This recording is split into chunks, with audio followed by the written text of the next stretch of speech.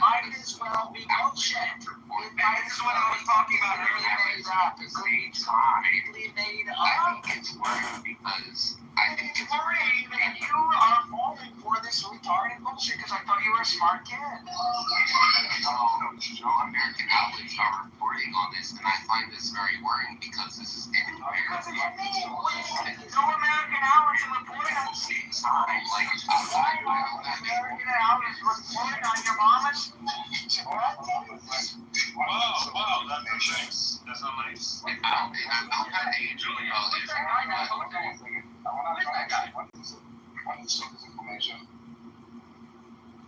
It's the PTR that it has right there, Daniel. It's the picture, this picture from Twitter, from this guy who posted it on Twitter. Let's see, his name is Jasper Nathaniel. I don't even know who that is. So we're gonna believe this guy Jasper Nathaniel? Look, at the same time, I also heard that Israel posted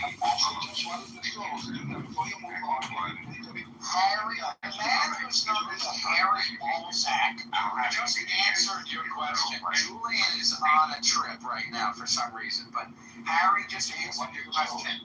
The source is... I'm asking Julian, what is the exact I see. Yes. What is the source that this tweet has of this story ever happening? Did you think it's face value? Like, I'm wondering, why do you focus on something on Israel, but you just repeat anything that is written in this obviously biased tweet? What is the source of the information? there's been arguments on Al Jazeera. I'm asking the source. You know the source or not? Hold on, let me explain the source. I'm saying. My friend, hold on 1 second. I'm asking for a source. The primary source is not where it was echoed, because as you know, I'm not asking in the report, what is the source that they say that they got it from? Look, there's no source in this post, but at the same time, this has been reported on Al Jazeera. The American outlets have been reporting on this, so I was really worried. Like, why is it? No, you're so close, Julian. You're so close. Julian, you're so close to figure it out. Why just those, the Guardian and Al Jazeera are publishing this unverified, no evidence report based on God knows what, and the American or the Western one seem to not get, like, I don't know, screenwriters to write that play. Like, do you understand evidence? Do you understand, like, the job of journalism? Like, even for yourselves, in the article that you read, if you even read most of the tweets, what is the source? As said by who? Family members? Like, what? Well, like I said, this has been very long. His source is Al Jazeera. I don't care about the oh my God, the Guardian. I'm trying to help you, man. I'm trying to help you. If you was really taking a second, I was able to Julian, it's like, Julian, no, repeating a lie doesn't make it more true. I think it's very disrespectful for it to say an American child be held in prison. Julian, you're missing the point in a really disturbing way. It's very disturbing. But I mean, I would say you're a symbol of what's wrong with the American public education system. Julian, there's something wrong right now. Julian, did you take the vaccine? You don't have to answer that question.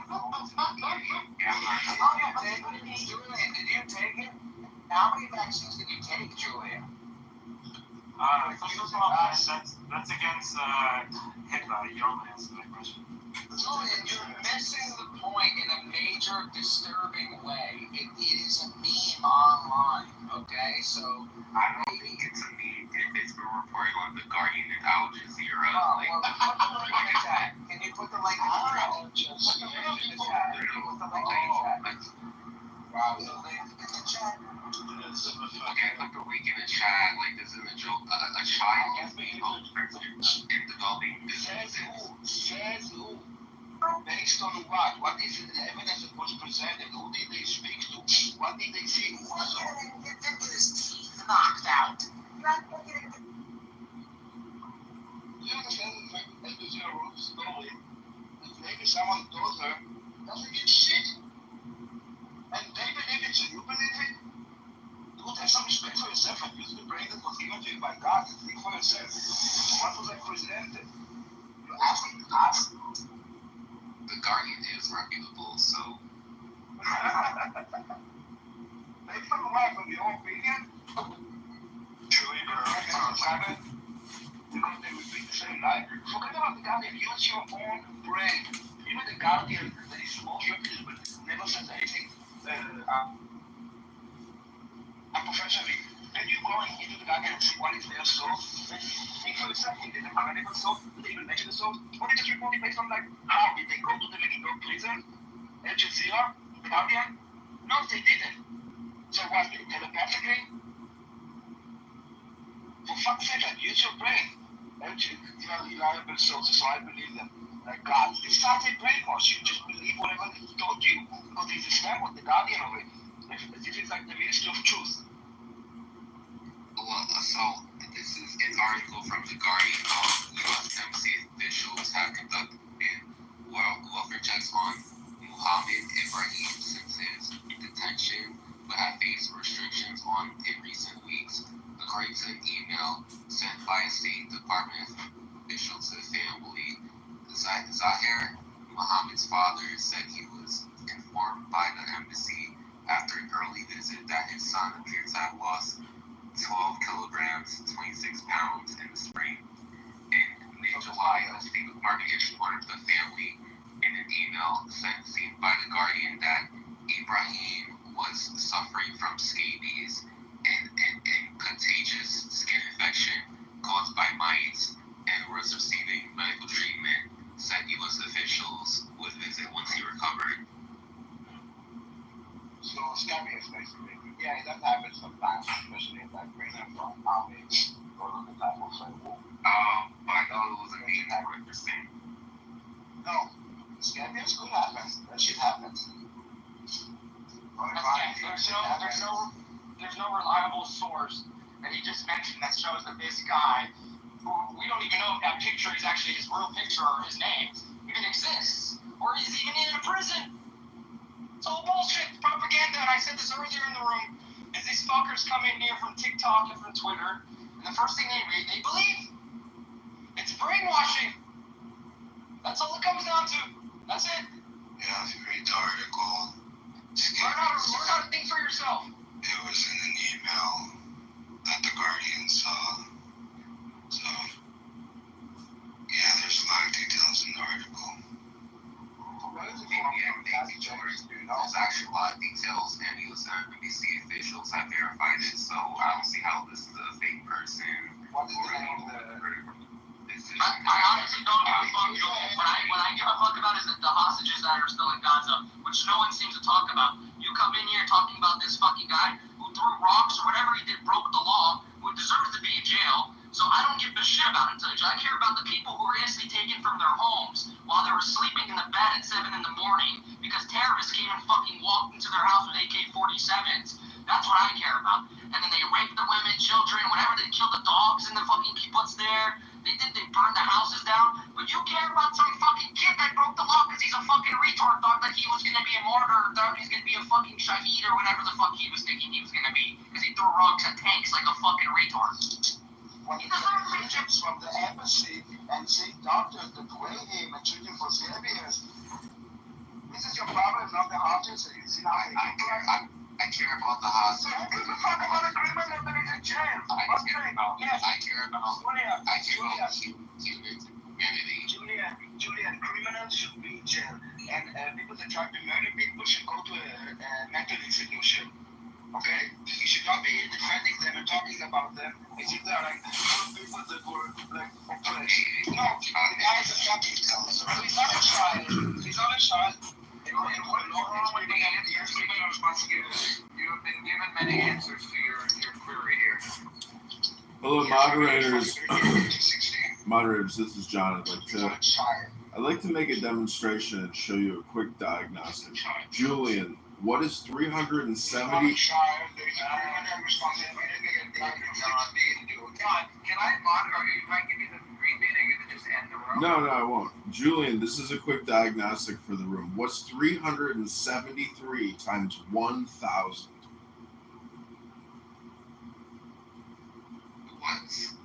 What is 373 times 1,000? I'm not answering that. Okay, let me give you an easier version. What is 100 times 1,000?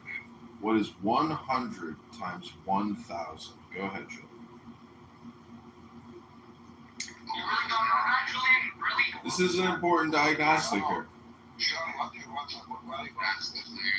Because it's important to know. It's important to know that as a speaker and having a debate with Julian, if you can't even answer a simple math question, maybe it's you that are having the problem, failing to realize that Julian, may not all be there, but you are having an intense debate with somebody who may not all be there. Someone that can't do 100 times 1,000.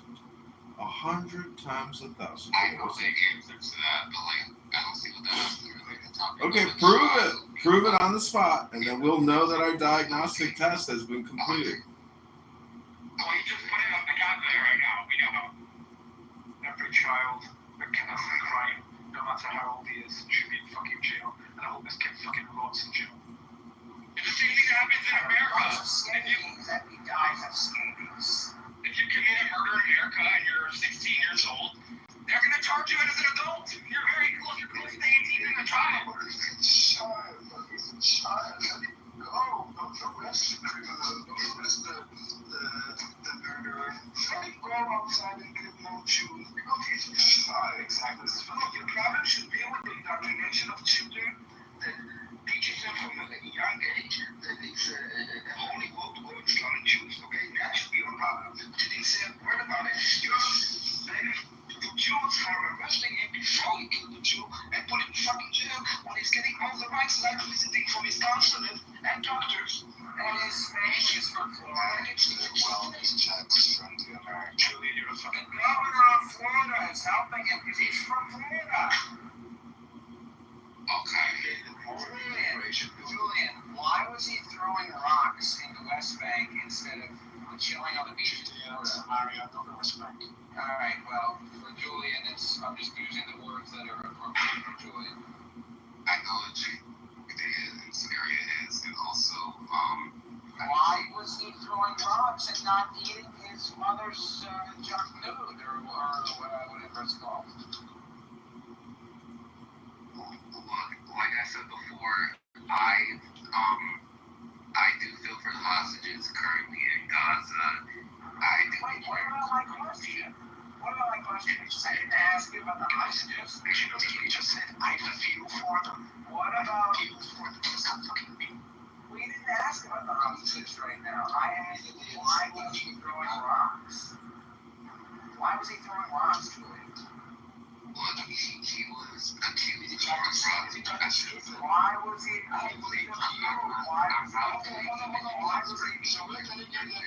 He was accused because it happened, okay? So if you take face value what they're saying, take face value what we're saying. He was throwing rocks, as he says there, and then he was arrested. And now he's facing trial and say, oh, he will do it. Why was he throwing rocks? Was he skipping them on a lake with his buddies?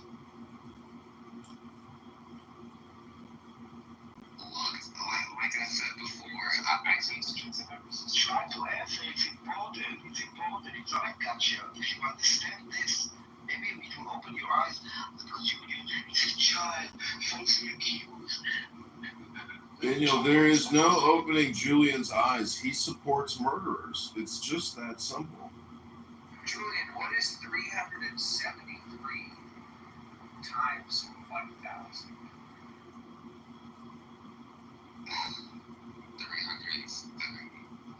300,000. Oh shit! 373,000. Yes. 373,000. What does this have to do with the topic? Because At the same time, I'm very I acknowledge Question of why. We ask you why was this stone thrown. Try to answer this. I understand these are accusations. At the same time, I don't know. Going straight. Commodities are necessities. We don't need commodities. You don't need Red Bull. I mean, It's not a commodity. well, I'm sorry, maybe I'm using the wrong word. Yeah, that's a lot of words here. Yes. Using a lot of proprietary words, you don't have to specific definition. There's a Yeah, like I'm sorry, I thought I could maybe real like that. definitions. She's not going to be familiar with the economic definitions. Oh my god, we just don't talk to people like they're idiots. Okay. Guys, and spend this time with them, just just leave them here talking bullshit. Okay. I really hope y'all change your approach, please. It's audio. I think you're making yourself. It's not I hate to admit is that Mel Gibson makes some of the best movies in the game. Like, it pains me as a Judas.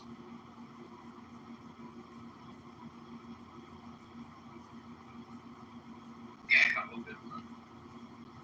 Braveheart, Apocalypto. What else did he do that's really good? Patriot was fun. Even though it's not a great movie, it's a fun movie.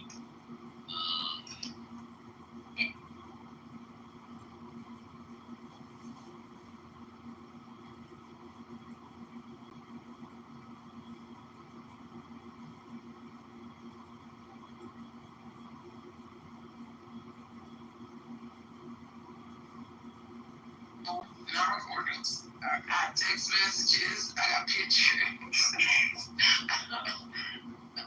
I have screen grabs. Because people be lying. When it comes to Clubhouse, it ain't that deep for me to go back and forth for people. But I realized in the last 2 weeks, people have been up in arms, lying way too much.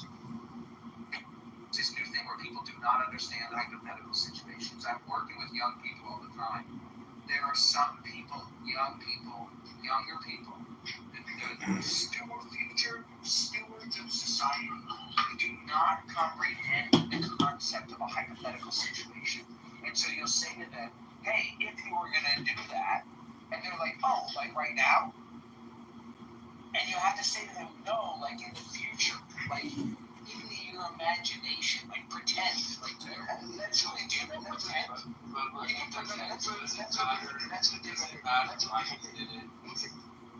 Yes, it's felony. It's very much. It's felony assault. If he said that he didn't have it. He didn't say no. But if it happened, it's felony assault. It doesn't matter why. No, of course it matters. It matters why, because it's not a criminal act. It is a criminal act. It's in your words. It could be attempted murder. This is a terrorist assault. No. In your world, this is terrorism because it's the reason why it matters. Also in court, okay? Why is this additional charge? Terrorism, an additional charge of terrorism. Yes, but I'm asking why it matters to me. Now you're missing the point. So actually, why? Not what it. No, but Jason, that would be the classification. Why did he get up the same day, got out, and decided to throw those rocks? Right. But that is the question. He goes in jail. He goes in jail for assault. But it does matter. It does matter. If you rob somebody, oh my God, Jason. Well, it does matter. Jason. No, for you, it's assault, okay? But it does matter why. Because it happens a lot for the same reason. For the courts, it's assault. I don't know. For the courts, it's terrorism. For the justice system, it's assault. Wait. No, Jason, wait. I'm saying no enough. Go and study the topic about the prosecutor. Just assault. But you would do if I was teaching the supervisor and have a fight. It's not. No, assault is when you put someone in fear of bodily harm. Okay, and battery is when you deliver on. Battery is when you harm them. That's what those two things are. Intent is a critical part of any violent act. Yes, intending to. If you don't have the intent of self-defense, it's assault. Any violent I act. don't know why you guys are arguing about this right now. Because it's that's I don't know why it's that's a why right. it's a gender. It It's is. not a hush. It matters, Jason. If it doesn't matter to you, that's a conversation because it does matter. Maybe if you really answer, you will understand why. Maybe if you will Just say, we heard what you said. We heard you. Oh my, we heard what you said several times. But the question that I had was not what was the charge. I asked why I was set up that morning. Why did he get up this morning and decided to throw up? That is the question that interests me. And I think that if Julian would understand it, he would have a better understanding of the entire situation and not think that it's like a child that was arrested and accused. And can't get. Look, I understand that, but at the same time, I'm reading the article, and I think they make it clear that his family does dispute the charges about the do. They always do. What does that mean? That means nothing. Oh no, so that's what happened. If the family says that the child will throw rocks, then obviously what are we talking about? That actually never happened with the Palestinian threw a rock at the Jew. That would be actually the first, so it makes sense. And me asking you like I think 12 times, you failed to answer once. And I think it's because you know the answer, you just don't want to admit it for some reason. What was the question? The question is why that little child, instead of playing at home with his friends, soccer with a ball, decided to take a rock and throw it at you. He's a child, I mind you. Okay, not a militant, not a fighter. He should be, I don't know, nursing, whatever the children do in your eyes at the age of 16. Look, that's He doesn't want to answer because he knows the answer to the question. Right. Why wasn't he nursing? Why was he nursing his mother's Right. I think that's a valid question, but I think we're also ignoring that his family did dispute the charges. I am not asking about the charge you trying to focus about my question first. Answer my question, then we can talk about. Let's return to the Lions question. Because I think that this is really disturbing that Julian is consistently. Julian, we have heard, like you, we can hear you. We're all on the group call together. We can hear you.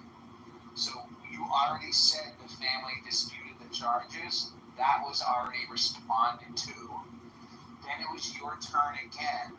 Then you said again, the family disputes the charges. That is very disturbing because it's like you're not talking about with the same following. topic. We're still talking about why he threw these rocks. No, Daniel, it doesn't matter if the family disputes the charges. I think that is important because I mean, Why do you think he was arrested then? she said Why do on you both sides think now. he was arrested then? They're both Why do you think he was arrested then? It literally the dark. Why I'm do you going think? from the Why article. do you think? Go to These the article. Go she to the article. of the these rocks. Well, why? Why? Do you hear me? Do you hear me? Why would they try to take a 16-year-old and Why not would they leave take his his whole own family? attention? Why wouldn't they take his whole fucking family? Why wouldn't they just leave him home and shoot them all? Why wouldn't he shoot them all? Why wouldn't they go? Why did they airstrike that whole? Airstrike the whole fucking What you want village? to believe, and just listen, believe what you believe, but just give us the reason why this event happened. If you want to say that it's through the rock, why it's through the rock? You said that Israel arrested him falsely, why? Like try to make sense of it so we can understand you, because I don't think we do. Look, I'm just trying to say that I just think it's worrying that an American child is being held on these guys. I agree with you. It's worrying that an American child is being held on these activities. You're not answering I the agree with you word for word. It doesn't matter. It doesn't matter. It really matters. It's more clearly That's what saying. his family is saying, and that's disturbing. It's disturbing that his family is a bunch of fucking dirty liars. And We're not fucking owning up to reality. Their son is a Palestinian terrorist who goes on vacation to Judea and Samaria. This is how we talk. How we from Palm Bay, Florida. They enlisted them up in Florida. They were there half the year. Americans are shooting food from them and putting them out. Americans are arrested all over the world all the time for crimes like this, and know the U.S. is not less about or whatever. People who commit crimes should be in fucking jail. Okay, and this kid probably is in that category, dude. That's not fucking concerning. That's the system working.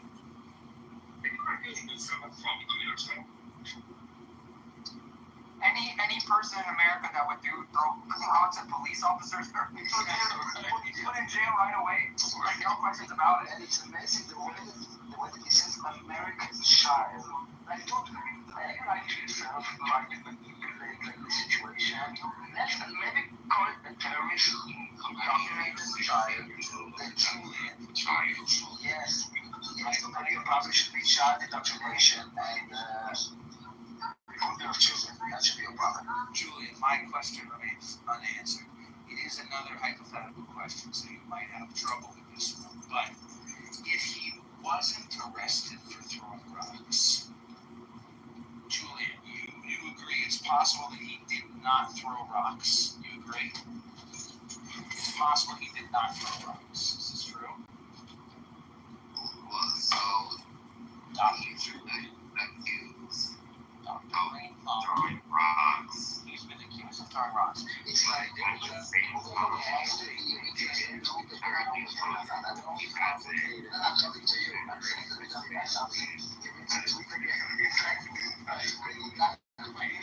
As I previously stated, returning to the script.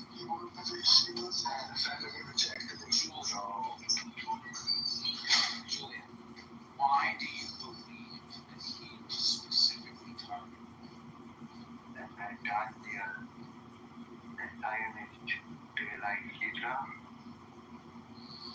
Jesus fucking Christ. This is a big waste of time.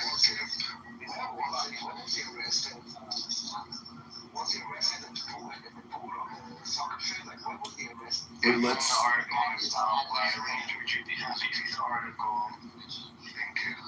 Let's just confirm what my friend the trash bag just said, that this is a huge waste of fucking time. Let's just confirm that for everybody here so you know how to proceed. That this is a huge waste of fucking time. Huge waste of time. I think it's great, honestly. No, we spend too much time on our We're making ourselves look like retards because this is a self-roasting app, and anytime you open your mouth on this app, you end up roasting yourself. And so I've actually done a bunch of shit today, like drove around and did a couple errands, but I think the entire time that I've been doing that, I've been halfway trying to focus on this fucking retarded gobbledygook that people are arguing about. I mean, no offense to anybody in particular, but it is a big waste of time, probably. So what do we want to talk about then? First of all, let me just say we could potentially waste less time if we had slightly more efficient communication. Like if we didn't have to go back and forth. You know, John has suggested in the past that we might have like a 1 minute hard limit for every speaker has 1 minute hard stop.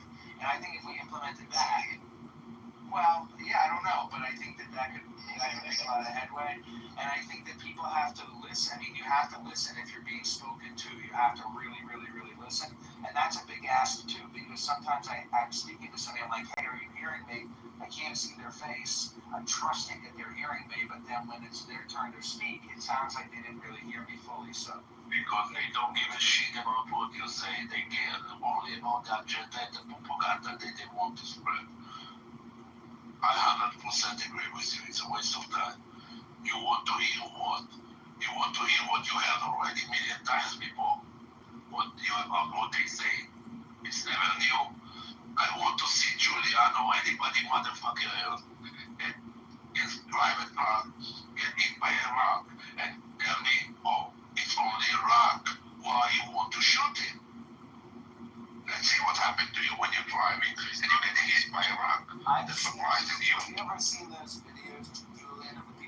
probably thinks about a truck because he's a truck driver. No, that's not why, because that's what these fucking kids do. They throw rocks at trucks and cars. People, like innocent people, civilians driving to and from work. They take. Do you understand this? Deploying the case in China is 77 in Apple. Ah, okay. Yeah, we're missing all the points. We're always on the miss. Somehow, we always on the miss. We never on the get it. And Julian is claiming that he's so much for Israel, and he cannot bring himself to say one good thing about Israel. Unbelievable. I love him. Go sit on the cactus, you fucking piece of shit. Sit on what? I just said I love something from his resolution, or I think your beaches are Sit on a cactus. There's shawarma, really, Julian? There's shawarma? How about all the gays? and their beaches. Guys. How would you even know? You've never been, Julian. How would you know anything about the beaches? I have Google on my Google. It's really beaches. Oh my god. Yes, no good. Julian, have you ever Googled these nuts? And this is from like an hour ago. He was talking about how beach. Is that where you are now? Yeah, no, an hour ago. Now you're going home. And at some point, I don't know exactly when.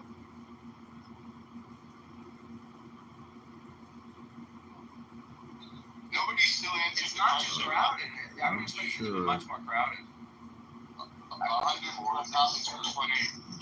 So not, okay, so maybe not peak time.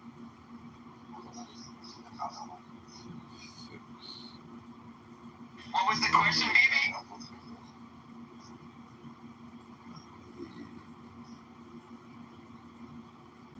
Baby, what was the question that we're supposed to answer for somebody? Receiver. How do you pronounce this Hebrew name?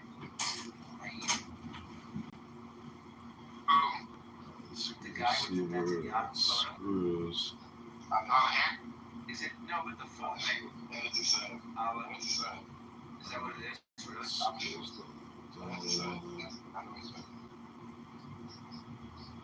Or something else. So the coin that they always seem to say that has the name Palestine on it, that's also written on the coin as well. What he has in his name. Saying that the aleph can also signify the word for land. No, it's an abbreviation like NPD, limited, Oh. like, I don't know. Like USA. Oh, I Yes, exactly. got it. Saying Abbreviation. Thanks. And basically, the name of the British Manitoba, the name of the British Oh, what year are you trying to take a look? Yes. Yeah, you would say Germany in English, Germany is in Deutsch. Yes. So in Hebrew was always it was on every like stamp or document or passport or whatever. If not hold And tight. whenever they show those coins or documents, it just don't in Hebrew. So December and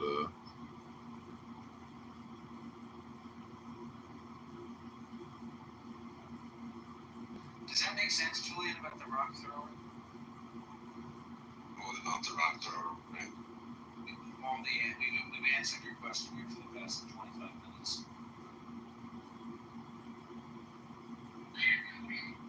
Okay. Okay, is my microphone working? Working out. I think December and earlier, so we'll get on that to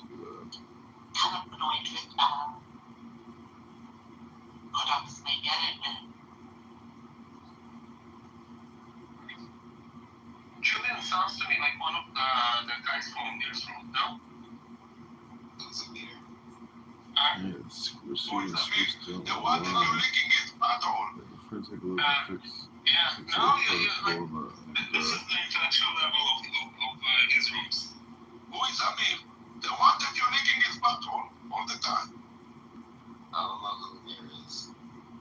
If not, hold tight till the summer over, so you don't get a hand into You should go in the lobby. He hosts some Yeah, you should go in. This is exactly like the place for you. Julian, have you seen this image of this girl? sorry for the information over the weekend. What image? PTR. Sorry for the convenience. Yeah, I have seen that image, and like I said, I think support the Israeli hostages, but at the same time, I feel for I've been looking for a screwless.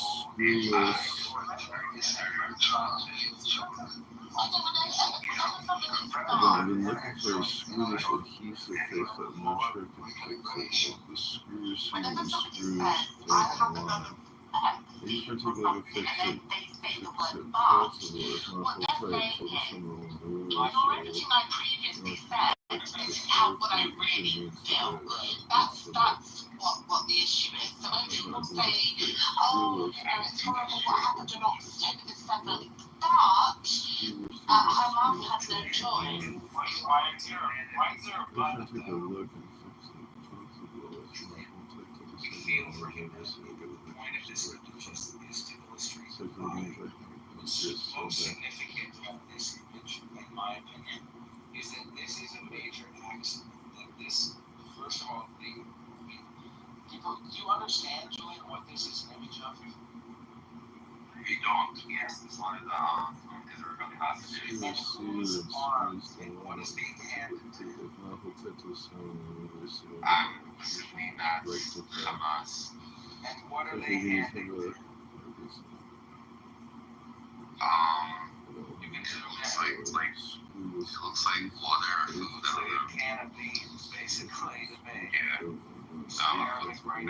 Okay, so but this is an axe. This is a major slip up. This is a goof because they should have got a much more starving Hamas person to hand him the fucking can of beans. Because as I illustrated in the meme, I'm the creator of this meme, by the way, which I think is a very nice meme. You can clearly see that the one guy is starving, and then the other guy is being treated very well. So what we're told all the time is that the hostages are being treated very well, and what we're told all the time is that the Palestinians are starving. All the time? No, We're told that all the time. No, they say that all the time. The I hostages. disagree. No, because like, Beside the point. The point is, they goofed up and they showed that they're not actually starving. That the Hamas guys who are in the tunnel with the starving guy, the Hamas guys are not actually starving. And so the reason why I think this is irrelevant in response to your Right. So the reason why this is a nice response to your image about the rock-throwing 16-year-old from Palm Bay, Florida, who went on vacation to Judea and Samaria and who spent his time throwing rocks at passing cars for fun. The reason why this image is a nice response is because it illustrates how many lies there are in the Palestinian area. There are lies when they're talking about whether or not they're throwing rocks at cars. There are lies when they're talking about whether or not the hostages are being treated very well. There are lies when they're talking about whether or not the Palestinians themselves are starving.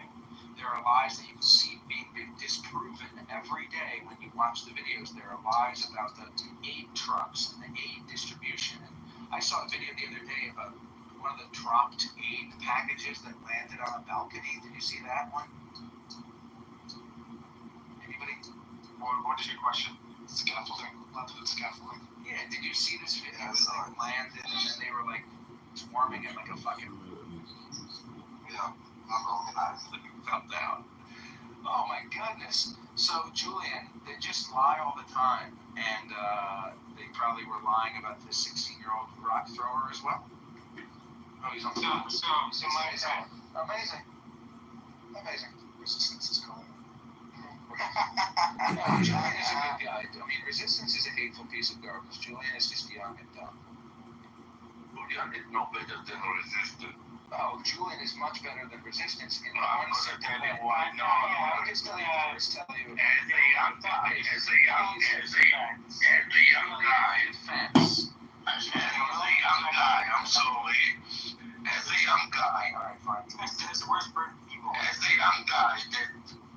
study in New York University.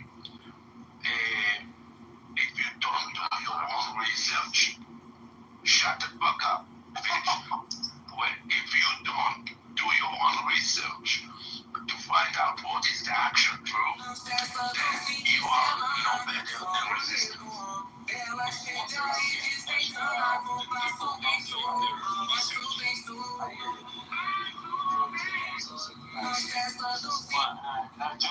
Julian used to apologize. Don't you see that I convert presenter to all my media, I convert him.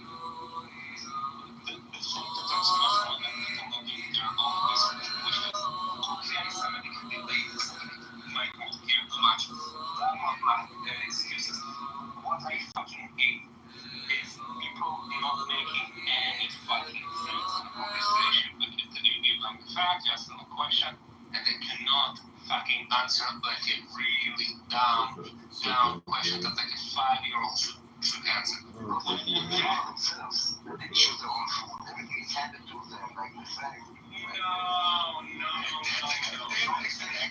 And that's exactly the reason why I'm telling you that Julian is no better than resistant. Because he know that if he's going to do the research, he will find out exactly what you're telling him.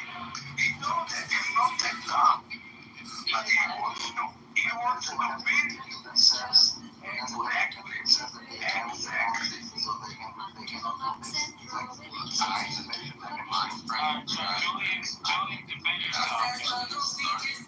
Actually, I say before I agree with my friend Trash Bag. I this comes down I don't think they're starving. Like I said, it seems like they're very well funded. A lot of parents are local propaganda, but at the same time, there are people on both sides who are suffering. I don't think it's like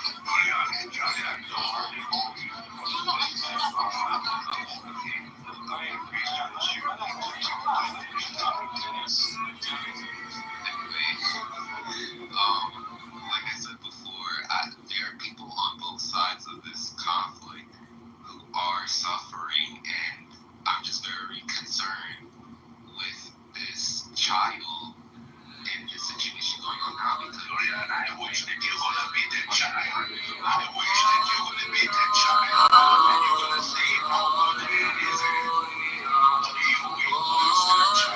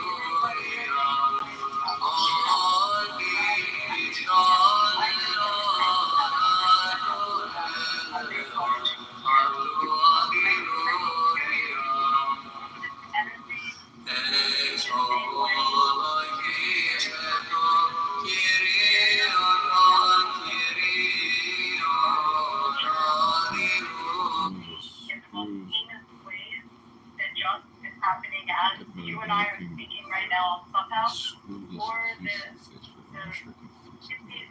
Bangladesh hanging upside down, being absolutely butchered and tortured as they're killed. I mean, my heart goes out to the Jews in Syria, in the understand the amount of people, as we're on Clubhouse now, that are being murdered. So, let me just finish.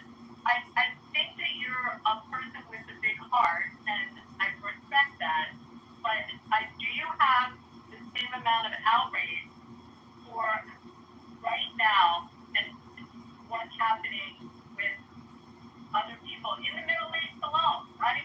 I mean, we can go outside the Middle East and some other horrible atrocities, but just the Middle East, definitely in Syria, as we speak.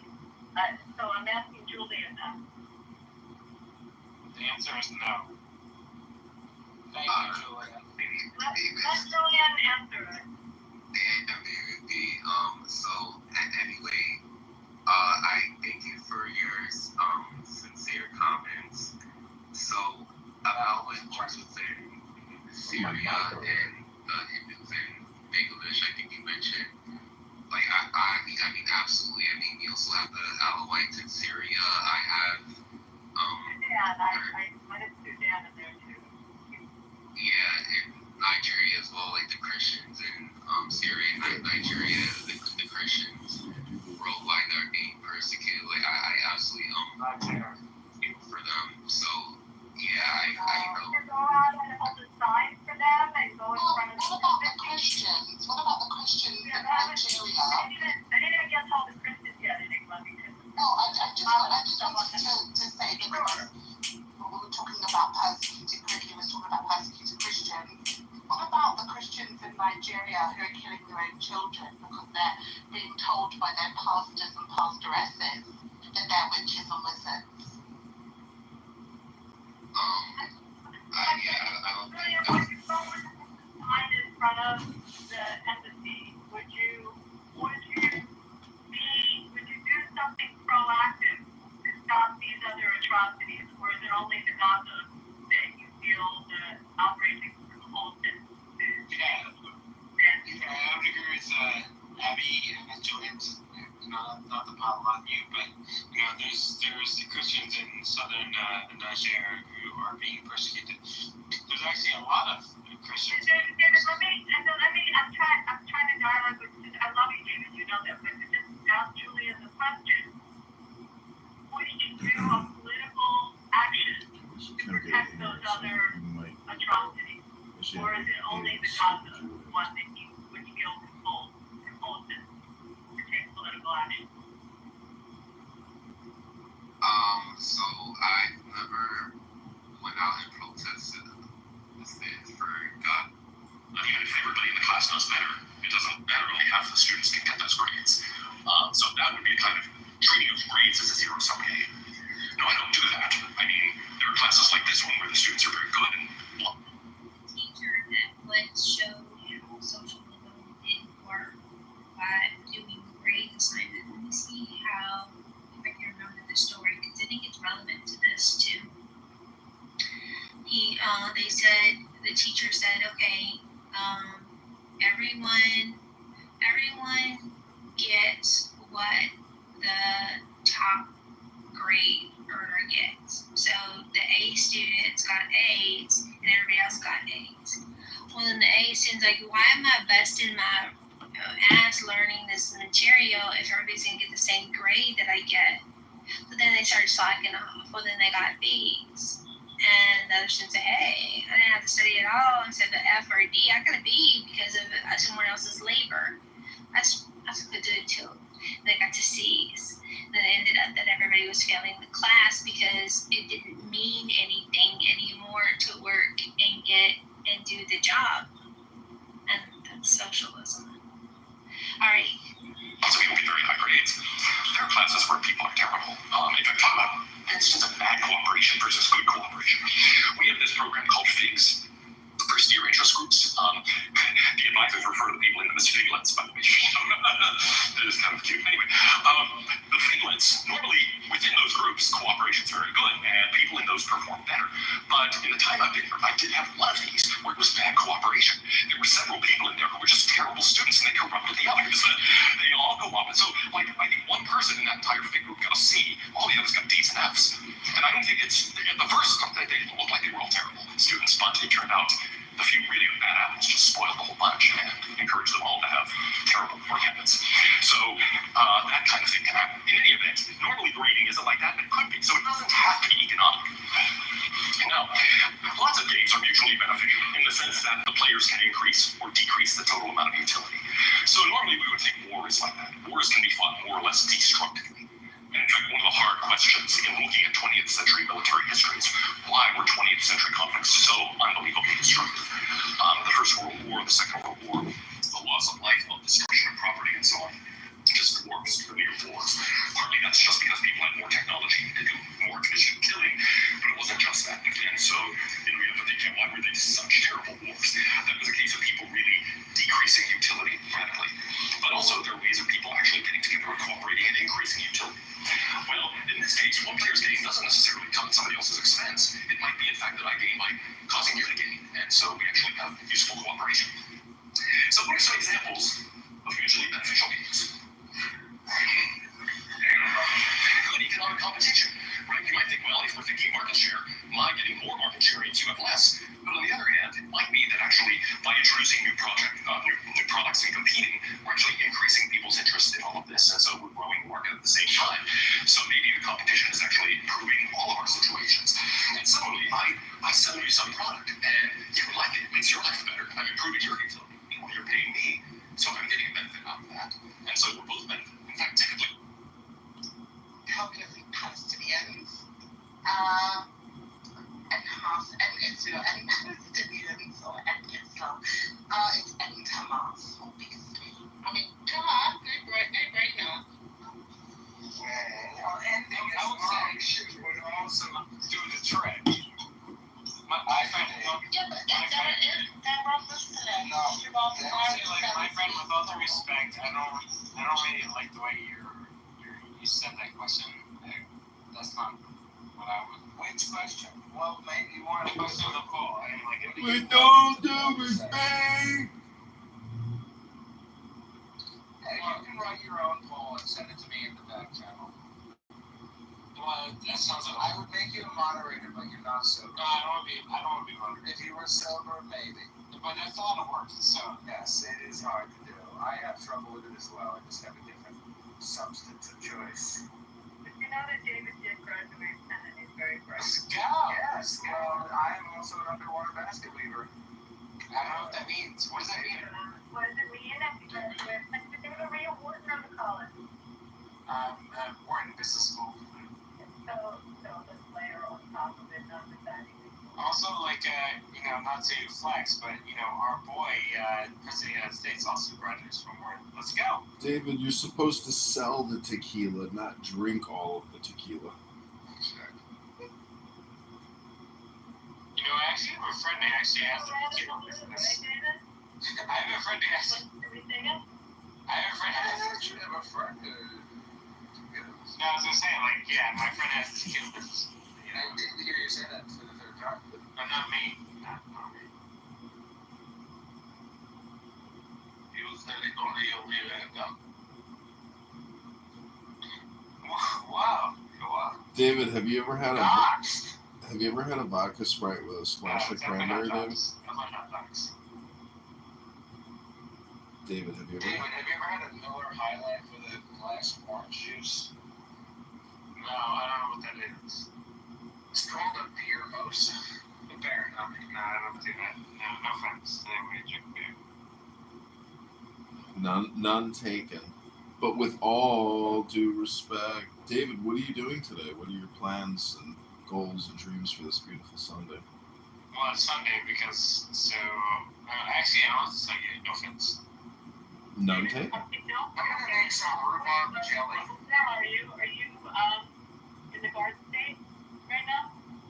Yeah, I'm in Jersey, yeah. Yeah, what give me your approximate Canada. Okay.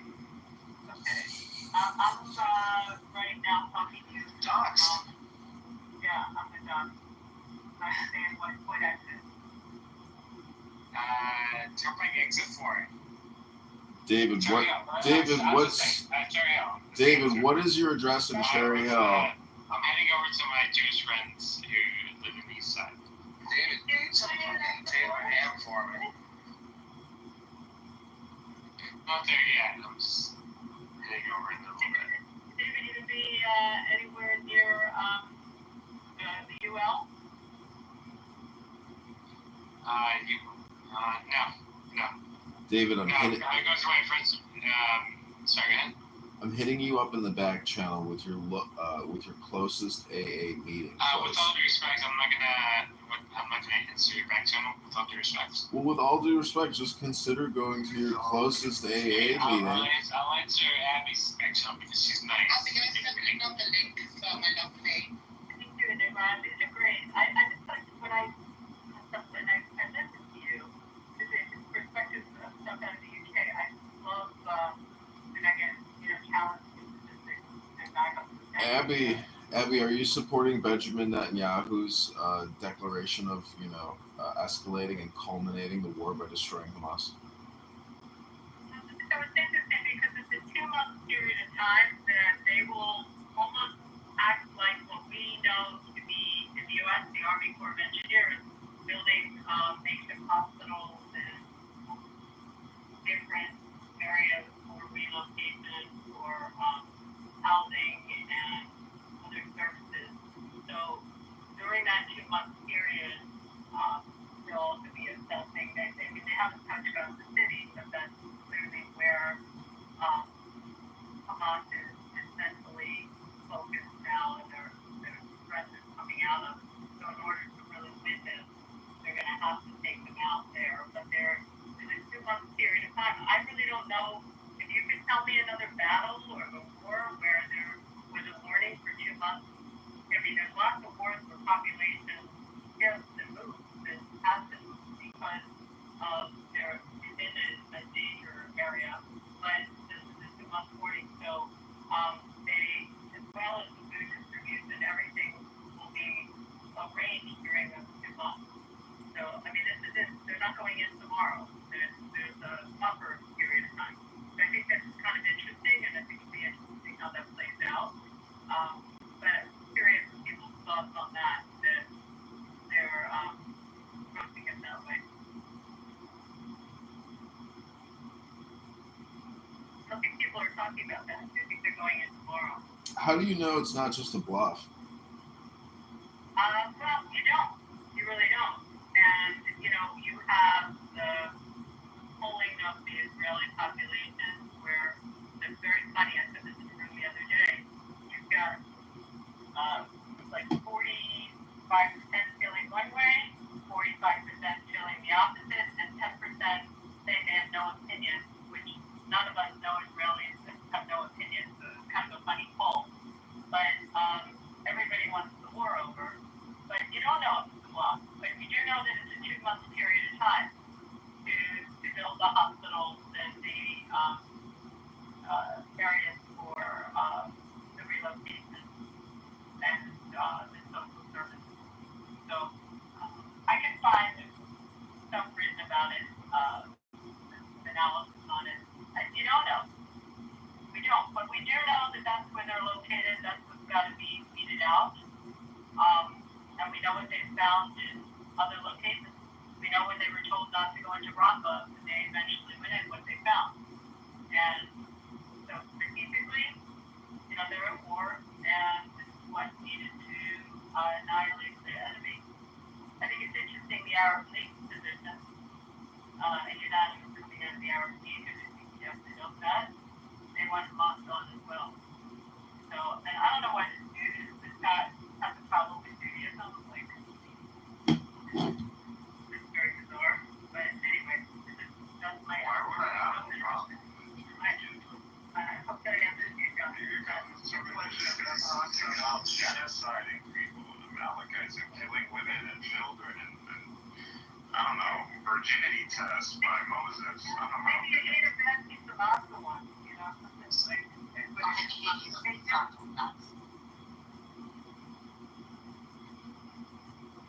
Isn't it funny that people, when they come into the room, when someone's talking, they just talk over them to troll because they want to put their propaganda and their narrative out there?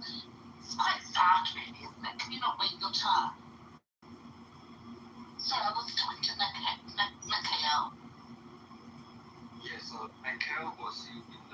Steve room just now, and then we realized there's something called Nation of Islam in US. It started in 1930.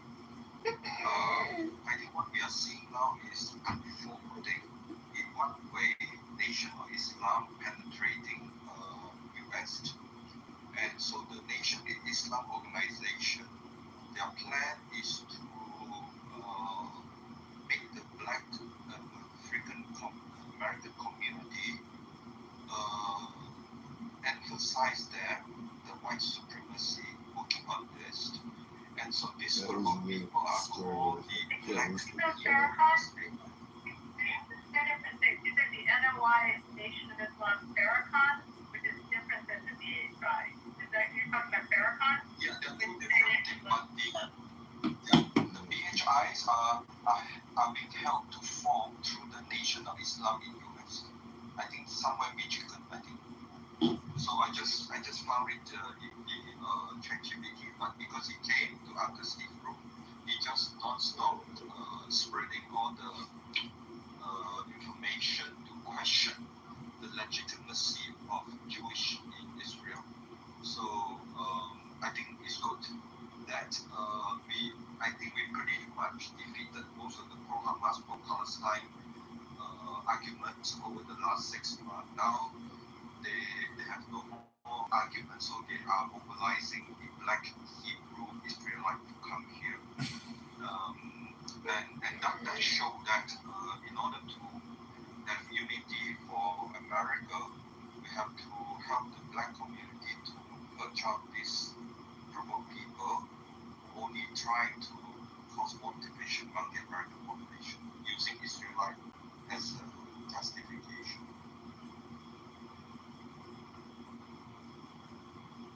Well, they need to very dangerous things. I would tell you to pull up if you're going on the internet, look at EPL reports on NOI, Farrakhan. You read a lot about Farrakhan. And he decides that you're going to terminate these guys that find lots of video speeches. And BHI is like many different stacks and components. I mean, they're on the topic. They approve. Have you guys ever gone into a little smoke? I mean, it's like 700-800 people in a room at one time. It's actually in the clubhouse, right? So they really do. John, do you go in this room and protest? I've been in there, Abby. I've been in the Muslim. I'm always amazed by the numbers they draw consistently. It's a little creepy. They don't really do back and forth. It's like they just have somebody reading scripture and interpreting it their way, I guess. But I do have a question from Gabe. Maybe I misunderstood. Are you saying the PHIs are anti-Israel? Did I hear that right? I think they basically want to raise question the legitimacy of Jewish identity. They call them Edomite. And I think that the best is you do the ChatGPT because I just started, right? And they just came, they just come in, they full blast. Jewish are Edomite, and then you have to figure out, okay, why do they want to call Jewish people Edomite? On what basis? It seemed like in the formation of BHI, Black Israelite, Hebrew Israelite, they have a chart, they have a diagram of descendant, which is kind of their version of the interpretation of Genesis, where they talk about the lineage. And so from this lineage, they justify that Jewish people are Edomites, and they have no claim to the Holy Land and all kinds of stuff. So I think it's good that we need to. So you're saying BHIs are pro-Palestine? No, they are pro-Islam as well.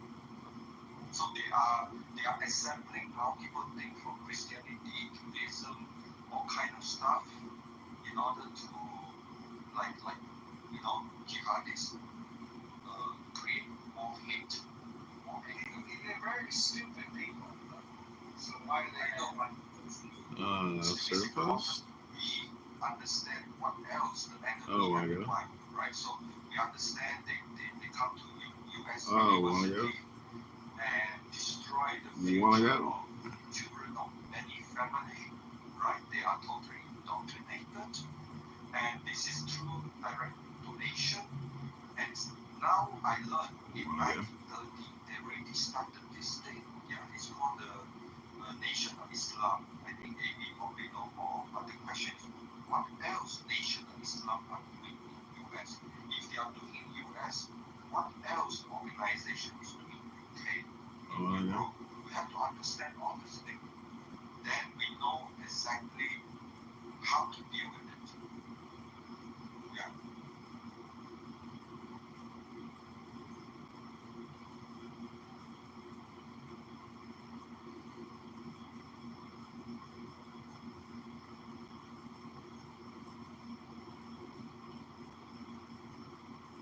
This again just show to what extent the enemy of Israel would go to when the night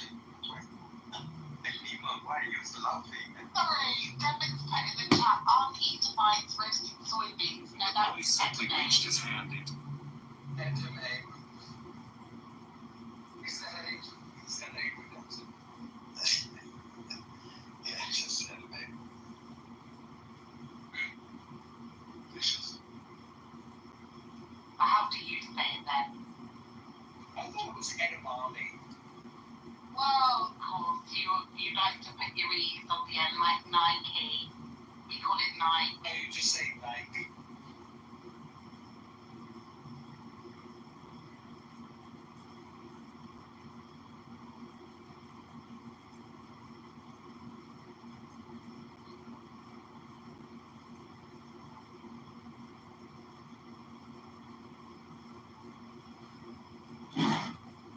Anyway, if there's nobody to fight with, then there's nothing to study. I'm here. Yeah, I was gonna say, yeah, my friend, it's very quiet. Fight. Oh, Shapeshifter is here. Shapeshifter. Shapeshifter. On the poll. Shapeshifter. Shape voted. That was a nice. Shapeshifter's not that bad. He voted correctly in the poll. Shapeshifter. Do you think Benjamin Netanyahu is all bluff and bluster, or do you think he's really going to send in the hardcore IDF soldiers to go in there, blast out those terrorist cocksuckers, and liberate those hostages? Whoa. What do you think, Shapeshifter? I think there is a chance of bluff in there. Do you think? Are you still? Why would we be bluffed out? It's just strategic, David, so you can try to extract some type of negotiation. I didn't ask you, I asked him. But he didn't ask you, he asked him. I'm asking him. David. Okay, with all due respect, my friends, I'm asking him. But what if somebody else wants to answer? Yeah, Are they not allowed to? Okay, well, we can do a poll. But David, if you're even dumber than Julian, what does that say about you? First of all, that's not funny. That's not funny. I feel insulted that you were laughing at me. David, what is 873 times 1,000? It's okay. David, I prefer coffee before 5 p.m. It's a good choice. It's a smart choice, David. Coffee before 5 p.m. Don't forget the numbers there, David. You don't start drinking alcohol until after 5 p.m.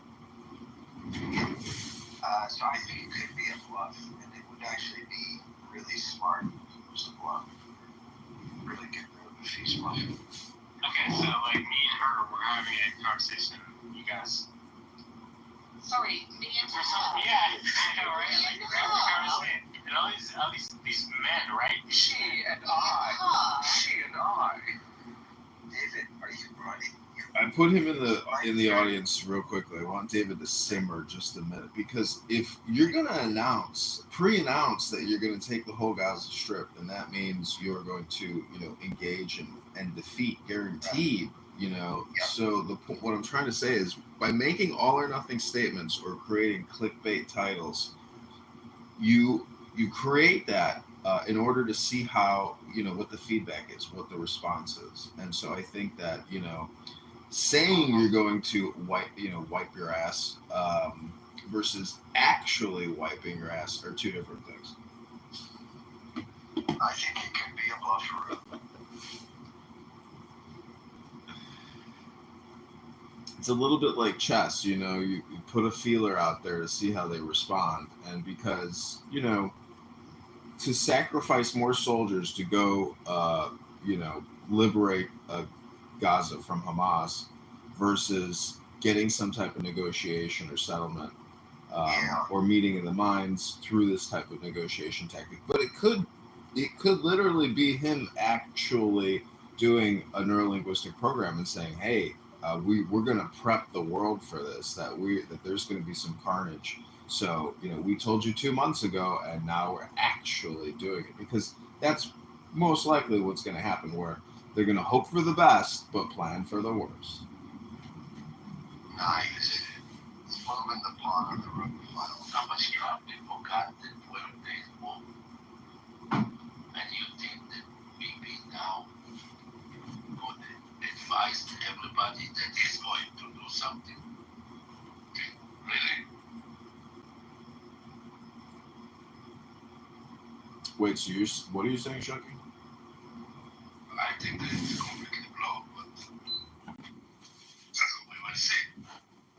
There is no way that it's not a blow, from my opinion. Like, since when you're going to let your enemy know when you're planning to do something? Well, Did he do that? Did he do that with Iran? Did he do it with Hezbollah? With who he did it? So now we decide to be stupid to let the enemy know. Well, I mean, they're in kind of a cornered position, no? No? Why is it corner? Do you see Trump saying anything against it? Do you see Trump stopping him from anywhere? He is in the best time of his life. 30 years in the political industry, never had so much support.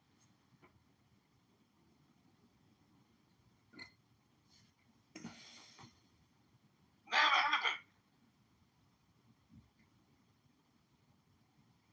Well, in terms of how many enemy soldiers there are still, what's the actual number? Any idea? Is it 10,000, 20,000? Is it 5,000? The problem with that, you're killing one, and they're grabbing another 14 years old kids, give them a weapon in their hand, and send them to either kill a soldier or get died by the soldier. So, for every one that falling, they have another two that they recruit immediately. IDF estimates are 40,000 as of May.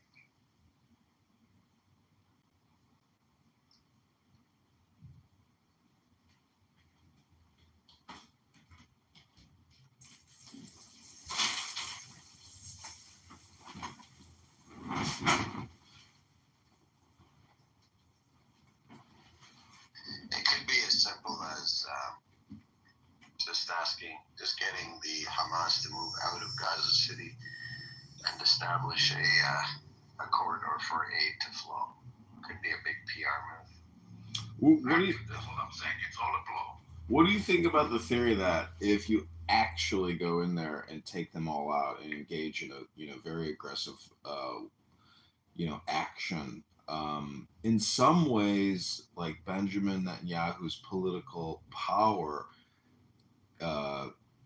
by doing nothing but saying you're going to do something is the essence of politics, So the moment he actually completes or ends his objectives in the same way that some other historical figure, it's always a Pyrrhic victory. So there's never really any true victory per se. So I'm just saying that Benjamin is so smart. This is him just floating and flying. It's because Gaza has been neutered, terrifically. So I'm just saying that from a Benjamin position, he's infallible in a way.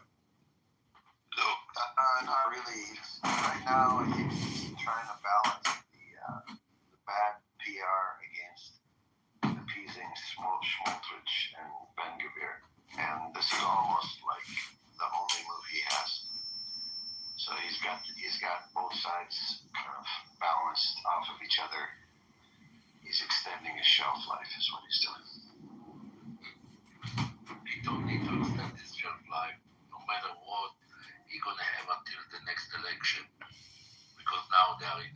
months of vacation, whatever, the government. So we don't need to extend his shelf life anymore because it's going to continue until November of 26, no matter what. Even if somebody going to be able to vote the government down, the government not going to go down until the next election. That's scheduled for November. So this is bullshit. There is no extension life over here. The thing of it is, the back position that he has right now, there is no deal that can be good. Because no matter what's going to be the deal, hostages going to stay hostages. Because Hamas not going to give up the last leverage that they have. So no matter what, he's going to need to go in. And probably those hostages going to be the casualty of Israel. There is no other option. Think about it. You think that Hamas going to give you all the hostages? That's stupid even to think about it. They cannot, because if they give you, they lost all the leverage that they had. How you think that they're going to do that?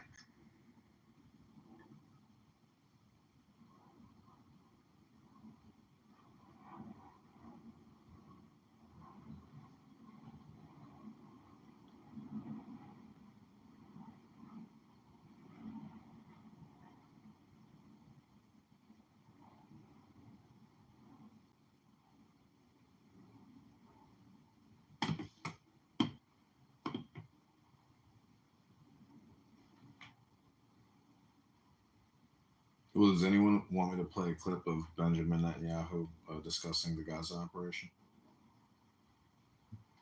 I watched that today. Yeah. Sure, go ahead. Are you going to include the reporters' questions and everything? We can. There's a couple clips. I mean, it's like a 28. Okay, let me just play some of it. Not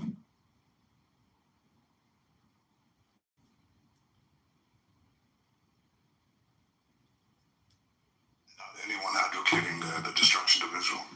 That's what we want to do. We want to liberate ourselves and liberate the people of Gaza from the awful terror of Hamas. And you were in the Gaza Strip today. You met Palestinians who are fighting Hamas because finally they see that they have a future. They can rid themselves of this awful tyranny that not only holds our hostages, but holds 2 million Palestinians in Gaza hostage. That's got to end.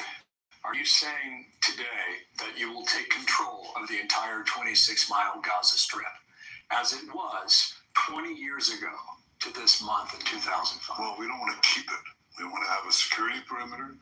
We don't want to govern it. We don't want to be there as a governing body. We want to hand it over to Arab forces that will govern it properly without threatening us and giving Gazans a good life. That's not possible with Hamas. The only way that you're going to have a different future is to get rid of this neo-Nazi army. The Hamas are monsters. Look at what they're doing to our people. Look at what they're doing to the way they massacred, raped, beheaded our people, our men and women, burn our babies. And they are really cruel to their own people because when we try to take them away from the combat zones, they shoot them. They want people to be civilian casualties. They want a starvation policy that they themselves are trying to put into being, and we're doing everything to reverse that. They have to go. I think President Trump has said it. You have to see two things in Gaza. You have to see Hamas eliminated, and you have to have the hostages released, and he's absolutely right. There are 20 hostages that the Israelis believe are still alive. And in recent events, the closer the IDF got to them, many of them were killed. Are you prepared for that? We're doing everything in our power to salvage the hostages.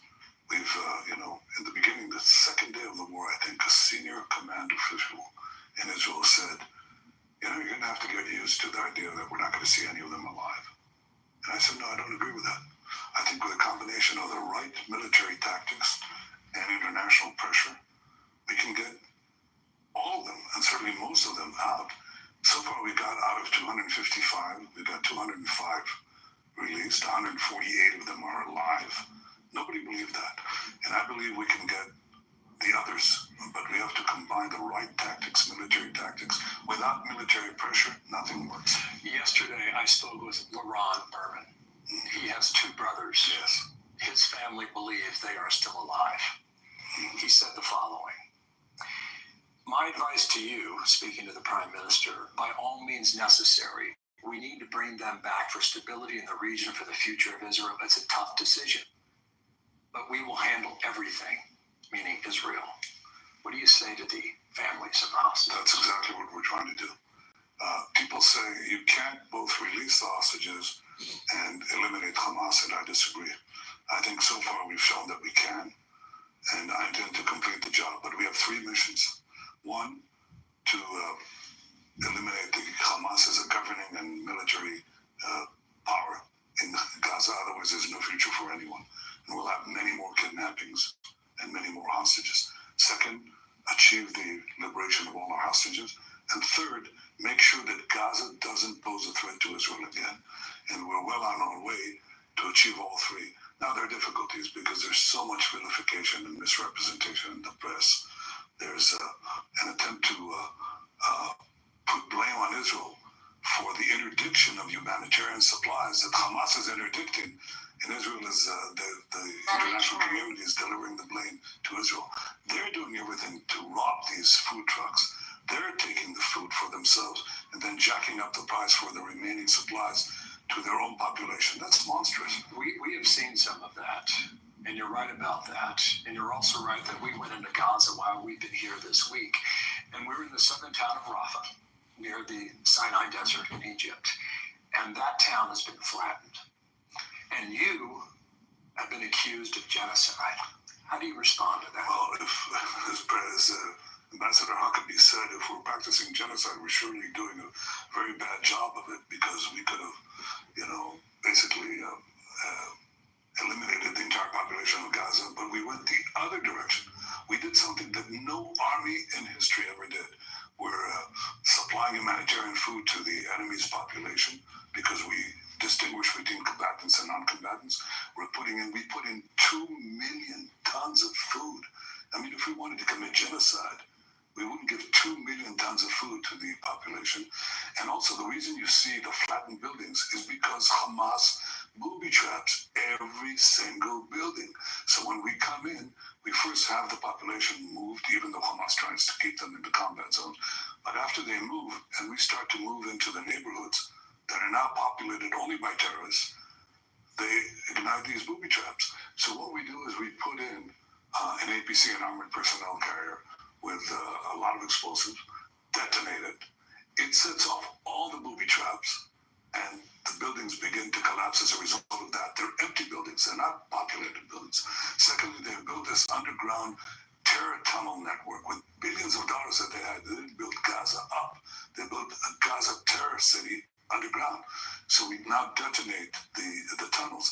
The tunnels explode, and they take down the buildings that are above the tunnels. And the reason you see this devastation is not because Israel is wiping out these structures filled with civilians. It's because they've been booby-trapped by Hamas, and that's the kind of warfare that we have to do. I'm hearing you say that you deny this charge of genocide. Totally. That's what you're saying. Totally. But last week, and you referred to it a few moments ago, President Trump mentioned the word starvation.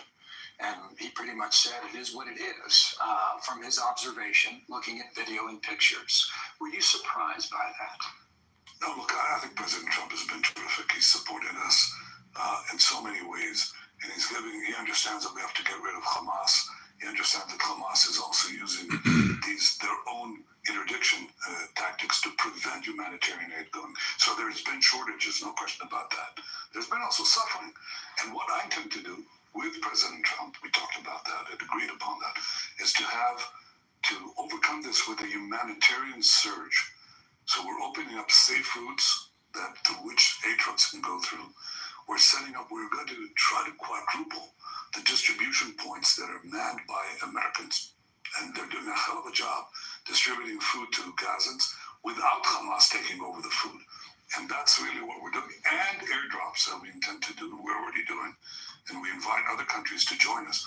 So it's Israel that's doing now, and has been doing for some time, an effort to give humanitarian aid to the population without letting the Hamas terrorists take it, steal it for themselves, and sell it at exorbitant prices. Has President Trump given the green light for your plan to take over the remaining 25% of Gaza and occupy all of it? Well, he understands that it's Israel who's going to do the fighting. It's not American soldiers. Did he give you a yes? Well, he just says, no, Israel will do what it has to do, and we haven't gotten into that kind of discussion. But we have gone into a discussion on two things. One, the humanitarian surge that we're going to do, which will precede our final military action, because I want the population to be in safe zones, to have food, water, sewage, electricity, medical help. I want to free 2 million Gazans from Hamas terrorism. The second thing that we agree on is that the day after has to have certain principles. I'm not talking about a detailed plan yet because I think that'll be developed. But the 5 principles, the key principles are these. 1, Hamas has to lay down its arms. 2, Gaza has to be demilitarized. 3, all the hostages have to be released. And 4, Israel will be responsible for overall security. So if there's an attempt to have a resurgent Hamas or resurgent terrorism, we're the ones who are going to take care of it.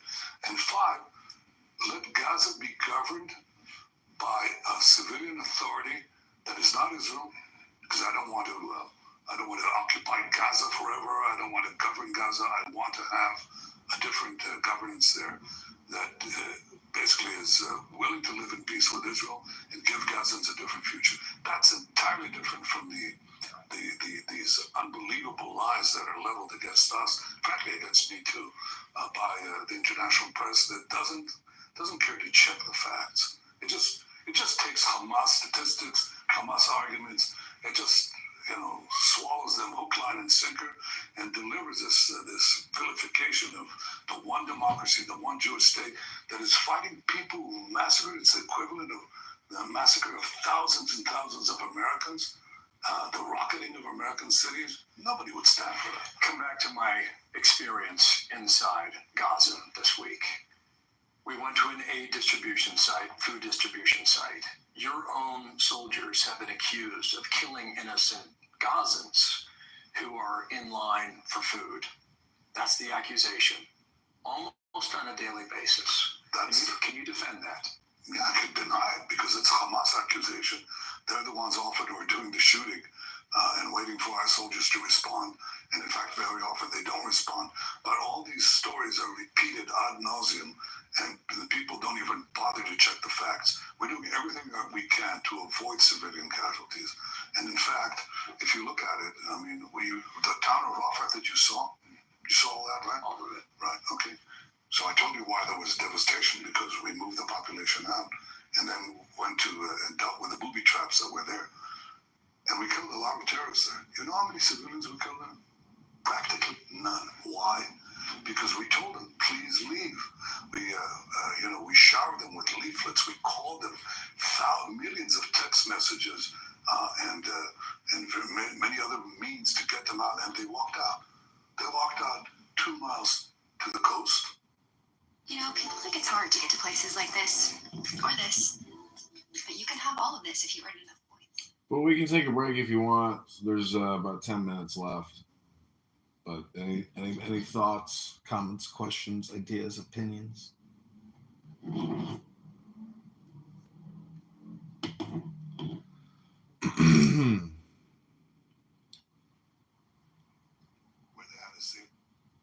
No, silence is acquiescence. Okay, here we go. This is the rest. And practically no civilians were killed. That nobody describes, that nobody talks about. Israel is doing things that no army in history has done. Colonel John Spencer, who was the head of urban warfare studies at West Point, he said that he scoured all of his modern history. He said no army in the world has done that. And yet Israel is, of course, accused again and again and again by fake reports, by Hamas statistics that are fake. And if you repeat a lie often enough, it assumes the cachet of self-evident truth. It's still a lie. Yeah, your chief of army says your military is exhausted. Shugi, did you want to say something? I'm good. Okay. It's almost 2 years of war. And I mentioned 20 years ago this month, Ariel Sharon made the decision to get out of Gaza, bring the settlers out, and it's been that way ever since, and Hamas moved in. But you have 10 million people who live in this country. That's right. And they have a lot of opinions. Yeah, well, Is it possible? It's a democracy. Is it possible for you to keep Israel unified almost 2 years into this war? Oh, I'm sure we can. I mean, there's an organized and systemic campaign against us. That's part of democracy. I accept it, although a lot of it is foreign funded by the same people who also encourage the demonstrations on your campuses and so on. But I'll tell you one thing: the people are united. Not every last one. This is not a dictatorship. But when it's a Southern Front war, and look at what we did. We were attacked. We were on the verge. Everybody thought this is the end of Israel on October 7th, when Hamas cruelly invaded us and those monsters took the hostages and murdered the men and raped the women and beheaded. It's beyond belief. And burned babies. Okay, and everybody said, "Oh, Israel is gone." And I said on the second day of the war, I said, we're going to change the face of the Middle East. And we went against Hamas, then we went against Hezbollah, the terror proxies of Iran. Then we had the downfall of the murderous Assad regime in Syria. And then we went after Iran, and President Trump joined us, which was a magnificent act of solidarity against a common enemy. Everybody said, oh, well, Israel's not going to be together, but it is. Now we have to complete the job of eliminating basically the last proxy of Iran that's still standing. And this is your job to sell it to your people. Well, I don't have to. Believe me, the people are selling it to me. I go into Gaza as you went in. You've been to Rafah? I've been to Rafah. Mm-hmm. Okay. Talk to the soldiers. Talk to the division commanders. You know what they tell me? They tell me, Prime Minister, don't bother with the press. Just press on with the mission of liberating Gaza from these murderers. And we can do the job. We can separate the civilians from the combatants. We can eliminate Hamas. We can liberate the remaining hostages. Let us do the job. That's what the soldiers that cut across Israeli society are telling us. Doesn't mean that they make it to the mainstream channels. Doesn't mean that they make it to the foreign press. In fact, they don't. But if I had to run the country based on these vilifications, I shouldn't be here. Because leaders should do what is right. What is right and what will withstand the test of time. And what will withstand the test of time is that in hour of peril, Israel didn't slumber like other democracies often do. In the face of this challenge to our existence, we took on a seven-front war, won it, and secured the peace, and expanded the peace after this victory. Expanding the Abraham Accords, creating a different Middle East. That's what we're in the process of doing. The last part is hard, but it's doable, and we'll do it. Let me come back to the Abraham Accords, because the president made news on that earlier today. In America, there has been a considerable rise in anti-Semitism, especially on American college campuses. Yeah. How did Israel, especially for Americans under the age of 30, young Americans, how did Israel lose this argument? Or maybe the better question would be, how do you win them back? Well, I think we will. First of all, you win by winning and shortening the war. And President Trump is giving us the support to finish this war as quickly as possible. Of course, we have to contend with the campaign of vilification that is done by so-called reputable news media. I mean, the New York Times puts out a major story on the front page. A Palestinian mother holding a child, starved supposedly, and then it turns out that that child has cerebral palsy. It's a congenital disease. He has a brother who's well-fed. Family is well-fed. But it's put out this thing, and then it corrects it with a denial the size of a postage stamp buried in the back pages. No. We can't work by lies. How do we win? Eventually the truth gets out. It takes time. People will see the humanitarian surge. People will see our efforts to prevent civilian casualties. People will compare what has happened here to other urban warfare sites that were not nearly as dense, as difficult, without this, 50 meters below ground, these terror tunnels, and yet Israel will triumph, will succeed in this mission. And most of the people, I can't say 100% of the people, but most of the people are united, and ultimately, this is democracy. So instead of shifting that argument on the media, whether it's the New York Times or maybe the Gazan Health Ministry, putting out, because you've said repeatedly in this conversation that they exaggerate, will you allow more independent reporters to go into Gaza and see it for themselves? That's my conclusion. In fact, that's my instruction as of this morning to the military. And I said, that's exactly what you should be doing. Those who are lying are going to continue lying. But give honest journalists the ability to see the truth. A, the fact that we're trying to get civilian aid, humanitarian aid to the people of Gaza, the efforts that we're making there. B, to understand and explain why those buildings are destroyed, because they're booby-trapped, and we clear the population. And I'm glad you were in. I'm glad you did this thing. I'm glad, in fact, I would say you were blazing the trail. But there have been others, and we have the same result. Every time people see it, they see it in a more realistic way, in a more honest way than the way that it's presented in, unfortunately, the New York Times and others. New York Times should be sued.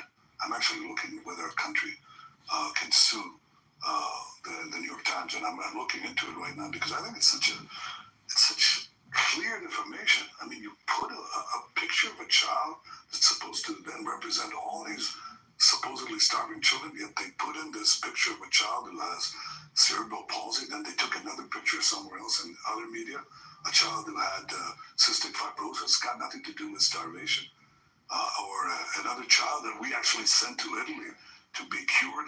And Israel is accused. But still, you can see there is suffering on behalf of people in Gaza. Yes, because Hamas is interdicting it, exactly. And what we're doing is overcoming it.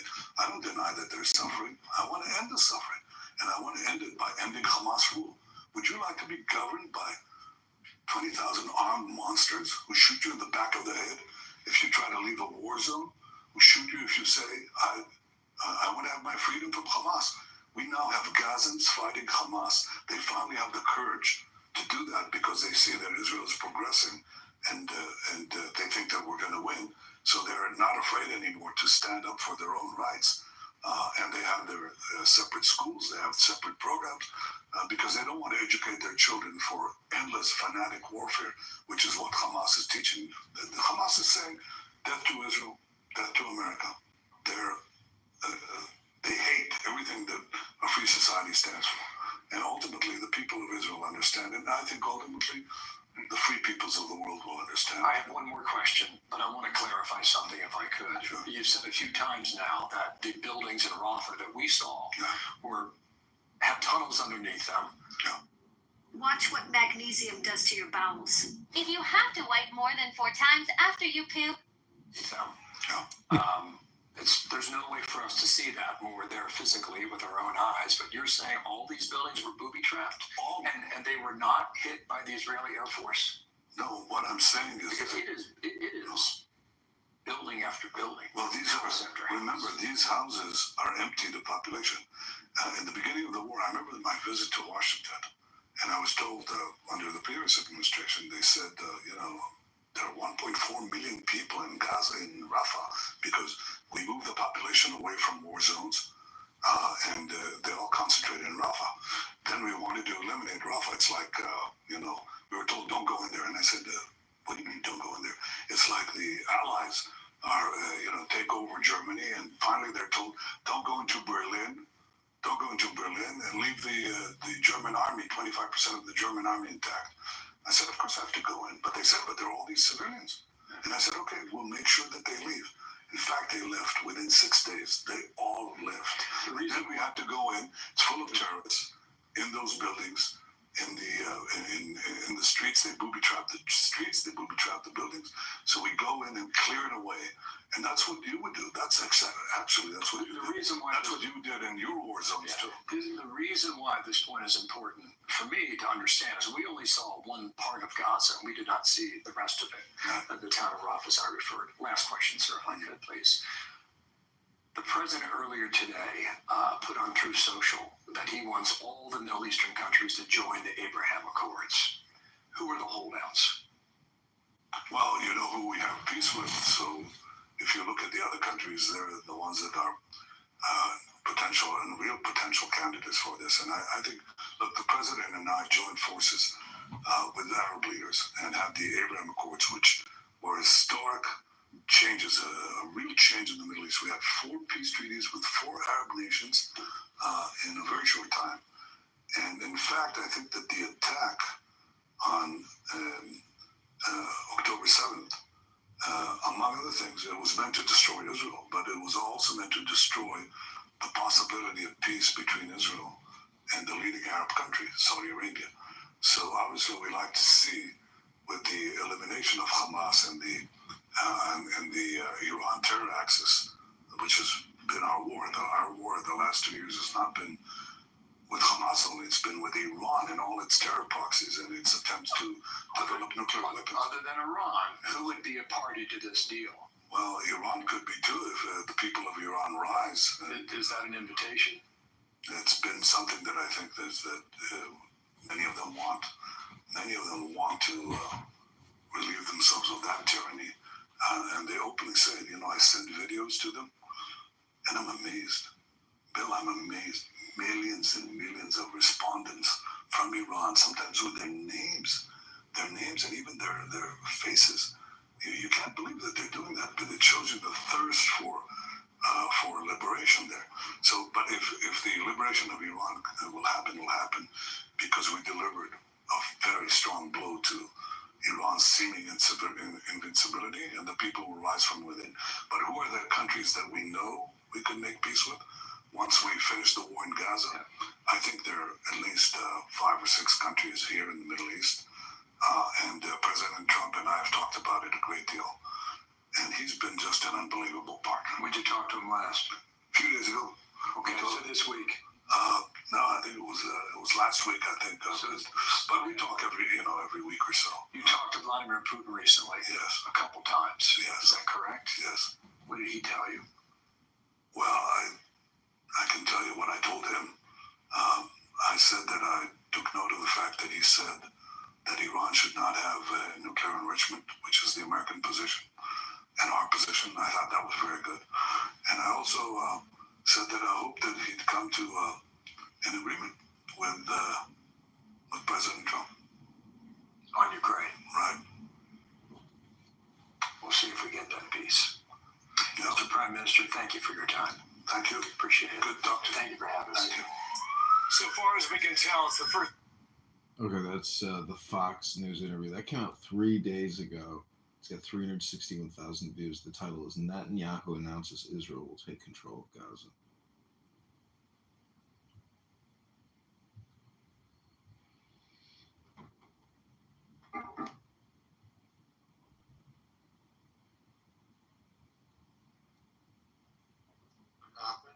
Have watched Tucker Carlson. Tucker Carlson is not a religious figure for me. Right. You hate Jesus.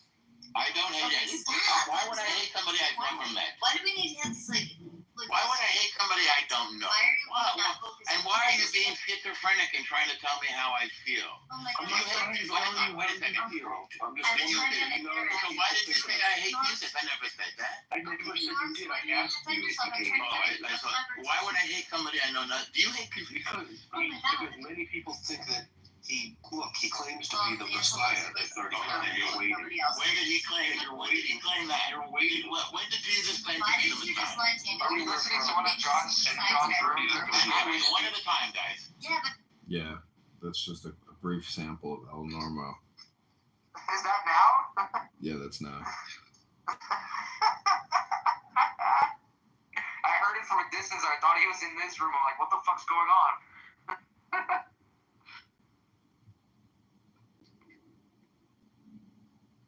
That's just hilarious, bro.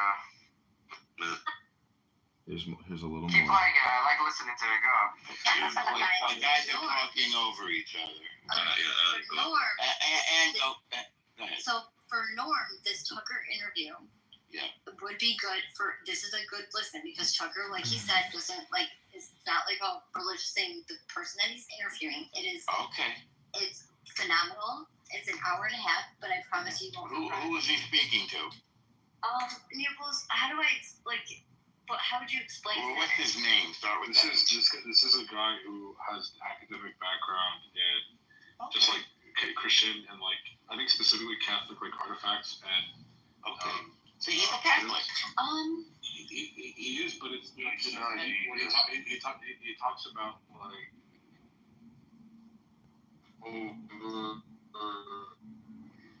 You're in the Matrix, Naples. it's 200. No, hold on. I don't have any smoke with the Pope.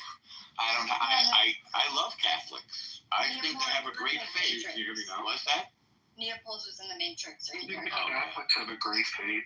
Can you? Do you know what's Yes, going on with perfect. Wait, Jewish hold on. people? You'll let Naples restate what I don't dwell on the past. I'm living in the now. Oh look, here's okay. So anyways, just about this Tucker show. He interviews this like yes, the guy's personally Catholic. Okay. What's interesting is he discusses like 200 academic sources. I think specifically on the shroud in which Jesus, peace be upon him, was buried. Very nice. And it's actually to you, Jesus is a prophet, not God, correct? No. Yes, he's a. Yes, that's true. But he's a prophet. He's not divine. He's the Messiah. Oh, I thought that the Muslims did not think he was Messiah. No, we do. He's referred to almost exclusively in the Quran as the Messiah, Jesus, son of Mary. I see. So you believe he's a Messiah, but not God. Yeah, Yeah. And the Christians believe that he's God. Yes. Yes, the Messiah.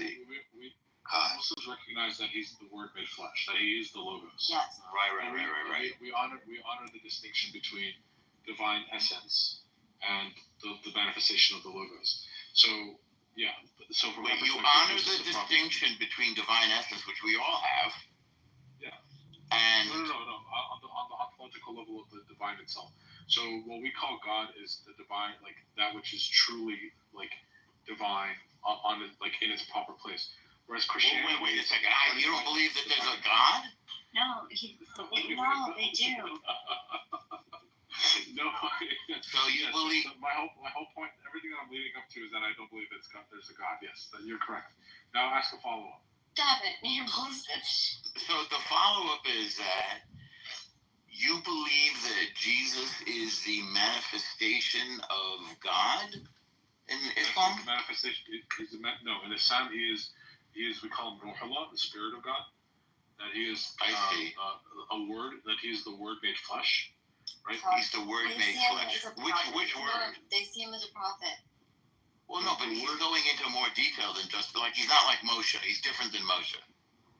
Yeah, he's different than Moshe. Moshe is not. Is he Moshe hears the word and writes it down, right? Jesus is the word, right? Like every single thing that he uttered was like in perfect coordination and emanation from the divine. Yes. Don't you believe that of all the prophets? No. So because that's what I heard that Muslims believe, that everything the prophets say is perfect and divine. Stop it. We believe that. I heard that. No. First of all, the only thing that's divine is what comes directly from God. Jesus is, and so again, so my perennialism. I would just point out this certain thing. Christianity as a religion is the path of love par excellence, right? Okay. And so its starting point is love, and from that perspective, in every true love, and I think I'm quoting Rumi here or some other mistake. Wait, did you say in every true love, influence Islam? Say again? Did you do you think that you're saying Christianity? No, him. He said that. You believe that Christianity influenced the Islam? How could it not? I mean, so. No, I'm asking because I want. I think that. So obviously, I believe Islam is a revelation from God, right? But in its unfolding, of like we have the polemics between Muslims and Christians. We know that there were debates and things, and of course, I think the intellectual trajectory. Certainly, there was influence, but in terms of it being a real revelation from God, as in like God Almighty decreed, like He willed that there would be Islam in the world. I believe that. I'm a Muslim, but I don't believe that Islam upends or supplants or is meant to replace Christianity. Quite the opposite. think we're I have more thoughts. I have more thoughts on that, but. Would you say that majority of Muslims that like are practicing believe like what you do, or is this like? Because this is interesting to me, and I appreciate listening to and learning from you, but I just have never heard this. No, first of all, I don't think that the typical believer, whether of any religion, like I've been very blessed. Okay, I can't listen anymore to this. They use their So this has been, how can Palestinians win the war while also being genocided? Just doesn't make sense, right? Like, if you're getting genocided, like, you can't win the war. So it's been an exciting room. I hope you have enjoyed listening to Benjamin Netanyahu talk to, I don't know, is his name Brett Baer? I can't remember. It's Fox News. My friend, Enigma, Daniel, Harry, I bid you all farewell and adieu. I am headed out into what's called a book.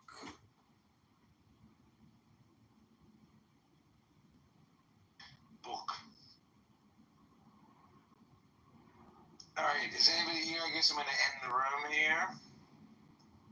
We've all agreed that we have to end Hamas.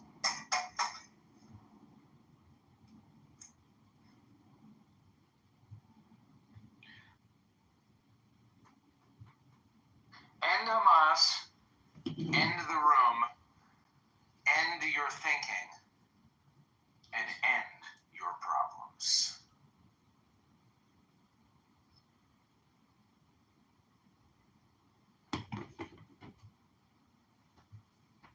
Something that like gripped my soul, and I talk about it in the Well. What do we have here?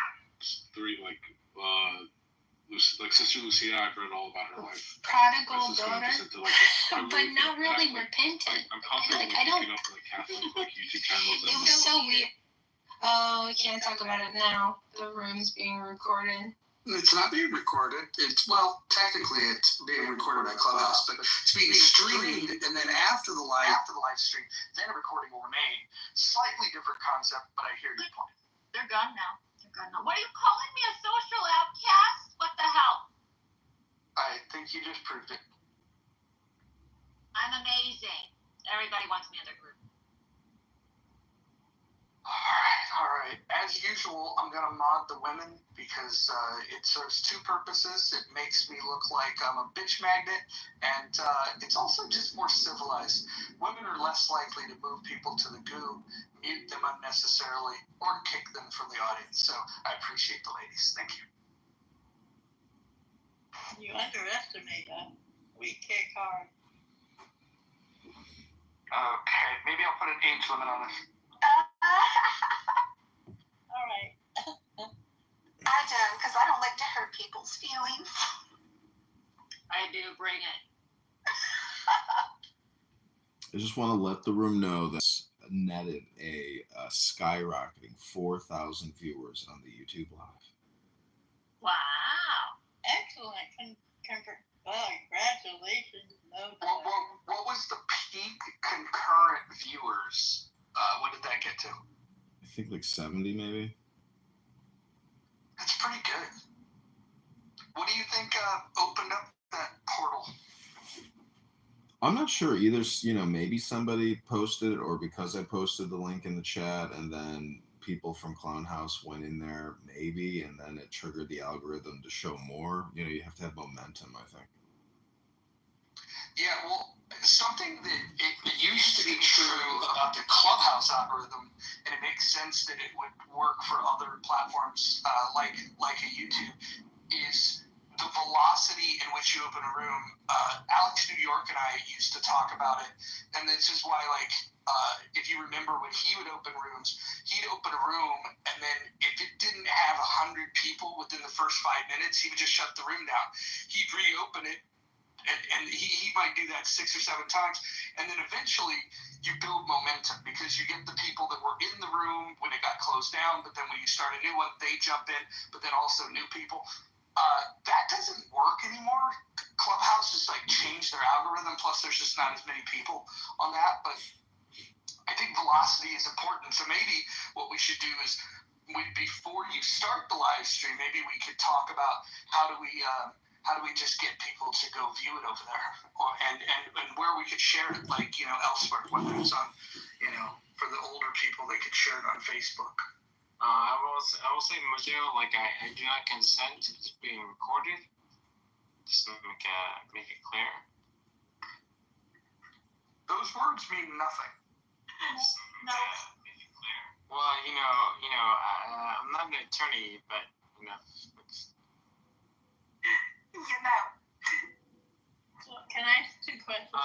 Cackles is an attorney. Cackles is my. David, isn't it too early to be drunk?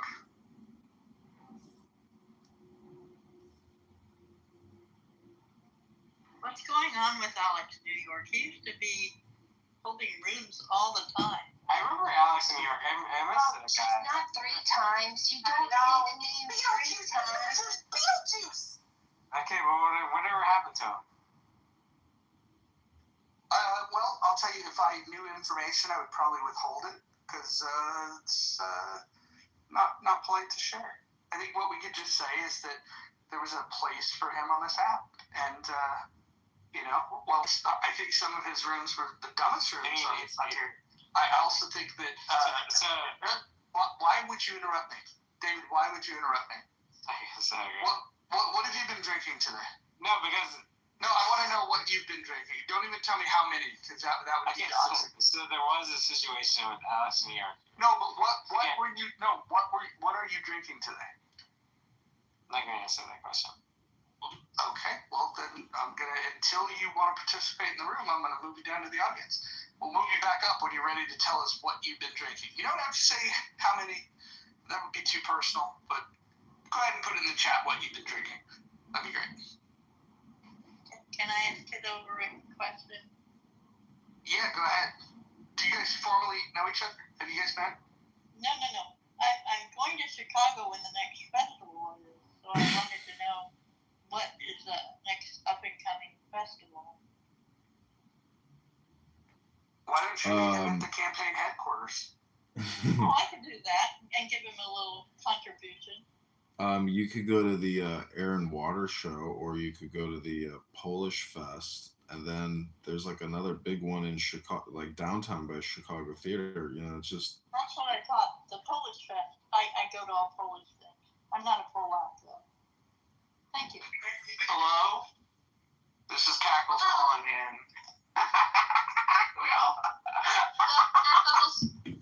What's up, guys? Long-time listener, first-time caller? That's about right. I have a bone to pick with you guys. What? I'm just kidding. Okay. What happened, Cackles? What did we do? And how come? Nothing. It was a long-time listener, first-time caller joke.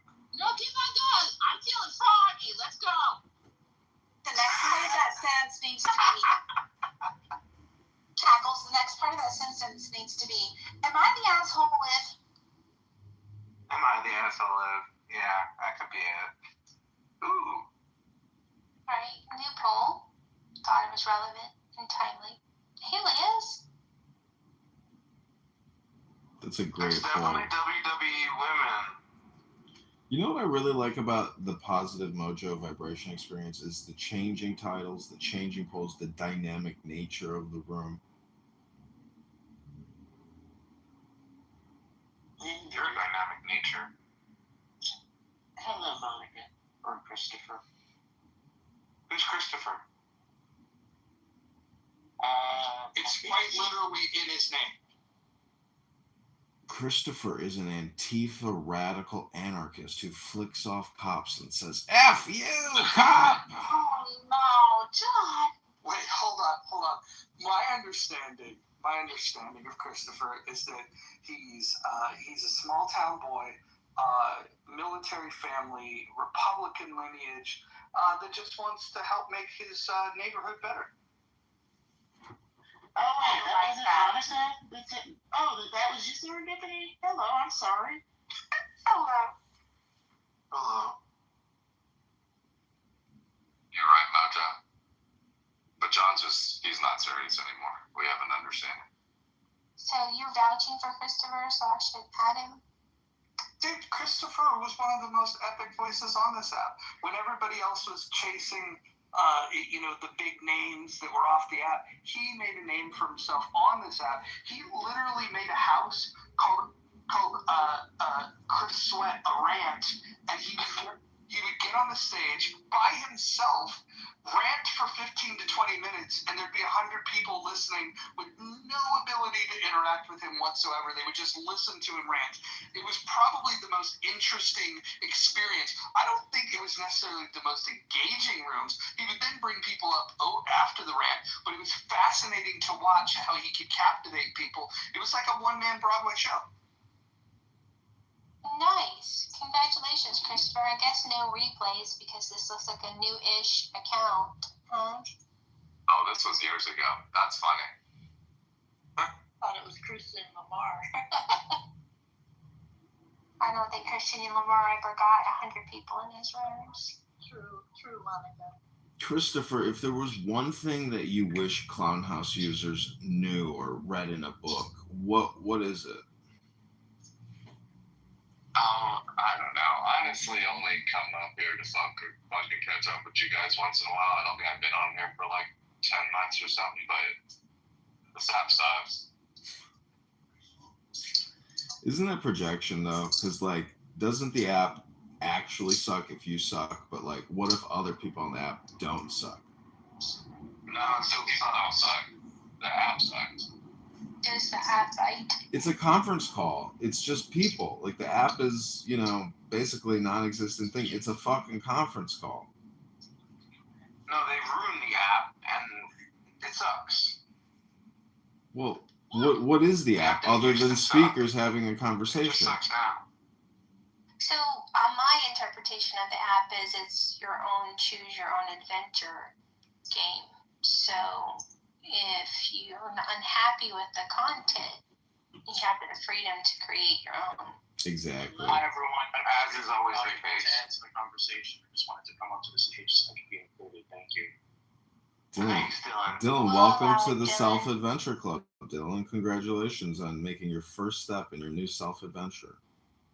But yeah, it's group calls, okay? That's all it is. Just a big old group call. Yeah. You're a big old group call.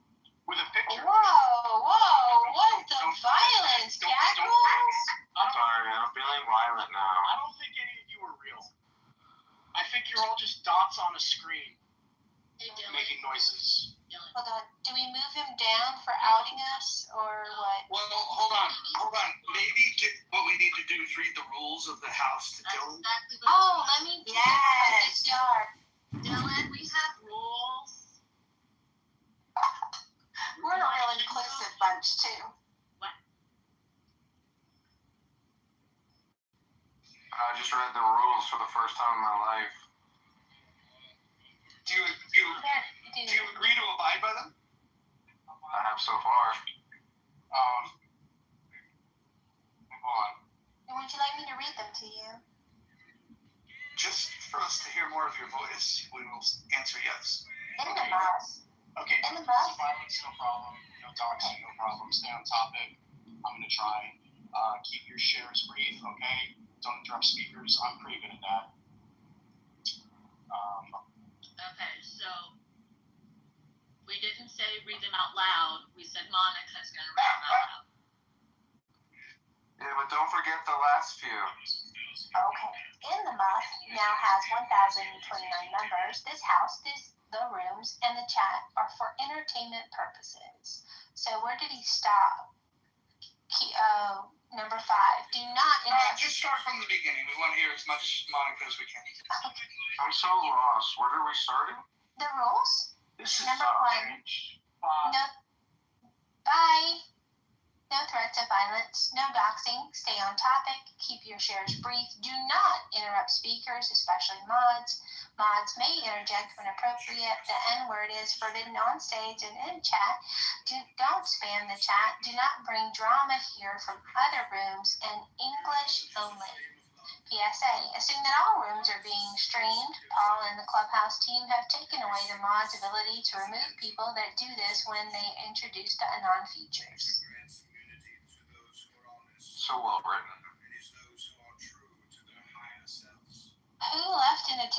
from. Hey, Brent. I appreciate the English only. I mean, Do you guys know? Do you know the spirit of why we have the English only rule? Can anyone guess? so the eyes will know who not to take? Oh, that's a good guess. But no, I unfortunately only am fluent in English, although I do know un poquito when it comes to Espanol. And so because I don't have a mastery of other languages, it's just easier for me to moderate rooms, both on the stage and in the chat, if we agree that we're all going to speak English. Poker rooms have this rule to avoid collusion. Poker rooms. I disagree. I think you might be fluent in sarcasm and have a doctorate in memology, but I could be wrong. I also have a crush on Monica. You guys are getting married. So cute. Monica and Mojo sitting in a tree. Clubhouse style. Where's Kelly? K-I-S-S-I-N-G. So uncomfortable. Monica, I hear you blushing. You guys, don't be ashamed of your love. Seriously, can we get Kelly in here to... Kelly is making sandwiches at this time and eating watermelon. She might show up later. I would like to join the Monica pile-on and also just say that you are a beautiful woman with the greatest voice on Conhouse. And when I saw the moon last night, that beautiful light, I thought of your beauty and your grace and your magnificence, magnificent Monica, aka Scarla. He's trying to get me to leave, isn't he? No. Hello and welcome to Conhouse. Fight with Mojo. John, we do not believe in duels. Settle down. Well, when I hear flattery and compliments. Hold up. I just want to say that if we believe what the Bible says about love, it's okay because love is not jealous. So there could be plenty of admirers of Monica. Oh, good. Can we just throw me in the mix, too?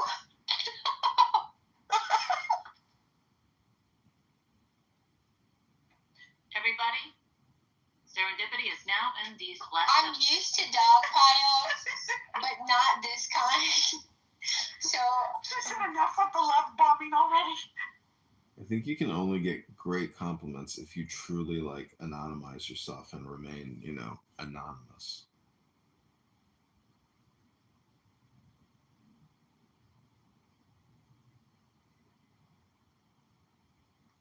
I like this poll. This is a fun poll. Should we go around and each have our own pet peeve poll? Like, what's the worst? Yeah. Chewing off mute just kills me. There's a very few number of people who can do it that I don't get over, but the majority, man. Girl, you counted his ice cubes this morning. But serendipity wasn't wrong. I was rude. I was rude, but I don't think I was wrong. You were absolutely not wrong. That's honestly all of my pet peeves surround noises. Noises trigger me. Are we talking about pet peeves just on Clubhouse or in life? In life, it's everywhere. Yeah, repetitive noises bother me. Chewing, smacking, gurgling, gulping, anything you do with your mouth. Ugh. Okay, I was really offended that I was watching a YouTube video and a foreign language ad popped up. Not an ad about learning a new language or new foreign language, but an ad in a foreign language. And I was like, this is America! What are you doing on my YouTube feed? Was not happy. I have so many pet peeves. I guess one of them, I cannot handle someone tapping on my chair with their foot, or like even my kids a lot, they'll kind of keep pushing on the back of the couch while I'm sitting there, and I cannot handle that. It's definitely a pet peeve of mine. Well, that's an invasion of personal space, so I think you're justified in that one. What about someone walking too close behind you, clipping your heel? I hate that. What about someone I also- recording you and putting you on YouTube? I also cannot tolerate BO. I am very sensitive to smells, and BO is just, I just can't do it. Oh, I'm afraid you're right, Holly. You got me there too. The smell thing is a big thing for me. I remember being around someone who was very pungent, so pungent that they activated my gag reflex. And like, oh, I could not deal. Monica, what perfume do you wear?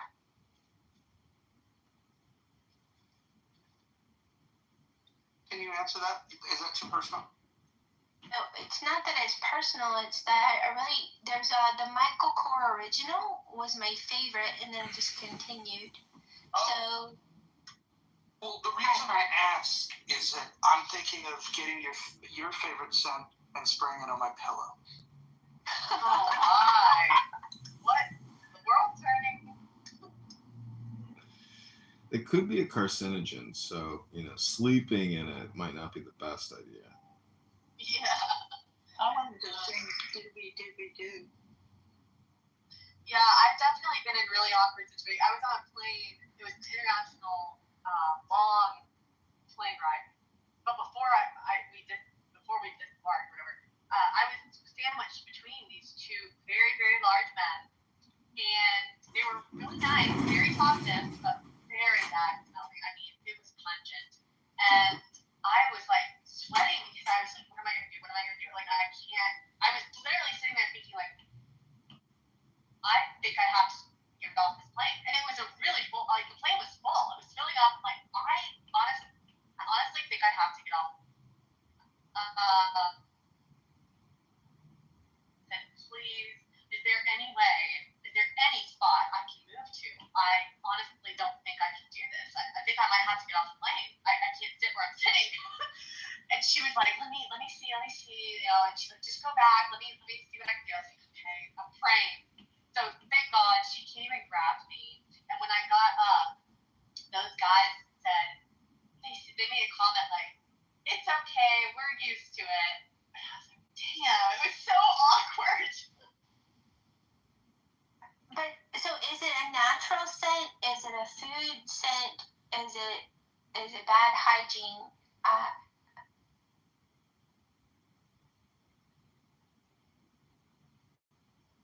That's an open question. I have no idea. I'm not like the rumors of white people smelling like wet dog.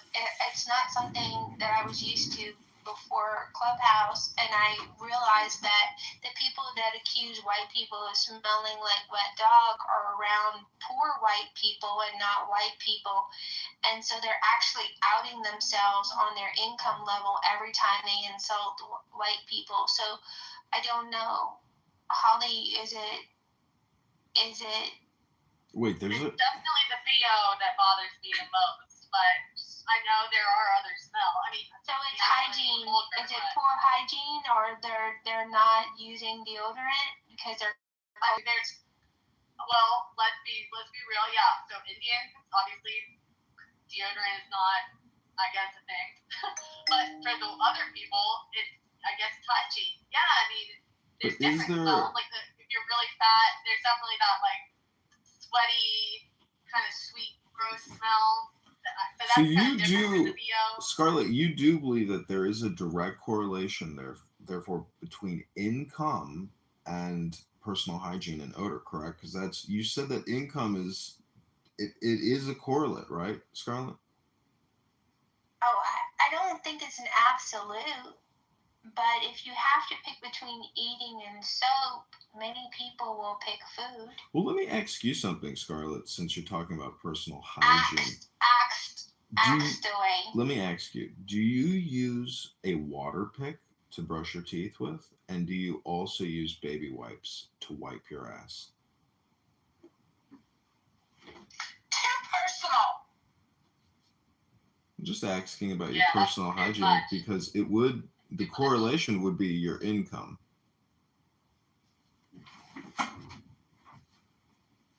Well, some of this is just culture also. Like we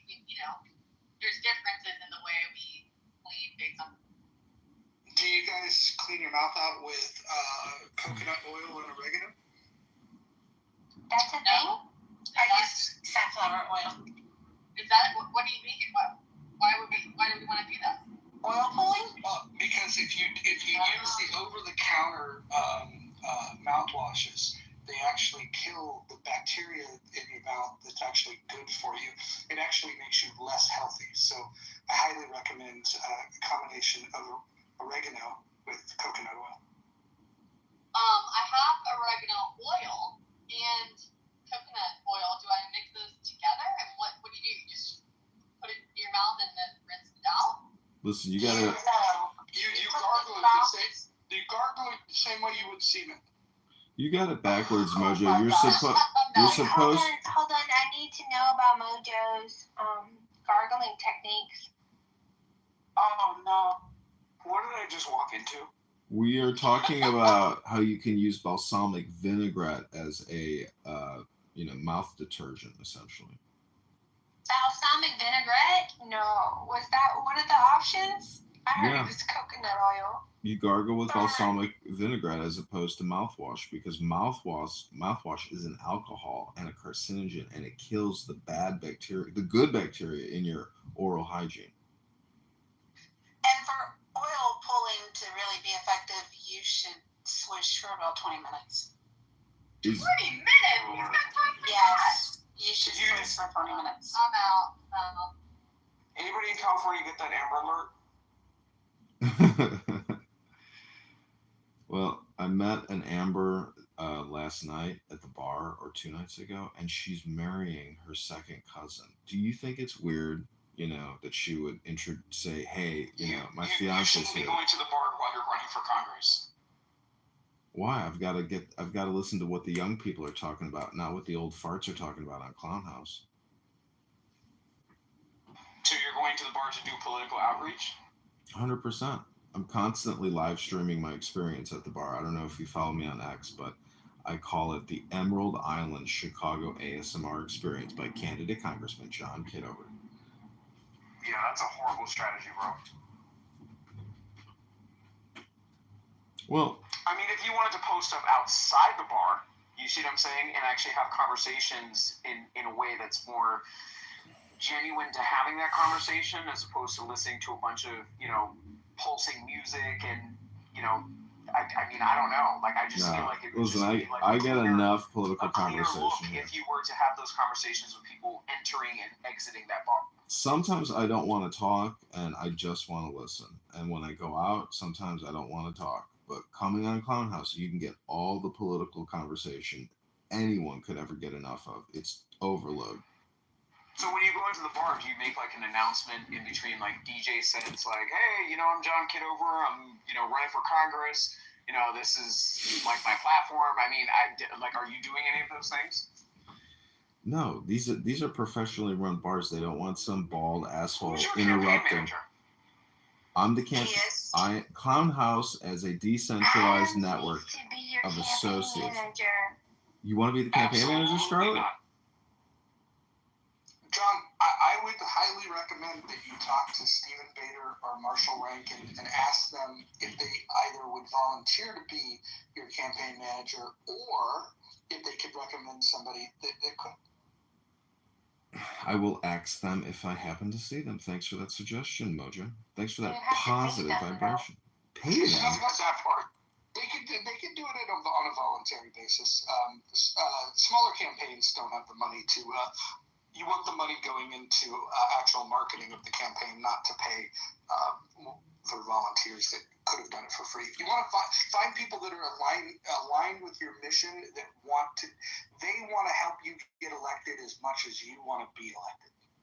I agree. But if you are on Clown House and you're not actively posting on behalf of the campaign to elect John Kitover, just go to johnforcongress.com or go to my YouTube channel. Link is in my profile. Link is in the chat. Share the videos, share the live stream, and become an AI campaign advisor.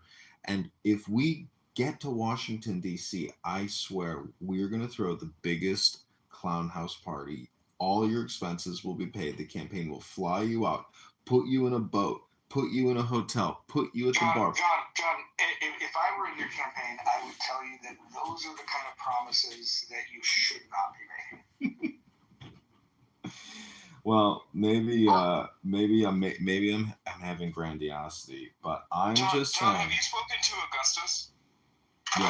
Yeah. He said he's broke, but he wants to work on the campaign. Yeah, I mean, he's actually very politically astute. Good for you to think of him, Adams. Yeah, I am going to try to work with him, but today and tomorrow, I'm getting a new campaign website set up so we can actually take donations and actually do real operations. So. Are you setting up anecdote in the background? Yeah. Good call. Kind of reminds me of the Build the Wall campaign from the veteran who was injured, and it was a joke that the American people will fund the wall since Congress and the government won't, and then it turned into a real thing. So the meme became reality. It's kind of the vibe I'm getting with John Kitover's campaign. Mojo, one quick question. Mojo, you had turned off the house wall, our ability to post on the house wall. You can. I was just gonna let you know. I did not. Oh. Well, I can't post on the. Well, I will go take a look. That should not be the case. As long as people are not violating the rules of the house, they should be able to post freely. It's open. Oh. Well, maybe. Well, let me double check because I was restricted. I was going to post the link to the replay this morning, and I could not.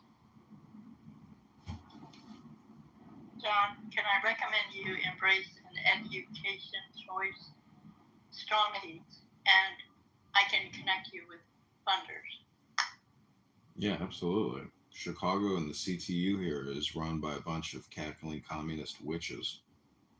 100%, they're a problem.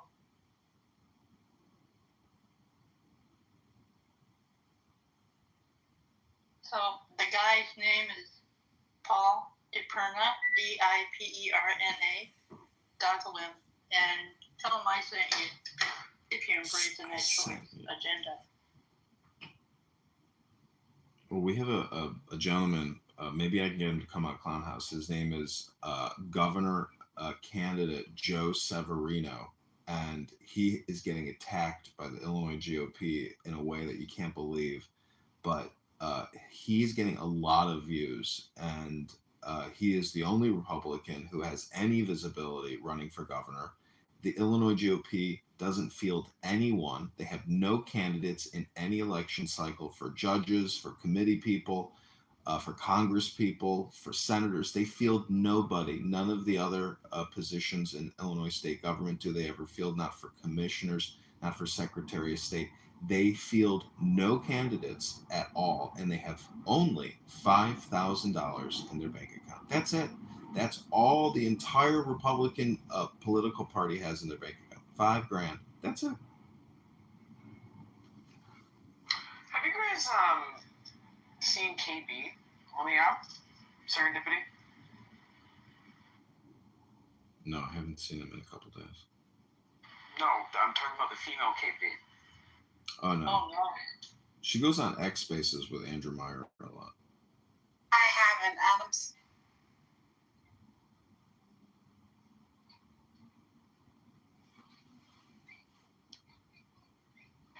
What the hell is going on? Sean, what are you listening to? Hey, Sean, mute your mic or drop to the goo. Hey, Sean, you have a hot mic. Is he watching Maury Povich?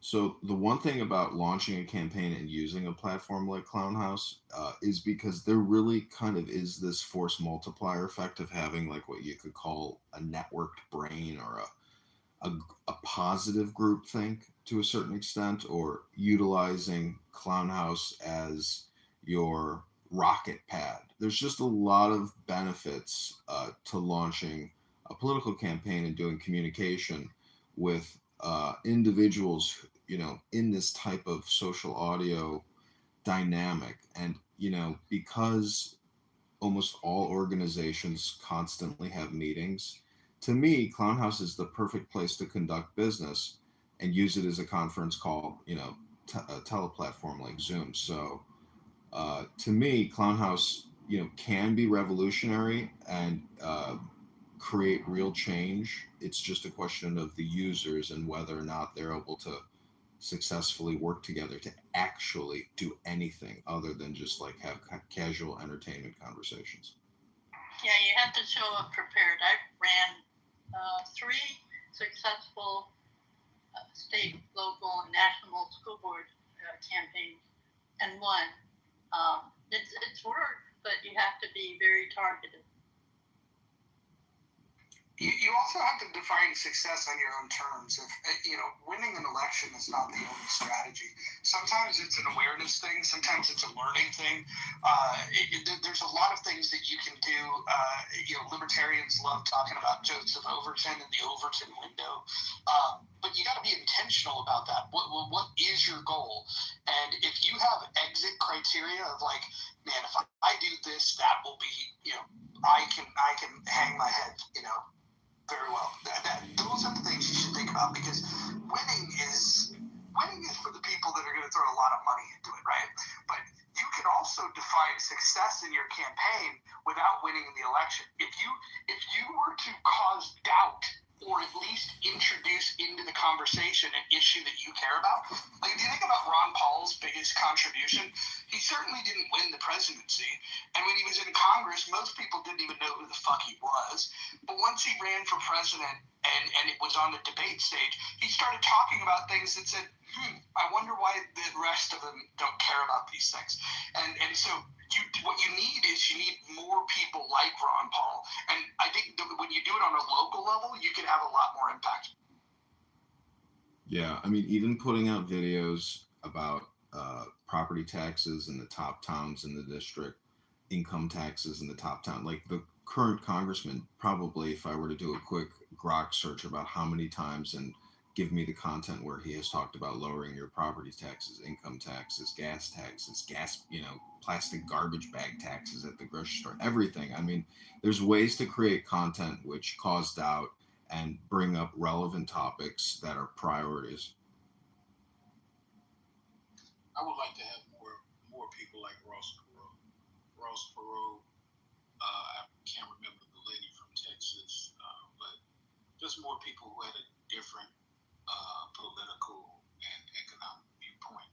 I think what America suffers from is being agreed with me because I say so proud. I think we got to have several different conversations in the course of the people decide. Well, you know what I kind of wish we had was more long-form debate structure.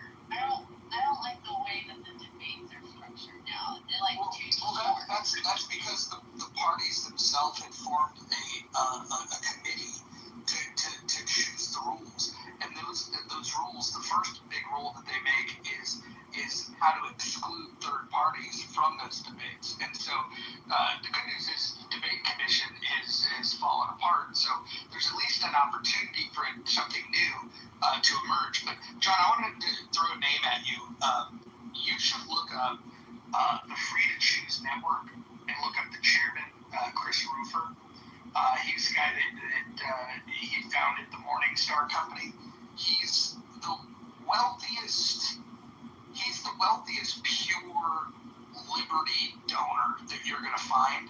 And if you were to message him, and all you have to do is go to the website freetochnetwork.org, send a message, put in the title of your message, principle of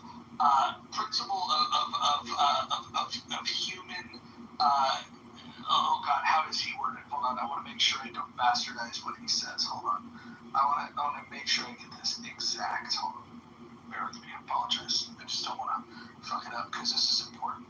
These are his words. So if you put them in his words, it'll go a long way. This is somebody that was by far the biggest donor in the Libertarian Party, and a lot of libertarian campaigns, but I'll tell you. Hold on, let me find the email from them.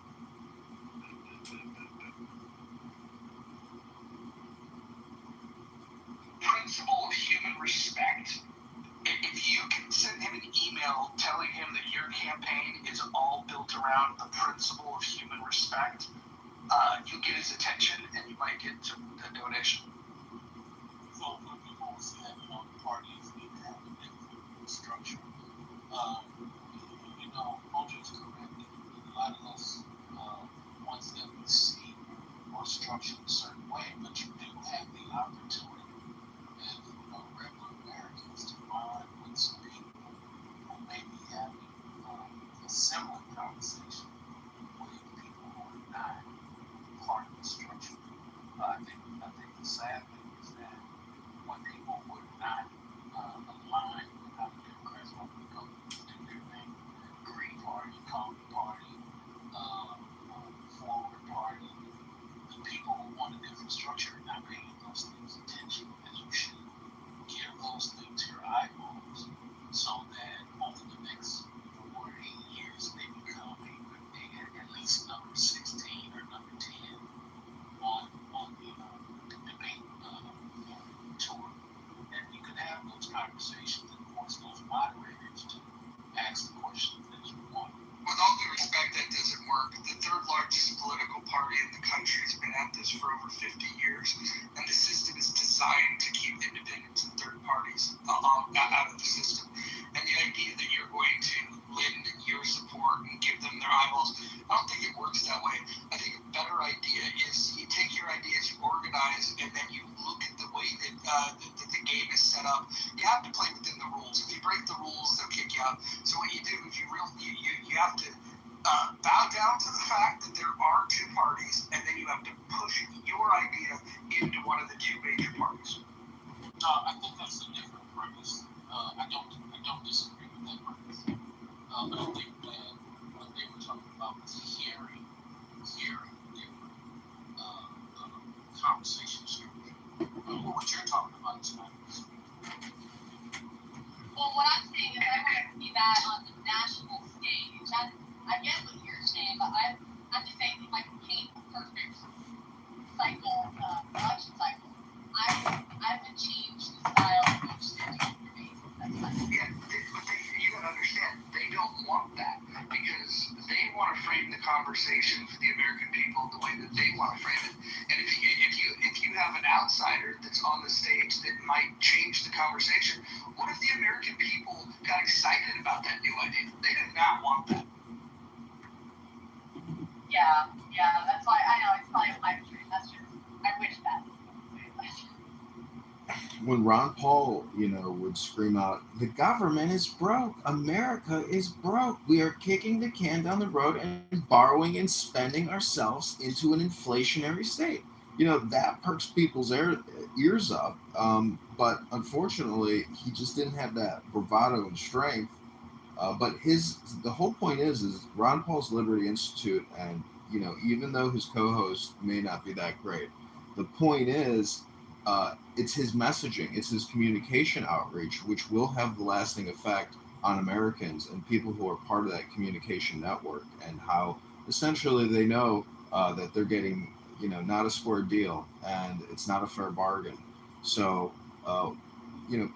part of my campaign is really educating myself and educating hopefully the constituents in the district, because if Congress people and senators were educators and sharing actual information as opposed to propaganda or redistributing their lobbyists' messaging, I think their constituents would be better off.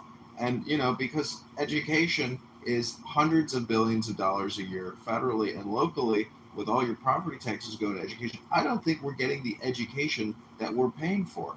The return on investment of our dollars towards education just isn't there. So it's up to us to maybe re-educate ourselves to hopefully re-educate the population on what a fair deal is and how we got here in 2025 and why we have to stop doing what we're doing.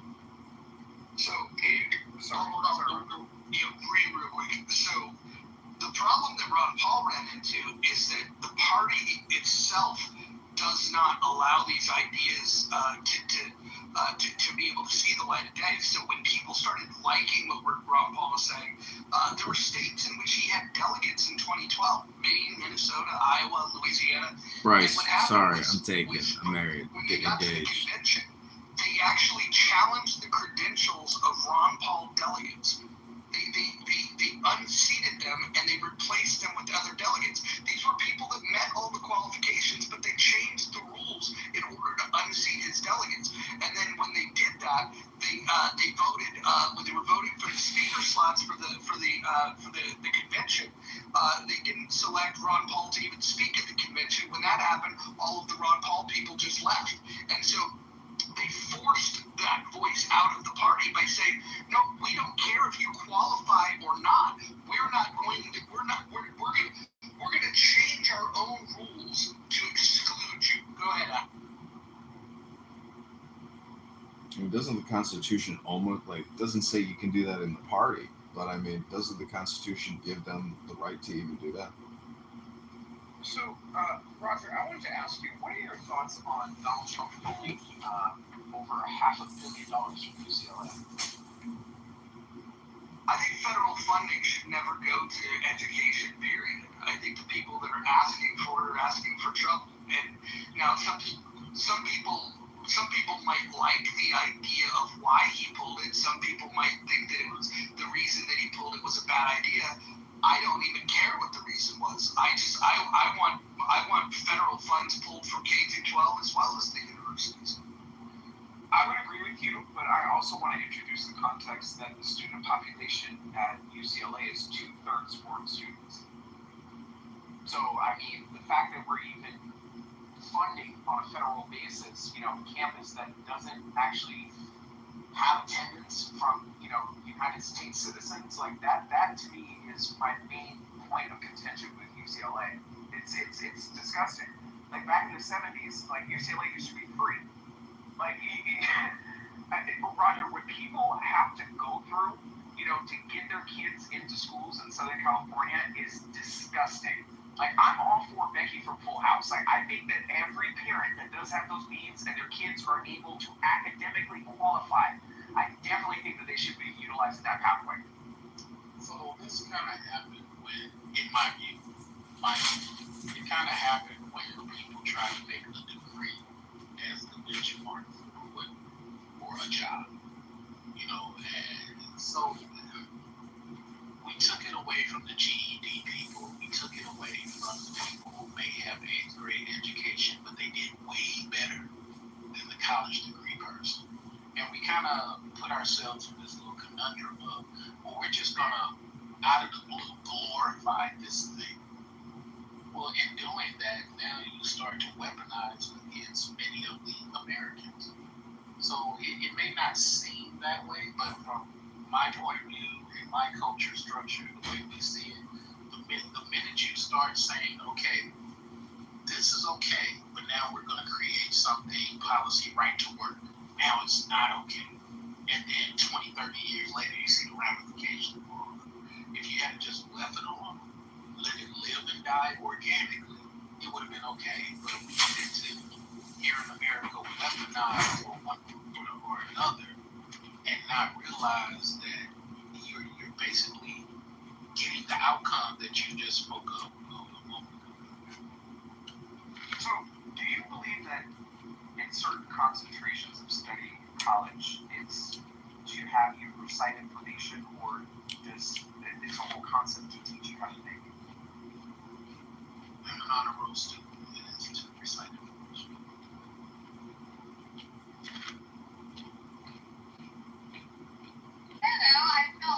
I think my track, my teacher gets a lot of critical thinking. Right. So, when we look at the state of social issues in America, the fact that a school like UCLA has an enrollment of 2/3 foreign students, when there's otherwise an opportunity for American students, which, by the way, a lot of American students are denied, entry into, UCLA on a yearly basis. So the fact that 2/3 of the population foreign students, that's not indicative of the attitudes towards educational goals in America. That's indicative of people selling seats abroad. Dr. Adams, let me ask you a question. Why do you think mathematics is so difficult to teach or so difficult to learn? Average attention span of the American populace. But it's also the material itself, correct? I mean, it's a giant large language model with all kinds of symbols and abstract concepts that, it's kind of difficult for the average person to just adapt because it's essentially its own language.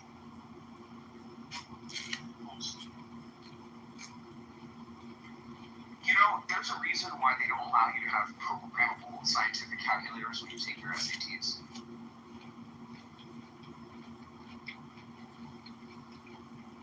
They do now, and it's not the SATs anymore. It's the. Oh, they do now? Yeah. I'm about to say, what is he talking about? Let me finish. And the test now is ASVAB, which is aligned with career tech. They don't take SATs and ACTs anymore? No, 80% of the country has moved away from that. And they're moving towards a company called ASVAB. That's the test. I asked this Indian gentleman, a guy who had a master's degree in computer science and was a software developer working on apps for Walgreens and Boeing and other major Fortune 500 corporations. I said, why are there so many Indian H-1B visa software developers? And he goes, John, there's 1.4 billion people in India. That's a lot of engineers.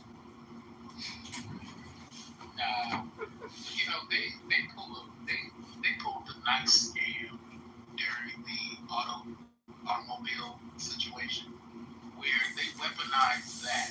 It was actually genius on their part. They weaponized that and they had these little call centers in certain parts of the country. Pakistan did it too, where they would teach people how to pass interviews. And what's so amazing is they weaponized the way for the people who trampoline is called trampoline off of the automobile industry into these other certain areas, and they would pull their people in by getting this type of scenario where those people who came from the centers would get interviews from people who were placed in certain areas. So I speak a little bit of the Gujarati. And what's so funny is I remember a lady in the HR department tell somebody, hey, just get here. I'll guarantee that you get an interview. So it isn't that these industries necessarily need it. It's just they did a very smart thing. They said, hey, here are some people who want to get cheaper labor and they don't really want to pay the American-born IT guy. What you're saying doesn't make a bit of sense. It tells me that you don't know how these are issued. You have to first exhaust all of your options here domestically before you can even create the conditions for opening a job rec for bringing someone from abroad. I mean, this is an example of Clubhouse where people just say words and they don't know what they're talking about. Okay, you interrupted me, so let me ask you a question. What happens here in Silicon Valley? Well, considering I worked in Silicon Valley for 30 years, what exactly do you want to know about it? It sounds like there's a lot of things that you don't understand about it. I'm just asking you a question. I don't understand your question because what you said was gibberish, but go ahead. You interrupted me, which is your right. Then I asked you a question about how this. You asked me or asked me?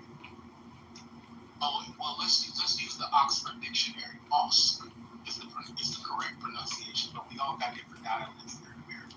So you can play that game if you want to. The correct pronunciation is OSC. Even you're not pronouncing it correctly.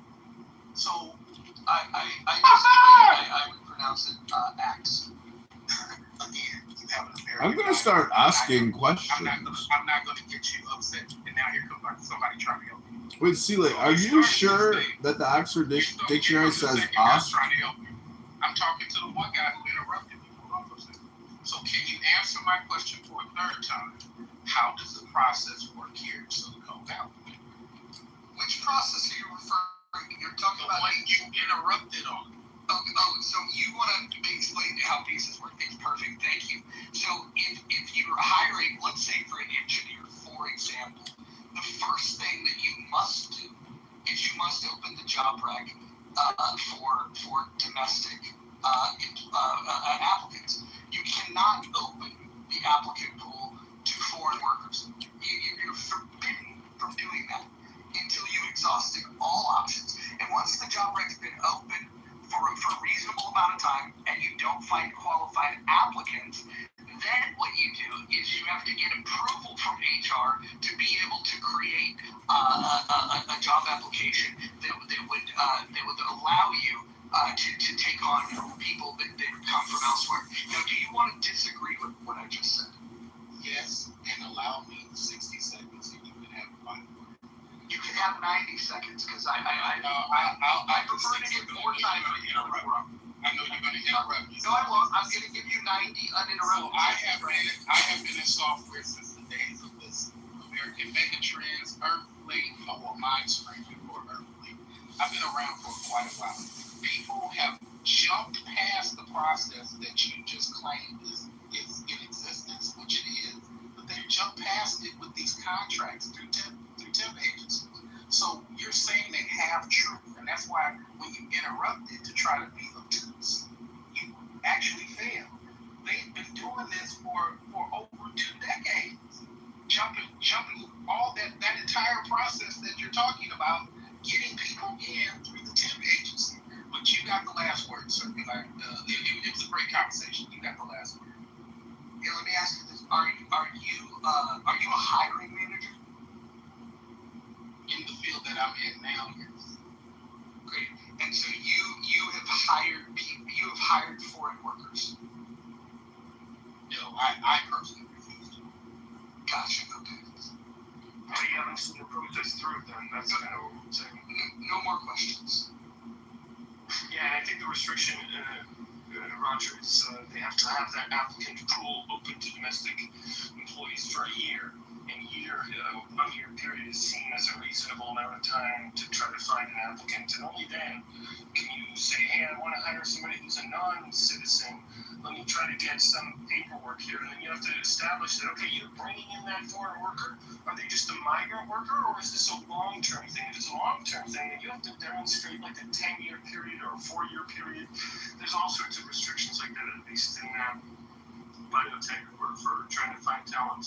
So, Trey, the thing you said about the temp agencies, that's only one exploit. So I'm not sure. I agree with you, sir. It's just that he's talking in absolutes, and these things don't happen. So thank you for acknowledging that it is one aspect. And I acknowledge that he spoke half truth also. But when he interrupted as if what he was saying was a superior thing. And it's only half truth. Typically, what I say is a superior thing. Carry on. It's just good to have good competition. I mean, hey, you may be right on some days. It's all good. But respectfully, this conversation has many layers. And the way people outside of the country, and I think I appreciate this, weaponize the loopholes that you may not know exist.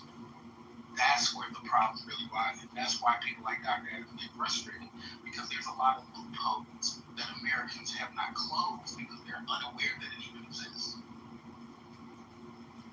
But the loopholes help Americans because they're American business owners. So it's weird to say like Americans versus Americans. I think you should specify the special interests in what the loopholes are. So I before we go down the rabbit hole, the way that this conversation started was I asked Roger what his personal opinions were as far as Donald Trump and his administration pulling $500 million in funding away from UCLA. Roger gave his opinion. I gave my opinion in saying that in greater context, people should also understand 2/3 of their population are international students. And I feel that it's inherently unfair that even $500 million funding goes to a public school, okay, to basically have an enrollment that is 2/3 international students. Yeah, that is fair. And they're also, they're paying like double, right? I mean, international tuition is typically significantly lower.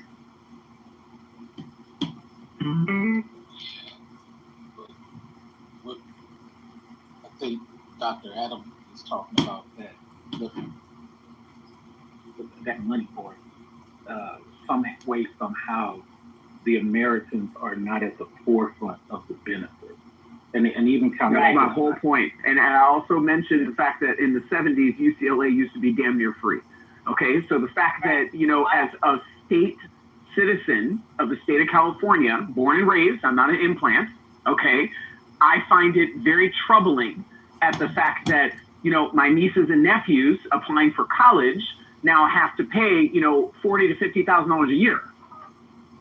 Yeah, that is troubling. Keely, I'm just saying they're raking it in, right? If they're getting Oh yeah, they're getting it from both ends. Yeah.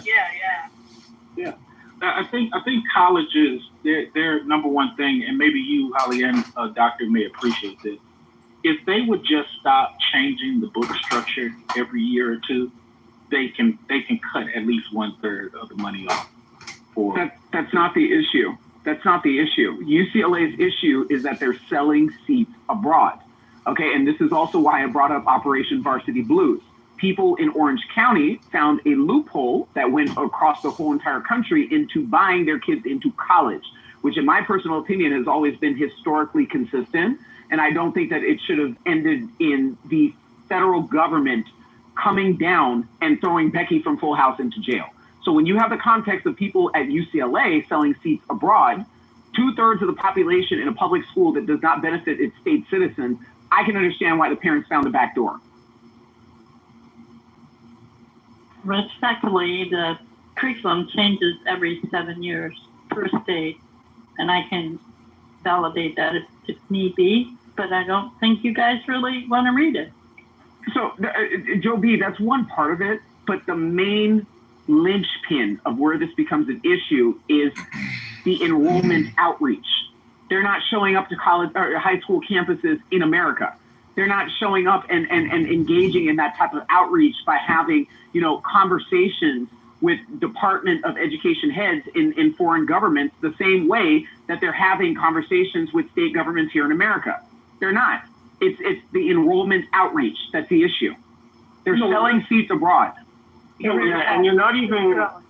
Career Tech is growing, and so it's going beyond college bound. You know, well, let's expand Dr. Adams' point, just you know, on another part of the spider web. You know, it used to be, and I'm going to speak up for the GED class. It used to be where we used to have shop, and we used to have all these things for those children who maybe were not college ready to be part of a lot of these unions or workforces or industries or what have you. So to his credit, what he's bringing up now, if we use this as an example where we're weaponizing the college, which for many people is for entry level to an interview, then where do all these other American people go? Because they're already separated from no college degree already. The shop steward and half of that stuff is gone, except in certain little counties here and there. What is really the outcome if we were to stretch his theory all the way out? Well, that means that a lot of Americans are going to go without, and people on the outside of America who can financially pay for people to exist in these colleges will be the supreme people in 2040. But it's not individual people that are sponsoring those F1 visas from kids outside of the country. It's foreign governments. Let's be very clear. Yeah, that's what I meant. the donors put up like a token quota, right? So they're like, hey, we need this many or whatever. It's interesting because I think this is coupled in with the problem of like low birth rate and competition. Something like India has more children in honor roll, like meaning they do well in school or higher than we have people. And so I think there's something to be said about abandoning the children of America in the face of scouting for talent elsewhere. So maybe it makes sense at a like national level, but at a local level, it's very vicious and unfair.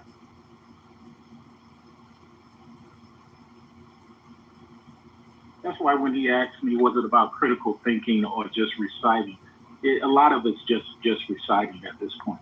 Critical thinkers are kind of shut down. You know, it's not, you know, if you want to compete against something someone said in the class or have a different rule set that you created in your mind, it can't even get flushed out because the way these things are moving now, it's just like, okay, recite what you want me to recite and let me move on.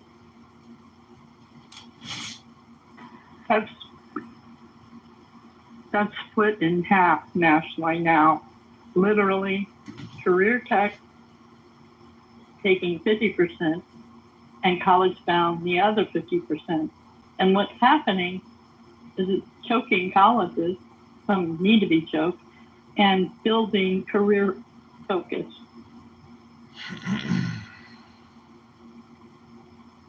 Do state universities, Abby, still have matriculation agreements with public high schools?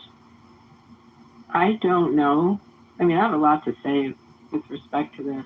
You know, I never had a problem with the fact that like John Huntsman's kids got into Penn, so we built this like fabulous building and campus for Wharton. Like, there's no skin off the university's back to take a couple kids in, and they got this massive donation from Huntsman.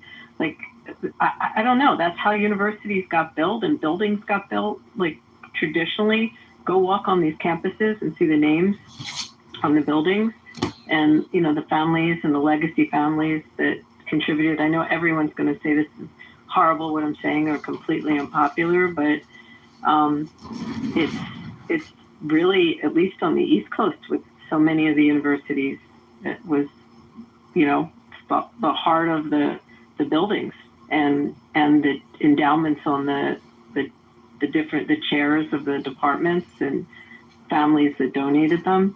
I think there is a difference with foreign governments and what we're seeing and what like Virginia Fox's committee has been able to sort of unravel. And I forget the bill in the House. I think it became law. Someone can correct me with respect to the disclosures from foreign governments into universities and how much they can contribute. And there's like some kind of threshold where a certain amount of money contributed in has to be disclosed. It's where its sources are from. But yeah, I don't know. Did that become law? I know I saw the proposed legislation. I don't know if it happened. That's true for lobbyists. I don't know if that's true for donors of universities, right? It was put together through, you know, Virginia Fox's committee, which is Elise Stefanik is on that was doing a lot of the hearings with the university presidents on the anti-Semitism. They were also pushing to find out, and a lot had to do with the Qatari money that was coming in and the sources of the money. I have to check if it actually got signed into law, but I think that's important. But I don't know. I mean, you can all jump on me for this, but I really never had a problem with the donations from legacy families onto campuses and building buildings there. I don't have a problem with that either, Abby. My whole thing was like the whole Mark Singer case. You know, the fact that, you know, Becky from Full House. Yes. You know what I mean? Like, this is, it's ridiculous. Okay, the fact that became like an institute, like what he was doing, he made a whole business out of it, right? Okay. Yeah, and recently the judge allowed him to return back to his business practices as long as he discloses his, you know, past, you know, criminal history in over the course of his business practices. So I feel like it was just fake outrage. I feel like people who have the money to be able to find a back door, given a system that has a thumb on the scale against American students, I don't find a problem with it. So, Well, I mean, hold on, Abby. The legacy admission thing. I remember hearing a lot of people, complaining about this and saying how it's unfair. I think if a university wants to set up rules where their admission standards are for high grades, or if they want their admission standards to be based on, your ability to take a standardized test, or your ability to pay or be accepted, it comes from, legacy members, or you found a loan to get in.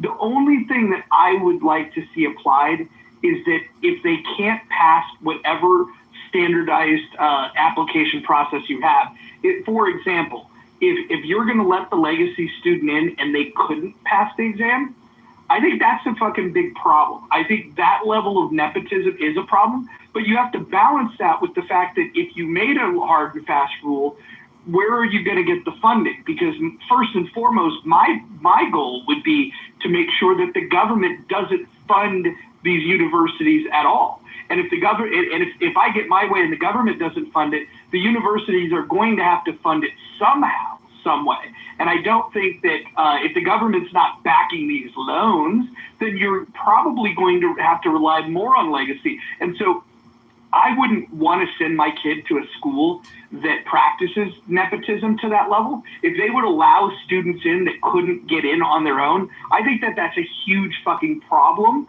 But I also think that's a problem for me.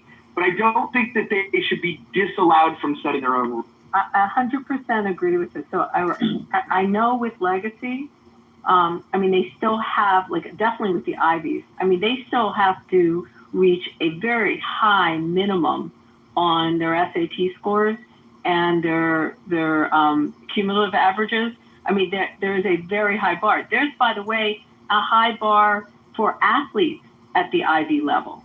They can't take a dumb athlete in there. And by the way, they have to survive the university. So they still, they're getting into Princeton. They got to stay in and get through those classes. And these, Chris, a lot of these schools have classes that are the easy ones to take, but they still have to matriculate through for 4 years. So I 100% agree with you.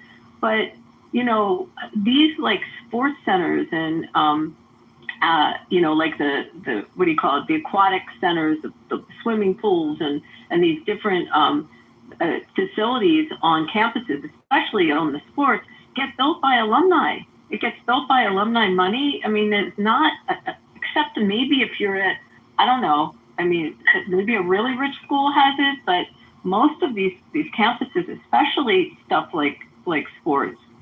So you're going to have to rely on that, and you're going to have to rely on the goodwill of the alumni, and I 100% agree with you.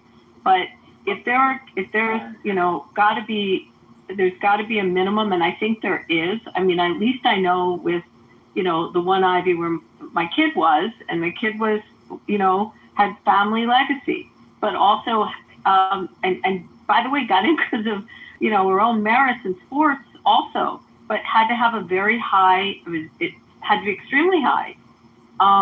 They wouldn't even look at it if it wasn't. So I think it does exist. I can't speak for all the schools, but I know with some of them, at least at that level.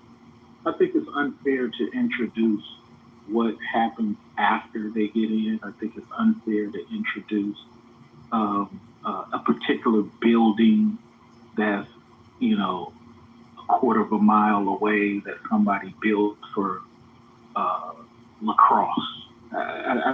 The thing is, if you're promoting, hey, this is what the rule is while we use taxpayer money. Your money, my money, her money, they money. This is what the rule is. So what happens after can't be the argument. The lacrosse thing that somebody built can't be the argument, because all this really started when people start saying, nah, you're this and I'm that. And then people start saying, okay, well, let's dig into that. Oh, you're not really this. You bought your way in. Oh, and now people go to their political connections and they say, okay, let's make this a little bit stronger. because the people who are talking about nana have gotten caught. So in that particular case, and we're talking about the tennis guy, I think he was in tennis, who leapfrogged a lot of people in. He was in either tennis, lacrosse, something like that, or was it swimming maybe. But he got a bunch of people in through athletics, and some of them didn't have the scores. So it's like, it's the same thing the Asians are going through now. The Asians said, hey, we don't want this policy and that policy. Well, now many of the Chinese, not all, are suing some of these institutions because they can no longer get in.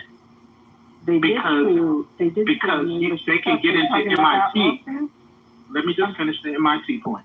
They can get into MIT, but some of these other ones, they have lawsuits against them because it's more than just your scores, and they weren't thinking about that. Wait, but I'm confused. Are you talking about the lawsuit that they won because they sued Harvard in North Carolina, a Supreme Court case, and they won it?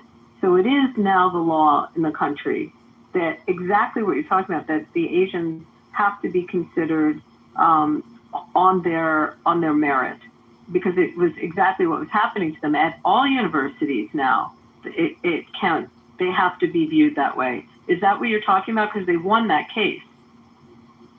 So enlighten me. They won the case that states you only get to be considered for your academics only. The Asian Association, someone help me with the name of the plaintiff, the Asian something association, sued Harvard and University of North Carolina against the affirmative action program, claiming that there was discrimination and they were not getting accepted into those schools, even though their test scores and their cumulative averages and their academic credentials were greater than those that were getting in.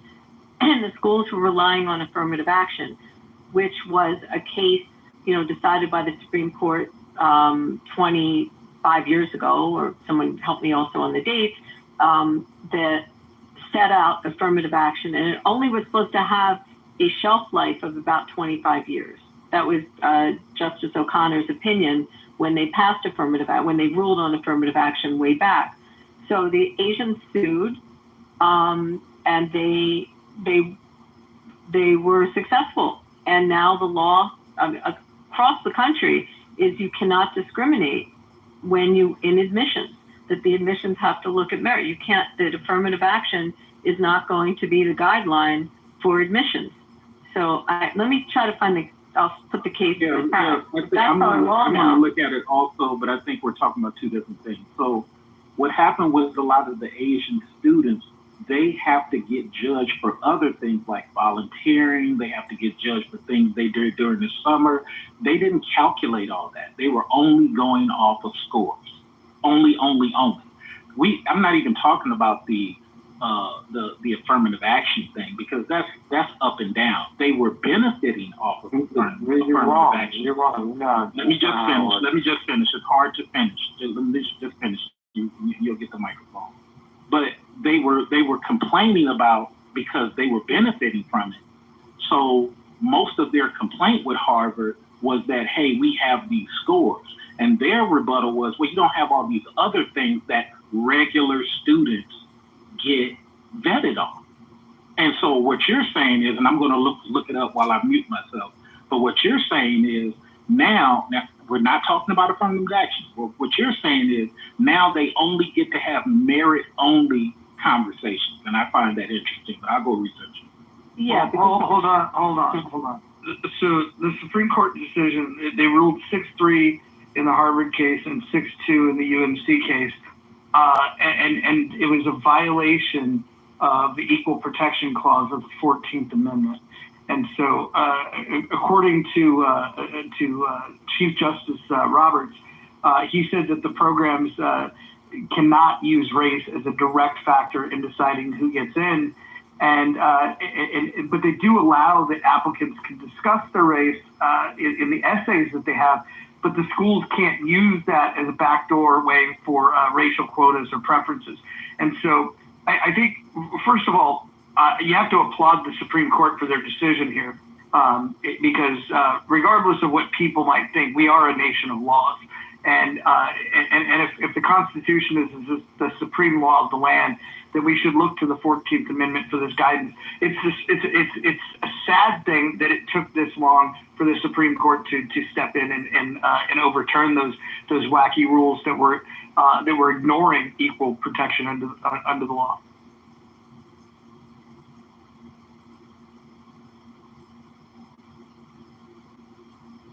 And on Clubhouse, the only people that were complaining about it were white progressives and black racial essentialists that thought that it was unfair. I didn't even hear Asian people weigh in on it, other than the few Asian people that I did hear from said, yeah, of course race should not be considered. In fact, by considering race, what it did was it discriminated against Asians, and it's amazing how white liberals are always in favor of putting their hand on the scale to make things racially unjust. So Roger, have you ever been to University of California, Irvine? Nope. Abby, have you ever been to UCI? Never on the campus, no. Oh, okay. My sister went there. I've been there. I've been there many a time. Spent a lot of time there. If you go onto campus, Roger, I'm telling you, it looks like Hong Kong. Okay, there's very little American representation that exists on that campus. Like, there's very little. So when we talk about the discriminatory practices that exist in the collegiate system in America, yeah, I believe that there is a discriminatory practice that's taking place. It's putting Americans last. Putting Americans absolutely last. And it's really, really, really disgusting, to grow up in California in the 90s in Orange County. I played many soccer tournaments over at UCI. One of my favorite restaurants is over at UCI Village, right next to the In-N-Out headquarters. My whole point in my grievance, it is slowly turned into an ecosystem that is just un-American. It's simply just un-American. Look at the housing situation there. Like, it's crazy. Like, nobody actually talks about the whole UCI situation, which, again, Katie Porter actually was bred by UCI. And, Abby, to your point about, the benefactors of universities in ecosystems that give representation, Donald Bren. Donald Bren is the biggest benefactor to UCI. Donald Bren's kids did not go there. Donald Bren did not go there. It's a game. It's a game. He continues to donate money to UCI to benefit the real estate development that's taking place in southern Orange County and in central Orange County. If you go up to some of the developments in the Irvine Ranch, it's all Chinese decor in $5-6 million homes, in model homes, all Chinese decor. They're making people comfortable to replace Americans. That's. I mean, I may sound crazy, but this is just my personal opinion. Can I go back to something Bila said just a minute ago? I'm confused why the Asians that you described, whether they were Chinese or Japanese, I don't know, but that they were troubled that they focused all on the academics and not on the extracurriculars or volunteering, et cetera, and so forth. I mean, when I was growing up, there was no secret that extracurriculars, volunteer work all helped you not only in getting scholarship money, but also just to get accepted, as well as the academics. So I'm a little confused why didn't they know that? So I think in my world it's a little bit different because we as Americans don't talk enough to experience each other's world. So from the Black perspective, what we saw a lot was people would weaponize appearances, weaponize things that may have happened with civil rights or affirmative action to get their particular situation, right? You even had Indian guys. One guy wrote a book about it, how he couldn't get into school to get his schooling paid for what he wanted to do in medical. So he pretended to be a Black man so he can get access to the Negro College Fund.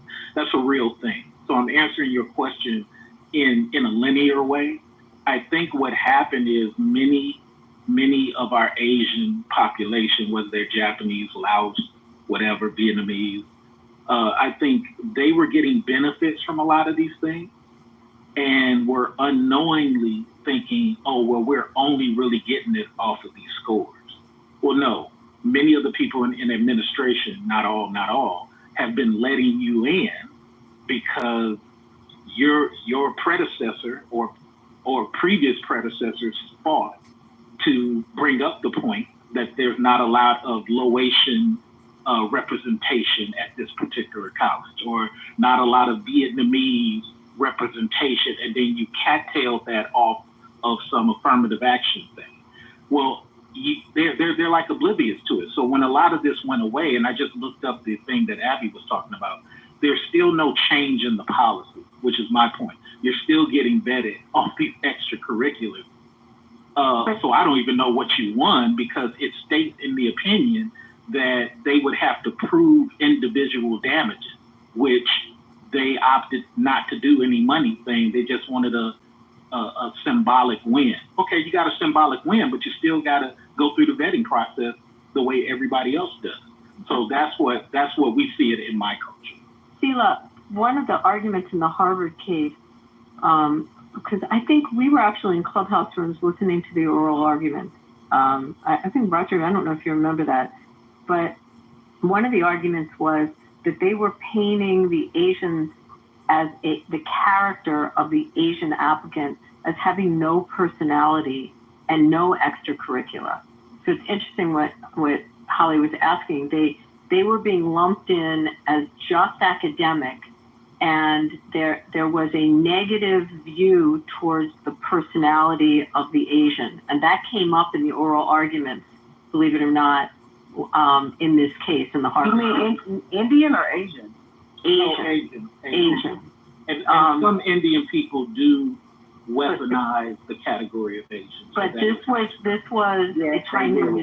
Chinese. I mean, that's how it came out in those oral arguments in front of the Supreme Court.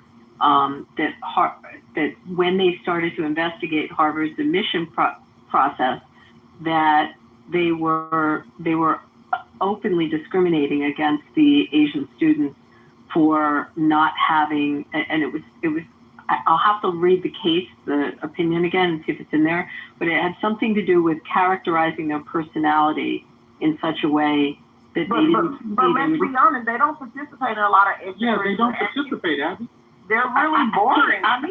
Don't really participate here, guys. I'm just telling you what came out. What do Asian people really do for fun? I mean, just to be fair, Abby, even if they argued it, they never solved it. It's still as this other lady, I'm sorry for interrupting you, lady, as this other lady is demonstrating, they don't participate. Are they talking about that specifically, that case, or as a group as a whole? Because nationwide. No, well, that is dead wrong. That is absolutely wrong. Okay, the question, I think, is what kind of extracurriculars do they do?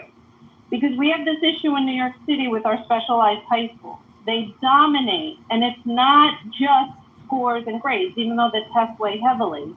Okay, I've seen this in white suburban areas. Oh, they're either getting affirmative action or, but the bottom line is, listen, as a community, and I've seen this in white suburbans, they prioritize the wrong extracurricular, and they don't prioritize education.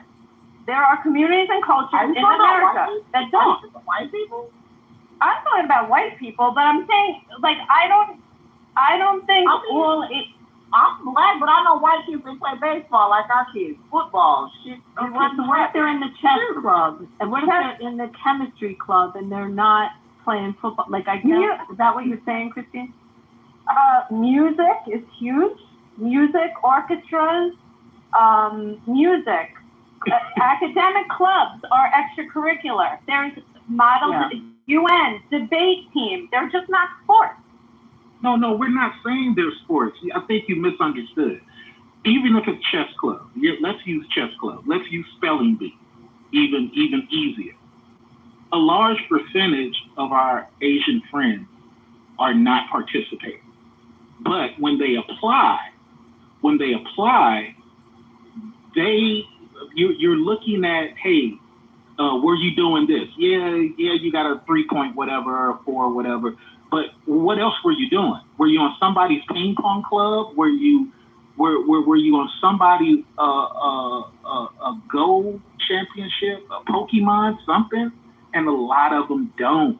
So when people were getting in, which is my argument, many of them, not all, they were getting in based strictly on, hey, it's not many of you Thailand people here. Your grades are outstanding. Come on in. Well, and I'm using Dr. Adams' talking point and just weaponizing his talking point. To people who are really Americanized, well, we got that plus a 3.2. Isn't that superior to this guy? I got 4 points of administrative checkoff compared to this one guy who only got one checkoff, and that's his grade. That's what we're arguing. And because some of the public funding is taxed to that, it has to be fair for everybody. It just can't be, hey, I'm an honor roll student, therefore I should get in over this person. No, this person is doing way more stuff than I am. Yeah, but my question is was that discussed in the case, and where is the data supporting what you're saying? If it's an overall or within that case at that time? I put it in the chat, Christine. What was argued?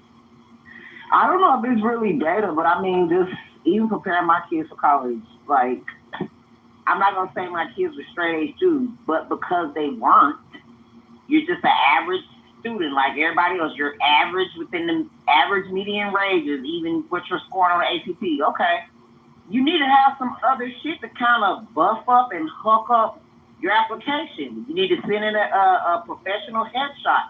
What else are you doing? Because you're just an average student. There's a lot of average students. Your piece, let me ask you a question. So you need to, like, do some other shit.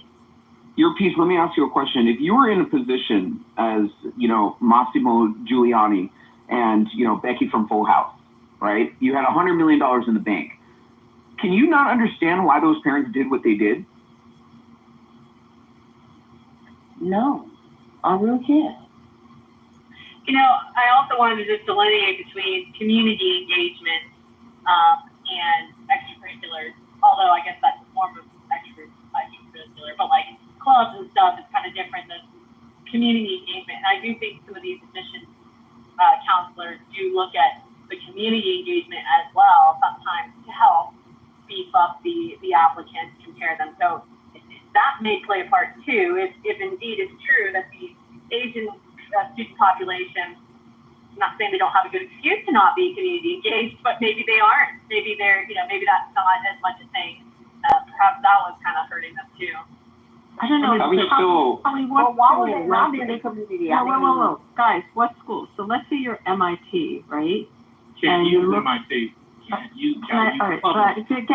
Give me not MIT. Guys, just hold on. Let's say you're a school that has a lot of research and an emphasis on research and an emphasis more on technology, and it's not, it's not reaching out for these great personality traits that you're talking about. I mean, that's what came out in this case, that the Asian community's personality traits were being judged generally and lumped into one area. But some schools maybe want to graduate research nerds. Maybe that's more of an emphasis at that school. Like, all right, I will not use MIT. Find another tech type school, that has that emphasis. But I think, you're right. It didn't get fully resolved as a result of the Harvard case. Whether they can't use race as a basis now for admissions. Affirmative actions expired. It was, again, according to O'Connor's ruling when it first came into place, it was not in perpetuity. It was to expire. And she guesstimated at the time of her ruling 25 years to correct society. However, this personality issue is interesting that you all bring up because it's totally subjective. So imagine all of you are sitting on an admissions committee for a university, and one of you is sitting on admissions at a school that's like a big sports school and a big social school, and the other is sitting an admissions at a school that is more research and tech based. So like, where do you go with that? I mean, it's subjective, right? So it's not so much tech based. I know that's tech. I apologize for using No. Even engineering. Let's just Drexel. Okay, you're a Drexel. I mean, I don't know. Find an engineering school or something. Anything that's taking public dollars has to be fair. So if you're MIT and you're getting a lot of your funding from military, if you're MIT and you're getting a lot of your funding from some secondary finance department that's connected to government, then yeah, you get to do what you want to do. If you're super private and you're taking no public funding, no tax dollars whatsoever, you get to do what you want to. St. Mary's of Graces of on the Hill or whatever, you get to do what you want to. But the minute you start taking funding public dollars from all of us, then there needs to be a different conversation about that particular school. And we don't mind, like I'm speaking for my community, because many people give us Black people hell. We don't mind things being merit only, okay?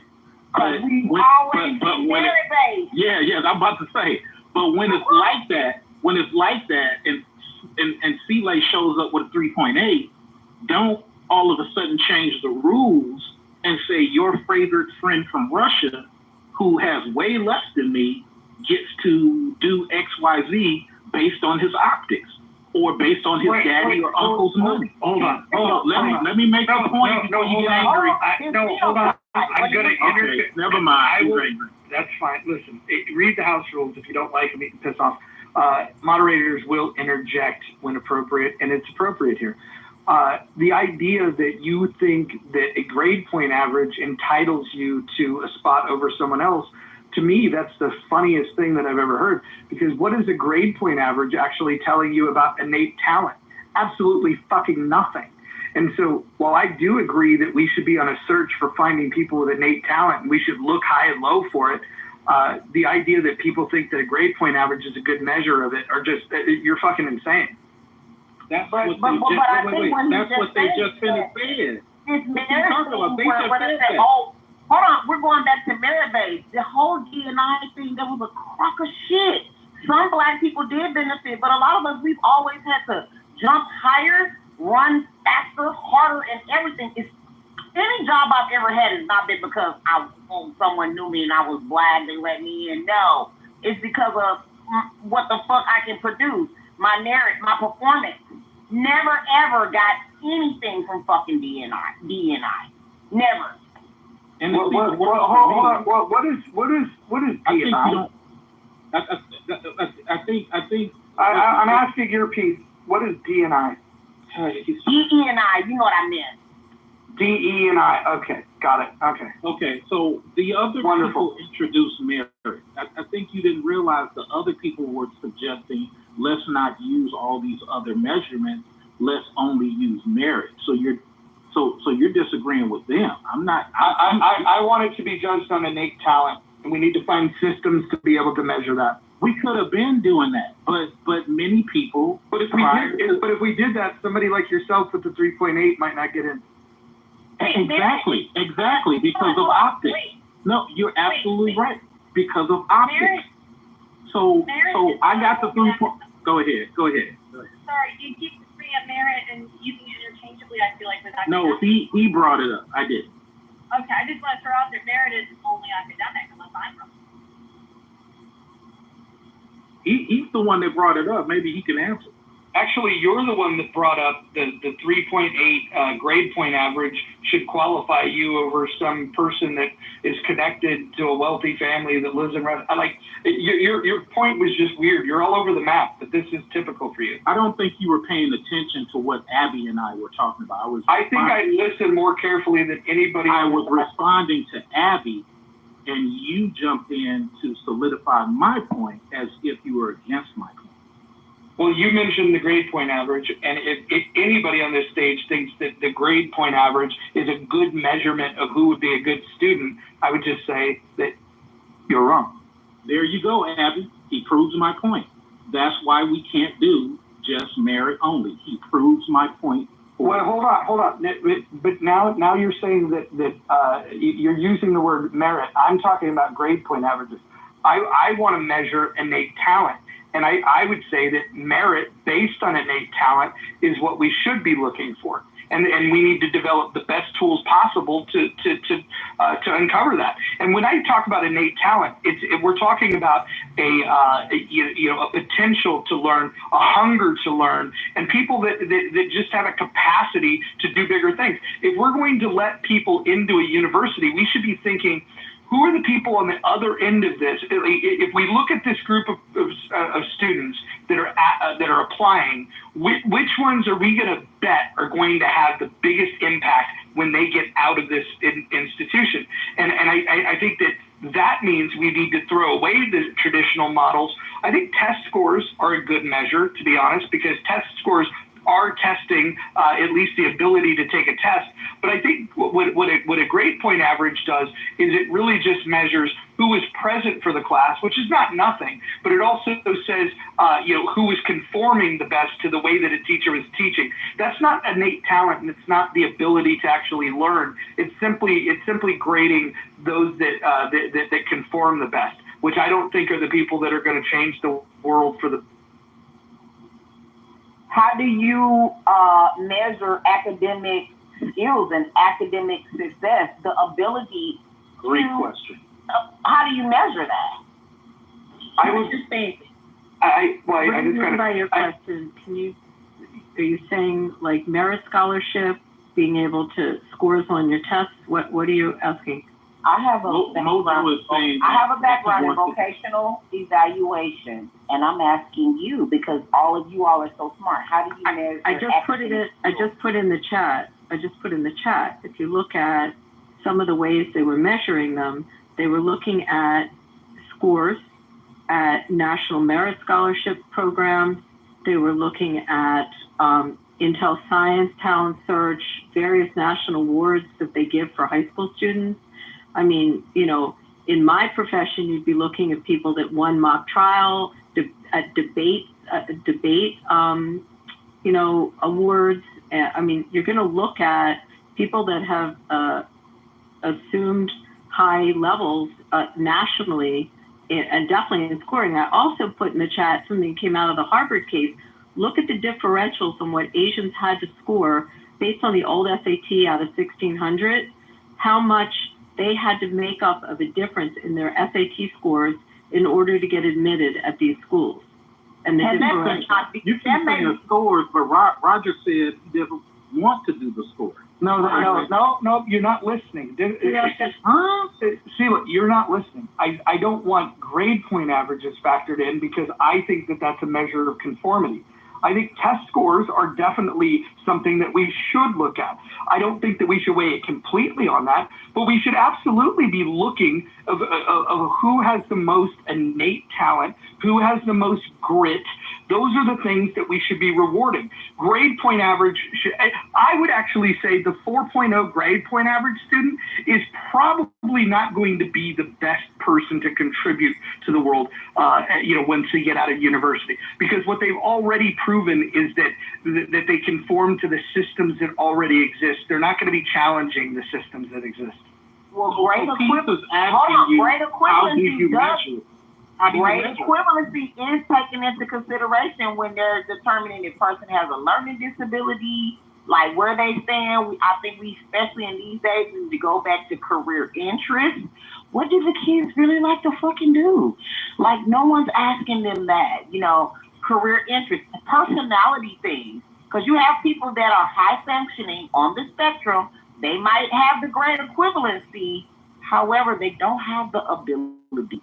We all know ability is speaking about the future. What could you possibly do? What could you do? What may you be able to do with intervention if you may need it? I'm done speaking. Can I just jump in? I just wanted to say, I'm sorry, go ahead. I was just going to say that more than 50% of the Fortune 500 CEOs do not have MBAs. I think some people place this education thing way too high on measuring or even predicting success. If we are going to keep these institutions prestigious, though, what we should do is set some pretty high standards. And I think the biggest point I would make is that when you start introducing identity as a qualifier in any way, shape, or form, I think that you're completely missing the point of what higher education is for and why we would want to send certain individuals to get a higher education, right? We want to send people with the most talent, with the most grit, with the potential to change the world in a positive way.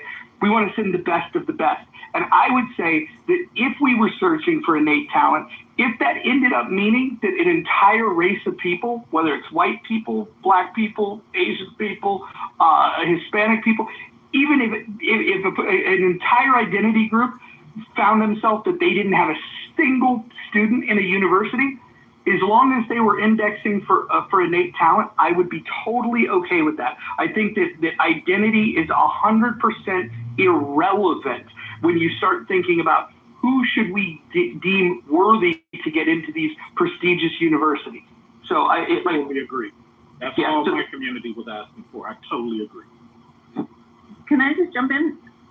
Please. So I just want to say one thing. Number one, for those people that know me, my background, I can honestly say, unless your high school can kick anybody out and not worry about funding, the grades are inflated massively. Everybody just wants to hold their job. So I don't hold any GPA coming out of high school, even if it's over 100, as a marker, which is why these colleges went back to, whether it's a perfect system or not, SATs or an ACT, because they see what happens. I don't know, I never looked at Ivy League. I'm in the arts. I do say one good admission to kind of hit on a couple of points people made. If you look at, and it's hard to get access to this, if you look at Cooper Union, which is in New York City, that used to be free, and it's still one of the most difficult architecture and arts programs to get into. If you look at their admission, With all due respect, this is past. Go ahead, sorry. keep going, Christine. My point is colleges can set up a test that is extremely difficult, extremely creative. I don't know if anybody mentioned this already. And if you look at their exam, and it's gotten progressively harder over the decades, it really challenges knowledge, skill, and ingenuity. And that's like, so all this conversation is if you're not for a standardized test, if you're not for GPA, I'm very project-based, or if you're, I do agree with awards and competitions and things like that, because it's extremely competitive. And to get into elite colleges, whether it's arts or science, if you look at their tests, it is extremely. We have adults. Well, hold on. No, you did cut her off. Don't cut her off. It's competitive out here. No, hold on. Your piece. Hold on. Your piece. If you interrupt again, I'm not just going to mute you or move you down. I'm going to remove you from the room. I'm going to block you, and I'm going to tell every person on this app to do the same, so you can never interrupt ever again in your fucking life. Christine, go ahead. Yeah, I mean, I'm just saying there are examples out there that really sift through the candidates and have nothing to do with the GPA or a score. And by the way, I taught college for 20 years, and I now teach high school. And I will tell you this, I have had students that could draw anything they could see, but they have no creativity. I've seen both sides of this. And it probably agrees, my point is agreeing with some of the things. Just because even from an art perspective, you're the next, you could photographically replicate anything you see, that kid is not creative, and I would not want them. Like, I would challenge them. I'm saying, like, even in other fields where, they could draw really well, guess what? Okay, invent a surrealistic painting. Take one of your dreams and turn it into a work of art. They couldn't. And if you want a worker bee, a factory worker who's going to replicate anything, great, hire that person. And I really appreciated their skill, but they couldn't think outside the box. Christine, can I just respond and then your piece? Christine, it's interesting because I think when you apply to grad school is when you might take that portfolio of work you have, or maybe what your criteria shows up more with applicants into grad schools. At least in the arts, I have 2 kids that went in the arts, the business of the arts, but they had to show what they could create and produce. Not so much in getting into college.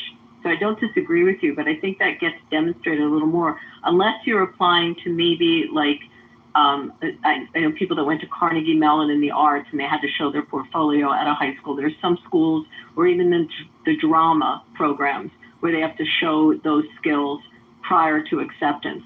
But most of the time what you're talking about might get displayed in the grad school applications. I don't know if you agree with that. No, well, I'm in a career technical education. I taught in 2 career technical specialized high schools, and we're even the science programs are extremely project-based. So these kids have portfolios of massive, like big projects that they've worked individually and as a group. I mean, how high level they are, I don't really know personally, because I don't teach in some of those programs. I agree with you. Well, that's for me, where I am, there's a huge shift in changing whether the colleges are up to that or not. There's a huge shift in getting beyond like grades and scores to produce a resume on the high school level that is not just, I was in I played an instrument, or I'm on a team, or I played chess. They actually have, it looks like an entry-level job to land my plane. That's what it is. So here's something that happened yesterday, and I think Roger and Dr. Adam may find this interesting. I totally agree with it, but it goes to something that Roger was kind of suggesting, even though Dr. Adams might not like it. So yesterday, there was a lawsuit that went in. It initiated with Washington U, but it's other, probably like 30 or 25 other elite universities. Basically, what they're doing is they're saying, hey, we're going to treat you and your scores like an athlete. As long as you sign a binding contract, Dr. Adams, get this, binding contract, that you will forego other people that you're considering, will guarantee you a spot. So now the alleged thing is it violates antitrust laws and so on and so forth. But look what's happening in reverse of what Dr. Adams complained about with the whole, going against Americans. Here's a structure where somebody came up. They said, hey, we're going to pick and choose based on talent. Okay, using Roger's talking point, talent. But I'm going to make sure you get a seat, pre-admission. And as long as you sign a contract, then you're good. And this flies in the face of what somebody else brought up about they still have to do the work. They're under contract at this point. So they're almost guaranteed at least half a darn degree. All they got to do is not mess it up. So I find this really interesting, but I'm okay with it because as long, and I'm landing here, as long as we know what the rules are, everybody will play. But I find it unfortunate, all this flip-flopping. So now that these people have got busted with this, who's the next person that's going to say, hey, we're from a particular community. We're now going to just weaponize. I know people hate the word weaponize. We're now going to come up with a system that benefits our group and our group only. And nobody's going to like that. Let's make it fair across the board and the cream of the crop rise. So, Celia, let me ask you. Oh, sorry, Abby. No, I'm listening to what Celia just said, but across the board fair, but schools are different and their needs are different, right? 100%. But Roger, but that goes in the face of what Roger is saying. Roger is saying he wants a talent base and you just cream of the crop. But go ahead, Dr.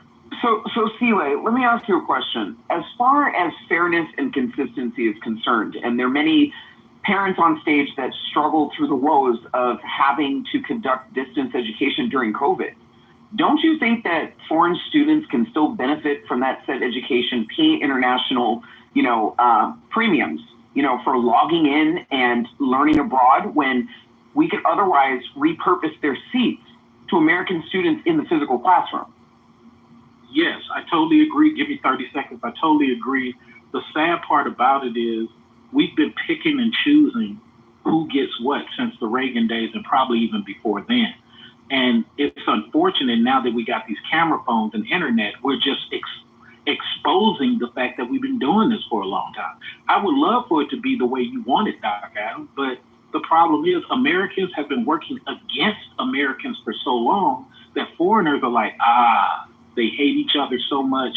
Here's how we can sneak in and use their tax dollars to benefit us. That's all that's happening. So I think what I would prefer to see for colleges is where they have spontaneous testing of creativity, improvisation, and problem solving. You know, for those that are you could do a hackathon, you could do an art contest where you don't give them the assignment until the last second. I think the fact that people prep for tests, we're actually looking for the wrong thing. You're looking for somebody that could go study something and then recall it and then follow a structure. I want to improvise. I want to give them something that can display the skills that would give you long-term predictability on their ability to solve problems. And I don't think standardized testing does it quite as well as it could. Although I think standardized testing is a better measure than not testing. But ultimately, we need to put people to the test. We need to stress test them. We need to give them complex questions and give them a time constraint to see what they can do with it. This is where innate talent comes up. Like you can teach people. This is going to sound controversial. Stupid people can recite shit by memory. You could give them skills to have a better memory and to be able to recall information, and you can give them repetition. You can get a child to memorize their timetables. Most kids in America, even though they suck at math, could recite things, from a timetable, multiplying numbers that are 1 through 10, for example.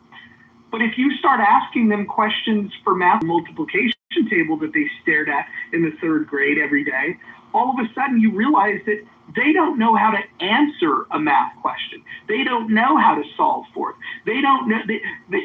And again, you can memorize a formula, but when you introduce them to a new concept, do they have the ability to think through it for themselves? Those are the types of people we should identify, because those are the people that are special, and the people that aren't special, we should have jobs for them too. There's always going to be a need to put bottle caps on a bottle. Oh, that's right. We've already replaced that too with machines, because we can do that better with machines. So uplift your skills if you can, but we should absolutely reward people with innate talent. And the workforce should reward those people, right, Roger? The workforce should put those people at the forefront of their interviews and not at the last. So we got an HR problem too, where the HR people are not rewarding the person you just described. They're rewarding somebody based on identity, based on, hey, we're from the same Delta sorority. So yes, I agree with you, Roger. I agree with you, but we have to reward them in the workforce for taking those risks and being that type of student. This is why you have to throw DEI out the door. This is why you have to make sure that identity is not even considered. Your identity should not even be considered when it comes to getting a job. But you do get reward. So first of all, I put this in the chat.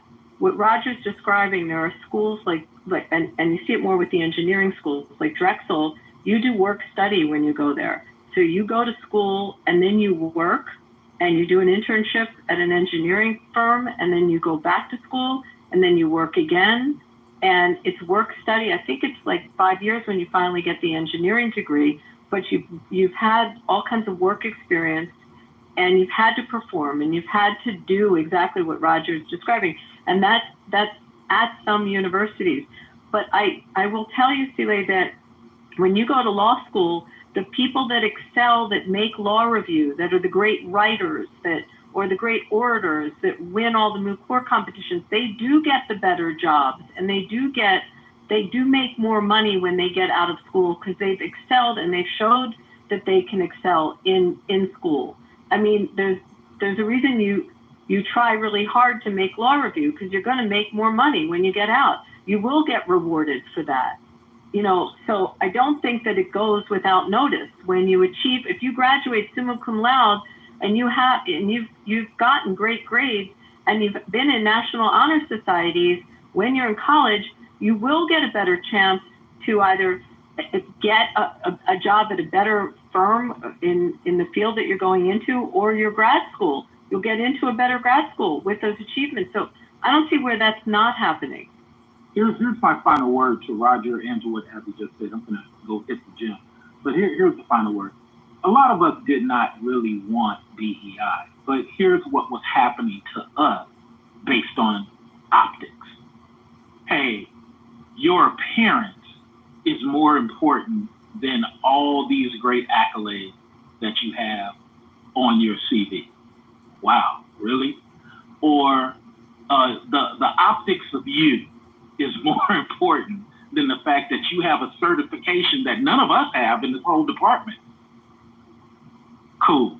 I even got told, it was so funny, just to put in one anecdotal thing.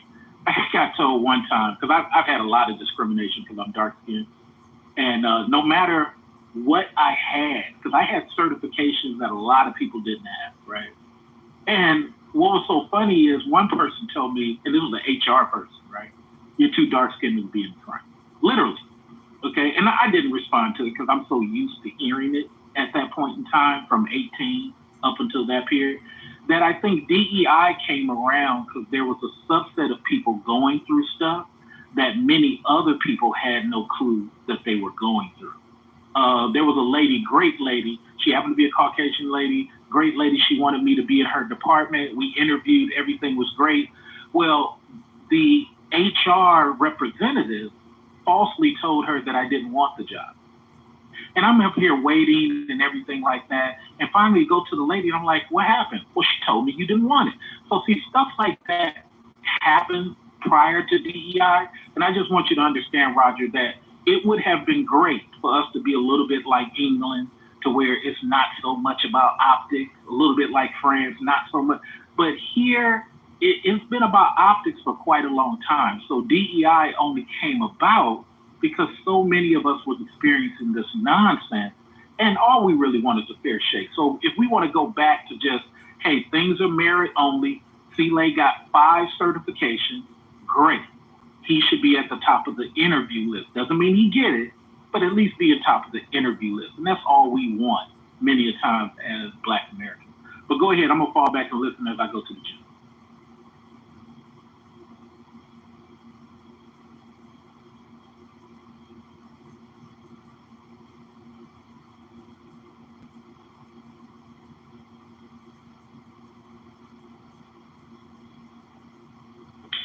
Okay, since nobody's speaking, I just wanted to say that to the title, Legacy Enrollment, I think that even at HBCUs that does happen. There are traditions, sororities and fraternities. It's like, you know, you grandfather in your legacy.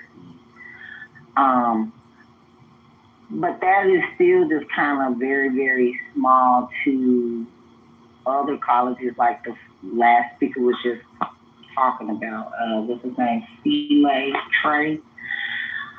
Like, I kind of wanted to piggyback on some of his sentiments because, I mean, it is true. Like I said earlier, like, people of other groups seemed like they were cheering on that DE&I was going away, and affirmative action was going away. It's like, it really didn't bother certain professionals or people that's really, you know, okay in life, because I've never benefited from that. So it doesn't matter if it stay, if it go. D&I, and through my lens, it seemed like it only benefited white women and gay white men. And then Black or other groups, gay men, or the LGBT community, LGBTQIA community. So I would have to say I think those are the only communities that really, really, if you look through the lens, really in the dynamics of those are the only people that really benefited from DE9. I'm done speaking. I'd just like to clarify, I think you're talking about equal opportunity, which is different from DEI. White women did not benefit from DEI. I would have to beg to differ, because you can beg to differ, but DEI is diversity. It's diversity, equity, and inclusion. White women absolutely benefit most from equal opportunity, for sure, and it was not established for white women. You're not wrong in that respect, but DEI was for diversity, equity, and inclusion. That did not impact white women. But white women still say that they need to be diversified. And I was having a conversation with Roger a couple of weeks ago as far as even talking about feminism. I mean, I'm not trying to go here with race, but Black women only really got turned on about feminism from white women. Like, white women share with us what feminism was. Oh, you're being oppressed and you shouldn't have to do this. These are things that they was telling us. Well, we was like, oh, she might be right. She might be fucking right. Your piece, hold on. I graduated law school. There were 20% women in my class. What we're talking about with equal opportunity was the change that women started getting jobs and we started getting accepted into professional schools. But that wasn't DEI. That was something completely different.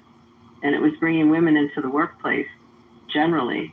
It was benefiting all women that were coming in. And the percentages now, I think law schools have more women than they have men. I don't know what the medical school breakdown is. Someone could tell me. But she's right. It was equal opportunity. It was completely different. Well, I guess I think through my lens, because I am a Black woman, it still has always just been like the hierarchy as far as things was been beneficial. Even when I talk to my brothers that's in the gay community or the LGBTQIA community, it's still a hierarchy. You know, white gay men being Black gay men, you know, even with equal opportunity still, white women being, you know, Black women. It's just still always like that, even in the workplace in 2025. So do you think, so your piece question, do you believe that the workforce is looking at, let's say, an identity such as gender or race, let's say Black women in this case, and they classify you and they label you based on your identity? You believe that happens? Not in my workplace, because the majority of the people in my workplace look like me. Okay, where do you work? A nail salon? No, I don't. You've heard me have conversations. I'm not going to dox myself. No, that's fine. But here's the point. I work with that I'm making. Youth, and I assist them becoming rehabilitated vocationally. Wow. Your ability to listen is crazy. So the point is that you have society is going to make their own labels and try to put people into buckets. This does happen.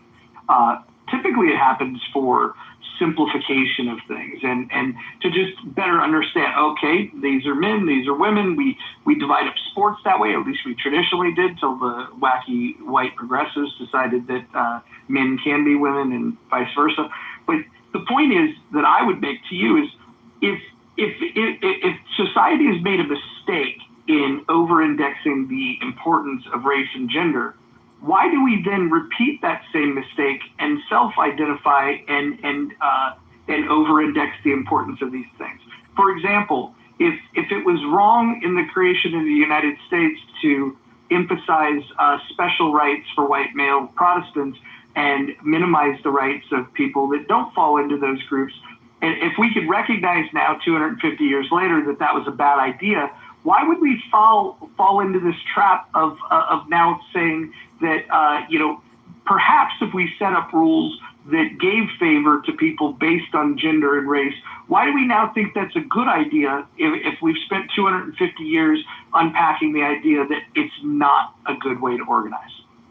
Because I'm gonna tell you what it is. It's called it's an illusion of inclusion.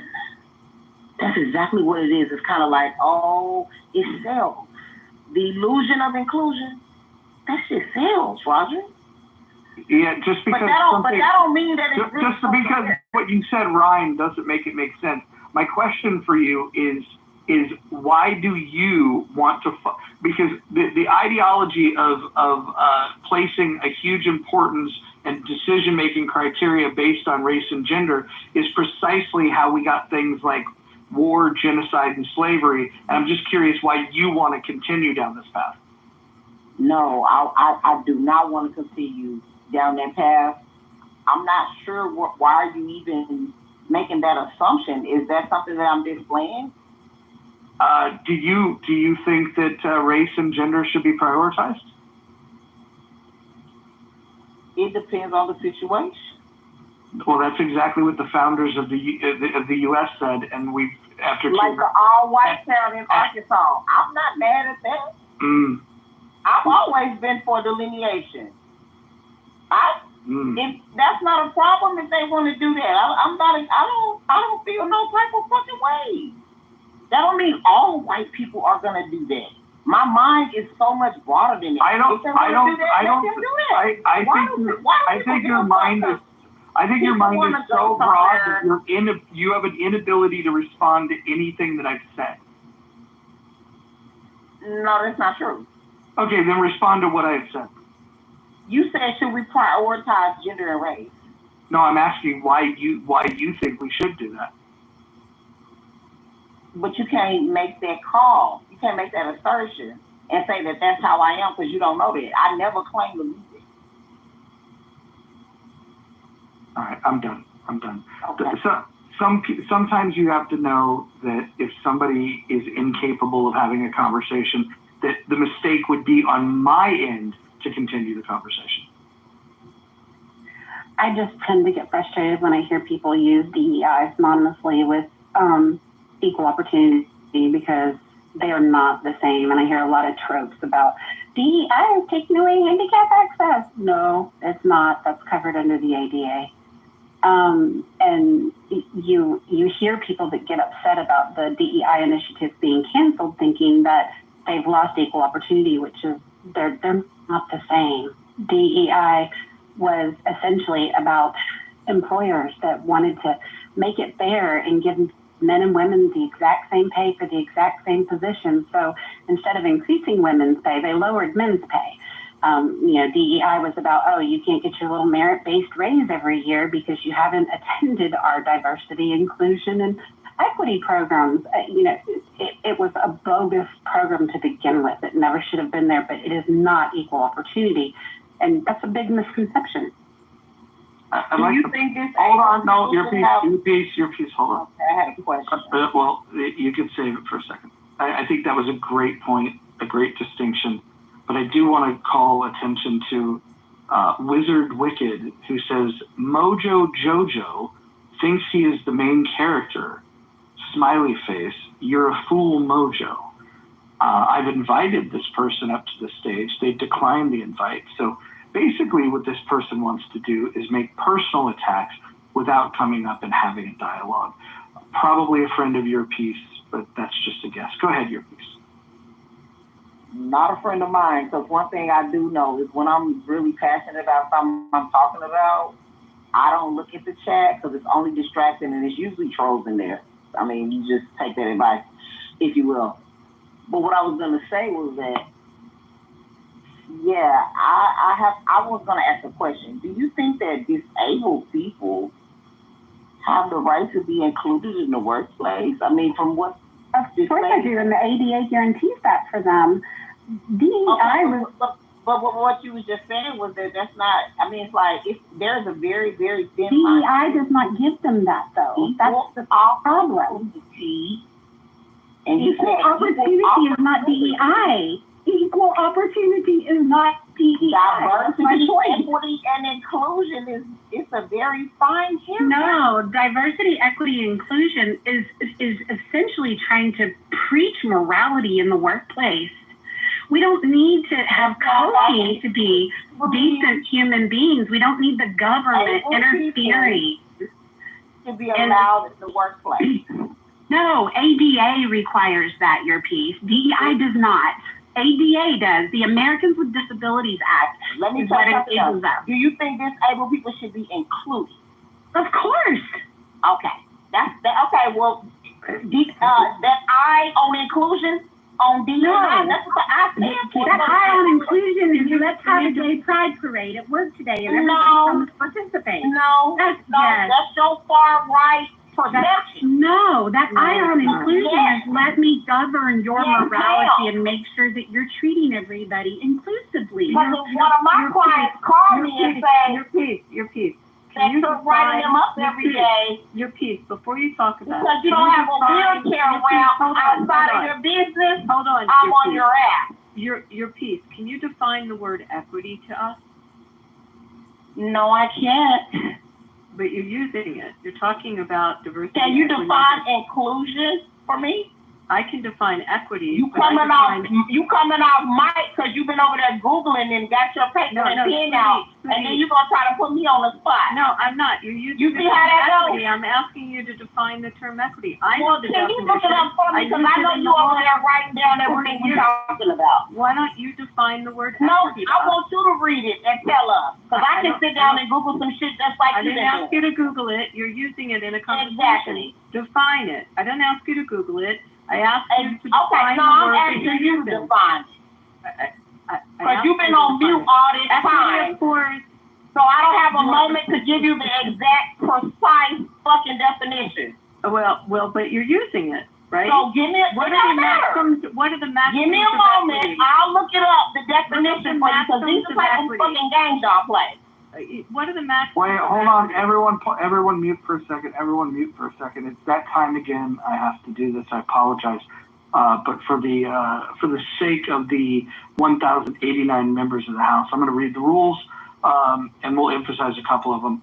Rule number 1: no threats of violence. We've done really well there. Nobody's threatened any violence today. No doxing. We haven't done that today. That's good. Staying on topic. We're doing better than average of doing that. Keeping your shares brief. I actually think we're doing okay there, but here's one where I'm having a bit of a problem. Do not interrupt speakers, especially the mods. And then just a reminder, mods may interject when appropriate.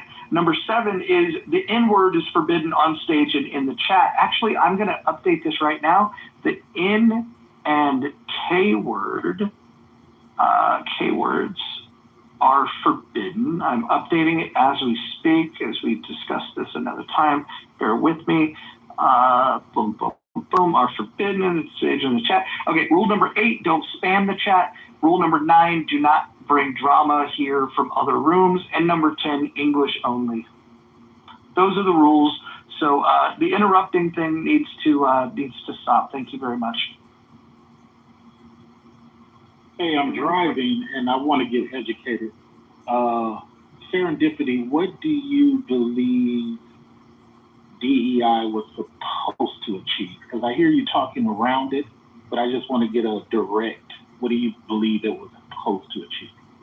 The purpose of DEI was to encourage employees to bring all together to celebrate all various types of lifestyles, whether it's LGBTQ, different marginalized communities, to just encourage an inclusion of community within the work. Hold on. I hate to interrupt, especially in the middle of that bar that you were spitting there, but I want everybody to look at the chat before I remove this person. But Shodu is talking about some very hateful things. We're going to all go ahead and click on that profile. We're going to click the 3 buttons. We're going to hit the word report, and then we're going to report this person, and we're going to get this person kicked off the app. So everyone do that now. Oh, who removed him? Who removed him? Not me. Which one of them? I might have. I was trying to report. Damn it. I just done it. I'm sorry. Okay, listen. In the future, I did report him. Good. In the future, when we have people that are saying things like that, it's not enough to just delete the comments or remove them. We have to report them so we can get them kicked out. I did. I think I accidentally hit the remove report option. I'm sorry. Okay. Look, Scooby, a clue. Anyway, I was asking for a definition of the term equity.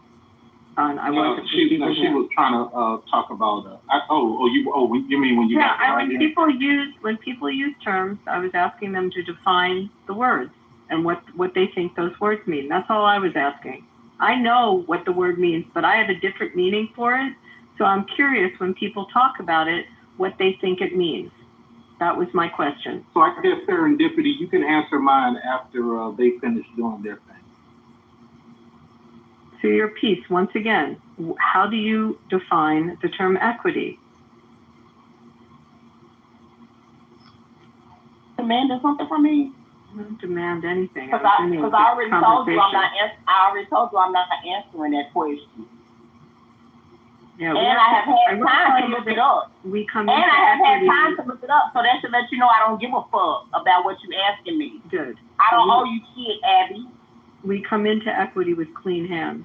I will tell you that. So you can go ahead and tell the people what the fuck you mean, because I know what the fuck I'm talking about. Equity is a term that's been in our world, in our legal world. I work with employers every day who don't give disabled people a chance. Able-bodied people just because they're on the fucking spectrum.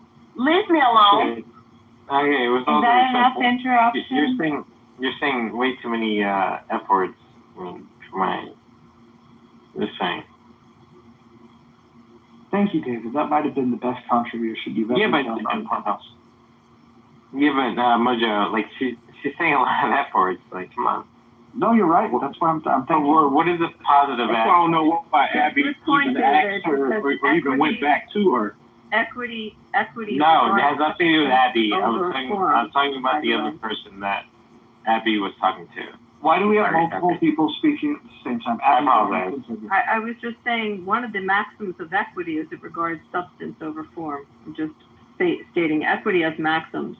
They're old legal maxims. You can look them up. Everyone, since we're all into Googling, you can read what equity is.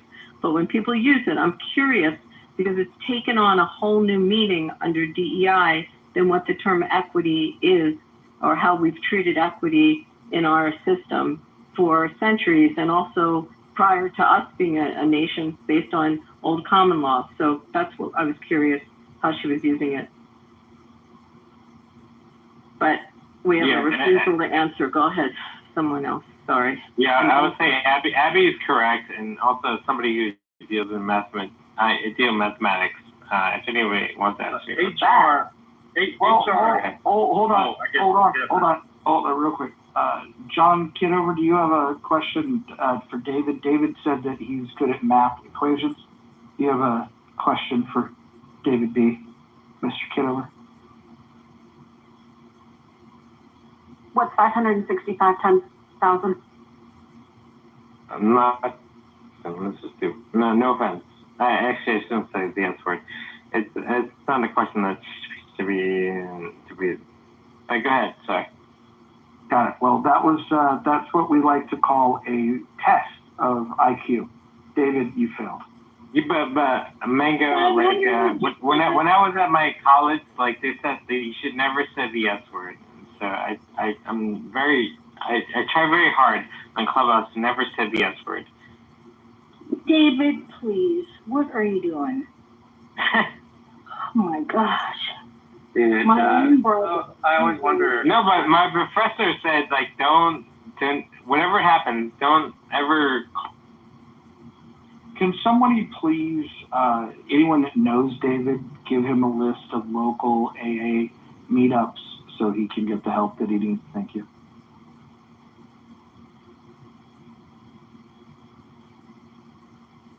Yeah.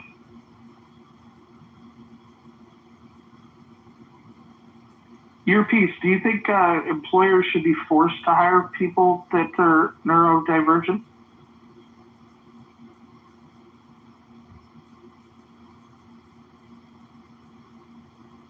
Earpiece? All right, I guess everybody has left the building. No, I was washing my dish. I just finished my delicious meal. What was the question? Do you think that employers should be forced to hire people that are neurodivergent?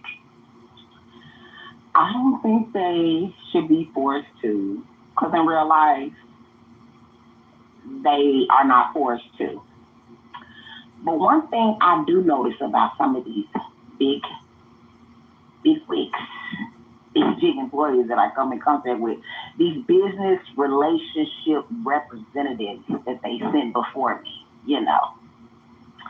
These motherfuckers make a big deal about it. They want everybody to know when they do hire somebody that is able, when they do partner with a nonprofit for kids with autism, they want it on the television. But when they don't want nobody to know about that.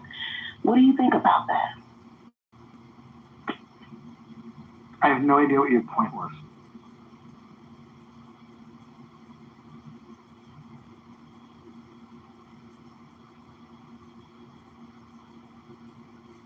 I thought earlier Abby was asking Earpiece what definition of equity is. Are we still on the point? You can go in. I'm putting the maxims in the chat, but go on. I'm just curious, when people use it in a DEI fashion, they I don't want to say hijack the word equity, but they've reinvented the word equity. So I'm always so curious how they define it and what they think it means, because we've lived and worked in our system with the word equity in such a different way. So I'm just curious. I was asking the question when people use it, what they think it means. That was it. Do you want to answer, Anson? I was like, no, with respect to Abby, like I have my reasoning and who I picked, but I don't know, what does everyone else think? David, actually, yeah, well, actually, I want to ask David always, I mean, this is like the third time I encountered David, but he's always claiming he had 2 PhDs. I'm just wondering what the 2 PhDs are in. I'm not going to answer your question. So go ahead. No, I just wanted somebody to answer the question. When a company refuses or bullshits and goes, like a rehabilitation company that are trying to get disabled people jobs, when they back off the deal, you don't think we should put that on the news or put it we don't say disabled people. We don't say that.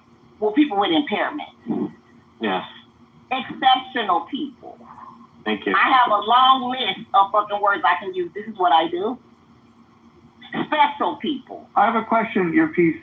Like, if I'm an employer, should I be required to hire retards? Whoa! You don't say the R word. Yeah, that's highly disrespectful. No, it's actually a term. I mean, there's. Look, yeah, they haven't used that term since probably 1954. Listen, do you know what the word retard means? That's not even utilizing any norms or assessments that we use. Do you know what the word? Do you know what the term? David, do not interrupt me. This is why you spend more time in the audience. Earpiece, do you know what the word retard means? From my understanding, it could possibly mean someone that may have an intellectual or learning disability.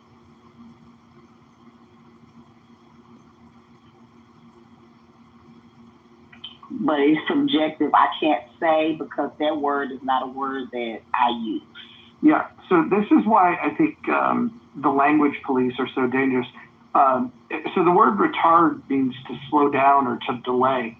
And so I think that if you have someone that's mentally retarded, if their mental development has slowed down or been delayed, impaired in some way, we could say that they're mentally retarded. Now, you could say that you find that term offensive. You could say you don't want to use that term. Textbooks can choose different words, but I think it's very descriptive. And the question really stands, even if you want to replace it with a different word. Do you think I should be required to hire people that are mentally retarded? No, but I think that the community that you serve, any community, any business that you, I just think that they should know that you're not willing to do business or even do any type of volunteer, or maybe it might just be you might just want them to come in and just do a view of your establishment, do a tour. Some of these businesses are very shady when it comes to people who are disabled, and that's why I said it's a fine hair with equity, inclusion, and what have you.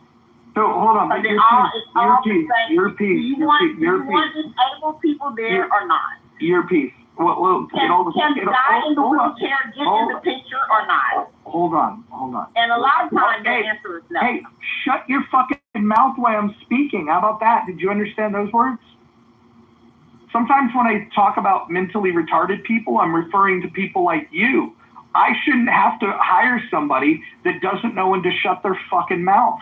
You can't even obey the simple rules of conversation. Why would I hire you to speak to customers for me? Absolutely not. You don't know when to shut the fuck up. So here's my answer to this. If I have somebody that's mentally retarded versus somebody that's not mentally retarded and they're applying for a job, you just give me a job at random. I would just ask you, what job could a mentally retarded person do better than somebody that's not mentally retarded?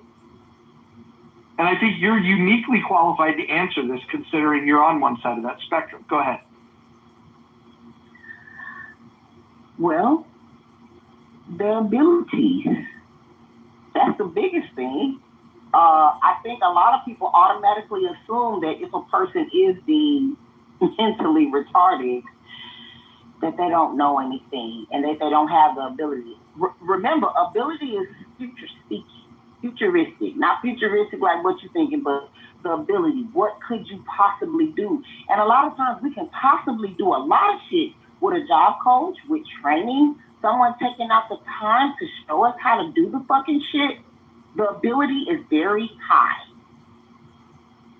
So a lot of people, time is money, and employers don't want to slow down for that.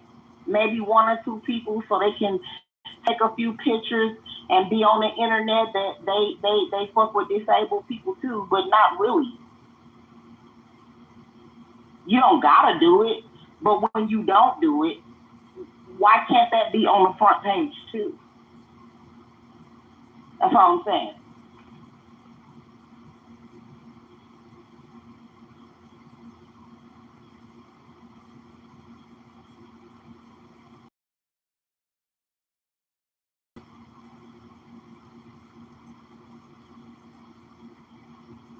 We got a topic change for the room, and I think we'll get a poll going here in a moment. Hanson, what do you think? Do you think I should be forced to hire retarded people? Of course not.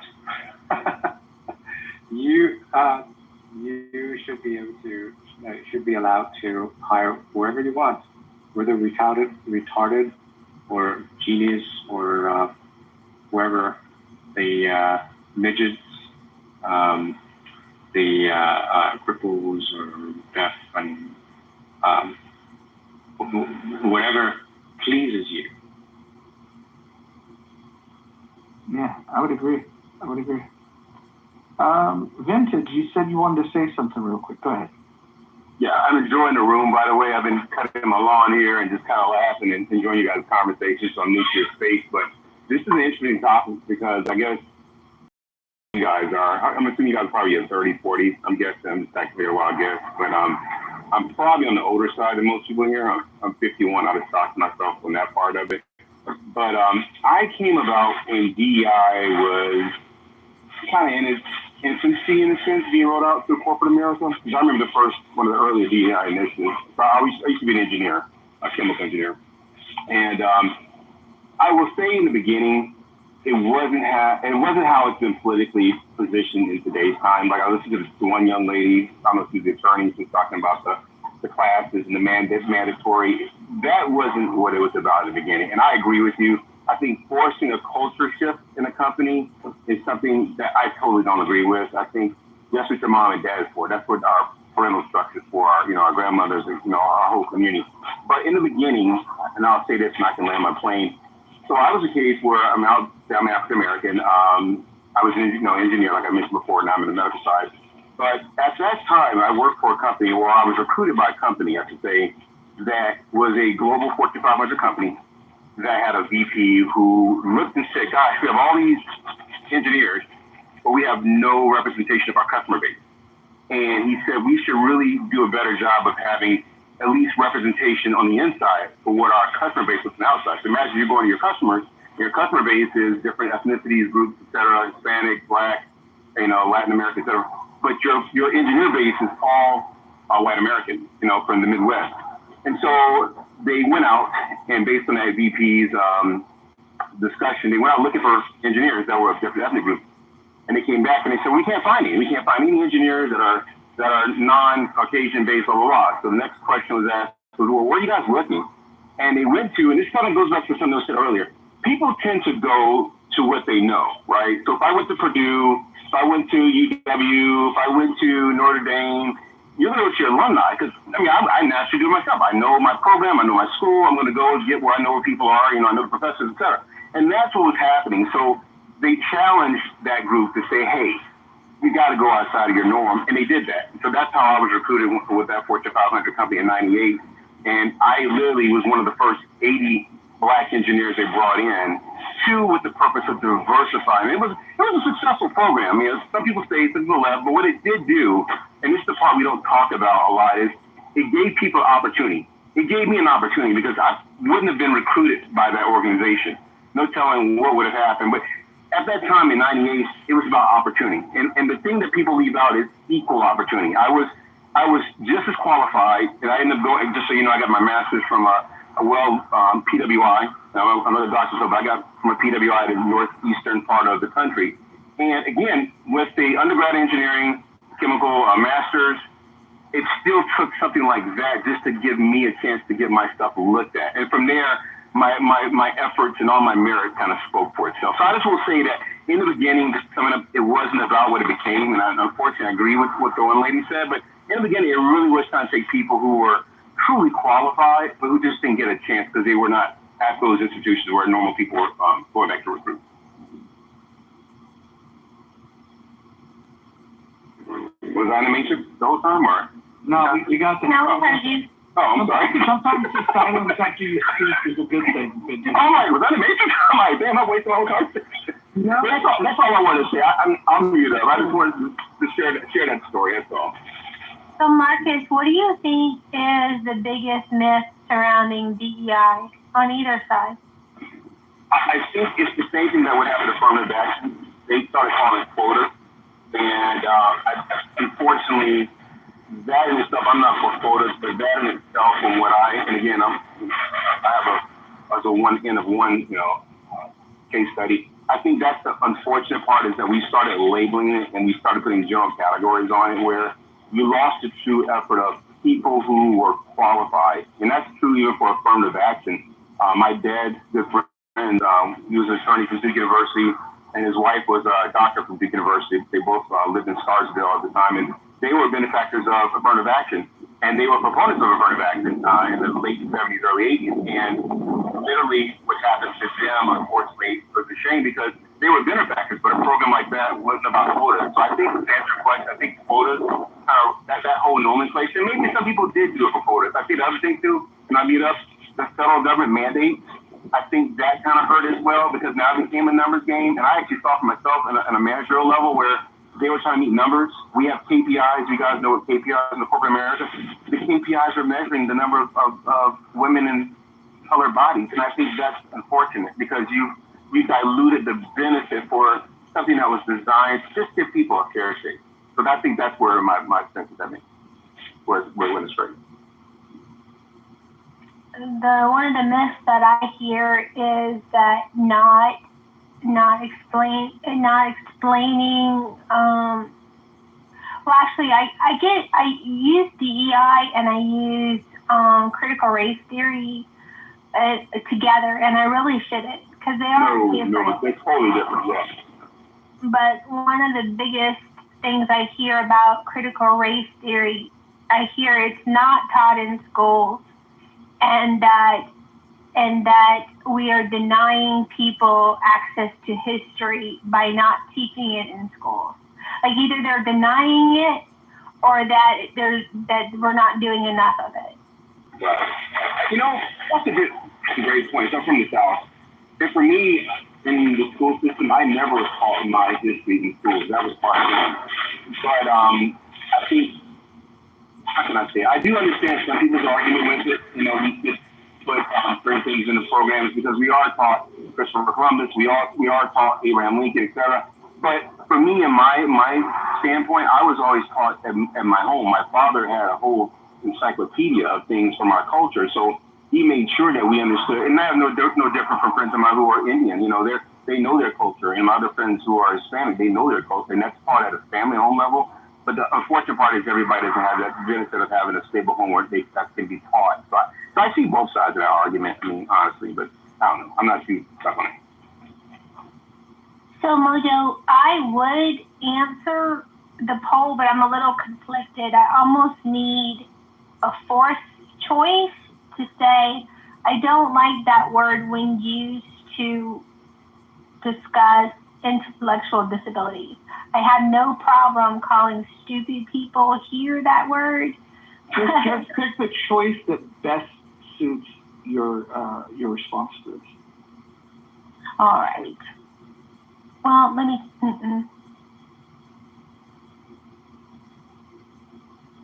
All right. Anyone else have myths regarding DEI that they hear a lot on the app? Oh, your piece left. Oh, and I had gotten reports that she was being ever so charming. Shucks. Oh, look, there's a chillism person in the chat. Let's see. Let's bring Eric Kahn up. He's from the retard group.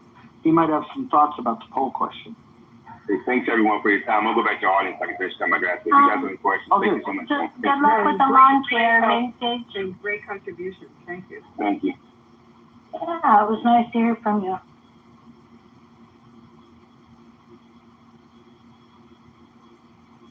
I guess the retard Eric Kahn does not want to come up and speak to the title of the room or the poll that we have.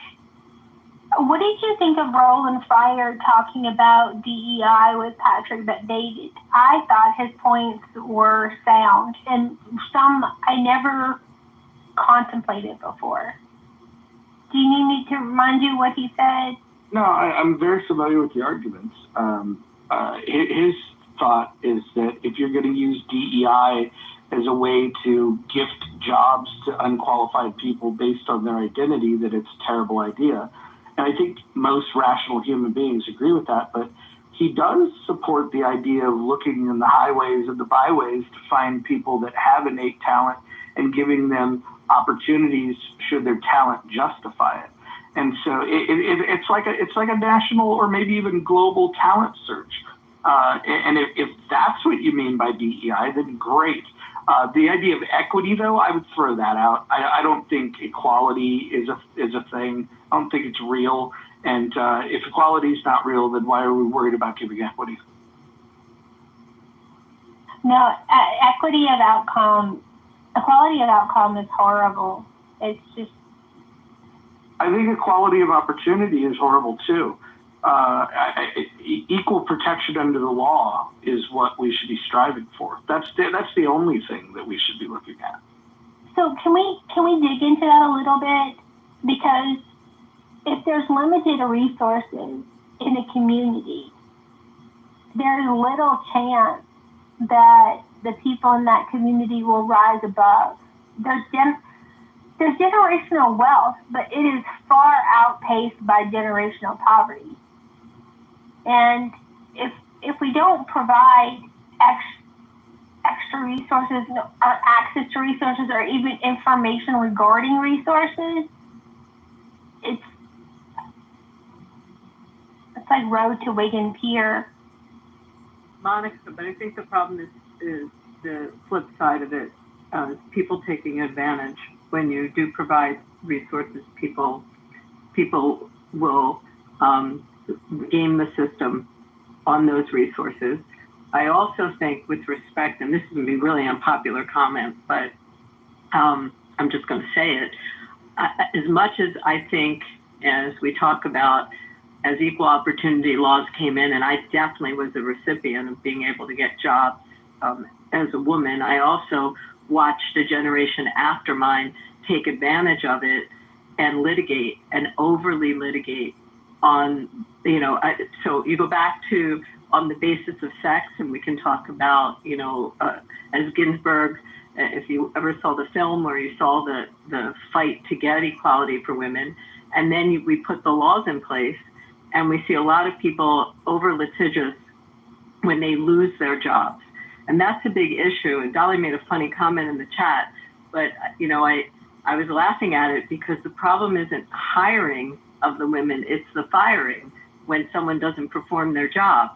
And some people just don't work well, and they shouldn't have the job because they fail at the job. And when you go to terminate them, you end up with a lot of these issues that have nothing to do with anything but job performance. And it's become a roadblock for employers. And I think, I don't know, you guys can totally disagree with me, but if you're an employer and you're looking at a situation, are you looking down the road, if the person doesn't work out, will they sue you for some type of discrimination? And I think it's been a hindrance, and we're overly litigious under those laws. So that's just my opinion, and I'm sure it's unpopular. No, actually, Dave Ramsey talks about this. He said the solution is don't hire them in the first place. So when you go to apply for Dave Ramsey's thing, it is a long, involved onboarding process. And I think they have six months or maybe even a year of probation and like high expectations of all of their staff. So they cut that off in the beginning. And they're like, you're just not a fit for the culture of the company. Well, and that's brilliant.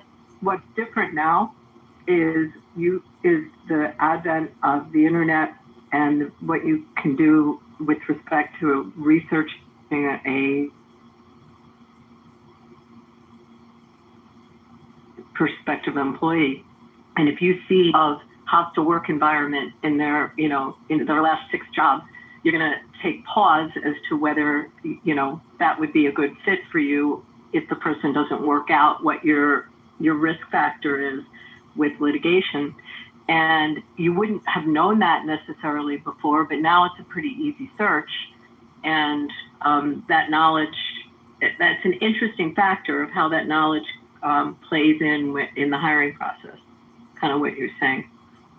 Well, that's the thing. I mean, these litigation, the law should not be placed in the first place. And then the employer should, the at-will employment is the key. But Hanson, we needed them. Hanson, we needed them initially. So yes, the at-will is, but no, you're right. At-will is important, but so this is the dilemma. So help me through this, Hanson. We needed these laws initially because we did have hostile work environments and we did have situations that needed to be rectified. But now you have an abused law. So how do you work through that, Hanson? Yeah, so, I mean, I'm not sure initially what's the need. I mean, the boss, if let's say Mojo hires somebody and if you have an environment, bullying, whatever, that affects the productivity of his company, I think Mojo, it is in his interest to fire whoever that instigate that the environment. And if you don't like the environment, you should be able to quit anytime. I mean, there's always the market provides just supply and demand. So I don't see why the government should extend its claw into the subtle relationship environment in the company or any place. Do you know how easy it is to, I'm going to say easy, I'm going to take back that word, the ability to create in a litigation posture a hostile work environment is an environment that I would tell you 30 years ago was a very normal work environment for a lot of people. And things that you may have in your work environment that seem perfectly acceptable and perfectly acceptable social behavior could be couched as a hostile work environment. So I guess my point is, how do you keep the laws there to protect those who really need them without having them so so taken advantage of? I don't. It's a problem. Yeah, no, I understand. But what I'm saying is, I'm not convinced that the laws is needed in the first place. I'm not convinced that the quote unquote hostile environment, what kind of hostile environment would it be, and so that the free market cannot take care of it. I mean, I'm saying that just like in many cases, the regulation was the culprit in the first place. That I can look into this the hostile environment, the working environment, this example, but the many examples I've looked into, it is usually the legislation, the regulation, the government regulation that's the culprit that initiated this whatever hostile things, whether it's work environment or some other things. It's the government regulation that initiated that, and then people blame the free market for it. But once the regulation is lifted and let the free market actually come into work, the thing would have, I mean, the troubles would have vanished in the first place.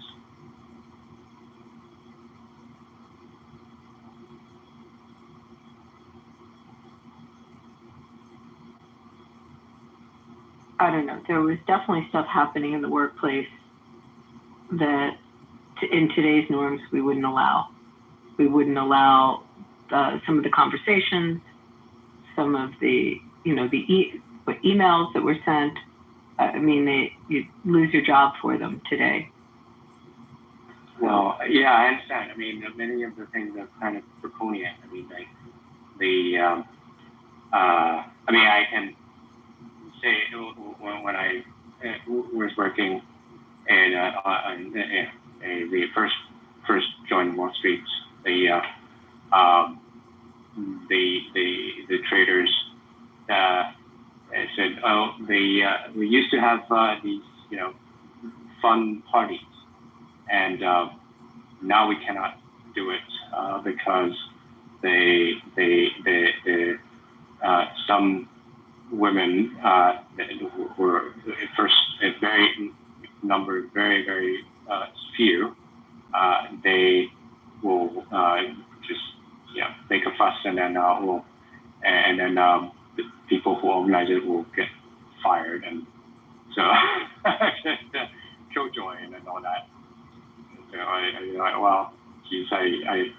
joined the wrong time, but yeah. That's a question of serendipity. As we talked about the equal rights and women coming into the workplace, have we shot ourselves in the foot at all? Do you think? Yeah. Making it so yes, exactly. I think that's the case. I mean, and then people just don't want to work with you and all that. I mean, the thing is, let the boys play their game. You can have ladies' nights, right? I mean, so if you don't like the thing, they just have a segregated fund group, right? And do your own thing and let others do their own thing. So I mean, what's the point? I mean, why are you? Basically, you're sabotaging yourself.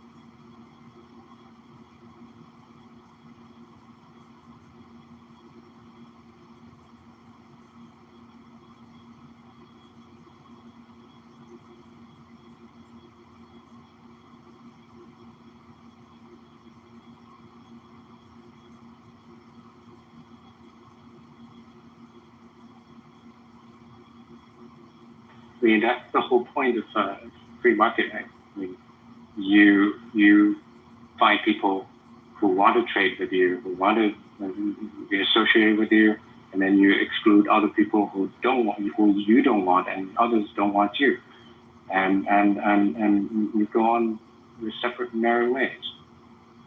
That's the whole point of free market capitalism.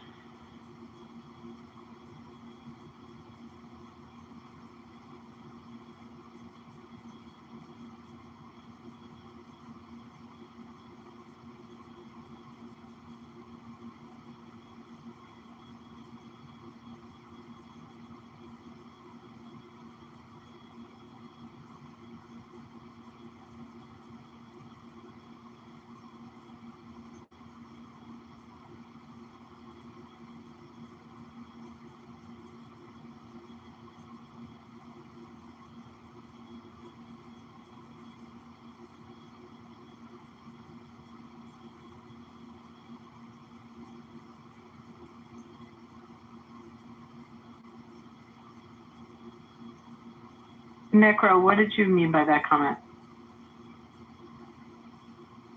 Which one? Your last comment. So you think hard law makes, let me try to read what you just said. Yeah, whether hard cases. Yeah, hard cases make bad law. It's a legal maxim. And, yeah. Yeah. No, but I'm curious how you're connecting it to these cases involving discrimination in the workplace.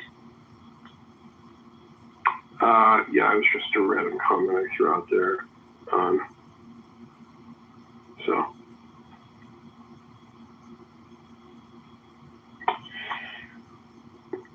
I would like to know what your thoughts are on the ADA mojo.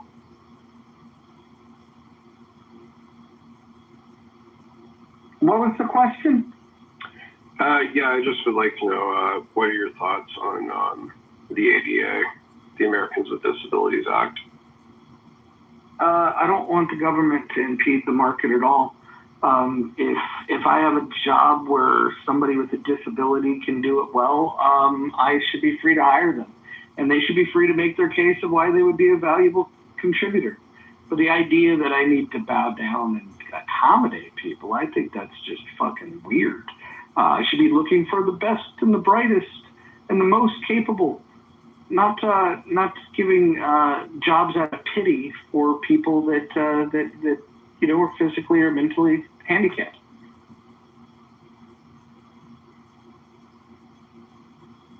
But employers, like there's studies that show that employers, especially in certain occupations where they have high turnover rates, like you're claiming that, oh, well, it's probably going to be a turnover because this person is disabled mentally. Is it your theory that that retention rates would go up if I hired retards?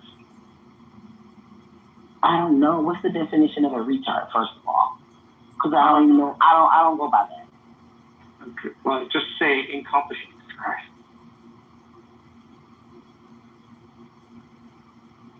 Let me ask you this here, piece. If you had somebody that that was highly intelligent, highly capable, displayed the ability to do a job at a very high level, validated through past experience, and perhaps you have some sort of means test that you put them through the recruitment process.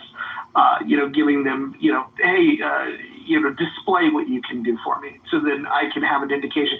If somebody performs better at that and somebody performs worse at that, you wouldn't want me to hire the person that's worse at that task, would you?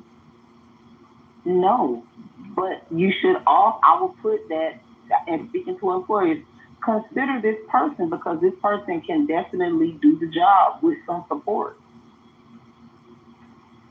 Well, that's up to the employer. That's all I'm saying. It's the ability, again, is speaking in the business, and they might even get better at it. Have you all ever seen Rain Man?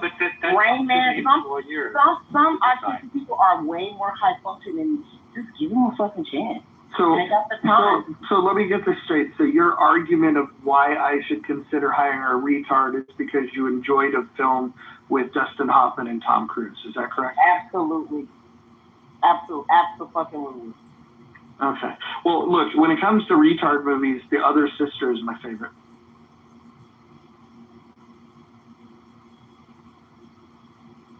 I don't respond to stuff with retard. Like you need to grow up, Roger, and you shouldn't be using retard. So now you want to police my speech.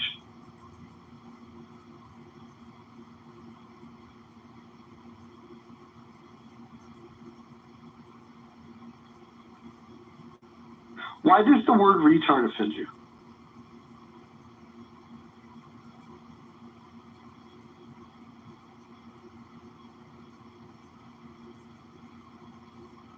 Is that a group you identify with and so you're personally offended, or is it a group you don't identify with and you're getting offended on behalf of someone else?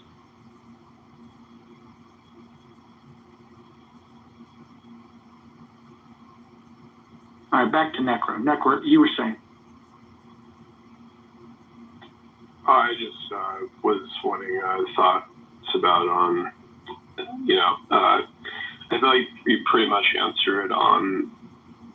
I guess really the only thing I would ask is do you think employers should be allowed to fire people if they become disabled? Well, let me qualify this. So let's say I hired somebody to be a warehouse worker, and one of the job requirements is to be able to lift packages, that weigh 50 pounds.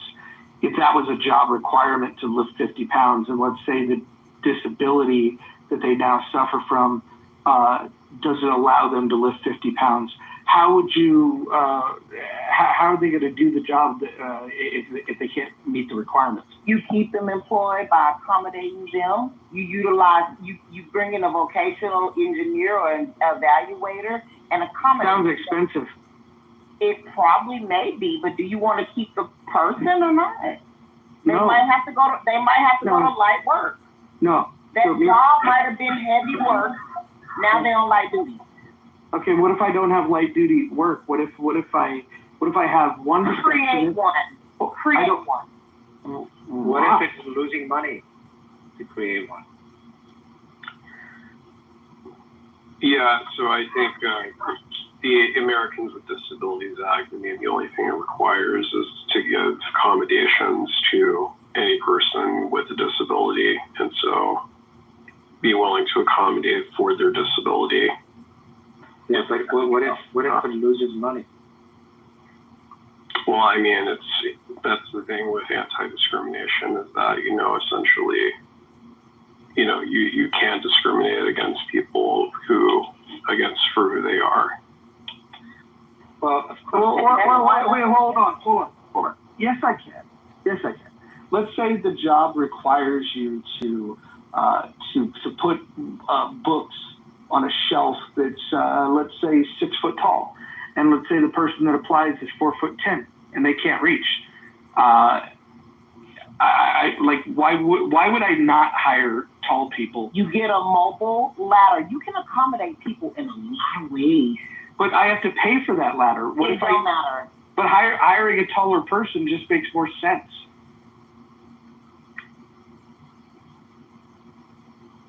Yeah, I don't think necessarily hiring someone is necessarily the same as like anti-discrimination. I put in the chat about. You're talking about firing them. Like, what if someone gets pregnant and they're in a job that requires that's problematic for someone who's pregnant? Are we calling pregnancy a disability now? It's a condition. Is it a disability? I mean, I wouldn't call it disability. It is a condition, though. It would be covered under the act. I mean, the other part of this that you're missing is what about customers? I mean, it costs businesses money to put in a wheelchair ramp to their businesses. It costs businesses money to kind of accommodate for that. I think that's probably also a good thing that we cost businesses money to accommodate for people who can't walk, et cetera, in our society. So let me ask you this: if I open a restaurant, let's say I open a Greasy Spoon restaurant that's off a highway that doesn't have a ton of traffic and it's like hundreds of miles away from a major city, but there's a few town folks and then there's the people that are traveling the road that might be hungry. If the people in my town don't have wheelchairs, and if the overwhelming majority of the people that pull off the road don't have wheelchairs, would it be a good business decision for me to spend money building a ramp on the off chance that somebody pulls up that has a wheelchair? I mean, a business decision, this is not a business decision. This is a decision that a society decided we're going to be accommodating to people that have disabilities and enforce uniform standards based on that. So you're asking the wrong question. And that's where people like me come in and I'm on your ass. I'm writing your ass up. Hey, y'all, I'm back real quick. So I feel this is a great discussion again, this new one. The problem is I have a real estate license. I've been licensed since like 2001, 2003. And I get it because I'm a real estate investor. And I don't have most units. Most of my stuff is like 4 units or less. I have buddies who have 10 plexes and so forth. And they have to abide by because they're now 4 units or more. They are now considered commercial property. The problem is I get it as an individual business person. You're looking at it as it doesn't meet my needs. But the reality is they're federally protected classes, and you have to abide by federal law. So even though you may not ever see a wheelchair person come to your little diner, when I worked with builders back in the day, when we used to do like projects like we flips, some of this stuff, when you look at what they're doing, is based on what the rules that were written. And unfortunately, it may not be beneficial to you, but it's designed to benefit the whole. Right. But Vincent, here's my point, right? I'm not arguing that these laws exist. And I'm not arguing that because they exist, that it may behoove you to follow the law. What I'm arguing is philosophically that I don't believe that the government should intrude in the market in this way. I think that if somebody decides to go into business, it's because they want to meet a particular need. They want to provide a product or a service, and they want to invest their money or raise money to be able to build this business. And if they want to do so, I don't think that this is me personally, my philosophical leanings is that the government should not put their hand on the scale. We should let entrepreneurs do what they do. And I think if there's a market for people that are in wheelchairs to eat, then I think that restaurant owners then should accommodate that. But if you're going to lose money to do that, I don't think the government should make decisions that's going to cause you to lose money. I think that's where just philosophically, I 100% disagree. That's where the government does have a role, and that's where we have a role through our democratic processes to kind of provide regulatory structure to a market to make sure that disabled person can have access to eating, and to make sure, frankly, that African American or Jewish person can face non-discrimination in employment. Keep in mind, there's a reason why you do acknowledge there are some jobs that would have, you might have a justification for discriminating if you're the spearmint rhino and you're hiring the girls. Absolutely. She better have a thin waist and big titties. Did you ever guys work UPS in college for the guys? I never did. I had buddies work at UPS in college. UPS, they had a requirement before automation now, where they were lifting boxes to go on trucks. You had to have a certain physique, or you had to have lifting capacity. Otherwise, you wouldn't get the job. So you can discriminate based on job functionality. Hold on. I'm going to go a step further. Go for it. If I want to have the authenticity of a Japanese restaurant that is making sushi rolls, I'm not going to hire a Mexican to be the one that's. That's different. Come on. Listen, he might be fantastic at making sushi rolls, but the authenticity of the restaurant is going to be shot. I need somebody that's going to fucking just nod his head, sit there and look extremely Japanese. I might hire a Korean if they could pull off looking Japanese, but I need the authenticity to be there because that's what I think people are going for. Conversely, I don't want to go to a Mexican restaurant and see the Japanese person making burritos. And I think that that's perfectly acceptable because in a restaurant setting, authenticity is a big part of what you're trying to sell to the public. Yeah, I was going to say. Mexicans are frying chicken now. They're working. Mexicans are doing everything. I got friends of mine with Ethiopian. They're doing Ethiopian food too. Yeah. I was going to say this real quick though. The reason why, so every year I have to go get my, for my real estate license, I have to do my license requirement, and we have to do fair housing and all that stuff. And the reason why, no lie, and I'm like, why do we have to do this every freaking year? And when you listen to these instructors, because every freaking time somebody's being violated for these rules. So the reason why we have the Disabilities Act, when it comes to religion, race, sex, people with AIDS, the reason why these things came about, because I agree with you. You would think a rational American would do right by people, but unfortunately, there's some assholes out there, and they have proven that they don't do right by people. So you have to now put borders in place to protect those who unfortunately don't have the ability to fight against. Vince, the asshole creates a business opportunity for the guy that's not an asshole. If you want to go and discriminate against people, then here's a perfect market opportunity for somebody that doesn't discriminate against people. So, go ahead, sir. Look, this is like, look, I want to talk about like things like cigarette smoking, right? You had a push back in the 90s where, hey, it's unhealthy for the workers. Some of the consumers were like, I should be able to go into a place where they're not smoking. And they even imposed this in bars. It's like, you're going into a place to consume alcoholic beverages, which is a carcinogen, but we're worried about cigarette smoke because it's a carcinogen. Smoking and drinking kind of go hand in hand. I would have rather allowed the marketplace of ideas to prevail. And if the market really decided that I would prefer to go into a place that's not a smoke-filled room, Abby could probably talk about smoke-filled casinos versus non-smoking casinos. But if we just look at the bar example, I would prefer to be in a world where you have a non-smoking bar sitting next to a smoking bar, and then let consumers decide which one they want to go to. Let employees decide if they want to apply at the job that allows smoking and being exposed to that during their shift. I think that we should allow choices, and people like Brent are anti-choice. They want the government to put their hand on the scale. They don't believe in individual freedom, period. You believe, though, fundamentally that there's an equal balance market, and we know that markets aren't equally balanced, right? So if I'm the guy who has the best, let's say, restaurant in town of fried chicken, or makes, let's say, the best Sammy, and I like people who are, not in wheelchair, we got steps, too bad, but I'm the only guy, even though you have, quote unquote, say, an opportunity, if I'm the guy who's cornered the market, this is why we have monopolies and all these other opolies, you really can't just say, oh, I'm going to open up a system that's going to pretty much allow competition, because we know that in certain free markets, people have a dominating effect. It just is not always, it sounds good, it doesn't happen. It reminds me of like a Greenspan in the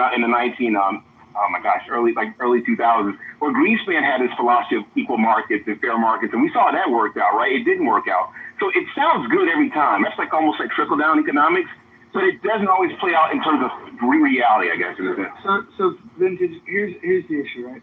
Let's say I want to open a restaurant, and let's say I don't want to invest in putting a wheelchair ramp, right? The specifications, the grade of it, how long it has to be. I mean, you're talking about a lot of time and material that it takes to build this ramp. And it's an expense that I should, as a business owner, be able to calculate, is this going to be a net loss or is it going to be a net gain? And what we're saying is that the government should come along, and even if a business is going to suffer a loss, we're going to do it because it might help one person. I would say that if there's a benefit of helping other people, then what you could do to solve this problem is you can either have a nonprofit that says, hey, look, those of you with disabilities that want to order fried chicken from Mojo's Chicken Shack that doesn't have a wheelchair ramp, we will pick up and deliver the food to you. Now, if you don't want to do it as a nonprofit, you could just have a food delivery service. We have those today. There's no reason why the business owner should be forced to make a decision that's going to harm their business. And by that simple statement, even though it sounds simple, you've actually discriminated against that person. Because what if they wanted to come into your restaurant and enjoy the ambiance, just like the people who walk in here? That's discriminate against them. You know what I mean? You know what might be cheaper? That's exactly what it is, discrimination. Well, I don't care. I don't. Well, I think as a people business who are discriminating all the time. Yeah, listen. I think as a business owner, I should have the right to discriminate. If I manufacture automobiles and I sell automobiles, right? By no other reason than economic. If I have a Hanson, I can make this point. Let's say you go to a Nissan dealership, right? You can go and buy yourself a Nissan Versa if you'd like, and the people that have less money might go buy that. Some people might not even have money for the Versa. That would be discriminating against the poor people. And so the thing you have to be careful of is like, where does this fucking thing stop? Is it discriminating against people if they can't spend $150,000 on Nissan's high-end sports car? It absolutely discriminates against the people that can't. Hold on, let me finish my fucking point. Everybody read the rules or I'll read them to you. The point is there's this slippery slope of when you give the government the ability to interfere in the market, you're creating signals and distortions that harm the market. And you discourage investment and you discourage people from taking the risk of doing this because you're saying that the government can come along and make a rule that makes your business unprofitable. And so I reject all of the government intervention that would impede my ability to make a profit. So are you against all types of regulation on, like, the conversation isn't, or I thought wasn't about all types of discrimination. There are certain prohibited discrimination under the law. Yeah, I want to get rid of those. I want to get rid of all of them. All of them. Correct. Okay. And here's why. Because I think the market better decides these things.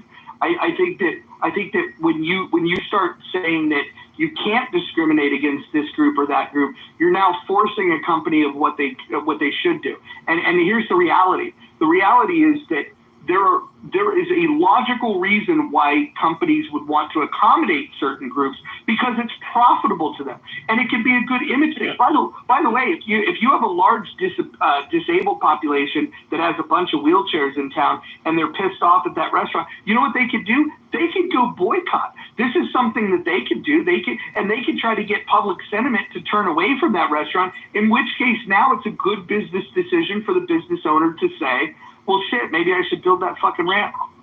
Well, I mean, they usually do. They usually do. That's usually how. I think Emperor was still talking. I mean, it's not only ministers. But do you think that market always produces good, like it produces, let's say, efficient outcomes, but does it always produce normatively good outcomes? Always? No. Here's the point. I want a world in which companies are free to fail or succeed based on the choices that they're making. And what I don't want is the government to come in and make these choices that create failures and successes. I don't know if you remember when Obama and his administration decided, hey, let's go ahead and pick a winner in this industry over here. We're going to go give money to this company called Solyndra. I don't know if you guys remember Solyndra. Well, this is what happens when the government is picking and choosing the winners, picking and choosing the rules. They then give the money to the companies that they want. This is why tariffs don't work. When you have tariffs and you're putting your hand in the scale of the market, what you're saying is that the company that wants to be protected needs to have a relationship with the government and make their case to the government to be protected, rather than letting the free market decide whether that company has the best product, the best service, or the most desirable one for the price. But go ahead. Yeah, I say this.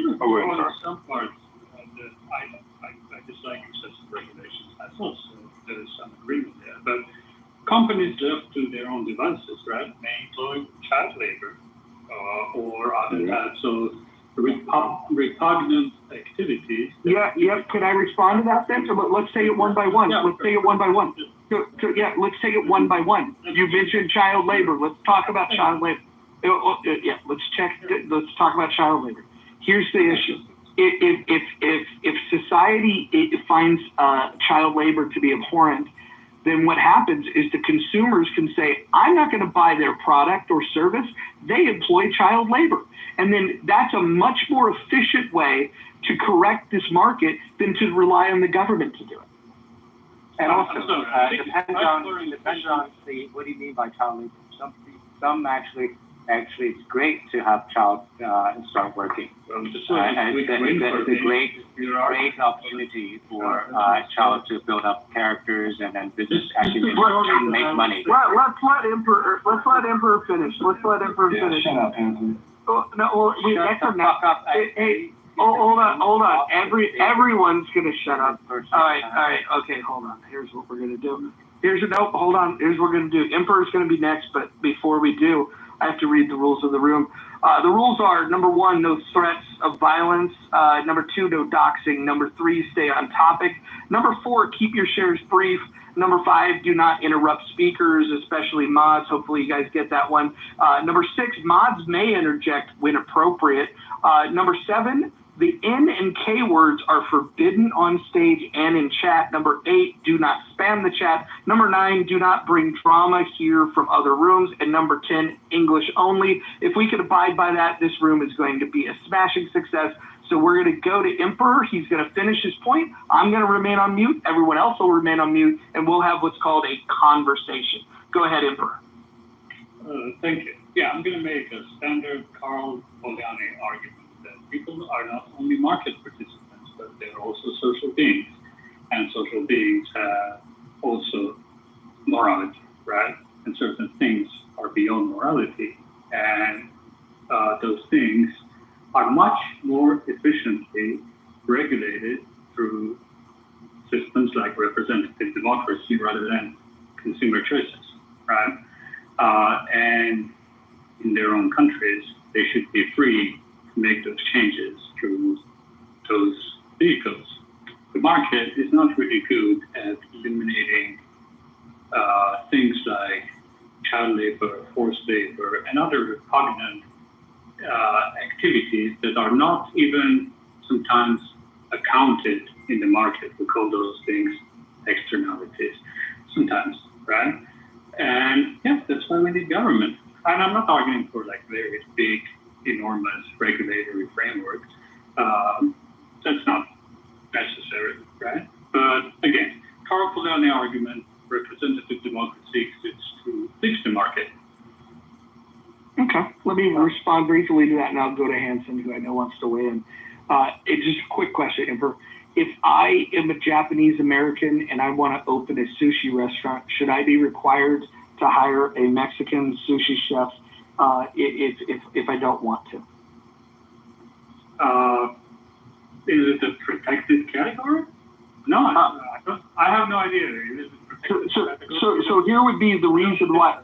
Yeah, here's the reason why I would want to hire a Japanese sushi chef is because I would believe that it would add to the authenticity and the feel of the restaurant, and it would give credibility. And it's my belief if you can have that authenticity, then not only people that participate fully in that culture, that identify with that culture, are going to enjoy it, but you're also going to have people that want to have a genuine experience in another culture can do that. And I would want the Mexican restaurant next door to have the same, to have the freedom to have the same standard, to be able to have Mexican chefs.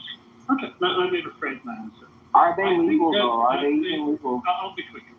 I think that type of thing is better put in terms of, at least to my palate, it's better things to put in terms of experience. I see no reason why if you're opening a Japanese restaurant, you wouldn't hire a Mexican who has studied under a Japanese master for 30 years and knows the INSA and lived in Japan for about 40 years and would be a great addition to your business as a chef, whatever, right? So I think the important thing there is experienced. Can I say this real quick, because I've been kind of waiting, Mojo, not I'll let you be in this your room, but if you're going to do the way you're doing it, I would say that, and I know this might be popular with the attorneys, but you need to change our legal system in America. It's a very litigious system, and this is why we got, at least I can see on the housing side, why there's so many things that the government has got behind, because there's been so many lawsuits that have come to the Supreme Court, and they had to make a decision. So I would say that if you want to do these type of things you're talking about, free market and free, you need to take our legal system and just gut it. Because right now, you can get sued for any little thing, and this is why they end up being, years later, laws that are put in place to either protect or remove or hinder people from doing certain things. I just want to land with that. No, I think you're hitting on an important thing. So I'll make I'll put my cards on the table. Something that very few people on this app like to do. My desired goal would be to have philosophical conversations, starting with what's metaphysically true. Then we would have a philosophical conversation, when it comes to epistemology. Then we would get into ethics. And where we get into ethics, that would be where a conversation around what are the rights of man. And I think it's important to have those philosophical discussions. Unfortunately, we go the other direction. But after ethics, we then figure out, well, what political system would best uphold the standard of the ethics that we've just agreed upon. And then once you have that political system, then you would want to have a philosophical conversation about economics. And so I would argue, if we work our way through this, I would be in support of the idea that people should be free to do what they want to do, provided that they don't harm other people, right? The John Stuart Mill interpretation of the harm principle, I think, is a good one here. And you could work with that, and there's going to be some debate about what equates to harm, but that's fine. But then I would say a representative government that upholds the standard that individual rights reign supreme, that people and markets should be free, which is where, in the economic sense, if people should be free, then markets should be free. And so a representative democracy like we have that leans into laissez-faire capitalism is the only thing that would be consistent in the ethics of people and markets being free. And so with that system, what I would like to see is the federal government being responsible for enforcement of contracts and having a military to protect against domestic or foreign threats, and a police force that protects against domestic threats. That is the full extent in which I want the federal government to operate. I think all of the extra asks that people have are the things that get us in trouble, because everything that you're layering on top becomes a direct infringement on individual and economic freedom. So you'd agree with me then, basically? I agree with you on that. Those are the two founding principles of our government society: protect us from ourselves and from foreign aggressors. It was basically what you're saying. I agree with that. But I'm just saying, those other pieces that we're talking about, we have a legal system right now in place where, unfortunately, you do wrong, you have a right to sue. And this is what leads to these different things, leads to different laws. Well, some of those are due. That's not wrong. I completely agree with you. Jason, you can go ahead and I'll follow. Yeah, some of those are due to torts, right? Or various other kinds of things that violate contract effectively, or violate norms of commerce. You buy something and it isn't the thing, and you get it and it's not the thing you were sold, right? You agree to a certain deal with someone, I don't know, they're going to fix your car and they destroy your car, right? Those are all injuries that most legal systems recognize. But we have magnified the extent and scope of wrongs by passing laws to the effect that, like, well, if you maybe could have got this thing and somebody else got it, and we have some, statistical model implying some kind of bias, then you're wrong and we get you for it, right? And then the net effect of that is, like, you do everything in such a way to set things up so that you can prove that you couldn't have done things this way. And this is completely outside of wrongs like that you're talking about, or that some of the wrongs you're talking about, which are injuries, okay, which are violations of commerce or harms to persons, right? there's no way you can have a functioning legal system if you can just do harms to persons, concrete harms to persons, or, you know, their property and get away with it. But it's quite another thing to hypothesize some kind of harm to people's potential. And the more abstract that is, I think the more litigious we get. And this is the real problem with the situation that we have in the United States. This is the way the U.S. is different from other countries also, by the way. Yeah, so we need to lessen the litigious process, like the legal process that we layered on. Which was my point before, right, Hanson? That the litigiousness is what the problem that's come out of these laws. That people take advantage and people think they're losing a right when in fact, I mean, in the employment setting, it's really a problem. I hear what Jason's saying and I hear the weighing of the risk.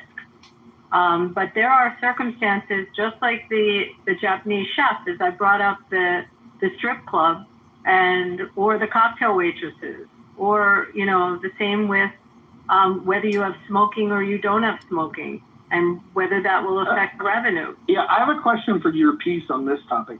Your piece, do you think that it would be wise for an airline to hire fat stewardesses? Did you say cost effective? Do you think it would be wise was the thing? No, I do not. But you know, again, going back to this whole inclusion thing that we have now, they do that now. It's in a lot of their clauses that going back to this illusion of inclusion, right? They say that they support that, they don't discriminate, they don't do that anymore. But you don't see any fat stewardess. Yeah, well, hold on. Let me explain why. Hold on. I want to respond. Nina, thank you. The reason why it's not wise to hire fat stewardesses is every bit of weight that you put on a plane causes you to burn more fuel. So you're going to increase the fuel cost. The other thing that you're going to do is you have an unpleasant sight for the consumers. If you have different airlines and one airline, let's say, has fit, attractive stewardesses, and another airline which has fat stewardesses, it's less attractive. It's a less pleasurable experience for most people. There's people like Necro that appreciate a more rotund woman, but for the most part, most of us prefer a more petite woman. They're prettier, typically, our standard of beauty. But the practical reason, aside from the fact of branding and consumer awareness, is the simple fact that you're going to raise the cost of tickets for consumers by hiring fat stewardesses because you're going to have to burn more fuel. Yeah, it's also dangerous, right? Like, how do these people get other people out?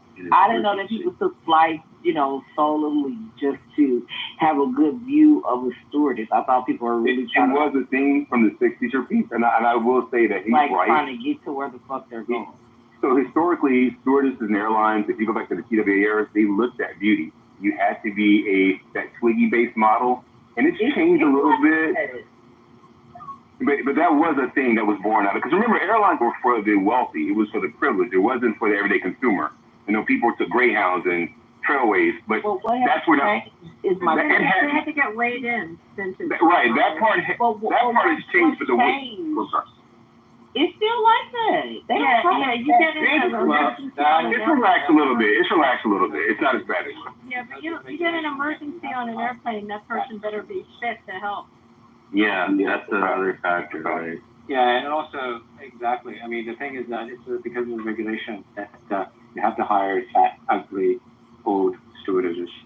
And also, to answer, continue the conversation I had with Abby, the litigiousness is also, it's taken advantage of the law that regulation put in place.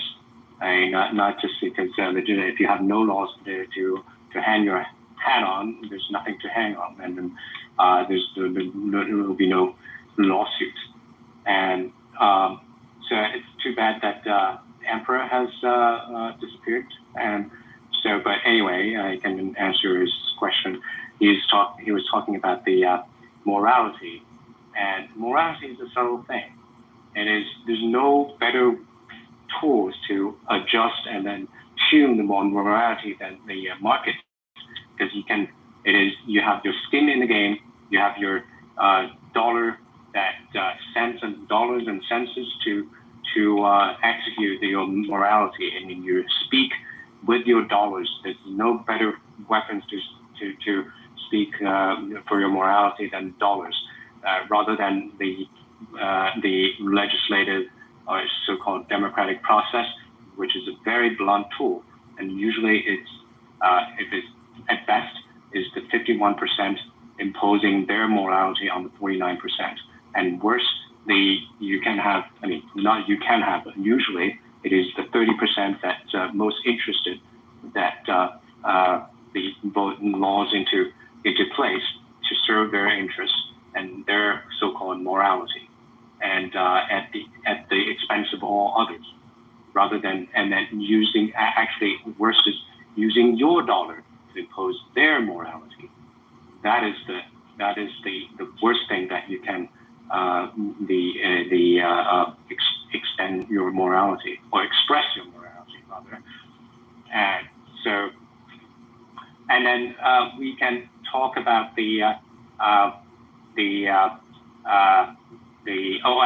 and then why the market is a better tool to express your morality, because you know your surroundings, your local conditions, that you can express your morality better than other people who are very far away from your local conditions, that who don't know anything about your local mores and the morals and all that.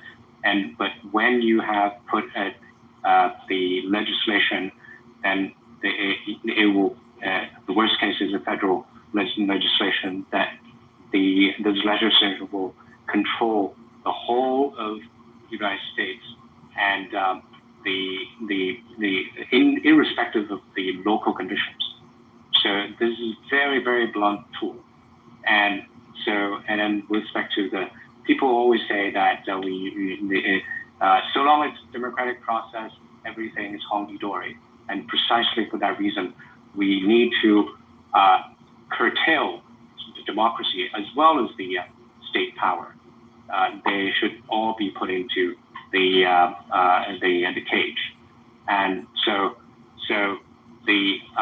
you have many cases that democratic process generates very the adverse the laws. We can think of the Third Reich, the Third Reich, that the anti-Semitic and anti-Jewish laws stripping Jews of their assets and curtailing their freedoms were voted into the legislation through democratic process. So that not just because it is, and also we can have nowadays the Venezuela. Right? The Venezuela voted the parasitic government into place, and it is a democratic process.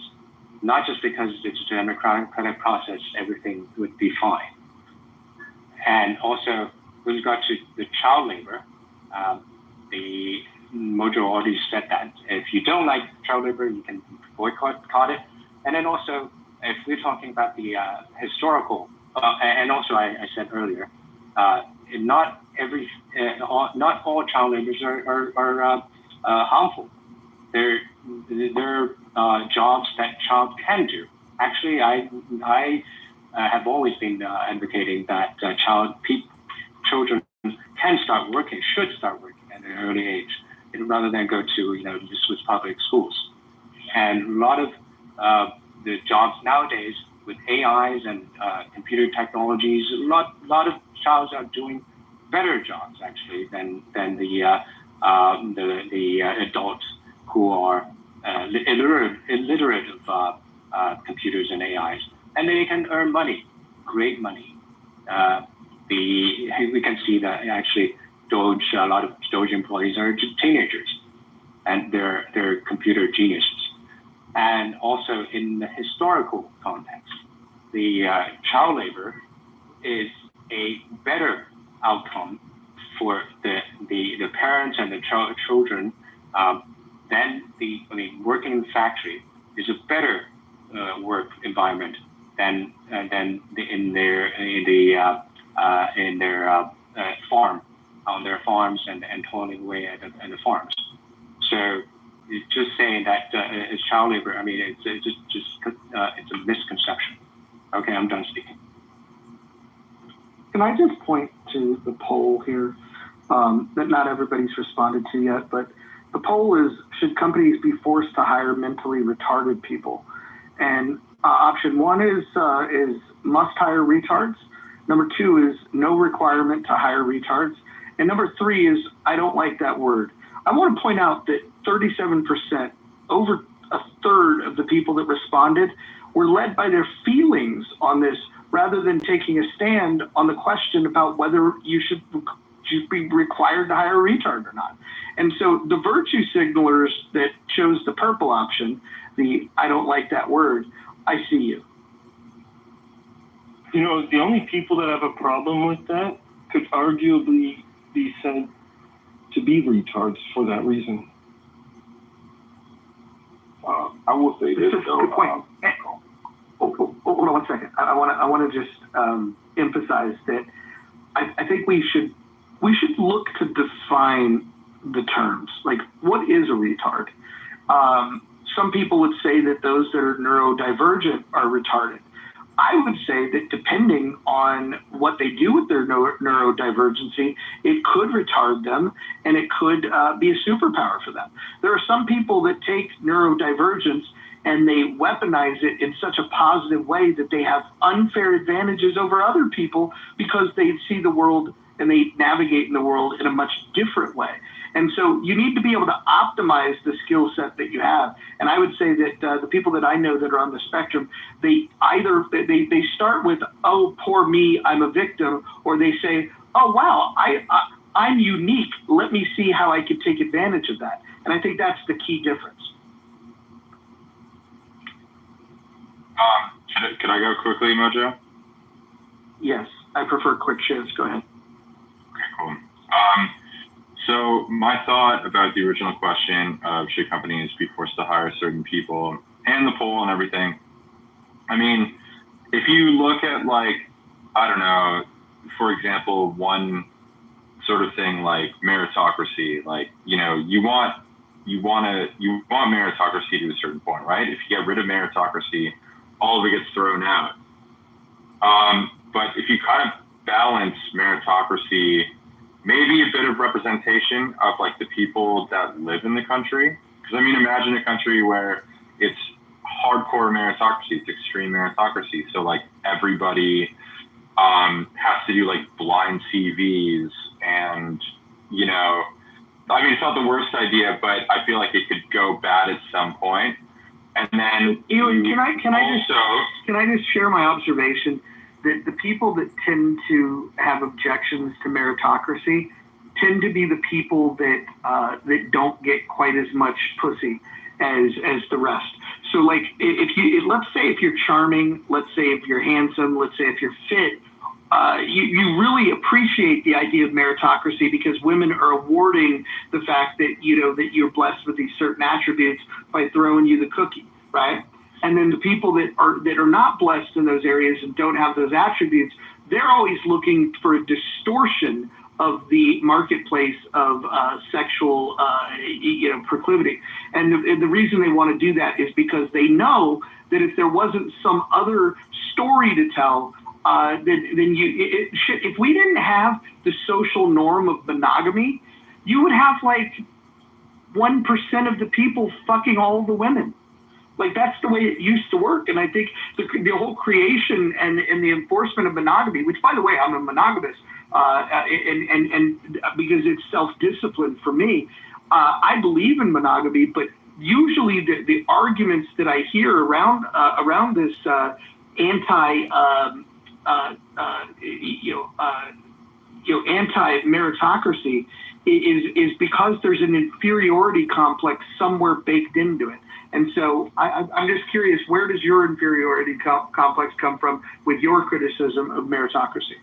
I actually don't have, I actually think meritocracy is the best way to deal with it. I wanted to hash my whole point out, but just like, I think that you could very, very loosely base sort of, you know, a healthy, maybe equalization of all of it together, where you have like in one circle meritocracy, so the best of the best, and then you also have relative representation of the country, but then at the same time, you have like another section that is focused on the market and what people want in the market when it comes to, I don't know, representation in jobs or like within. So if you looked at like all three and then you made like, you know, 3 circles and you tried to like find the best in the middle, I feel like that would actually be almost a better way. And it's not forcing. So what you just advocated for, Ewan, is you said, okay, we should find the most efficient way to do things, the least efficient way, and some middle ground. And then rather than, we'll ignore doing it the most efficient way, what we'll do is, you know, because of some odd definition of fairness, we want to have a blend of these 3 things, despite knowing that doing that is making the choice to be less efficient. No, that's a fair point. I mean, I actually would personally advocate for meritocracy. I actually like meritocracy the most. I think if you're the best at what you do, you should absolutely excel. Doesn't matter what your background is. That's not what I'm saying. What I am saying, though, is that I think that if you add cultural representation of a country into the mix, it would actually be a lot different than what's being pushed now, which I think it would actually be a lot more fair to everyone. Look, it's not what's being pushed right now. When you were talking about efficiency, you said you acknowledge that you want the best, most efficient state, and then you say you don't want it. So which one? No, but I'm saying if you work with all 3, so the market. So if you make a circle, and put all the employees together. Let me make the point. Let me make the point again quickly, Hanson, so I can clearly like enunciate it. So you have 3 circles. One is market value. One is the market focused on the market. One is meritocracy. Can we call that the efficiency circle? Sure. Okay, yeah. Cool. All right. Yeah. Now give me the inefficiency circle. Okay. Okay. But some sort of representation of like the makeup of like a country or whatever, right? Because it's not just dudes. It could be different things. Like there could actually be some good roles for retards. I think there could be an amazing role for retards. Can I say this real quick, Ewan, to help you out in a sense? It kind of happens now if you think about it, right? Apple and Google have friends in the IT security space. They look for the best of the best. If you guys are keeping up, you know, the AI engineers, they're paying almost $1 million for anybody with AI capability. But at the same time, you go to Panera Bread, there are kids or there are ladies and gentlemen who have obviously some inspection delay. They're hiring them to wipe tables. And I know for a fact they're not getting paid the same as the person who's running a register, if you do have a register runner. So it kind of happens depending on, I'll just put a foundation on it, the job requirement. So we have that, like here in St. Paul, we have a special needs area where all those kids do is they pack boxes. That's the skill. All they do is just stuff boxes. So that skill level based on their neural ability is what they're limited to. But at the same time, we have engineering firms where obviously it's a higher level requirement. So you kind of have that naturally in our society anyway. Because if you want to compete for those jobs, you've got to be the best to work with Google and the Metas and the Apples. Does that make sense? I'm kind of just trying to help you out a little bit. I literally just said that though. Like, so yeah. What I'm saying is like within a company, for example, you would have the people who, based on the meritocracy circle, be, on the lower end, packing the boxes. The efficiency circle. We agreed on that. Right, the efficiency circle. Yeah, you're 100% right. So in the efficiency circle, yes, on the lower rung of things, because of their experience or what they can actually do, they might be packing boxes. They might be doing lower level jobs. But then at the same time, you're still representing the country. And at the same time, you're still focusing on market value. So you're putting all three in one. balancing out all three. That's what I'm saying. But you still have the inefficiency circles. I mean, there's still. Those are actually called inefficiency squares, Hanson. Okay, get it right. Let me ask this question. Yeah, but I'm also trying to get rid of just say unemployment. Hold on. Let me ask you a question. So let's just say there's a downturn in the market, and the company is going to do a reduction in force. Let's say they're going to get rid of 5% of the work staff. If I have these three circles, the efficiency circle, the inefficiency circle, and the hybrid the hybrid efficient circle, which circle do you think the cuts would come out of? Yeah, of course it's going to come out of the inefficiency circle. Yes. So if they're inefficient, then they're a drag on the company. If they're a drag on the company, then if you're spending money on inefficient labor, what you're not spending those same dollars on is research and development, process improvement, and doing the things that could either innovate and create new products to go to market, which would make the company even more profitable on a per employee basis. Or you're also eliminating the possibility of creating efficiencies that could lower the price to the consumers. Why would you want to structure things in such a way? Well, there's a public policy reason. I asked Ewan, but Jason, if he wants to yield his time to you, I'm happy to hear from you. I mean, I'd love to hear Jason's point, but could I respond after? Oh, go right ahead. We'll mix it up. This is amazing. Jason, all right, I'll be real fast. Yeah, if we don't give these people jobs, they'll get into trouble, and we'll just have to raise taxes to deal with all the trouble. So it may be better if, the idle hands are the devil's workshop, right? It may be better to have easy jobs and make work and these kinds of things and work with corporations to provide that, to keep people out of trouble and avoid various other disruptions, to the economy. So that's the public policy. So you want the... Thank you. Wait, one sec. Can I respond to that? Efficient. So you don't want you want to maximize the efficiency. I think Ewan was going next, and then I'll respond to you, Hanson. But arguably, the government does the opposite of that, though, maximizes in. I know, but this is the problem: is that if the circles get out of whack, then of course you got inefficiency at maximum levels, and that's what we're dealing with now. So, but what I'm saying though is that yes, there are incredibly efficient people. And if you have it balanced correctly, you could literally employ a bunch of people who are going to make you so much money. But also, if you think about the greater scheme of the country that you live in, especially if you care about the country that you live in, you also have to care about the human level, is that there's going to be people that are not going to be at that level, and hiring them is going to help the overall country. Just like Jason said, we're going to minimize. Hold on. Let me ask you this question. Let's say you are the owner, the entrepreneur of a company that, let's just say you manufacture shoes, just for the sake of argument. You make shoes. And let's say you've developed over time processes for being more efficient, but that there's certain workers that based on their hustle, their determination, their care, their attention to detail can be more effective than others. And let's say you went out onto the factory floor and you divided this into three cohorts. You have the most productive workers, you have the least productive workers, and you have the mid productive workers. If you were saying to yourself, okay, I want to scale this business, I'm going to get a new manufacturing plant, would you model that over that same production level and say, I want to find people with the qualities across all three of those cohorts? Or would you think you might look at what makes those efficient employees good and try to over-index there? Or would you try to democratize it and have equal bunches of efficient employees, mid-efficiency employees, and low-efficiency employees? How would you do this if it was your company?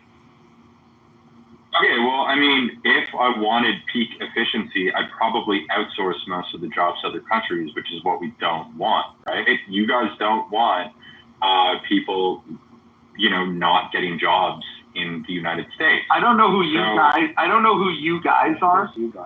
Yeah, I'm not in America. I'm talking about the United States. Hold on. Define with clarity what you guys mean in this. Sorry, I mean Americans, because most of you guys are in the U.S. So. So you believe that all Americans are anti-capitalists? No, I actually think that you guys are the most pro-capitalist country on the planet. Well, no, because a pro-capitalist would recognize that to your point, you might be able to find better efficiencies by outsourcing labor to other places, and that's a good thing to do, because if you create these remote workers in other nations, you can actually bring the cost down. The only reason why you would it's not about I need to create American jobs. Fuck the patriotism. I'm a capitalist, right? The only reason why I might want to make sure I don't outsource it is if I have quality control concerns. Because if the product is not a good quality, I might lose business there. So to control the quality, I may nearshore it, or I may have factories here in the U.S. It all depends. But if it's something that's very easy to manufacture, you bet your fucking sweet ass I'm going to outsource that to the cheapest labor possible. And the cheapest labor that eventually will be available is going to be robotics, and will replace them. Instead of those filthy Chinese hands making the products, we'll just have robot hands doing it. Filthy Chinese robot hands, Roger! I agree with you, but so we haven't thought about what's going to happen after this post-era when robots sort of take over, the majority of manufacturing, or driving people places. Driving things and people places is going to be the biggest issue, I think, that we have to deal with, especially with logistics and stuff like that. But what I will say, though, is that I think that any country that I live in that I care about, I think that there should be a certain care of employing people that, they might not be the most efficient people, but if they are jobs that don't require high efficiency, why don't you frame your ideology when it comes to how businesses should organize, is that you want them to be nationalistic and pro anti-efficiency? Well, uncompetitive in the marketplace is what I heard. But what I actually think that you're looking at like very short-term gains, where I think Jason earlier made a point that I really agreed with, and that's sort of what I wanted to talk about, was the fact that if you get people maybe out of poverty in certain regions, you could actually make those regions like more economically efficient. You can get more efficiency out of people over maybe 20 years. If you bring a bunch of manufacturing into an area. Ewan, that's not what he said. And secondly, we already have this system in place with fiat currency where we create these jobs. Hold on. Let me fucking finish. Don't interrupt, you cocksucker. I want to finish what I have to say. The inefficiencies that take place here, the government is already figuring things out. They're taking a wealth transfer, and they're taking from people like Hanson and myself, and they're giving them, they're transferring the wealth to other people. And here's the other thing. They don't even need to do that, because with fiat currency, with the borrowing that we do, the fact that we could have an unlimited debt, we have $37 trillion in national debt, not to mention $100 trillion in unfunded liabilities. What we're doing is we're putting money in people's hands. We're subsidizing the consumer economy because we don't have a real economy, because people like you and every other form of anti-capitalist have destroyed what the market could be if you allowed it to operate on its own development. Well, I think we could do something slightly different there. We don't have to put money in people's hands through taxation. We could have. Can you acknowledge that that's what we do? We could have jobs. Can you acknowledge yes, that's exactly what we do. Okay, good. Hold on. I just want to emphasize the point that, because sometimes because you're going to disagree with part of what I said, but I want everyone to hear that you're acknowledging that the way I outlined the way it works today is 100% correct. Yes. Go ahead. Acknowledging that. Yes. Go ahead. And carry on. I apologize. It's better to give those people jobs, even that are not particularly productive, and keep them out of trouble. And I think actually Asian countries do this. And because if you look at how some of their jobs work, it's like, wow, this is you spend a lot of time on this spreadsheet or moving your hands a certain way or whatever. We can get into that. And it keeps people out of trouble and helps them feel engaged with the society if they have something useful to do. And that's better than giving them even slightly useful. And it's better than giving them money outright, which is what we've chosen, and it's a big mistake. And I don't think we can avoid doing something, because if you just have the less efficient people just like hang around, then they get into trouble and they're angry, right? And so you gotta throw them So Jason, why don't we do this? It's just a consideration. I'm not saying it's my idea, but considering we have such a pro-death culture in this country and in the West in general, you know, they want to allow physician-assisted suicide, baby murder in the form of abortion.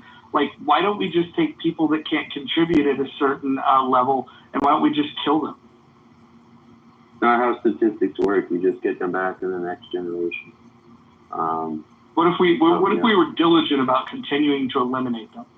There would always be a rebellion, Roger, because genetic drift means that will always happen, even if you have a clone army. But it will be such a small number. It will be such a. But it'll be enough to start a rebellion. No, Roger is correct. Listen, hold on. I want to walk this back, because some people are going to say that they heard me advocating for this, and with Io's contribution of how it wouldn't work anyways, I just want to take that option off the table, so nobody that's listening to this that thinks, oh, that was a really good idea, maybe we should kill people that don't have skills. I just want to say that's not my position, and I'm walking it back 100%. Too bad. Mecha Hitler has already heard it. The next version of Grok with Elon is going to feature Mecha Hitler with that as a campaign slogan. Yeah, but the thing is, what Mojo said was not wrong, because going down with the same rationale Jason was advocating, we might as well just take Mojo's path. Well, no, I think in the long run, it would have a positive effect on genetics, but it would introduce chaos. And it doesn't work, I think. I think people have tried that in the past. And the net effect of it is destructive to social harmony.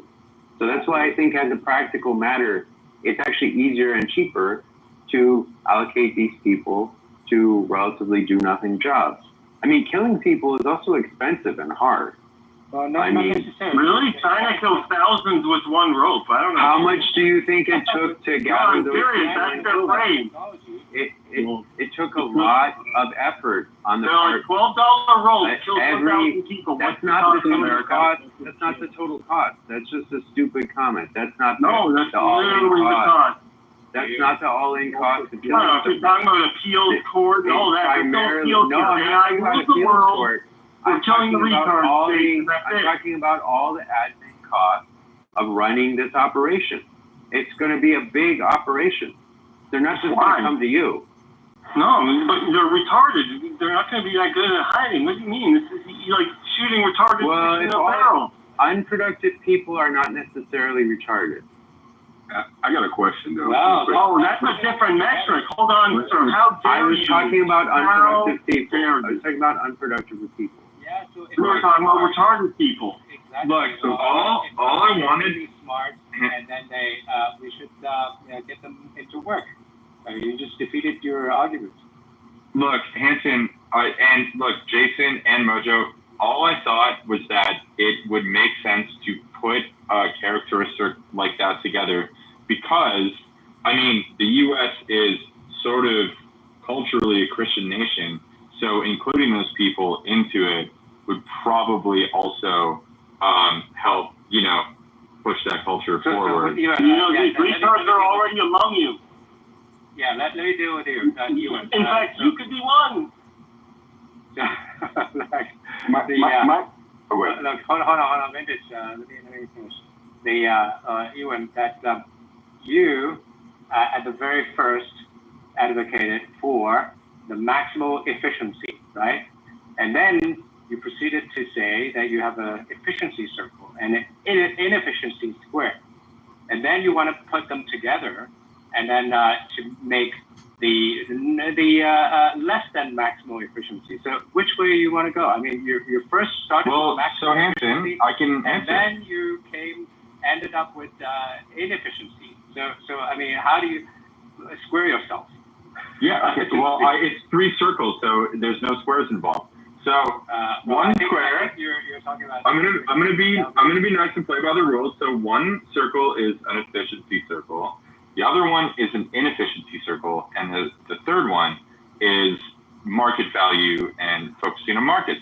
If you look at all 3, and you know how markets change and everything, making sure that you're balancing all 3 properly, then I think that within one company you could actually probably be fairly successful.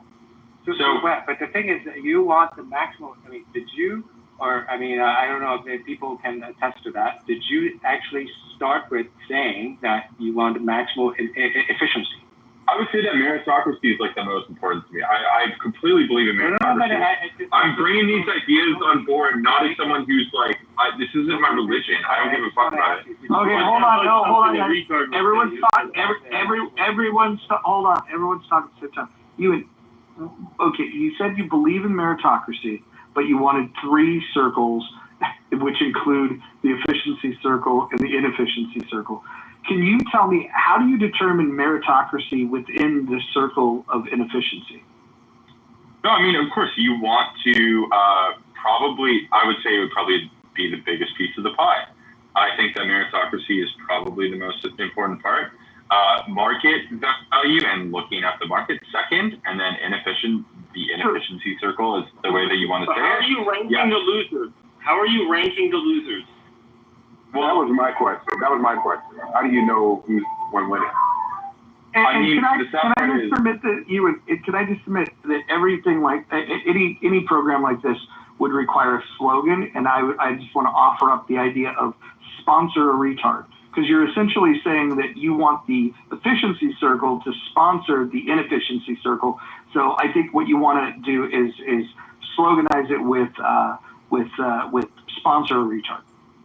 Sponsor a retard. The other option. Yeah. Wait. Can I say this though? So the other option though, Mojo, is that those people that are inefficient don't work for me, and then what happens is that I get taxes. And then those taxes go to them instead of them working for me. Ewan, have you ever watched Willy Wonka and the Chocolate Factory? Great movie. Please explain to me the Oompa Loompas right now. I would love for the okay. Yeah. Well, I just want to walk you through this. So Willy Wonka was a wealthy entrepreneur chocolatier, right? And he could have used any labor he wanted. He could have, he was a great inventor. He could have just made the machines do the work. And he did this thing where he hired people that might have been ostracized from some society, but they were highly efficient. The Oompa Loompas, which he got from an island of people that were enslaved, which were very downtrodden, they were treated terribly, right? And Willy Wonka, what he did was he rescued these Oompa Loompas. And he brought them, I don't know if he paid them. That's another thing that we need to look in. I don't know if anybody's ever read the book. I've only seen the movie with Gene Wilder, but I love the movie. But I'm just wondering, do you think that that's the way that these inefficiency circles may or may not work, where you just take the inefficient people and you send them off to some eccentric chocolatier and you have them sing songs in between making chocolate? No, because Mojo, wait. Let me answer. So I didn't come up with the inefficiency circle. You did. I said. No, I simply named the circle and you agreed. I didn't say. No, I said let's just go with it because I didn't want to argue with you about it. Well, that sounds but I didn't say that it was an inefficiency circle at all. In fact, I would say that there's tons of efficient people in my circle that I originally named. And that was equal representation of people within the company. I think there's tons of efficient people. Okay. So the efficient people would be in the efficiency circle. No. This is the thing, is that having a circle that represents the people of the country that you live in, okay, is not an inefficient. How are we segmenting? I just decided to go with it to make the original point. Hold on. How do you want to segment? Because you're using these terms. You want to represent the people that live in the country. Should we segment that between men, women, and other? Because some of you progressives like to create the idea that there's more gender. I'm not progressive. Well, you're a cocksucker. No, I would say that you sucked a cock. Have you sucked a cock in your adult life? No. You've never sucked a cock. Where is this coming from, Mojo? Are you getting defensive over? No, I'm asking you if you've ever me sucked bringing a cock. up this point. I'm just asking you if you've ever sucked a cock. I'm not sucking your cock, Mojo. Why are you? It's not an offer. Why are you bringing this up right now? This has nothing to do with the conversation. Well, it sounds like you've probably got experience sucking cock. But my point is that if I was to hire, let's say, workers to monitor the glory hole, I would want to have experienced, efficient cocksuckers on one side of the glory hole. And I would want the less efficient people to work for the glory hole company that's across the street. I want the efficient cocksuckers. That's why I was just trying to get a gauge of your proficiency at sucking cock. I mean, you tell me what it's like to suck a cock. I would love to know. You would love to know? Sure. Especially on the stage right now. No, dude. But you literally, like, your inefficiency part of the circle, that was your idea. I literally said that having a certain amount of equal representation, that makes up the actual state of the country. I'm not talking about what's going on now, where they're trying to push, like, wokeness or whatever in every direction. That's not what I'm talking about, because that's extreme. I'm just talking about having a certain amount of care for that. Do you know what, though? I would even add an inefficiency circle for the people who actually can't compete to the same level of the people who are adding to the meritocracy. Because I think that, isn't the USA a Christian nation? Isn't it a nation where you're actually supposed to look after the downtrodden? Why would you rather pay them your taxes instead of hire them and bring them into your company? I don't want to do it. And make them employees. So no, I don't get it. I don't want to do any of that. And if you're worried about this group of people that have low skills that are inefficient, why don't you start a nonprofit and then you get like-minded people to fund it, and then you could do a skills-based uplift for people that then could become efficient, and then they could get good paying jobs. You could become the Moses of retards. That's a good idea. But I mean, don't you also want to serve your community? Like, aren't there, there could be downtrodden people in the community. I just gave you an opportunity to serve them, and you declined. I would think it could be the Moses of the retards. I mean, I think that it's hilarious that you think that that's funny, but I mean, don't you want your community to like all be employed? If you don't you want all your neighbors to be employed? No, I don't. I do not want people that are inefficient taking jobs from people that are efficient. I would much rather have the efficient people having the jobs. I think the point doesn't miss is jobs have all types of people. That person working shipping and receiving is not a high-end person. That person is just a general labor person. So you have all types of inefficient, efficient in a corporate job.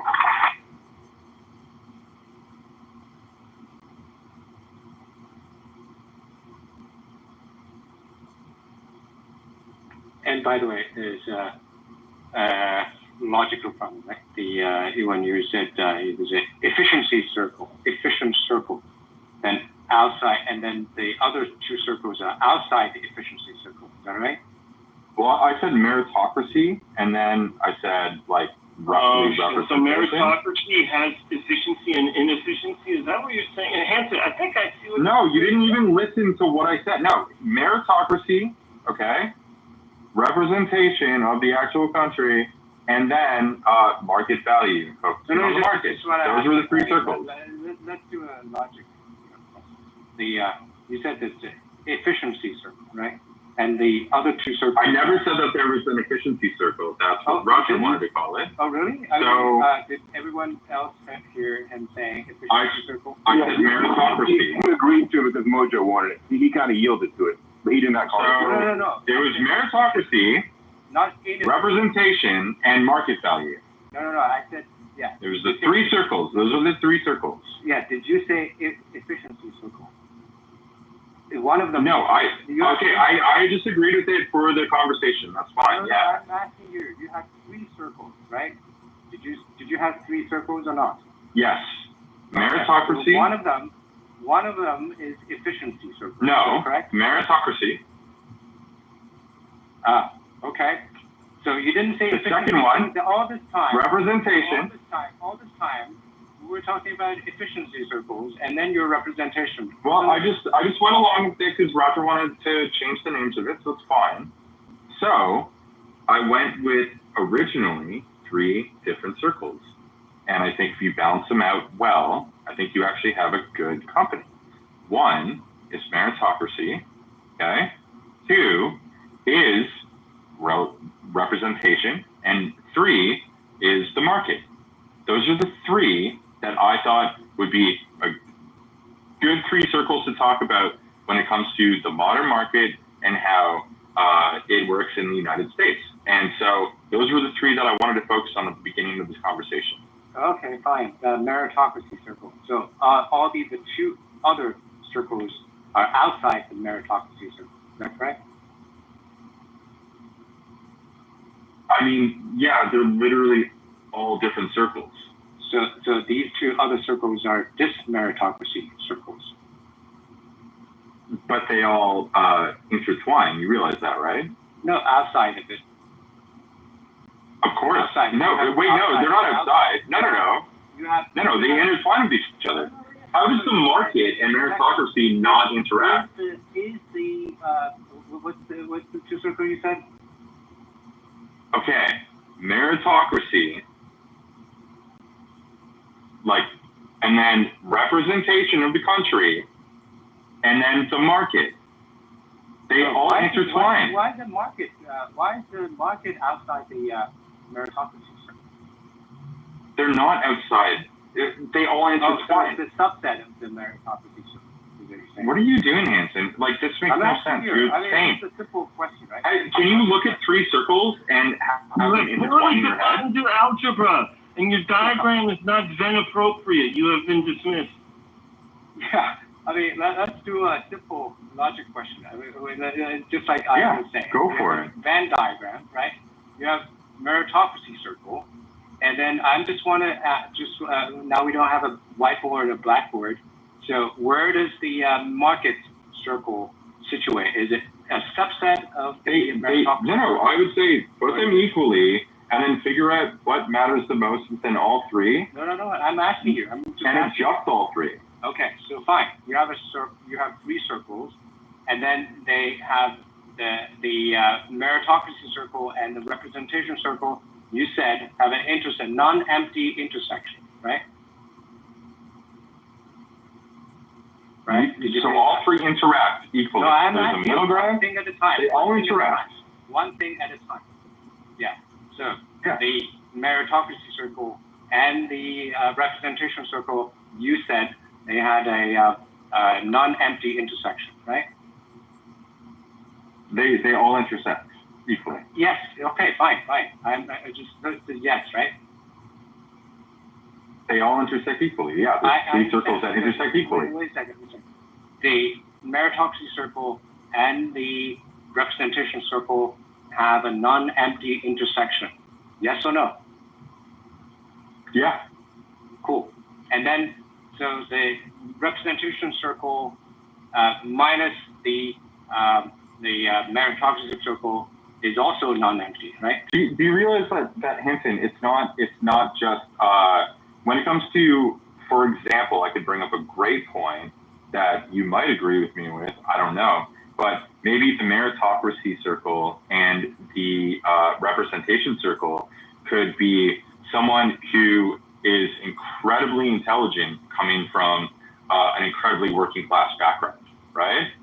And they they've gotten a very high I GPA. understand, but They graduated from a very high. I'm talking about people within these intersections. Yeah. I'm not talking about we quality. always, that's fine. I mean, you don't have to. You said yes, right? Okay. So my question is there other things that is in the representation circle that is not in the meritocracy circle? That's a good point. I mean, so what I'm talking about is the actual makeup, cultural makeup of an entire country. No, just answer now, the question. entire countries are different.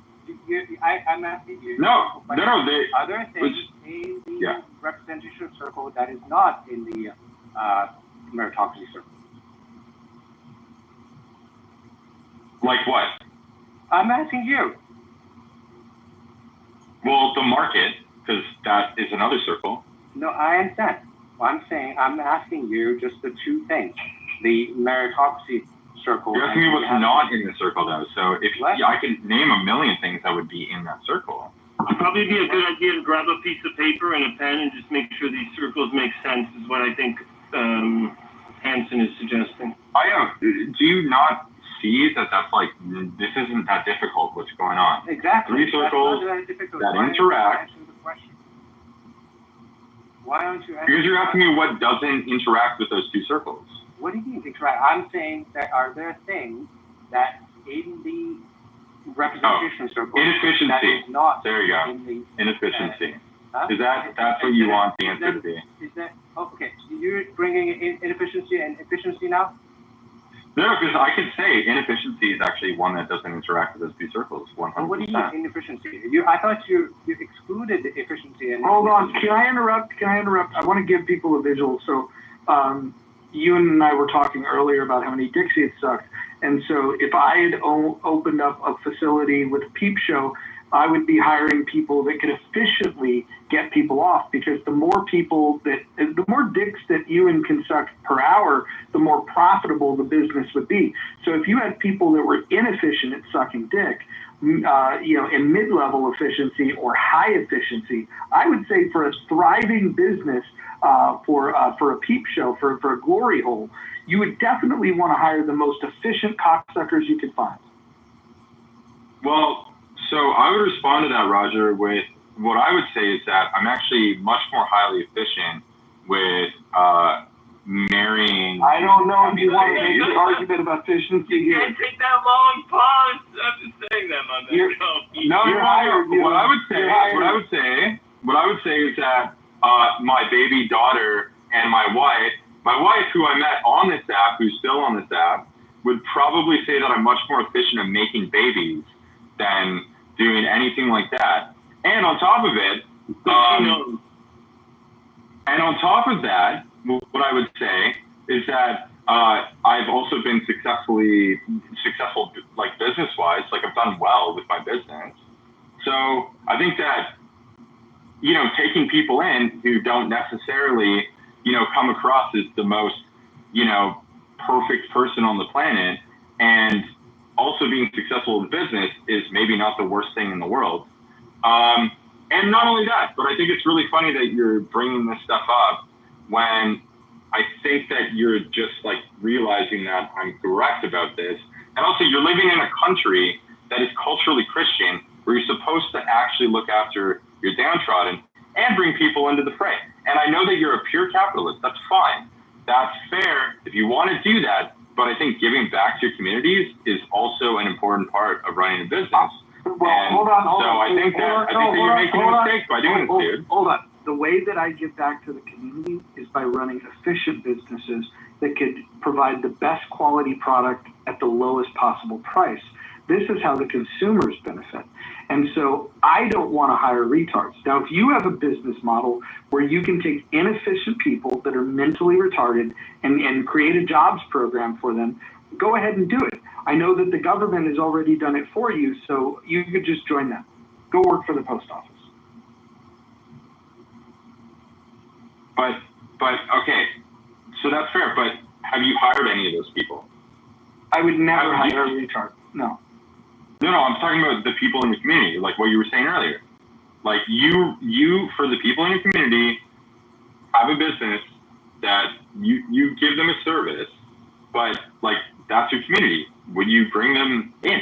Like that's the whole point of building the community. So you feel that I owe people a job? No, it just helps. It just helps like the community that you care about. That's all. The community. I don't think you owe it to them. Well, hold on. If I'm an entrepreneur and I start a company, the company is like a baby, and I have to feed it, and I have to take care of it. I have to nurture it. I'm responsible for its livelihood. And the best way that I can keep that baby alive is by having efficient workers.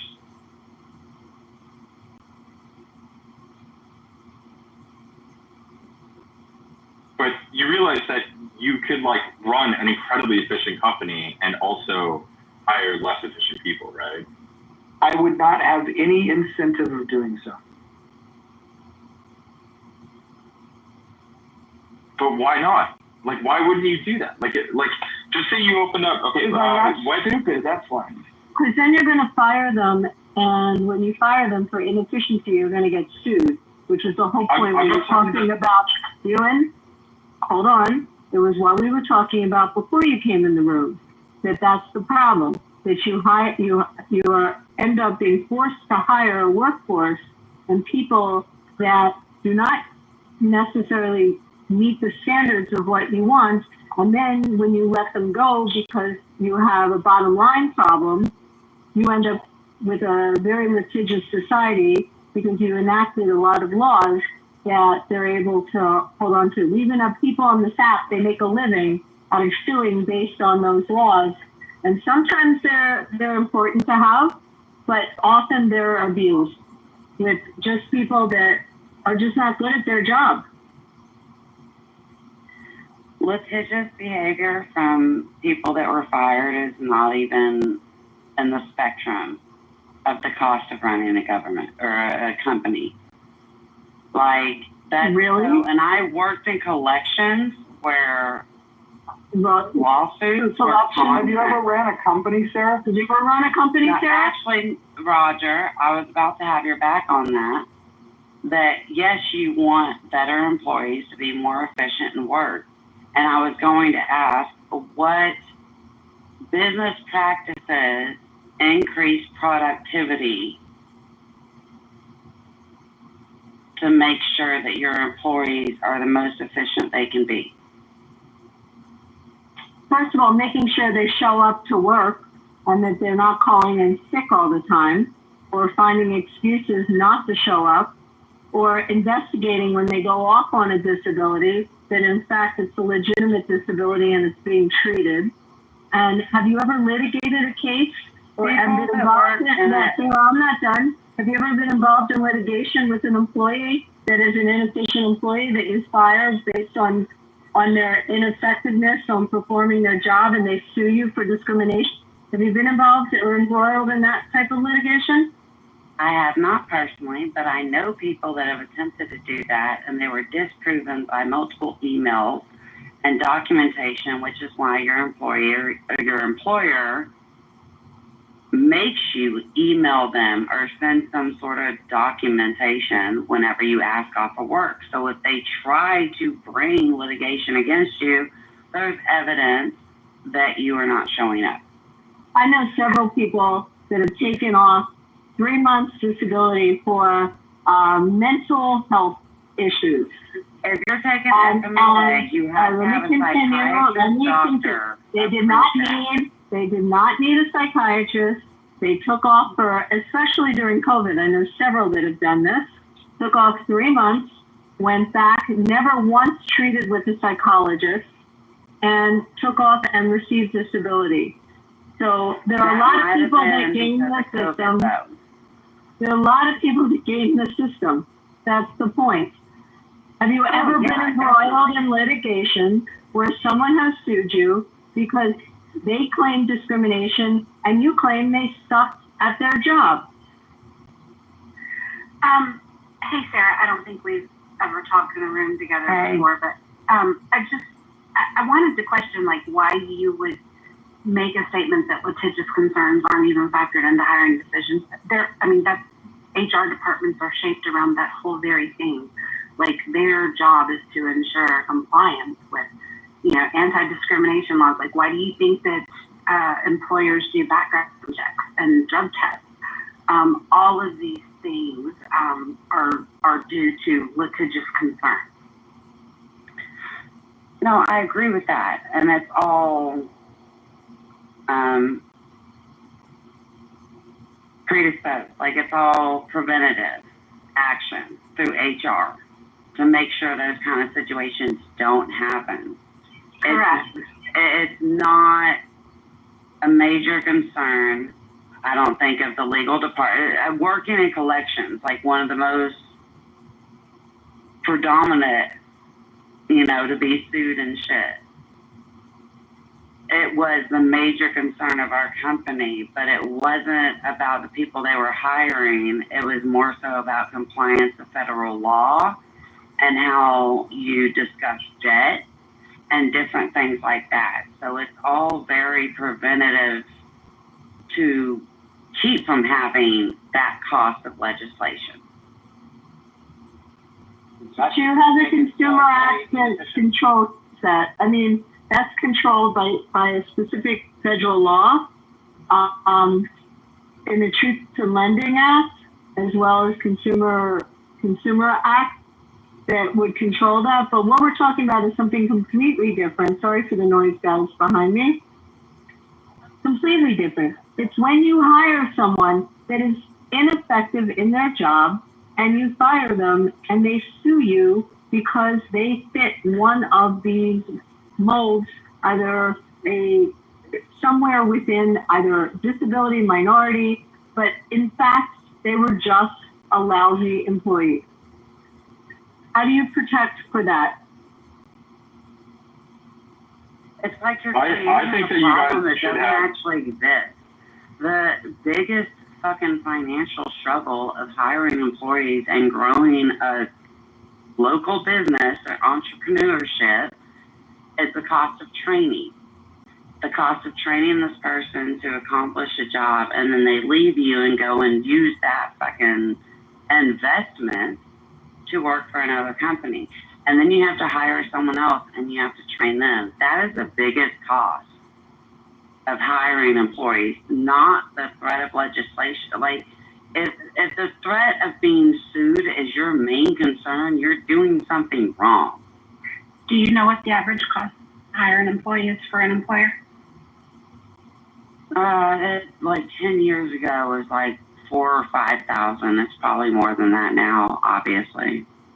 Yeah, I mean, it can be upwards of 10 to 20,000, depending on the specialization of the person definitely trying to fill. But just, for even just the average entry level worker, you're still talking $3,000 to $4,000. Even as a waitress or something at a restaurant, that still costs them money just to train you and get you licensed for the food and handling and all that shit. That costs the corporation money. And you had a lot of people back in 2008 and like the whole crisis.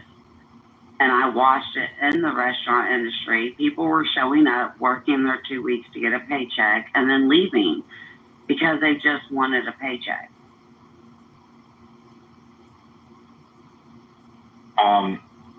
So, Abby, I kind of brought up this point earlier that I was talking about 3 circles that Hanson hated.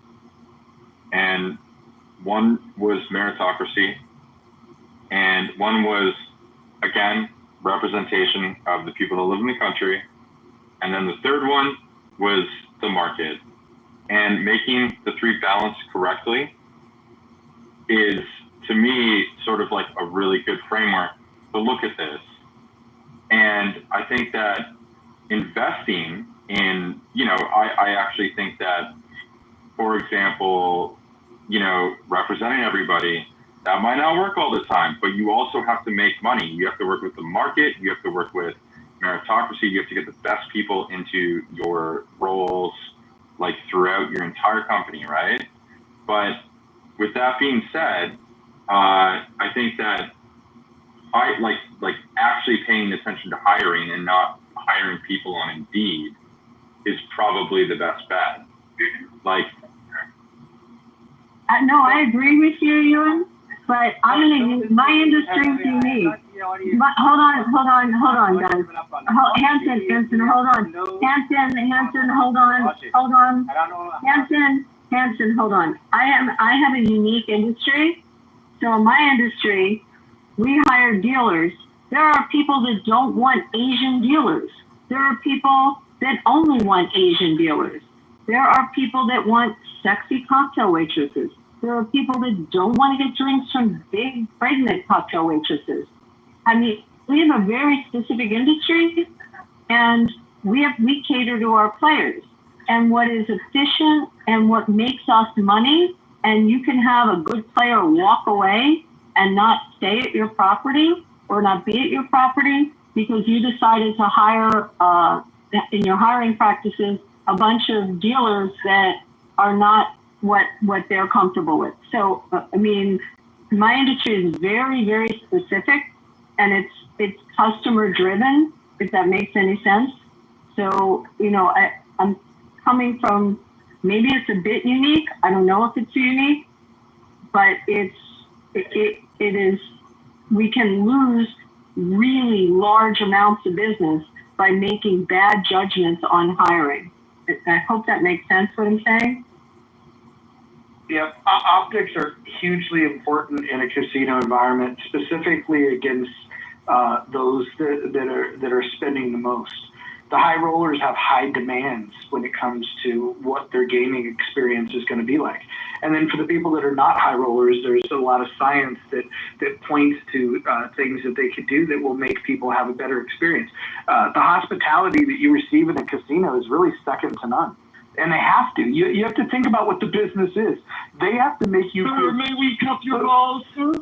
They have to make you feel so good about losing your money that you're going to want to come back again and again and again. Think about it. They have a business model where they have a house edge where you're going to lose your money, and they're going to make you feel so good about losing your money. And if they don't, imagine if you had a bad experience and you lost your money.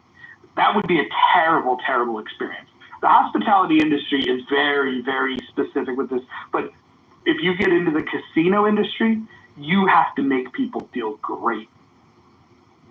And not only that, it's the weakest link, the least trained, maybe the lowest person on the lowest rung on the Don't do that. Don't go there. No, David knows Sarah. You don't understand. David really knows this. Sarah, let David finish. Sarah, David was speaking about this, and David's somebody that is much more knowledgeable about this topic than you ever could be. So why don't you just do this? Listen to what David has to say. David, go ahead. We found out when we ran grocery stores that the box boy spent 8 minutes with the customer walking outside in their car and talking to them. This was the youngest person, and he wasn't on board with what we were doing and happy. The customer believed him much more than anybody else on the food chain, okay? I'm just saying that everyone in the organization has to buy into that experience and make sure, because if someone brings a drink in the hospitality area and it's not right or they don't fix it, it's just as much of a problem as if they can't get comps from their manager. So it's the concept. David, don't you think they walk? They walk, I have right? a valid question. It's the concept that this person is lower on the food chain. No, that's not what he said. They need to serve you. No, they That's need not to be what on he said, board with Sarah. what the company wants to portray. I'm not talking about anybody serving. But I get more that, than but anyone it's else. hospitality. I'm not being like. Sarah, you don't understand what he's saying. It's like it's I'm not trying to argue. I'm trying to clarify. Sarah, so we're going to teach you a little bit. It's the Steve Wynn model, okay? It's every single person, from the bellboy to the host. Andy, that's not the Steve Wynn. That's the Bill Harrah model that he Okay, it is the Bill Harrah model. Thank you. You're right about that. That adopted by the Steve Wynn. However, it's every single person, and he trains them. But what Wynn added to it is he bought them cars. So he said, if you're really good, I'm going to buy you a car. And he bought it across the board when he had his property in Jersey. So he trains, it's intense training of every single person along that food chain that deals with the customer. Because what David is saying, you have no idea how fast you will lose a customer and someone else will gobble them up. And it could be anybody. That's what I'm saying. It could be anybody, exactly. Yeah. No, I actually do comprehend that, honey. Like, I work in the restaurant industry as well as fucking cocktail industry and all that shit. Like, the relationship matters. The relationship is customer service. Sarah, if the if the receptionist at my firm was bitchy to a client in the waiting room while they were waiting to see someone, they may leave and not use your firm because the receptionist was bitchy. I would fire her if she fucking wanted to argue her. But you can lose. There's a reason. Service is always number one. So there's a reason people spend a fortune to decorate their offices, and they spend a fortune to train their staff so that the customer and the client walking in has an experience that is positive. And that's an investment. Like I said earlier, the biggest cost of running a business is training and hiring. Right, but so it's even before they have the professional experience. It's when you go to your dentist, how the person at the front desk gives you before you even sit in the chair and have your teeth looked at. They can lose a patient. You can lose a client if your front office you got is girls bad. on their phone not giving a shit. That's what David is trying to say. And sometimes you don't know until after it's happened.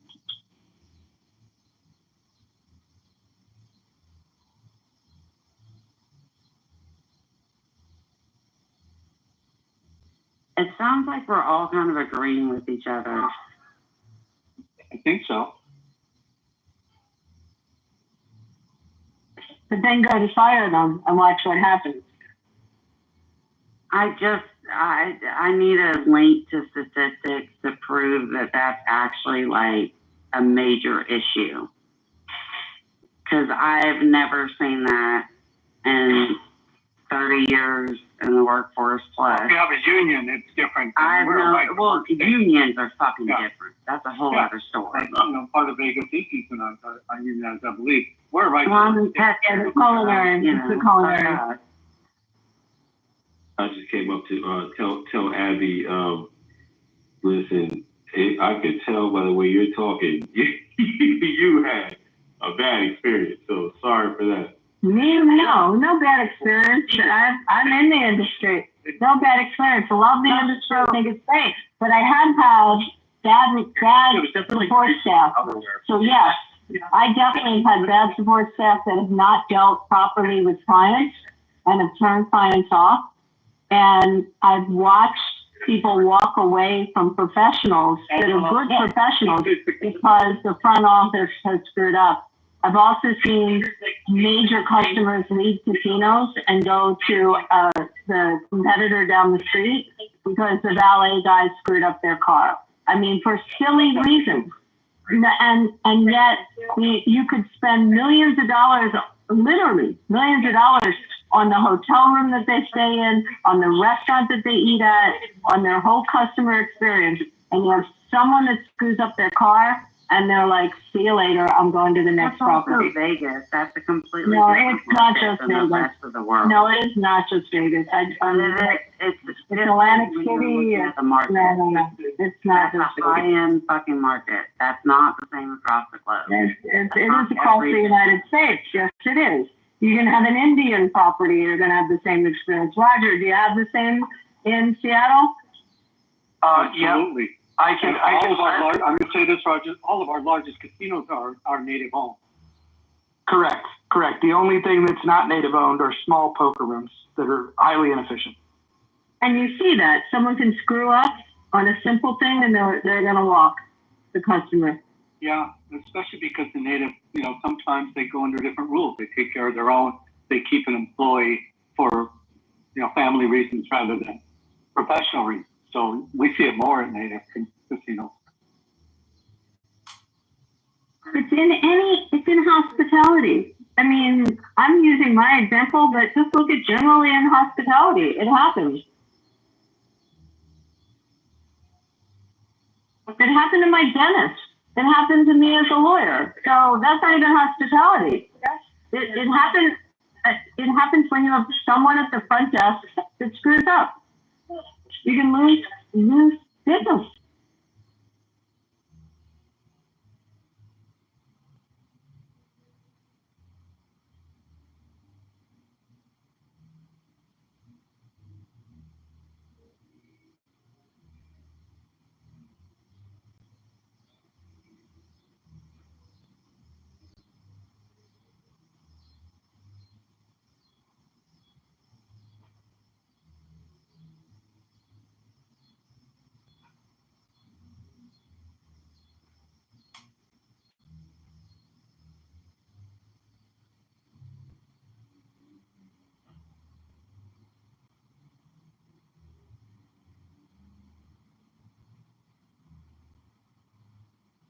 And the hiring part's so important because you can only train a person to like people so far. They need to like people from the day they were born and want to take care of them and practice what we call giver's gain. The more you give, the more you get back. And so those are the people we seek out.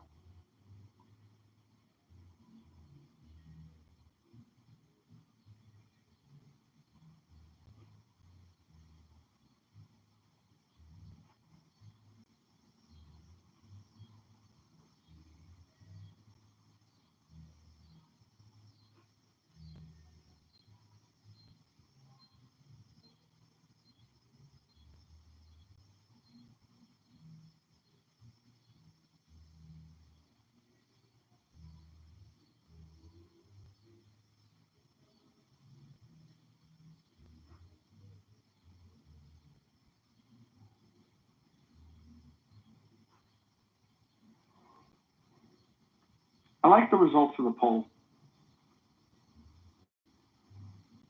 That's the first one of the 10, ain't it? 100%. Yeah, well, usually it adds up to 102%, but that's a clubhouse glitch. Also with mail-in voting. Just kidding. So in other words, most people are pro-free enterprise. I would say increasingly not across the country. You have anti-capitalist MAGA Republicans that have, even though they say they oppose the policies of the progressives, they definitely want to interfere with the market. So we've got a lot of problems. I completely agree with you, Roger. You know that. However, the way people view capitalism and how they define capitalism is more so corporatism and the amount of money that is funding the controlled production as we see in the current administration. So if we actually think about free enterprise, which means zero tariffs, and let people produce how they can produce and people buy what they want to buy and have an informed choice, then the free market would work. And as a Texan, that comes down to, let's say, the electrical or whatever supply, energy supply, when we had freezes.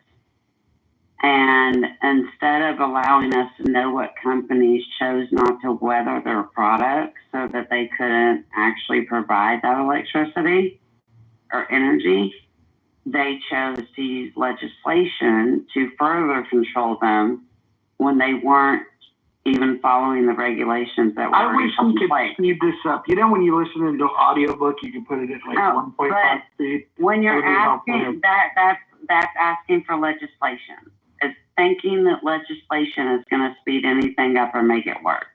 Legislation was already in place. We should not have been shut down like we were in 2021 because of the freeze. That was stupid. And instead of holding companies accountable, can you review the House rules, specifically rule number 4? Instead of holding the companies accountable, the government. Can you please? That's in place. Please review the House rules, specifically rule number 4. Thank you, Sarah. I just want to add real quick, there were tariffs in place prior to this administration. In Japan, you can't import someone else's car. There's a 75% tariff. They don't want rice imported. Unfortunately, if we allowed every electric car to be imported from China here, we would lose General Motors for sure, and maybe Ford in bankruptcy. I mean, you have companies that are using slave labor, that are using government-supported finance, and it isn't a level playing field always. I'm not crazy about all the tariffs that this president is doing. I didn't vote for this president, but there have to be selective tariffs because we don't live at the level playing field. Yeah, but just because the rest of the world has abandoned capitalism doesn't mean that we should. Somebody's got to step up and say, we're not going to do this. We're not going to play that game. And if you want peace and if you want prosperity, tariffs is not the way to get there. It's actually a recipe for disaster. What tariffs do is they leave some industries unprotected while protecting others, and it creates these distortions that make the protected industries no longer have to compete for customers. All they have to do is be pleasing to the powers that be that can provide those protections. I hear you. I don't know if we're ready for the carnage of just free, open everything would be. And I just guide you to, we have a person once an hour in many of our spaces that asks, what are we going to do about the national debt? Well, when we try and work on it, what it looks like in reality is people lose jobs, and it's painful. And so the reality is a lot of people don't like it when it happens in real terms. Then we have a big bill that actually adds to the national debt.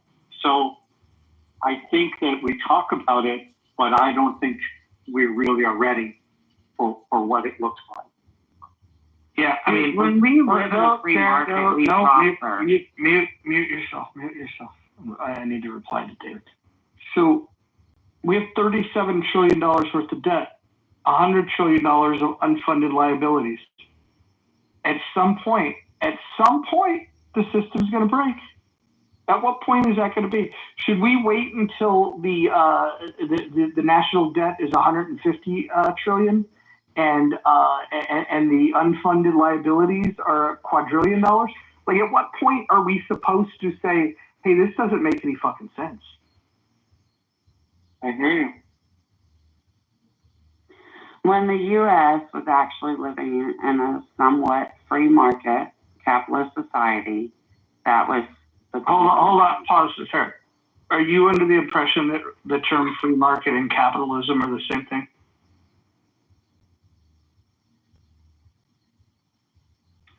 I said somewhat, and I referenced both. Obviously, I'm asking you a question. What distinction do you draw between the term free market and capitalism?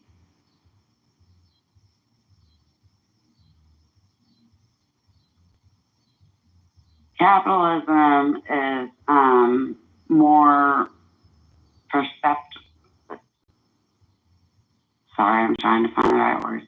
It's okay to say you don't know. It's okay to say you don't know. It's okay to say you don't know.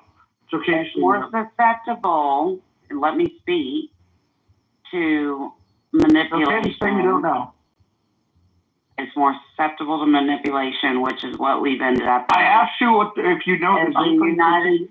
I'm asking you to tell me what I'm answering your question. No. Shut the fuck up, Roger, and let me finish a...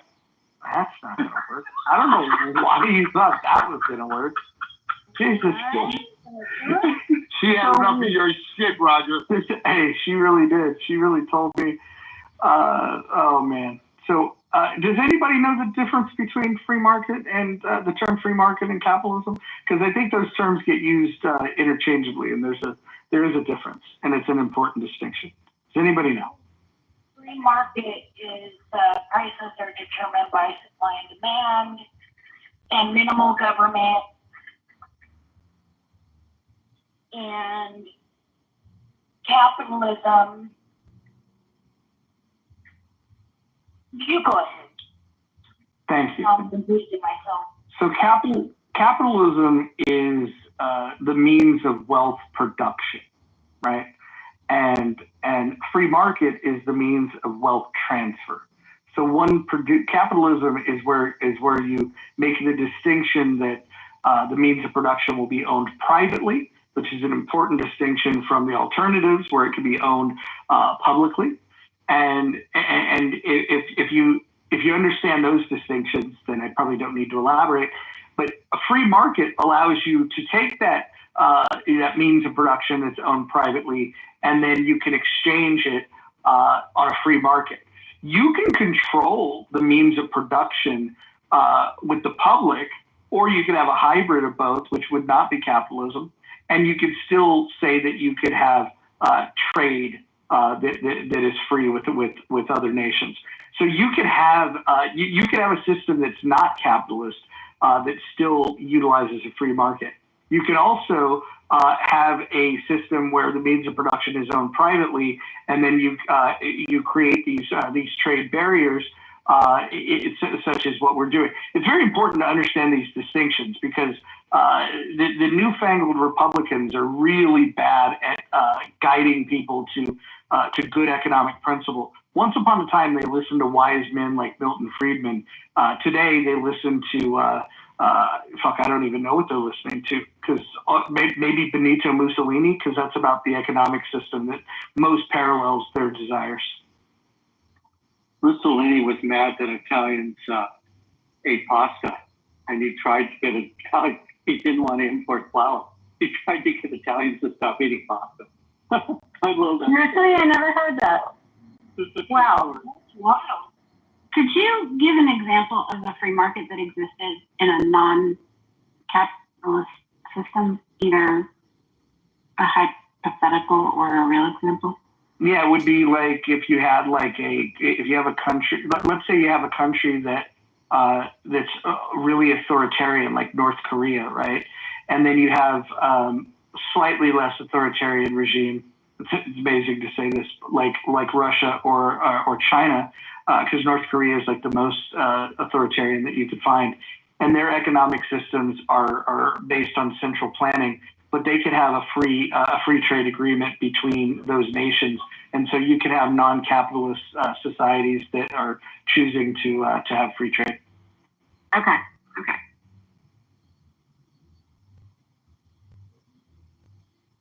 By the way, it doesn't work very well because the inefficiencies in their programs will. That's why they're always looking to expand their trading partners. Welcome back, Kristen.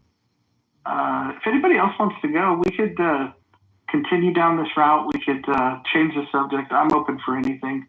I know Sarah's got her hand raised, but Jesus, Sarah never really learned the clubhouse etiquette of not talking over people.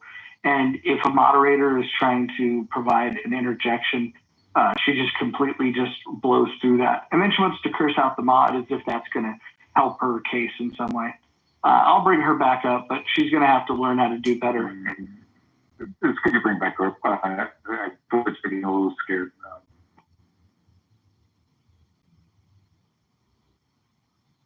Time out. There was a user-generated poster that I saw where it was the Tri-Valley tournament in Reseda, where Daniel LaRusso was defending his title, and against Bruce Leroy. And it was funny listening to people go, "Oh man, I don't know." Like everybody was divided on who they thought would win. No, everybody was telling me, "Come on." I've seen thousands. I'm gonna send you a link to the group that I'm referring to, and it was very, very divided on who would win.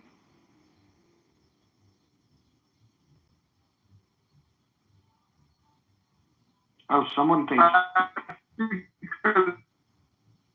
you're in the Matrix, my brother.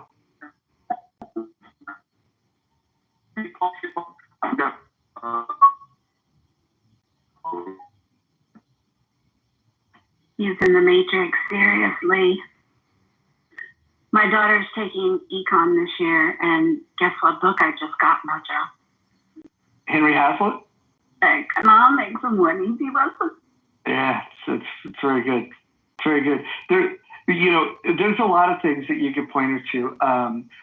There's a video series by Milton Friedman that you might be familiar with, the Free to Choose series. Yes, yeah. So good. I think if I put on Wi-Fi, is this better? Much better. Go ahead. Sorry. I'll get back to you. I'm not going to stir. Go ahead, Tom. I put my Wi-Fi on instead of just the phone signal. Is this better or no? Yes, we can hear you. Cheap plug. I got a film I did when I was a teenager that's re-releasing called The Last Dragon. Nationwide AMC theaters, October 19th. Go have fun. That's the plug. And there's going to be encouragement to dress up as your favorite character from the film. Have a lot of fun with it. Yeah, and that's what Roger's talking about. There's a flyer about my character fighting Ralph Macchio's character from Karate Kid. Yeah, that flyer is so badass because it looks like it could be real, and it also means they might have missed an opportunity here, Tom. I mean, if you think about it, Karate Kid came out in '84. Your film came out in '85. Right. And then they, in the sequel, they did the whole Okinawa thing. But in the third film, when they came back, they needed a new villain. That could have really expanded you because you played the ultimate good guy in your first film. That would have really expanded things. And not to mention, all the Van Damme movies, those started around '85, right? And so somewhere along the line, I think they really fucked up of not jamming you in there somewhere. Yeah, I've been dealing with people's opinions about these things for so many years now. I've resigned to the fact that things happen at the perfect time so I'm in a perfect place now and things seem to be going really well for me. So, maybe this is the best time, right? Rather than years ago. You know what I mean? That's how I'm seeing it. It could be. Well, what about hooking up with Paul Thomas Anderson's team? They've got that series that they're going to do, which is, I think it's a series, maybe it's a movie, but they're partnering with Netflix to bring a sequel to Once Upon a Time in Hollywood, where they're going to follow Cliff Booth, the Brad Pitt character from that film. Yeah. I think that's another one. That's a universe that you might. What's interesting about you, Mojo, is you're pretty knowledgeable in the entertainment space, even more than me, because when I pulled away from Hollywood many years ago, I said, okay, I've got to get my head together. Hollywood was not so healthy for me mentally. So now I'm my head's together, and I could deal with a lot of that stuff. So I stopped watching a lot of stuff. You've been watching a lot of stuff, so you're more in tune with what's happening, so thank you. You can definitely, these ideas, let me know. I'm always open. Yeah, I think there's a trend that's happening too of taking IP from the 80s and repurposing it. I think Cobra Kai is probably the best example of that, of what they did. That was supposed to be a small little project. It was originally released on YouTube Red, and then the public response to it was so huge that's when Netflix got involved, and they moved from season 2 and beyond Cobra Kai to that. And so now they're looking back at all this 80s stuff of hey, what if we went and got a glimpse of where these people are at today? And it's a popular thing. There's a lot of movies from that era that are about to get rebooted, or more importantly, they're going to get the Where Are They Now treatment. And I think the Where Are They Now treatment of Bruce Leroy could be really, really interesting. Well, where are we now? Where am I now? Is I'm on Clubhouse with the freaks, the weirdos, and all. Because I'm a freaking weirdo. This is true. You remember when Hakima didn't like you until he found out that you were a movie star? Yeah, where is that son of a bitch? Oh, there you go. the one that never puts up his picture. Hakima, you're not as volatile as Mojo. You have nothing to hide. Hey, Mojo calls the guy that sucks. I've had my real picture. I have a picture of me and my 3 daughters and grandkids in my bio right now. No, I wouldn't go that far because, keep the family. No, I'm saying it's in there right now. I mean, you can check. I have a picture of me. Wow. Yeah. I don't know. Mojo, when he first came out, he didn't know I was. He was very stern in his room, and he was being like kind of. That's not true at all. And then he found out who I was. Well, yeah. Well, once he said, "Wait a minute, this is Bruce Leroy," and then he's like, "Oh, I'm Pop that Jordan." Y'all confusing me for what's her name the other day when she didn't know who you was. She was actually Ben Pizza. Yeah, that was then Mojo. Then as soon as he turned on that character that knew I was from the movie, right? He fell in love. He was like, "Oh man, I love you," and I saw all that other characters leave, and I said, "Wow, this guy's really cool now," and I really believed it, and it's true. There's a side of Akima I really liked, but the other character was like militant. He was really militant, and all of a sudden when you turn on the other character, I saw this guy with, I don't know if he does have like Jamaican braids. He's real like. He's got that, smoke a spliff, man. Would you like a shake? I'll make a great shake. Like I thought he was a healthy that kind of character. That's my imagination. Yeah, definitely imagination. He makes stuff like. I never talk crazy.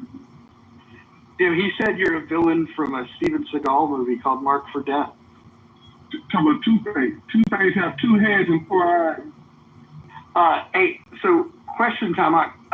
When do you think you'll learn, like, if there's going to be, travel? Like, when your schedule for promoting these things? What's So my agent's talking to Sony, and that's the thing with studios. Their thing is usually self-interest, right? But it's not always. That's what's strange about Hollywood. It's not always logical, right? It's you know what I mean? It's like it could be that they're just trying to upgrade somebody at the studio and they give them a shot to start doing certain movies and financing. It's not always logical. It's not always in the best interest of fans. And sometimes it's not even always the best interest of money because these guys are in control, not the artist. That's the whole thing with Orson Welles. Like he was always battling with the studios because Orson Welles obviously knew much more about filmmaking, but the studios always try to put their 2 cents in and control the way things go, So that's always the battle with these projects and the actors that are aligned with these projects. So here's an interesting thing. Like obviously, if you come to Seattle, I got you. If you're in the West Coast, LA, I would make that trip. But if you show up in Chicago, Hakima's in Chicago, John Kitover's in Chicago, you got Nye in Chicago. If we were to do a big thing, I would even make that trip. Chicago could be the spot to go. Well, this is the thing. It's a really interesting thing that's going on.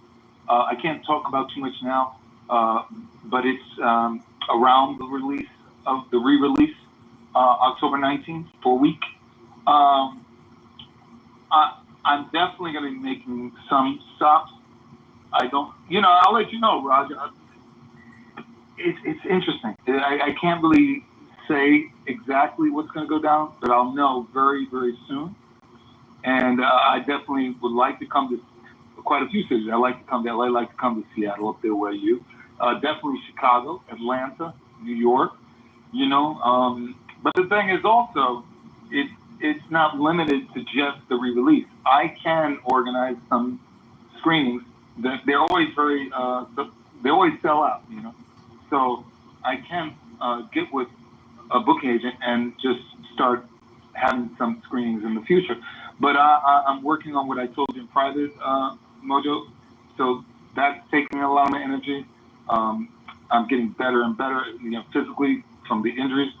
So there's all this stuff going on that I have to put my attention on, Here's something that I would love. I'd love for you to have a screening in Austin and then come across Rogan who, if you think about it, not only has he got the biggest podcast in the world, but he's deeply interested in martial arts.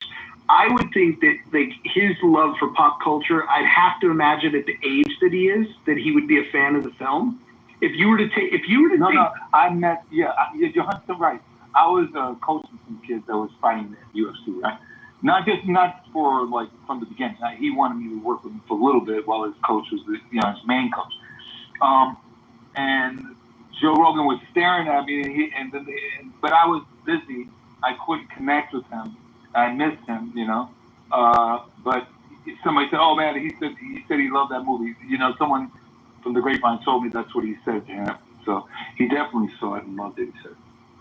That's really cool. The one thing that you can't do with Rogan is like when people pitch, "Hey, this guy should be on the show." It's almost a turnoff to him because he wants to curate it himself. But if somehow it could become his idea, I think you guys would have a good conversation because I'm sure he would want to know a lot about your experience as a young actor, your experience as a martial artist, and then the shit that you're doing now, and in the rise and fall, and just have the treatment of how success and all that stuff works. And I think he would be really fascinating to talk to, and it would hit such a huge audience that I would imagine that instantly you would see the people watching it on Amazon Prime would go up dramatically just from an appearance on the show. Yeah, I could see that he talked about so many very different subjects, but he's definitely interested in the mystics, the unknown, for everything from ayahuasca, meditation, the Himalayan mountain monks, and he's all into that stuff, and then he's into politics. There's all these things. I don't know anything about politics. I'm here, and I'm learning some from you, like tariffs, all these kind of things. So you could definitely be on the show talking about politics. But me, I'll be talking to Joe Rogan, and I'll be like, look, that's not my world, So I don't know. We'll see. It would be a pleasure to do it, and it would definitely help my career. So I'm open. I'm open. Yeah, I think that would be awesome. Last thing is I'm committed to having young people have a different direction rather than the same old thing from the past. A fresh new look on life, all races, all cultures. I actually can see a time when there are no more wars. I'm not saying it's utopia. I'm not saying we're in heaven, but I could see that. I could feel that. I can see the path to that. And that's where a lot of my energy is going to go as well. So any project that I'm involved with, I would like to have some way of that project, if it's acting especially, impact young people. It doesn't have to be a children's film. It could be. It doesn't have to be a children's TV series. It could be. But it could be a cartoon. It could be a TV show. Like, they got Coconut, But the main point I'm trying to say is that there are ways of thinking and feeling and approaching life that is a world different than the way people go about life now. And people that are religious, that's fine. This way is also inclusive to people that are religious. The religious people that have an open mind, not Rich that came in the other day. Mm-hmm.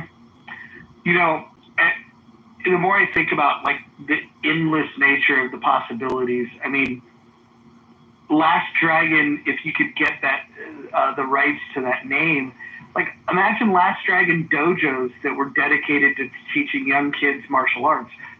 If you popped one of those up in every big city, that would be fucking amazing.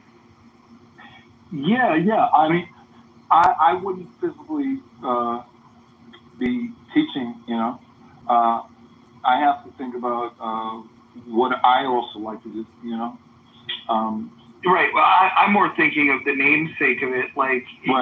the imagery that it would conjure up. I think people that haven't seen the film they probably don't get like the just the positive vibe of it and the way that it sticks with people because of that, because even though it's silly as shit, there's such a positive message there that that it sinks in whether you want it to or not.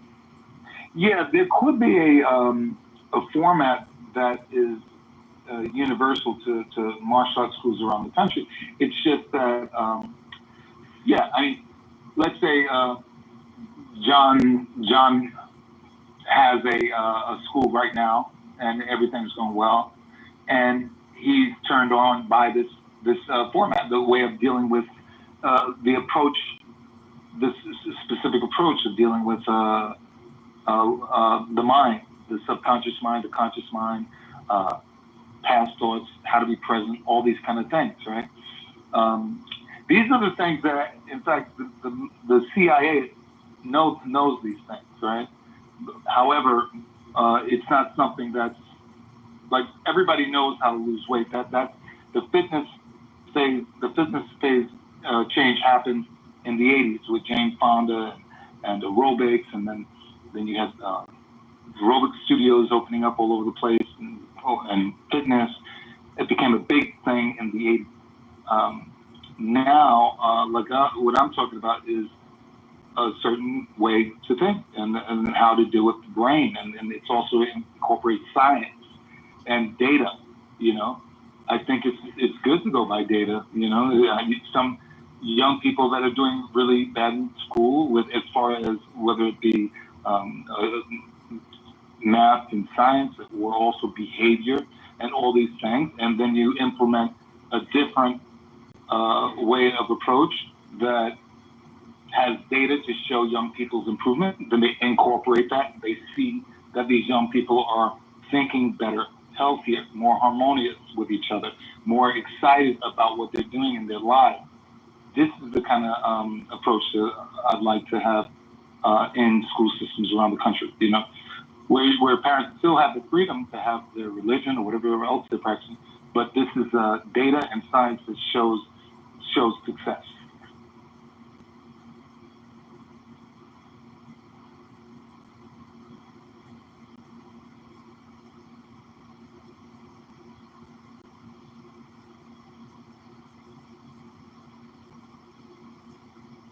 Yeah, I'm sorry for breaking the rules there.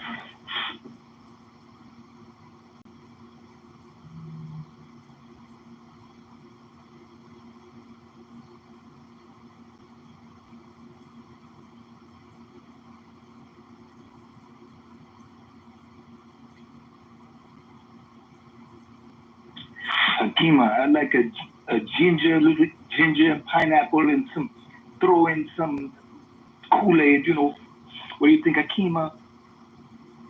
No, we can't do the Kool-Aid, man. You're okay with the ginger and pineapple. No Kool-Aid. I knew you were gonna respond to that. I knew it.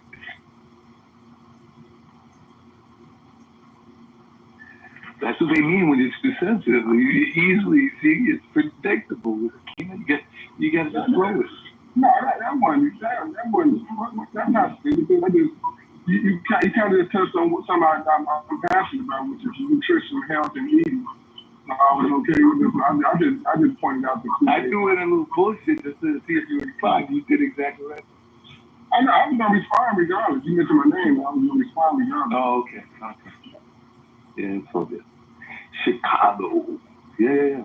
Hakima was much more emotionally regulated before the election last year. He was quietly supportive of RFK, and then when RFK dropped out and endorsed Trump, he lost Hakima. That was the breaking point. This is where the man lost his mind, and so then he ran into the arms of Harris, who I know he doesn't fucking agree with on a lot of shit, but he did that because he hates Trump so much, and when his guy RFK endorsed Trump, Hakima just lost his mind, and now Hakima's politically homeless. That makes two of us that's politically homeless being around. There's a lot more than the two of us, my friend.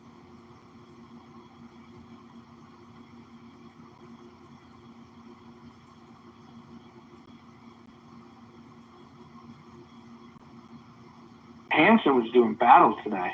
Him and Io were destroying Ewan. That was pretty fun. I haven't started yet.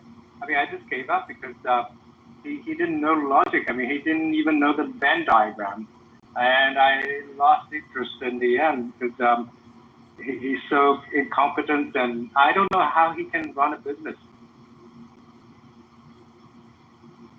Well, the simple fact is he doesn't run a business. He, the idea of coming up with three distinct groups within a company, all with varying degrees of productivity, rather than wanting to optimize productivity across the board, is just insanity to me.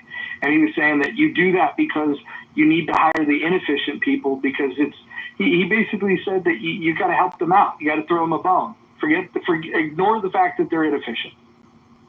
Yeah, but the thing is, I mean, he doesn't even know the logic. I mean, I'm saying that the inefficient people, and then outside inefficiency, outside the efficiency, that's by definition inefficient. And he doesn't have the IQ to realize that, or he's just trying with all his might to avoid that. Avoid answering the question with a yes or no question answer. I just gave up. In the end, it's a waste of time.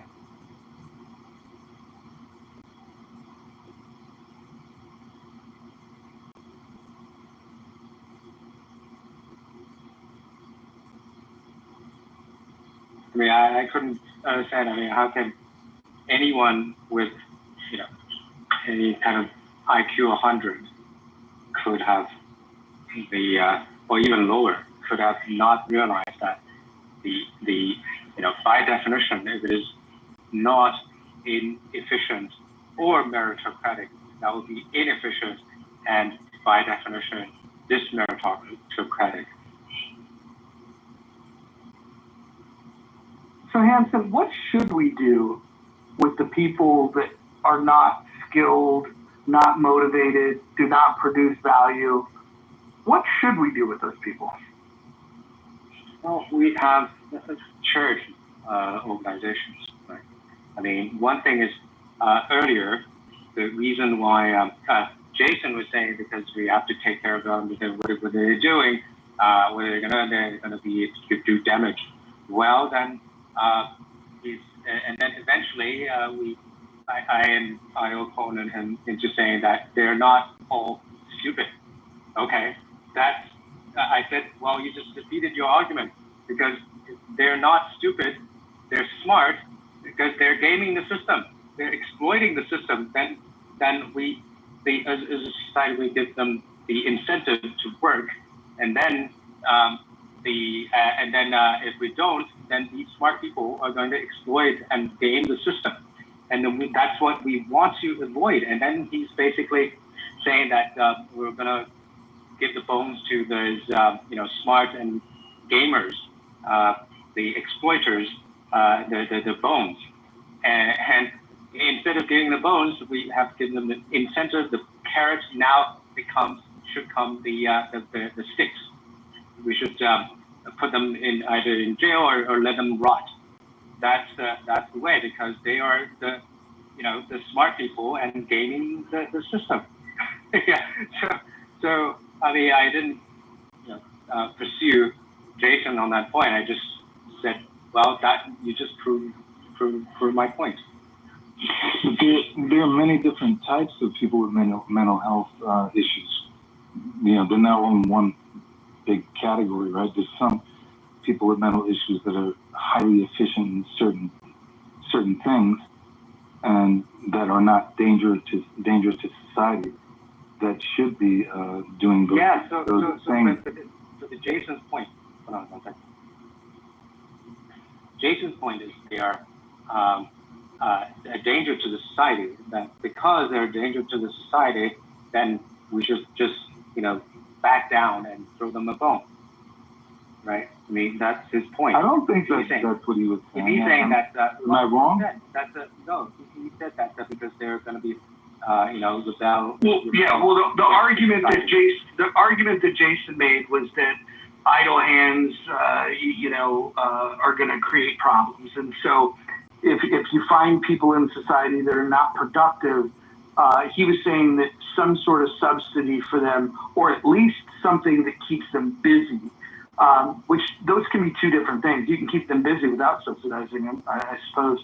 But that was his concern, was you don't want to have a larger portion of the population that is completely unemployed and broke because he's worried about the crimes that they might commit, which I don't think that's an illegitimate concern. I just think that his solution to that was not well thought out. Yeah, exactly. So Hampton, hold on a second. Let me just. But you cut me off in this. Clarify. Hold on. Yeah, because you were asking me my question. I mean, I want to clarify what I said. Yeah. Shut the fuck up. Hare Krishna. Fuck you. Oh yeah. Yeah. Hey, you win, Hampton. You did. You asked. You shut me up.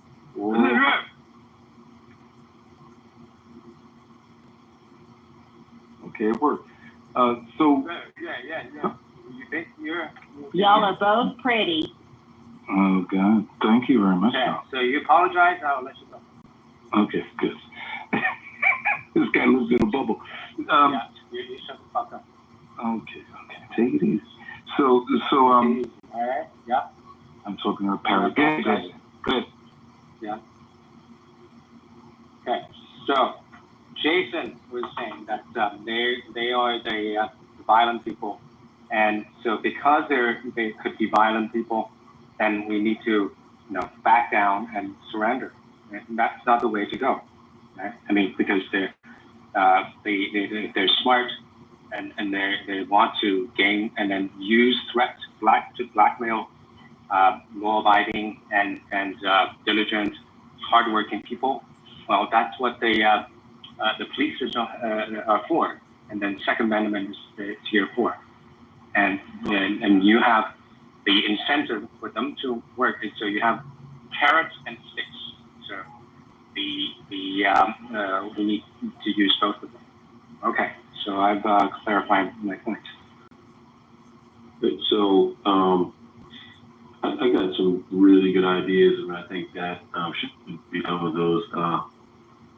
Oftentimes, I don't want to call them mediocre, but even below average people that we have in society, especially in Western culture. The jail systems haven't really worked for most of the time that they've been used. It seems that these jail systems seem to be like this kind of cycle, right? Where it's like you put these people over here, and this so-called rehabilitation place that's supposed to rehabilitate really doesn't happen often. This creates more trauma. I think the solution with dealing with people who have clearly, and not all of which, if you look at the majority of crimes that are committed, they are mostly financial and drugs. And so that kind of is a telltale sign as to what is happening with society in this capitalistic environment which we live in. So I think that if we were to, let's say, for instance, invest more into, let's say, groups that don't necessarily have the same level of access, because we try to create this kind of illusion, especially in Western culture, that everybody has the same level of access to resources when we know that's not true. But if people were, we were to invest into these fellow human beings, which is what they are, they're human just like you and I, then we could reduce that number of those poor outcomes. Unfortunately, due to ideological belief systems, it's not happening. We haven't been able to escape our own internalized biases all types of other issues, that psychological issues, malignant narcissism, all types of issues that large groups of people have, that is to why we're not investing in our fellow human beings.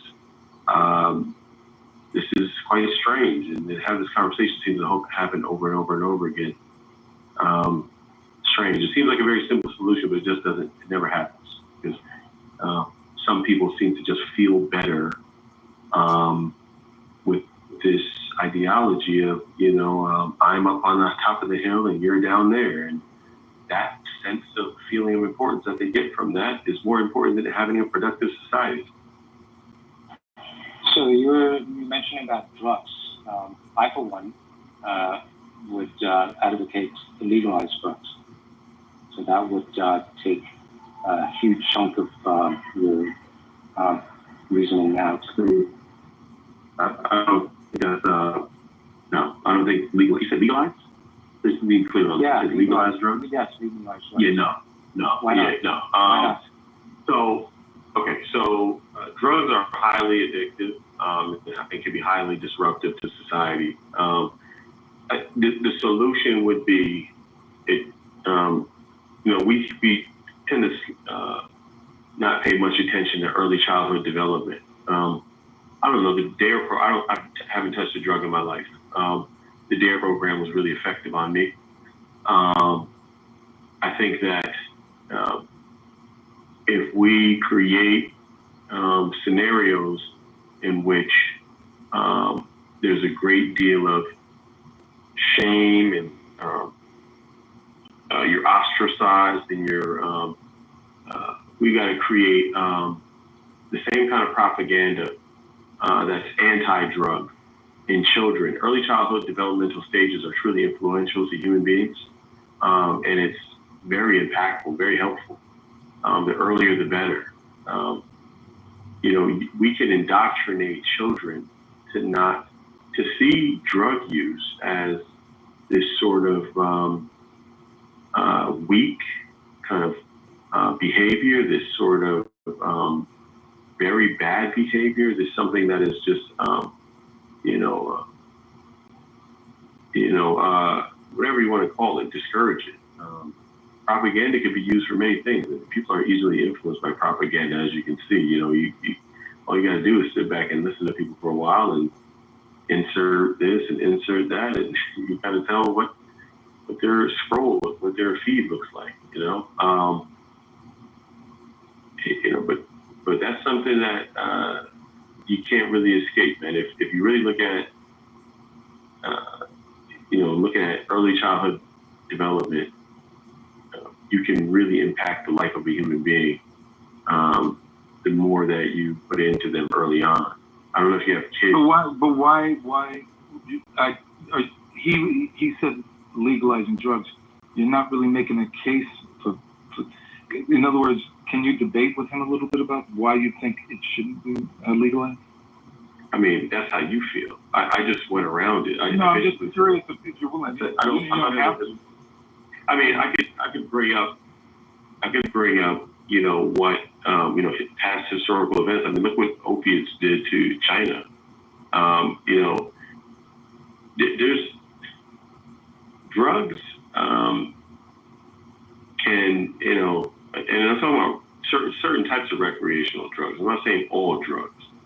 I'm just saying there's certain types of recreational drugs that can cause disruptions in society and then disruptions in productivity. It can cause disruptions in effectiveness and efficiency, right? So I don't think the proper solution would be to go towards legalizing it. Well, you have some control of it. Right now, there's no control of it. You know what I'm saying? So we know that drugs are, especially some are much worse than others, but there's no control over them. That's why some people think legalizing it is much more effective than the Wild Wild West. It's interesting. It seems like China doesn't really have this problem. You deal drugs, you die. Very interesting. Well, hold on. There's different approaches to this, and so when you start looking at it, Singapore has the best authoritarian answer to it, which is very, very strict rules. Specifically in China, you say that if you do you die. There's populations, hundreds of thousands of people that are go to opium dens and get high all day long. So like China has a drug problem. Singapore is the one that in Asia that's really figured it out in an authoritarian way. But I don't want to nitpick about it, because I think your point is that if you crack down, that you can lessen it. There's no doubt about that. But if you do crack down, you are going to impact individual liberty. The question is there a way to reduce drug use in a way that allows people to still be free? There's another example in Portugal where they did legalize everything and they destigmatized it. And what they're finding after a long time of doing these policies is that long-term drug use has gone down dramatically.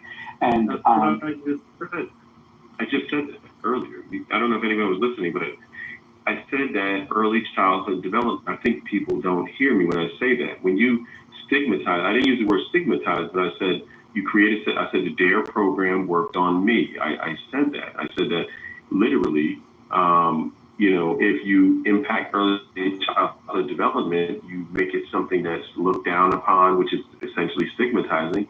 That's what I mean. That's what I'm talking about. The only time I eventually went to the extreme measure was when the gentleman who can't keep his finger off the mute button, Tamak, was looking for an argument. He was looking to see me debate somebody and get in. That's kind of weird. You can listen to the full I'd like to spectrum. go out their time on, please. You are. You're looking for drama. You started clear a second ago with the other gentleman. I've been paying. Oh boy. This is what I was talking about Clubhouse. So Joe made a comment in chat that I thought was kind of interesting, and I thought I saw data on it, but I don't have it. Joe, would you be able to get a link or a source for us that the DARE program actually increased drug use in America? Sorry, I can't.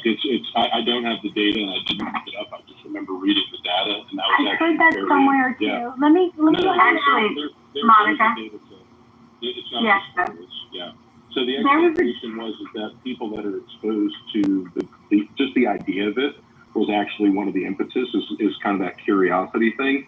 And I actually think that that's probably, everybody brought up really interesting points about legalizing drugs, but I think probably the biggest thing, at least in the market as it pertains to marijuana, not just medically or recreational, but federally for the taxes, and then also the expectation that you can utilize that for research drugs, things like therapies for people that have epilepsy. The only thing that actually works, even in the pharmaceutical world, are tinctures that pertain to THC. But the biggest issue, especially for young people, I think, is that you do have fentanyl and things like that in the streets. Some of these, off-brand carts and some of these things that aren't regulated are going to have very, very dangerous drugs in them when they're only expecting to have a THC cart. So yeah, federal oversight for that, governmental, it will reduce the amount of fentanyl in. We'll have drug gangs no longer growing in, federal land, which is actually one of the things. So if it's regulated in that regard, it makes it safer for children, but then it also gives us the opportunity to allow the DEA and ICE and police to focus on, that fentanyl stream that does come from China through the southern border. So no, I mean, yeah, legalization, at least in that, it's a smart move. Or maybe people should just stop doing drugs, and then we wouldn't have a fentanyl problem. Thank you. Serendipity wanted to weigh in too, and I didn't get a very chance. Serendipity, you have comments? I had looked at that at one point too. While there were just a couple of isolated areas where they seemed to think that because of just exactly what Joe explained, curiosity and whatnot, drug use went up. Overall, I don't think that the only reason that it was kind of discounted as not being helpful was because they didn't feel like it had long-term effects. Generally, once the kids aged out and got in the middle school and high school, the effects of what a lot of them went through in there. So I don't, I wouldn't go so far as to say it created the opposite problem overall. I just think it was kind of a wash. It's not causality and correlation. Yeah, no, because the DARE program ceased to exist after that. So if you're no longer giving them information, it's kind of like a television advertisement. So the data set only exists for the time which they used it. It had nothing to do with phasing it out. The system stopped existing. There was no DARE program after that, really. I mean, I had in high school, so it became ironic at that point. To the point of just stop doing drugs, it's not realistic, you know. People travel far and long for drugs, not because they want to. They become addicts, a lot of them. You do what you're introduced to, man. Like let's not pretend that like human beings wake up out of the womb, like let me find some drugs. Like that's not how life works. Once you open, Pandora's box, it's open, man. So, let's focus on not introducing drugs to people. Let's focus on, discouraging drugs, making it socially unacceptable, using the same propaganda tools. Oh, but you can't do that because it's actually profitable. Yeah, countries are making money off of this on the back end. So can't let drugs go just yet. That's the real problem that's going on, because somebody's getting rich off of this. So at the end of the day, it's not fooling me. I see what's going on here. People still want to make money from this thing, and a lot of this willing participants because of the way we talk about it. You do realize that your biology actually is represented by an endocannabinoid system, which means that cannabis has been used for humans for such a very long time that they have both an A and a B receptor in their brains for cannabis. And it actually it regulates things like hunger or pain reception. So you have an endocannabinoid system that is part of your biology, every person that exists on this earth. So it's not just like that people are encouraging it, it's that it's part of your system. I got a question for you, Joe. Why don't I smoke weed then, Joe? I don't smoke weed, Joe. Can you explain that? Yes, sir. So it doesn't matter whether you smoke the weed or you do not smoke the weed. Your neurological system and your body have something called an endocannabinoid system. So they're brain receptors as well. They're part of your limbic system as well. They're very old. So your endocannabinoid system does actually exist in you, whether you smoke it or not. The thing that happens is that whether you're using one varietal or the other, depending on your historical lineage, because remember, it's grown all over the world for such a long period of time that almost every society has touched on it. Then you've got other places like the Middle East and Pakistan that use opium. Poppies, you've got that obviously from the opium wars and before, but you can go down to Marseille and see as it comes over from the Middle East. So yes, these things have existed on Earth. We utilize them, but the endocannabinoid system is just a representation of humans, and I don't mean you specifically as a person who does or doesn't smoke weed. Humans overall have an endocannabinoid system, biologically. Okay, thank you. But I don't use drugs. So regardless, something that's naturally occurring within me has nothing to do with external factors of whether or not I'm going to make a decision to take in a drug into my body, right? Oh no, so I was regardless of I know I encouraging allow me to. I know, but it doesn't just your biology. But even if it's my biology, even if that exists within me, what in the world does it have to do with somebody saying, let's discourage drugs, let's not use drugs? Like, you can live without it. You try to make it. Hold on, allow me to. No, don't interrupt me. Do not interrupt me. Do not interrupt me. Do not interrupt me. See, people like you try to intellectualize, and what you try to do is you'll try to say things that seem as if, or try to indicate why that somehow it's some kind of natural part of your process, but in reality, it's not. You don't need to take in marijuana. You don't need to take in any of these aspects from your external environment, regardless of what's going on internally. So it sounds good and feels good to maybe pot smokers or people who smoke weed. Yeah, telling yourself these amazing facts about the human body, it's amazing, right? It's great, right? But you can live your entire life without taking in from the external environment marijuana. You can live your entire life without taking in from the external environment cocaine, opioids, whatever. You can live your life without these drugs, these hallucinogens. You can live without it, right? So whatever point you're making about saying that, oh, it's with you and, it's part of your biology and, bro, like, it doesn't matter. You don't need it.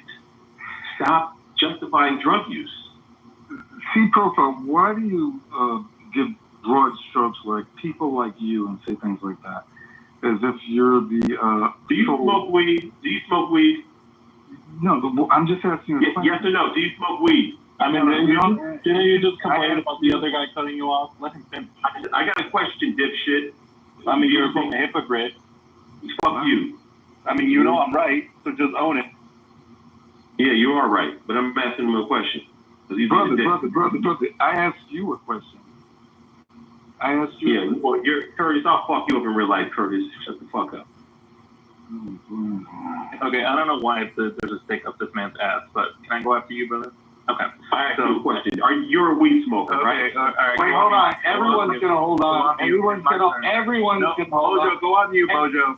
No, everyone's gonna hold on. Whoever fucking said that, risking going to the Go on you, Roger.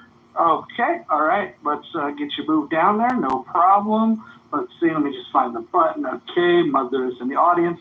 Let me just read a couple of things real quick that might help this discussion along. I actually think that we have some good people on here with some different ideas, and I hope that we can have a civilized conversation. In order to do that, we have to follow the rules. Rule number 1, no threats of violence. Number 2, no doxing. Number 3, stay on topic. Number 4, keep your shares brief. That's an important one. Number 5, probably the most important one here, is do not interrupt speakers, especially mods. Number 6, mods may interject when appropriate. Number 7, the N and K words are forbidden on stage and in chat. Number 8, do not spam the chat. Number 9, do not bring drama here from other rooms. And number 10, English only. Thank you. So we'll go back to the conversation. My question was, do you smoke weed? Hey, man.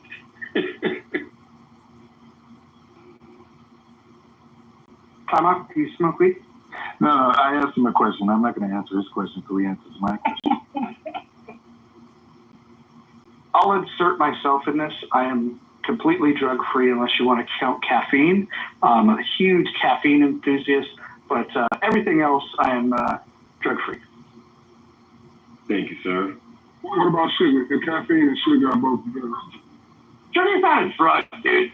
Sugar is surely a drug. It's the most deadly. It's getting there. I'm there already. It kills more people than anybody. It kills more people than anything on the planet. All right, so I use sugar. Okay. Hold on. Can I ask you? Yeah, hold on. Something that kills somebody doesn't make it a fucking drug, dude. Fucking eat this. It's addictive. It's addictive also. It's also Listen, if you eat too much mac and cheese, you can fucking die. That doesn't make mac and cheese a drug, for fuck's sake. Come on. Let's get to it. Sugar and caffeine are both addictive. They both have addictive properties. Maybe it's bad kids like you. What C-profile? I'm trying to make sure that I know that we're coming from the same perspective. What is the difference between a drug and medicine, at least as you would define it? There's no difference.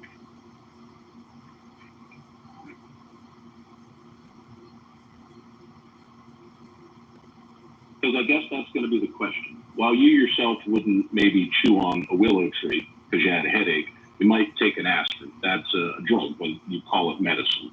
So if you have most medicines that, unless they're genetically modified like gene therapies, they generally come from a plant or something, and then they're synthesized. So I'm trying to figure out, like, a drug and a medicine, how do you consider something to be beneficial to you, depending on where, again, your historical diet comes from? Again, not the system in and of itself, but if you think that maybe there's something external that is good for your body, that is helpful to you, would the stigmata of changing the word from drug to medicine, because it's a medicine for certain people, would that destigmatize it, at least from your perspective? Drugs and medicine are interchangeable, like the thing you said, children will try to make C-profile. Okay, I still want to say this real quick. Like, herbs not a medicine. Herbs are something that's beneficial that's not a medicine, nor a drug. But drugs are medicine. You know what I realize now? So what I'm realizing now is that Joe here has an agenda, and it's okay. You know, if you want to rationalize harmful drug use and compare it to something like useful, like let's say you have a physical ailment or you're harmed in some sort of way and you need a way to repair that condition, we would then call that drug medicine because it's specifically designed for whatever that is. When we talk about drugs oftentimes though, we're talking about, you're not necessarily dealing with whatever it's not medicated, it's not regulated. We're not often talking about that. We're talking about usually people are self-regulating with these sorts of drugs. They're taking them on their own accord without any, care for the possible potential consequences or harmful outcomes. So when you try to, like I said, you really like the thing that annoys me, and I'm going to just be honest, it's not personal, but it does annoy me about people who think like this, that he tries to blur the lines between everything, and he does it intentionally. It creates a very dangerous society in which, where people will begin to kind of merge these things as if they're not two different things. It's quite destructive. I can't it makes me sad about See profile. What you're doing right now is you're trying to create a condition where you don't want to engage with his thoughts and ideas, but you want your ideas and thoughts to be engaged with in a positive way. I actually don't anymore. I don't. Well, hold on. I'm going to leave. You guys can take Okay, that's fine. I don't want to hang out with drugs. Yeah, I get it. So your ideas were going to get challenged and you ran away. Amazing. No. Amazing. You're a great example for children. You're a quitter. Go ahead. So that's what we call ad hominem, and actually probably a lot of people on the stage C profile who I've interacted with in the past understand that, yes, I do. I have an agenda. I have opinions. I have friends of mine that were in the military that have PTSD who take marijuana every single day. Some of them lives in states where it's legal and they can get a prescription for it and they can get a card for it. And there's others who live in places where they don't have a card and they have to self-regulate. So yes, I do have an agenda because I know that these people say that if they didn't do it, it would be very, very difficult for them to get through their day. So I view that as medicine. And if you think I'm blurring the lines because I have an opinion, that's also absolutely fine. If you'd like to attack me because you think I have an agenda, I absolutely do. I also have thoughts and ideas and concerns that may even merge with yours, but may even oppose them. But at the end of the day, sir, I've never spoken to you before I walked on the stage. So for you to know anything about me or intuit anything about me without speaking to me or knowing anything about me, I appreciate that that's probably more dangerous, but I understand your perspective and that's fine. If you don't want to engage in this, I'll let you do it. You really don't. You don't know my perspective. And it's quite annoying to have Mojo disrespect me like that. First of all, Mojo, the reality is that I realize where this is going. It's not going to go anywhere. Even if I share my views, it's not about me quitting. It's about me saying we have a serious ideological difference. And it's not going to go anywhere. It's not going to get any better. The more the conversation goes on, the more likely it's going to be for a larger conflict. So I'd rather not. That's all. I'm avoiding conflict. Future conflict. It's not about running away. I'd like to have the conversation, maybe on a different topic. Yo, I'm in the middle of talking. He said no interrupting. I waited till Joe was done. I waited till Joe was done respectfully. So hopefully the mods follow the rules in the same way. I'm not shooting as he's running. I'm leaving because I don't want to turn into. I get very passionate about this, and I might find myself beyond a place where I can control myself. I don't really like it. So I know my limits. I know my limits. So allow me to say this. Well, hold on. You're breaking your own rules. You're breaking your own rules. Actually, I'm abiding by Rule 6. The mods may interject. So this is crazy. Here's the thing. You criticize Joe because you said he's on the agenda. Fuck you. You're a punk ass bitch. You're breaking your own fucking rules, you fucking coward. No, I'm actually following. I'm actually following rules. This is just. Anyways, this guy doesn't want to have this safe conversation. Listen, he criticizes Joe because he says Joe has an agenda, but then he has an agenda-driven message himself. Like everybody's got a fucking agenda, and I sit somewhere in between where Joe and he is at.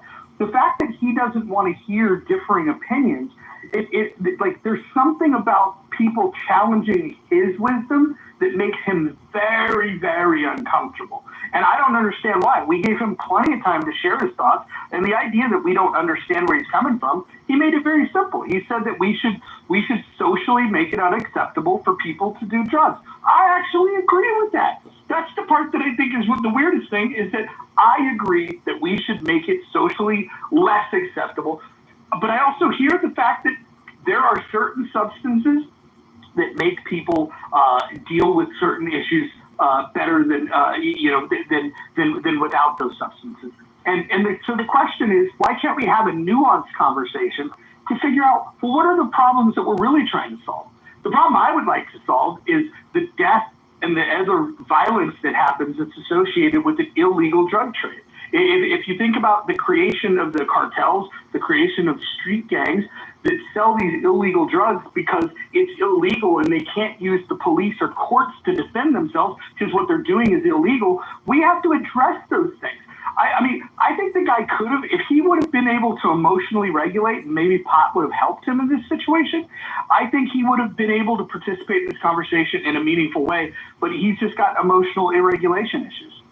Yeah, when he came up, he had an agenda as far as his expectations of who everybody was. He had a point of view that was twisted about everybody, and then he was projecting. Joe, I followed you. You gave a very smart answer to him without offending him, but of course he got offended, right? Mojo, you gave him the rules. He didn't read the rules, so he cursed you out for following the rules. So he was definitely emotionally not stable. Can I also say this? A guy that's going to say, fuck you, I don't want to listen to ideas, you could suck my dick. Like, if you present that with somebody that's logical and puts a compelling argument together that happens to be in support of people with PTSD having the option to smoke a plant, it's clear who is being the most unreasonable here, and it doesn't necessarily mean that the guy had bad ideas, but he's a poor communicator. At the end of the day, I feel bad for him. Well, I just asked him because originally the gentleman that was here, Hanson, right? He supported legalizing drugs, and this C profile, he had a thing about drugs that was, I don't think, very realistic, you know. Like so, yeah, he had no argument. He was in his head. Yeah. And I'm very sorry that he did threaten you with violence, because it seemed like we made him a little bit upset. And again, I did love The Last Dragon. You were awesome in that. So I just wanted to say thank you, Joe. Thank you there. That's right. Well, that was the other thing. I was like, I think he saw your picture. He's like, oh, this is just some dude on the street corner, without realizing that you actually have literally like a lifetime of martial arts. So yeah, that was why I kind of thought it was a little funny. But I think probably if he probably shared with us, you're probably going to find out that there's somebody in his family that had, and all of us had somebody in our family that had, you know, some terrible thing, or contrarily wise, he may be on prescription medications that he does not consider to be, you know, like drugs, if that makes any sense. And for him, no, my bad, Joe. I thought you were done. I said, go ahead and finish up. My bad. And again, I don't mean to disparage. I'm speaking from my own perspective that I know people who vilify certain drugs and take other ones because, you know, it's prescribed. So from my opinion, yes. The thing that happened in Oregon is obviously shows us that we can't just wholesale legalize drugs in America. It's wanton disregard, and it just has negative consequences for everybody in that society. But I think a wholesale reevaluation of at least marijuana and the fact that you could utilize it for so many helpful medications that are aligned with things like not being addictive and like selective serotonin reuptake inhibitors that change the brain's chemistry. Again, I'm speaking from friends of mine that literally the answers was, if I don't smoke this today and I have to go out and deal with the world, you know, it's going to be a problem. Because these are people who, like Timac, are trained, you know, to deal with things consequentially with violence. They don't have that mindedness, that centeredness. They're still in that PTSD. So your system or any meditation system or yogic system would help, but this drug for whatever reason, because of our endocannabinoid system, seems to be the only thing that these hyper-aggressive PTSD guys, it calms them down enough to get through the day. I'm not saying that drugs are good. I'm not saying that anybody should take them. I'm just saying it should be an option just as any other medication is. So I just want to say real quick. I don't say real quick. I think his only agenda was to have some moral superiority that he don't use drugs. I think that was his only thing that he wanted to keep his mantra to say. I never used drugs in my life and wanted to point out any flaws. So it wasn't necessarily about legalization or harm. It was simply about him. So I was going to say, I do think that the Oregon example is obviously a way of not doing things correctly, but that doesn't mean that the idea entirely is flawed, right? Like you look at the results of what they got in Portugal, right? They do have decreased use of drugs among their population since they basically legalize everything. They do see drops in HIV transmission via needles because they have those sites open. They do see overall the entire population is using drugs at a lower percentage than before they started doing this, and there's also less of a stigma around it. So I don't know how Oregon fucked it up, but that doesn't mean the entire idea. I can tell you. Flawed. Go ahead. So Oregon only looked at half the model that Portugal was doing. They looked at the piece of like, oh, we'll just let people use. They didn't build up the infrastructure for rehab and for the off-ramp and for the courts to identify the people that really need the rehab.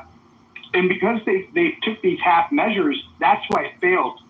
Which is why, even though I support legalization of drugs, I think the Portland example should not be ignored. I also think that the Portugal example should not be ignored. What I would like to see is an intentional design. Maybe we take Barstow, California, and we put rehab centers all around the outskirts of town, and then we put a big fence up. And then that can be the part in the Western United States that if you want to use drugs, you do that. And then zero tolerance outside of that. I also think that we should make a distinction about which drugs we're referring to. I think marijuana is a clear example of something that if you look at crime rates, nobody's getting in a disproportionate amount of trouble once they smoke pot. The one thing that they might do is get a little fat because they get the munchies and they eat a little bit. You don't see violence associated with an increase in use in marijuana. Yeah, I think at a certain point everyone kind of agrees that the government is lagging behind. Like, who the fuck cares about marijuana at this point? Like, the fact that the cartel is still making money off of it is ridiculous. Like, it's just everywhere, right? People in my high school are growing it at home. Like, it's really not something the U.S. government can or has been able to control, so they might as well make a profit out of it and use it for whatever, you know? So I think marijuana is just, also cocaine, like, what's the hype with cocaine? I've tried it. It's really not that big of a deal. What else have I done? Yeah, I would say we need to keep LSD illegal. That shit fucked me up when I tried that. Hey, why only two people on the stage voted in the poll? The head mod didn't vote. Oh, I don't want this in my profile for life. That's why I don't vote on some polls and I vote on others. Hakima, I think Mojo didn't announce it and he changed it without announcing it. Is that what it is? Mojo? So I have a question. How many drugs have y'all done on this stage? 0, 2.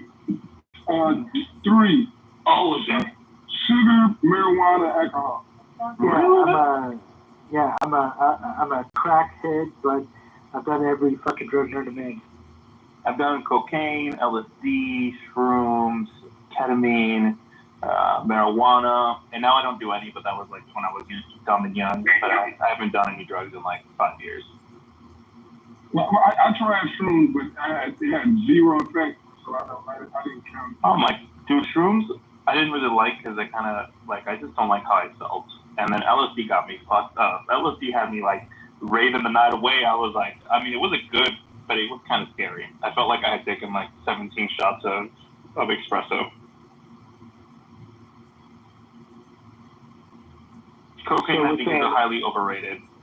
So with the different examples of like Oregon and Portugal and stuff like that, so like what do we do? Like it's one of those things where it's like if you cross the border, like they'll allow a certain amount of medication, you know, this and that, but if you have over the amount, they'll bust you or whatever. So do we go to that type of system where if you have a little bit of it, okay, no big deal, but if you're over a certain amount, hey, you're in jail for 20 years or whatever.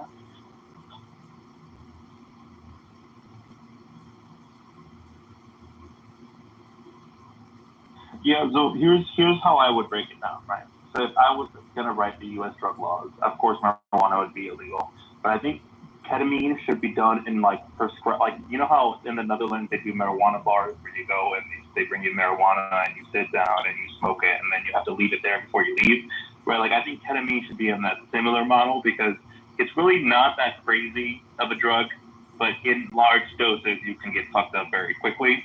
So that's where I would put ketamine. Cocaine, I think it's another one. You should just legalize that one. I think it's kind of silly that we have spent so much money on drug enforcement.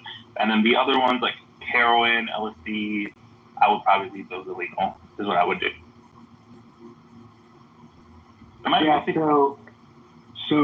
Cocaine's my drug, but I tried heroin once and I just, that shit made me shake so much. I didn't like the high at all, and so I would definitely put that on the illegal list big time. Yeah, I've heard hold on. So you make something illegal because you had a bad experience with it? Exactly. Well, no, it's not just me, but I mean, obviously, if it makes me shake and everything else, well, what about the other guy? You know what I mean? I mean, what is it going to do to the other guy? It's going to make him shake and hallucinate and everything else, just like these people on the street. It does the same shit. Oh, crystal meth. That's one I forgot. I did crystal meth one time. That was not fun. I was wild when I was young, guys. And you said all the gays tried meth. Yeah, crystal meth was not a fun time. That was not enjoyable. I couldn't sleep for like 2 days. Mother, what you doing trying crystal meth? Come on, you gotta do better. So I got it handed to me like at a party. I thought it was like a pipe, like a weed pipe. And then they're like, oh, just, do it. And I was like, oh, it's probably just like weed or whatever. And then it ended up being crystal meth. And I was like, why does this taste weird? So that was the first time something was off. And then I was just drunk and dumb. I didn't go out and buy it. Someone handed it to me. But then when I got home and couldn't sleep, that's when I realized it was crystal meth. Because that's like the number one thing. Yeah, I was just like laying on my bed like till like 9 a.m, sitting there. Yeah, crystal's the other one. Well, hold on. You didn't rearrange the furniture in your room? No, I actually got up and went to go see the sunset or sunrise. It was like 7 a.m. or 8 a.m. But no, I didn't rearrange my house. Do people do that at crystal meth? Is that a thing? When I first did meth, I've only done it a handful of times. I had a bunch of like rock and roll posters. It was like the little pictures that you would get pulled out of a magazine, thumbtacked to the wall. And I remember the first time I was just like, I'm going to rearrange it. And like, I rearranged it and then I didn't like it. I rearranged it again. And then afterwards, the wall was just destroyed because I moved where all the thumbtacks were at. So don't do that. Oh, I never tried to clean well on drugs. Maybe I'll do like an edible and start cleaning the house. That's a true tweaker there, mate. But also, here's another thing. I'm not a huge fan of marijuana. It puts me to sleep every time. I know people are like, oh, try different strains. My body just reacts like knocking me out every time I do any type of marijuana, regardless of if it's sativa or the other one or whatever. One time, I smoked some weed before I went to the bars, and I fell asleep in the middle of the bar at a table because it just knocked me out for some reason. It's just how my body responds. Well, me too, by the way, Mother. The last time I smoked pot, it was in a fantasy football league draft, and they were passing around. They know that I don't smoke, and so they were passing it around me, and I was like, why are you doing that?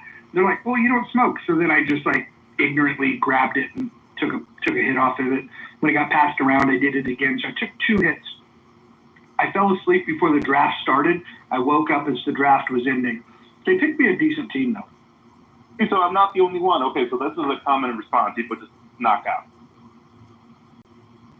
Well, the other thing about weed, too, is it actually has the THC oil inside of it gets extracted and turns into oil and is a very good cancer treatment. So that's also another good thing about So there was that massage oil. Have you ever been to those massage parlors, like where they do the THC massages or whatever, or the THC oil massage?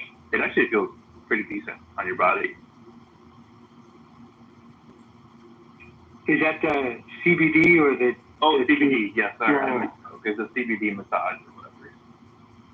I don't know if does your body ingest? Probably not. Like, you're not really. How does that work? Like, why does that relax your muscles? Well, all you need to do is just put it on your skin, and you're high than shit. So. Yeah. It goes into the body through the pores. The pores, your skin is an organ, right? So certain oils, like castor oil, will go easily through the skin. Most more than many oils, maybe all of those. Castor oil goes directly in. You got to remember, your skin is your largest and most important organ. I had an instructor. He was a former Marine when I was a very young martial artist, and he had a way about sparring that was very kind of bizarre. And being young, going in through that, took me years to recognize that I was in a very toxic environment, So we would all smoke weed because he was addicted to weed. He smoked it all the time because he had that, come out of Vietnam, and he had this severe PTSD. And so he would, before we all sparred, he would turn on classical music, and we'd all be stoned, beating the shit out of each other. It was bizarre. That is actually the best short film in black and white that you could ever think of. Could you imagine people beating the shit out of each other to classical music? I think that's actually epic. Yeah, he was bizarre. Yeah, he would be. He was in a real he would get in a fun mood. Like, all right, let's go. Who wants to go first? And there were certain people that he knew he wanted to beat their ass. So so it was pretty tough.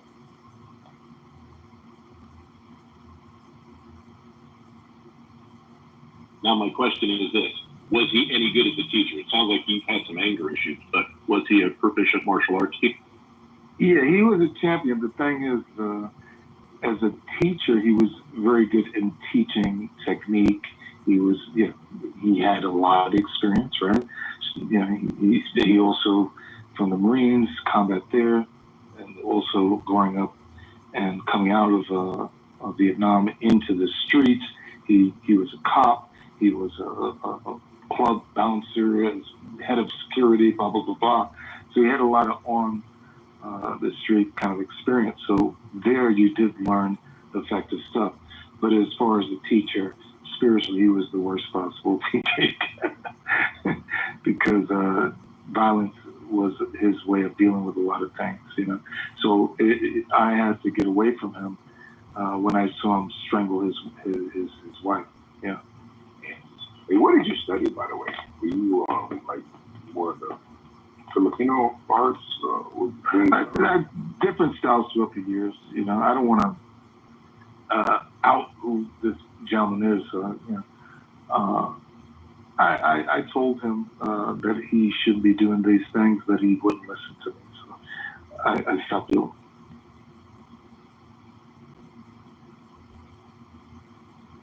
So he was your best spiritual teacher in the fact that he described to you a life and a lifestyle that you didn't want to live. So he was your spiritual shono.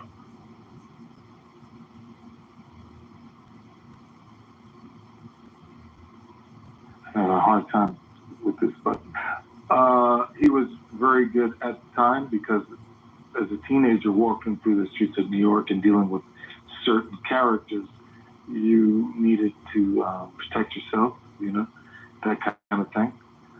You had to, and also young guys going around meeting girls and stuff. And there's certain ways you had to be in tougher areas with certain guys because they'll try you, if they think they'll walk over you, they'll talk to you a certain way, to your girl a certain way. So all these kind of things, you start falling in a certain clique, and it's kind of important when you grow up that way to have the certain respect when you walk around, So in that way, he was great.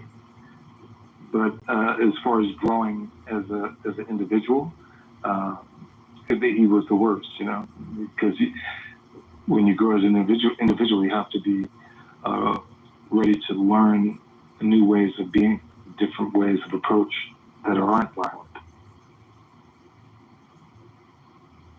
Nice.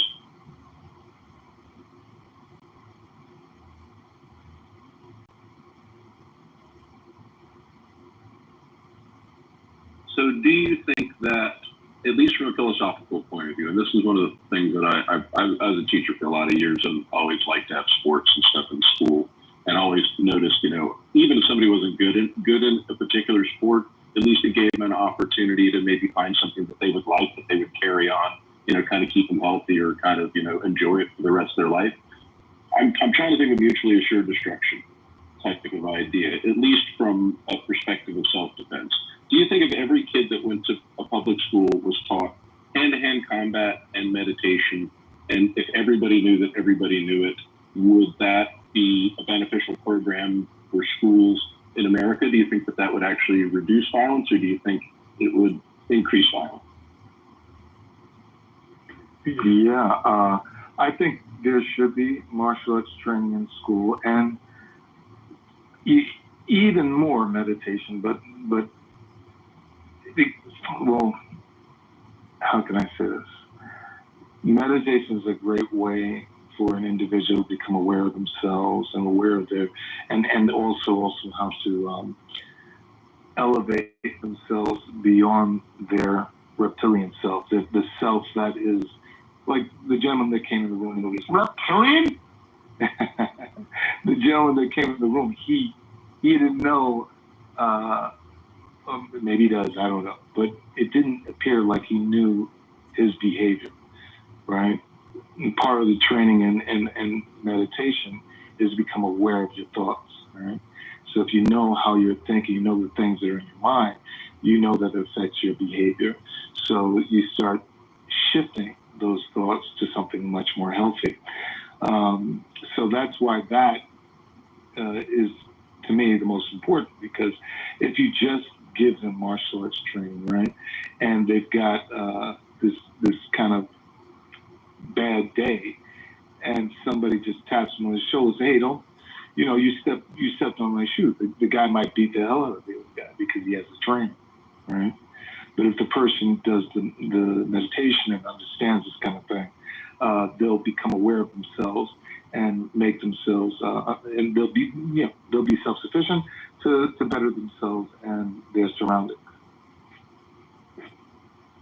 So that would be like, so I know like some of the problems that I ran into, depending on where I was in the world, was like you don't have equipment for schools and stuff. And I know they're cutting funding and stuff, and they're getting rid of like music and art and things in school. But I mean, if you taught literally meditation and martial arts, apart from like some bow staffs and some depending on which style you use, ultimately it doesn't take any resources. I mean, you don't need a field, you can do, those things anywhere. So I mean, that kind of the gentleman that was in here before talking about the no drugs and talking about early intervention for children, in schools, I'm just thinking from a philosophical and a health standpoint, that would be an excellent, opportunity for someone like yourself, obviously, to, kind of, promote that and see if that would be something that would be functionally advisable for PE programs, especially like in places that don't have a lot of teachers or can't afford a PE teacher. The program could literally be rolled out to anyone who wanted it. Yeah, I've got a huge meeting here in New York City with some highly high-level teachers, principals in the New York City area, in the tri-state areas, actually. And some leaders in the work of the subconscious mind, the conscious mind, and this kind of thing, and meditation, and yeah. So it's a pilot program right now. So the adults will learn it first, and then they'll give their feedback. Usually they really enjoy it and really see the benefit for young people. So that's where we're starting there, and then maybe later on we can discuss self-defense and that kind of thing.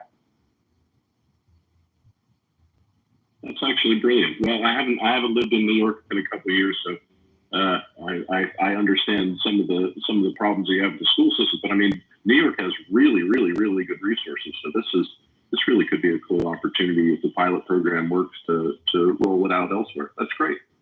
Yeah. They're doing it in Mexico with prisoners and their families, and having some success there.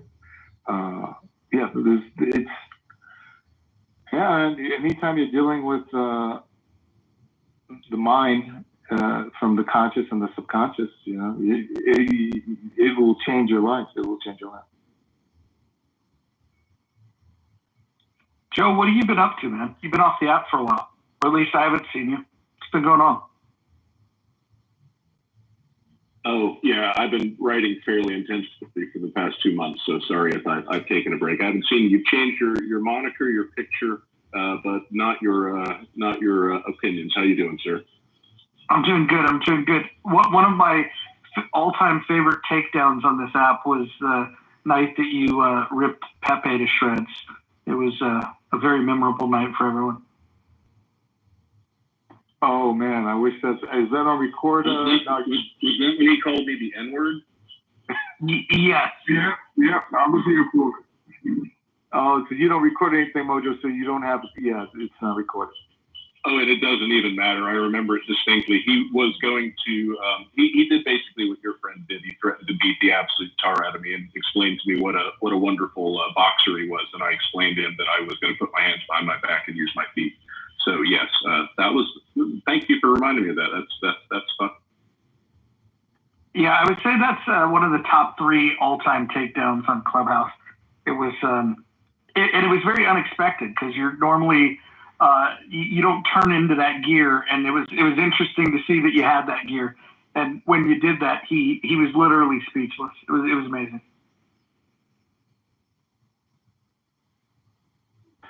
I was ready for your takedown. The gentleman they walked in here and ran away. I knew it was coming, Mojo. I could tell. What's funny is if he would have just relaxed a little bit, he would have found that I agreed with him on some of the stuff. Like, I appreciate that he has found the discipline in himself to not use drugs. I think that's cool. And I appreciate that he thinks that sharing that with other people would be a benefit.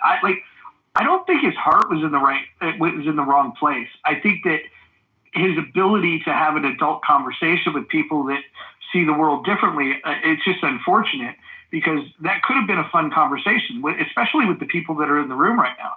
I think that could have, if he would have allowed his ego, and we all have ego. I certainly do. Time Hack, I know that, you've had. Not at all.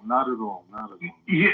So, if we could have kept that in check, it really could have been a fun conversation. And then, as you guys know, when those people spin out of control, it lights a match in me, and then I go to that place. And so, I would have rather have had the good conversation, but I was happy to have the, go fuck yourself conversation too. Yeah, I was subtly wanting to. Well, the first thing I asked him that he didn't answer the question. He said to Joe, people like you. That's not only rude, it's condescending, right? So I didn't ask him in a belligerent way. I said, you basically said what he said. And that's when he gave me the question about drugs. Did I ever? So he would never answer the question.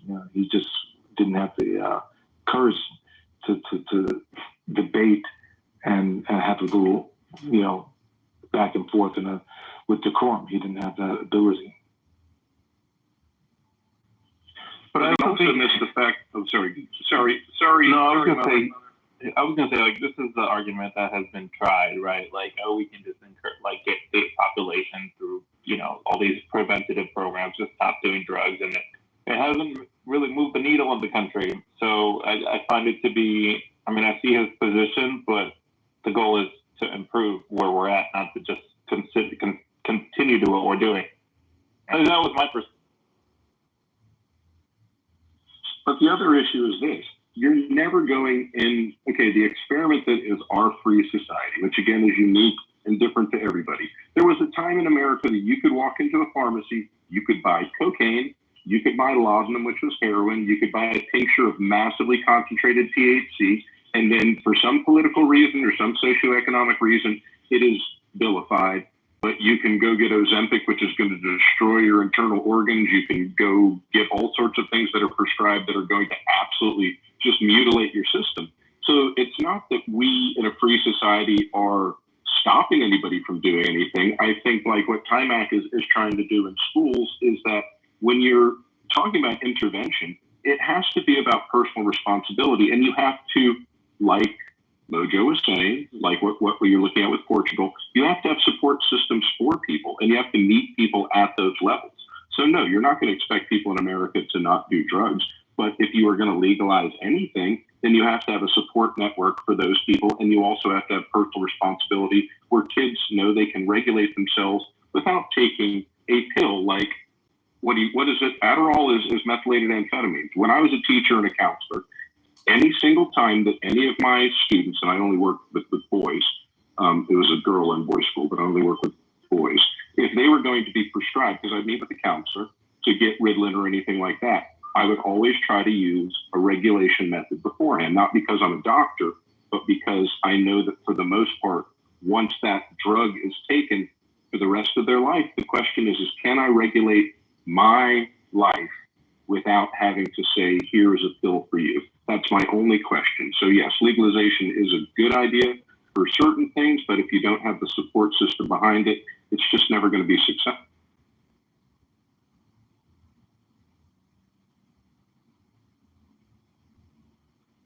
Does anybody know what this administration feels about that? Does anybody know that they're open? The Trump administration doesn't really give a shit about marijuana.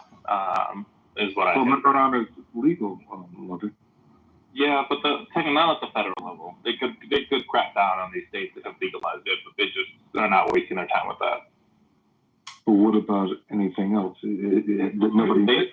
They're talking about he's literally sending troops into Latin America, so that's. But that's because of the fentanyl thing. My understanding is that they don't care as much about cocaine. That's why they're not going to Colombia and they're going to Mexico instead.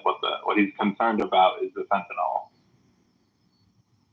The more dangerous. Which I would put money on it that Trump has done cocaine in his past. I feel it. He gives me that kind of energy.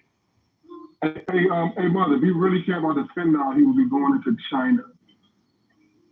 I mean, he tried that through the de minimis exception, right? He was going to fuck them on that end. But I actually don't know what happened with that. Well, Trump, as you said, probably did all these drugs, or did some, but, the guy's an old man now, so. I mean, he grew up in the 60s. Wasn't everybody doing drugs in the 60s? Maybe he's, I'm saying he's an older man now. Maybe he's looking at the harm that drugs can do. It also can do something beneficial. I think Joe was alluding to that in a way, that there's some things that should be out there if they're effective in certain ways. But maybe since he has RFK, maybe there's something that can be done and to legalize drugs in America. Maybe it's politically a bad idea, but I don't know. It'd be interesting. I don't know. Mojo, do you know if this has ever been approached before? Which part? Legalizing drugs. Well, we've experimented with different prohibitions, and you go back far enough. A lot of these things were legal, and then they have crackdowns. If you go back into the prohibition era of alcohol, we had this 12.5-year experiment where we said that because it's bad for you, it's bad for society, we're going to outlaw alcohol. And what that did was it created an income stream for the underground. And the mob became very powerful because of this hard to tax thing. We learned our lesson about how bad the prohibition of alcohol was in 12.5 years. We've been at the war on drugs since 1971. Nixon's the one that ushered it in, and I think it's time that we surrender because the drugs have won. Right, alcohol, the greatest corrupted inning of all. But nobody knows. Nobody knows if I know prohibition, but in the past 50 years, nobody knows it's. We've tried it at city and state levels. I mean, like we were just discussing the Portland failures that they have, and the sad part about that is that people will forever look at that and then say, "Well, look what happened in Portland." And again, I don't think you should ignore what happened in Portland. I think you should learn from it. I think there's examples of that you can try. And then depending on, like how much personal liberty you want to restrict, there's other things you could do. Singapore virtually has zero drug use. And if people that do have drug use, the first time they use it, they give them help. The second time they use it, they throw the book at them. And so they're very tough on drugs. And as a result, there's very few people that use it. So you can crack down on it. I think both approaches are better than what we're doing. Because on one hand, we say, drugs bad, and then on the other hand, we enable the conditions that allow the cartels to become powerful, and we allow the street gangs to become powerful. My point of legalization would be, even if drug use stayed the same or even potentially increased, my hypothesis is that violence associated with the drug trade would go down dramatically. Yeah, but I didn't know. I wasn't paying attention. What happened in Portland? I didn't know they did that. They basically they decriminalized many things. There were some restrictions that were still in play of where you could be exactly, but it was a disaster because what it did was instead of trying to destigmatize it and say, look, we're not surrendering to the idea that everyone should use drugs. Instead of having like a position, a philosophy on how this is going to help society, they just kind of tapped out and said, smoke them if you got them. And then what happened is people that felt oppressed in nearby communities were like, well, fuck it, we'll just move to Portland. And then basically, homelessness and drug abuse, everything just increased, and then the violence gets associated with those type of things. So Portland's a fucking disaster, and they're only just now starting to recover from it. So they just had a really terrible approach to legalizing. Is that what you're saying? That their approach was horrible. Yeah, they didn't have the. So in Portugal, the approach was before the decriminalization piece. They made sure that they had tons of facilities. They had the medical help. They had all of the resources needed to give it an opportunity to be successful. They leaned into that first. And so again, you're going to get pushback from me about government spending on those types of programs. But if you're going to legalize drugs, you can't just simply turn a blind eye to when somebody raises their hand and says, okay, where's the off-ramp? You better be able to show them where the off-ramp is, and it needs to be well paved. Thanks.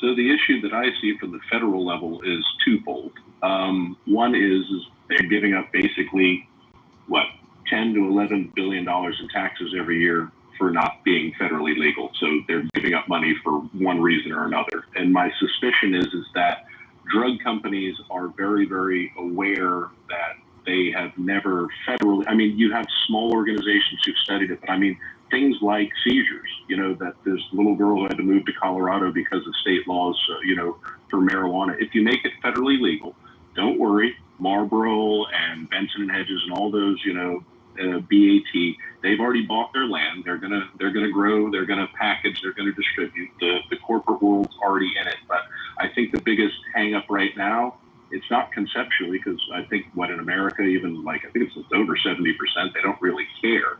But the question is if you can make drugs that are beneficial to people that don't have the same side effects, and you can also create a whole level of an industry that creates billions of dollars of federal taxation, is it because you are influenced by people who consider it a religious argument, which it can't be, or do you think it's more because of the lobby groups as it pertains to the pharmaceutical industry?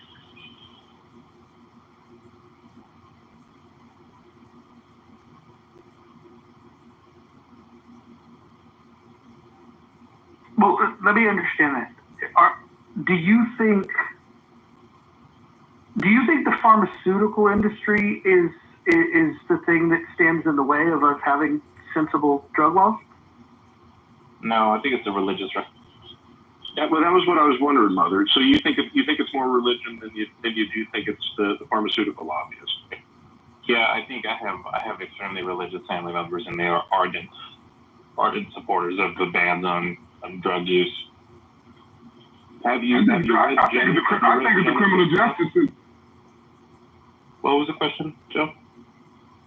Oh, sorry, Akimi. Yeah, it probably is them too. I was saying, Mother, have you ever discussed Genesis with them, at least as it pertains to what we're allowed to have, all the plants with the seeds that are on the earth? Have you ever read that one to them and asked them what they thought about that?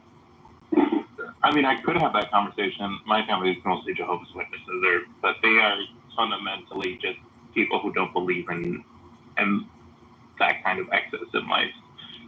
Oh wow, your family is Jehovah. This explains a lot. So, what does that mean, Roger? I'm a Lutheran, okay? I follow, and I don't know.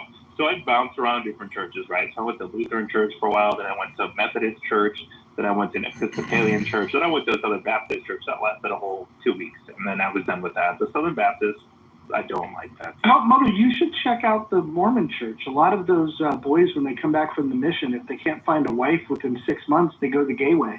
You should go check them out. But that's in Utah. I don't want to go to Utah. I don't think they're in Idaho and Nevada. They're in Miami. Probably none.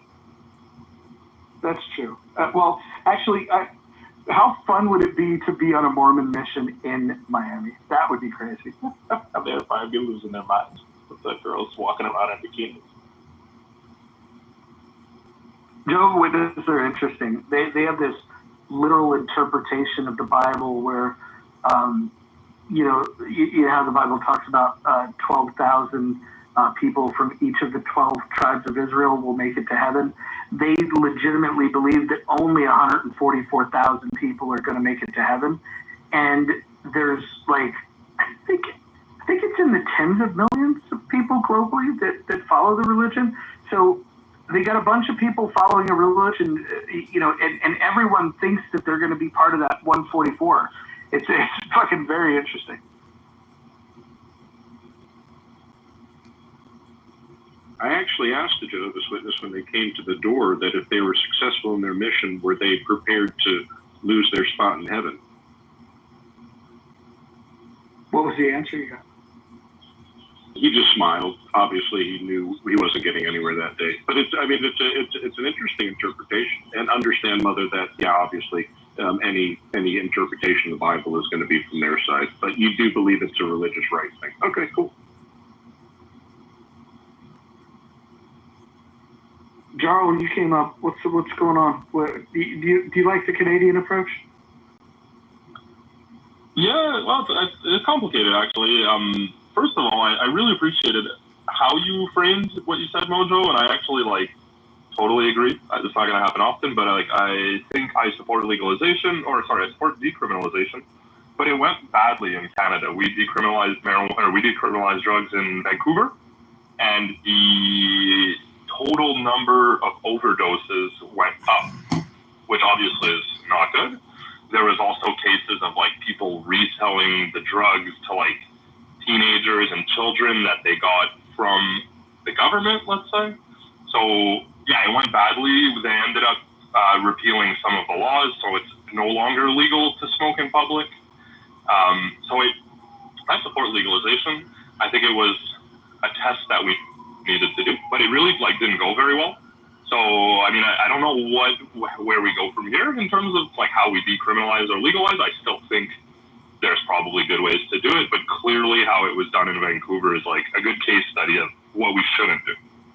So yeah, actually, I agree with you. As somebody that's visited Vancouver recently, I do like the fact that they've said, okay, if you are going to be using drugs, you got to go hang out over on Hastings.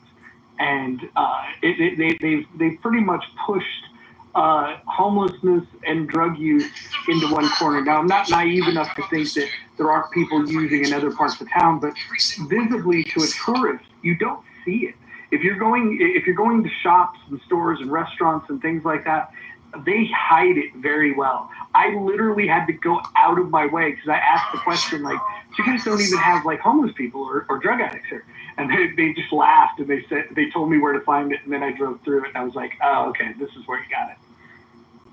But real quick, but also you can control the amount of drugs that goes to each individual person, right? If there's a legalization, you can control that. So where right now someone can go and buy as much as they want.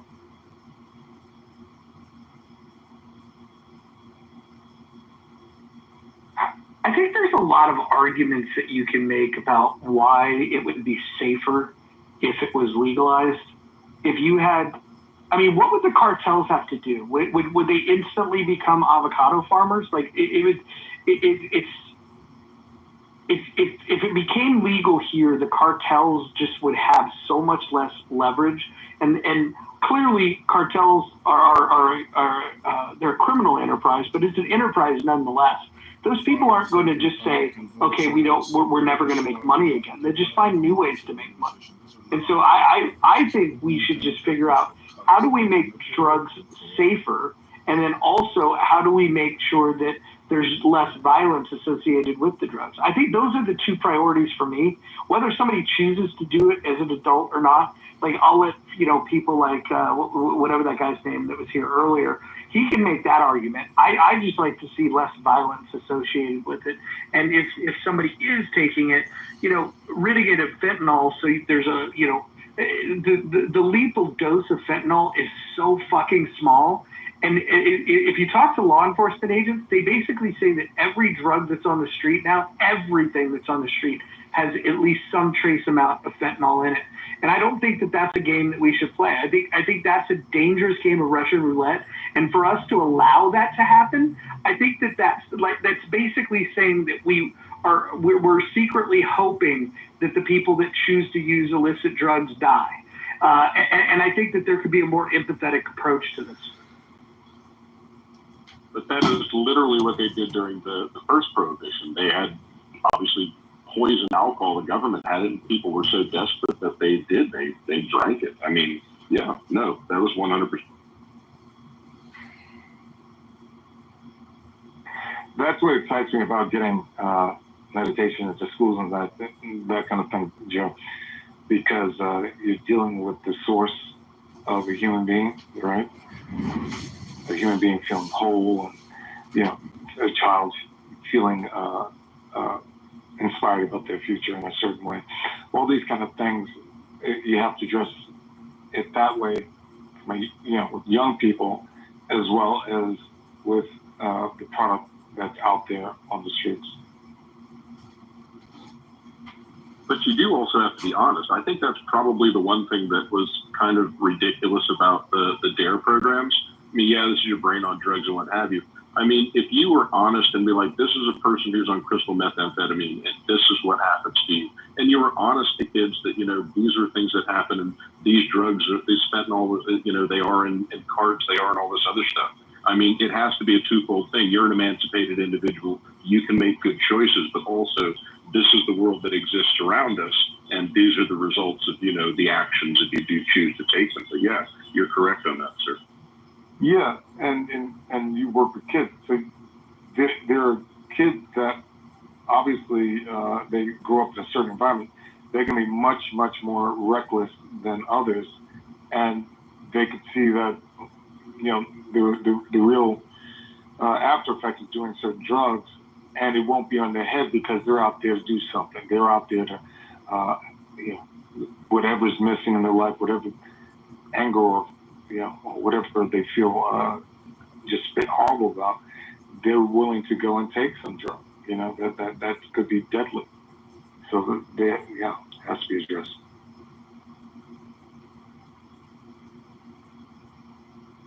Now, Jarl, you said that people were overdosing. Overdoses went up in Canada. Did you say that is in Vancouver, sir? Correct. So overdoses went up, but deaths from overdoses did not. I'm assuming it's because people have Narcan. They're having overdoses. They're taking care of faster. But there is more overdoses in 2025 and 2024 than the years prior. Gotcha.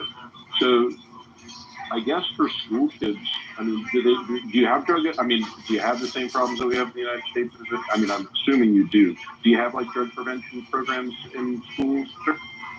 Yeah, I think it's very similar. The fentanyl problem in Canada and the U.S. Maybe there's a bit more in the U.S., but we hear about it just the same. Yeah.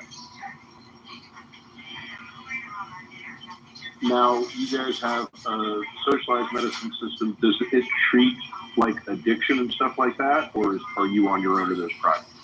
Oh, good question. I will fact check. I'm not sure. I'll check. No, I'm just trying to think because, we look at Portugal, but it's again in a much smaller subset. We look at Portland, which was just a nightmare because there wasn't support, and then Canada, of course, being our closest aligned. Societally, literally. I know you guys look down on us, but we're fairly similar. But at the end of the day, if you guys have run into these problems or at least tested them, then it's a good case study in how to do it either right or wrong. But okay. And yes, it looks like almost everything is covered. Detox, addiction counseling, opioid therapy, psychiatric care, rehab, all that stuff seems to be covered by our insurance. Okay, so the federal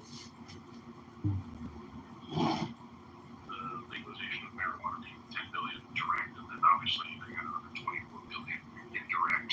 Maybe if we use that for addiction treatment as a subsidy for the taxation that is there, that could also be a great way to lessen the impact when the legalization occurs. If we already earmark the money for treatment. Yeah, I don't know if you're asking me, but we do that in Canada. We have STDs. There's plenty of marijuana and alcohol sales. We do that here. Yeah. Okay, so governmental alcohol, like an ABC store in North Carolina. Hey, this is John. I would just like to say that I don't think the U.S. government should spend any money whatsoever on rehabilitation or any type of preventative measures at all in terms of consumption of illicit drugs or alcohol. I think if you look at the priorities, worrying about consumption of what people put into their body is one of the lowest hanging fruits of priorities on our list of priorities. That's just my opinion. I agree with you, John, and the good thing is that none of the money is actually being spent. This is a tax that doesn't exist. So what I was hoping to do is to get in front of a problem that I suspect would happen. Not that it would happen, and certainly not that governmental monies should be used for humanitarian things. That would be outlandish. But the expectation that the money doesn't exist now, so if you create the tax and you legalize it in your market, you'd like to have guardrails in it, just like you'd like to have intervention or just preventive. So in our system, right, if you smoke cigarettes, you're paying a massive tax on your cigarettes, and that's because you're so much more likely to end up sick in the hospital, and then we're gonna. So in a system like Canada, it makes perfect sense to tax you more if you're buying drugs, alcohol, or cigarettes, because you're more likely to end up sick from those. So you think stealing people's money because of what you want to eat or smoke or drink, you think the government should steal from you in order, to basically prepare for your future health crisis? Yeah. So America was the largest class action lawsuit in the tobacco industry. It was actually alumni to all this. I met the gentleman, and he was nice enough to talk to me about it. What we did was increase the taxation on cigarettes because, of course, we realized that they do affect your health. So yes, we actually tax people at a Got it, but it's not like actually tied to your future healthcare, right? It just goes into a general pool of funds, so like it's not actually guaranteed that that taxation will go towards your future healthcare, right? No more than any guarantee that you have a budgetary expectation for money to go to NPR and then they just get rid of it. Yeah, I mean, at the end of the day, it is what it is. You know, we have a budget, but the discretionary spending of the budget is obviously up for debate. But no, that money's actually earmarked for things like class action lawsuits against tobacco companies. They're not allowed to do that anymore, so it's taxable. But no, what I was saying is actually earmarking that money for a specific reason, like they do in Canada. And no, I guess he said it's not just a specific pool. They have a same pool of money for what you call the public health system. It's based on your tax dollars and taxation systems like that. And then also producers and things that actually would negatively affect your health. They actually pay enough for that, and that would go money that's earmarked for what you would call public health care system. I wanted to 100% quote it on that. I'm not sure if it's like one big pool of our taxes or if it does go directly to that. But that's the idea, right? Like we have it's the same thing with like gasoline, right? We have like an environmental tax on gasoline, or we used to. I think I got rid of it. But like the idea is that because you're using gas and you're hurting the environment, you pay a little more taxes. I don't know if it's actively set aside for green causes though. So if the country's $37 trillion in debt but wants to continue taxing you, I'm just so confused how it's not that money's just going to paying interest expense and hopefully paying down the debt. So why you think a country in debt is actually preparing by saving your taxes that you're paying? See, I just think you guys are living in La La Land. Well, that's the nice thing about research. So the deficit that we have is the debt that we have. So most American debt is actually bonds, foreign investments. So when we look at that, it's actually debt that sometimes we do ourselves. So a lot of our bond market is actually owned by the United States, but some of it's foreign. So that's actually true. But the question for America is never are we going to be in a budgetary issue because we've had surpluses. Our country, of course, has the strongest military in the world, the greatest political insight in the world, and are the strongest nation in the world. So the question is always this: do we do put ourselves in the precipice of being in an economic conundrum? There's often times that people go to war over limited resources. So I'm assuming that's probably the play, but I don't really think that talking about the taxes being earmarked or benchmarked or something like that have anything to do with it, because right now the tax doesn't exist. And that's what I'm saying. It's money that doesn't exist that can be used for a perceived problem, or contrarily wise, could be used for educational purposes. That could also support. But again, everybody in America has to decide what they think their money should be spent on, and that's what we vote to. But when you say we owe the money to ourselves, can you maybe clarify that a little bit? Yes, sir. Have you ever bought a U.S. Treasury bond? Yes. Okay, so do foreign countries buy U.S. Treasury bonds? Yes. Okay, do we also give like 0% points to banks, and do we also give bonds that we borrow against ourselves? Would that not be us owing ourselves money, meaning our foreign debt in Treasury bonds is also to ourselves? Like, what was it?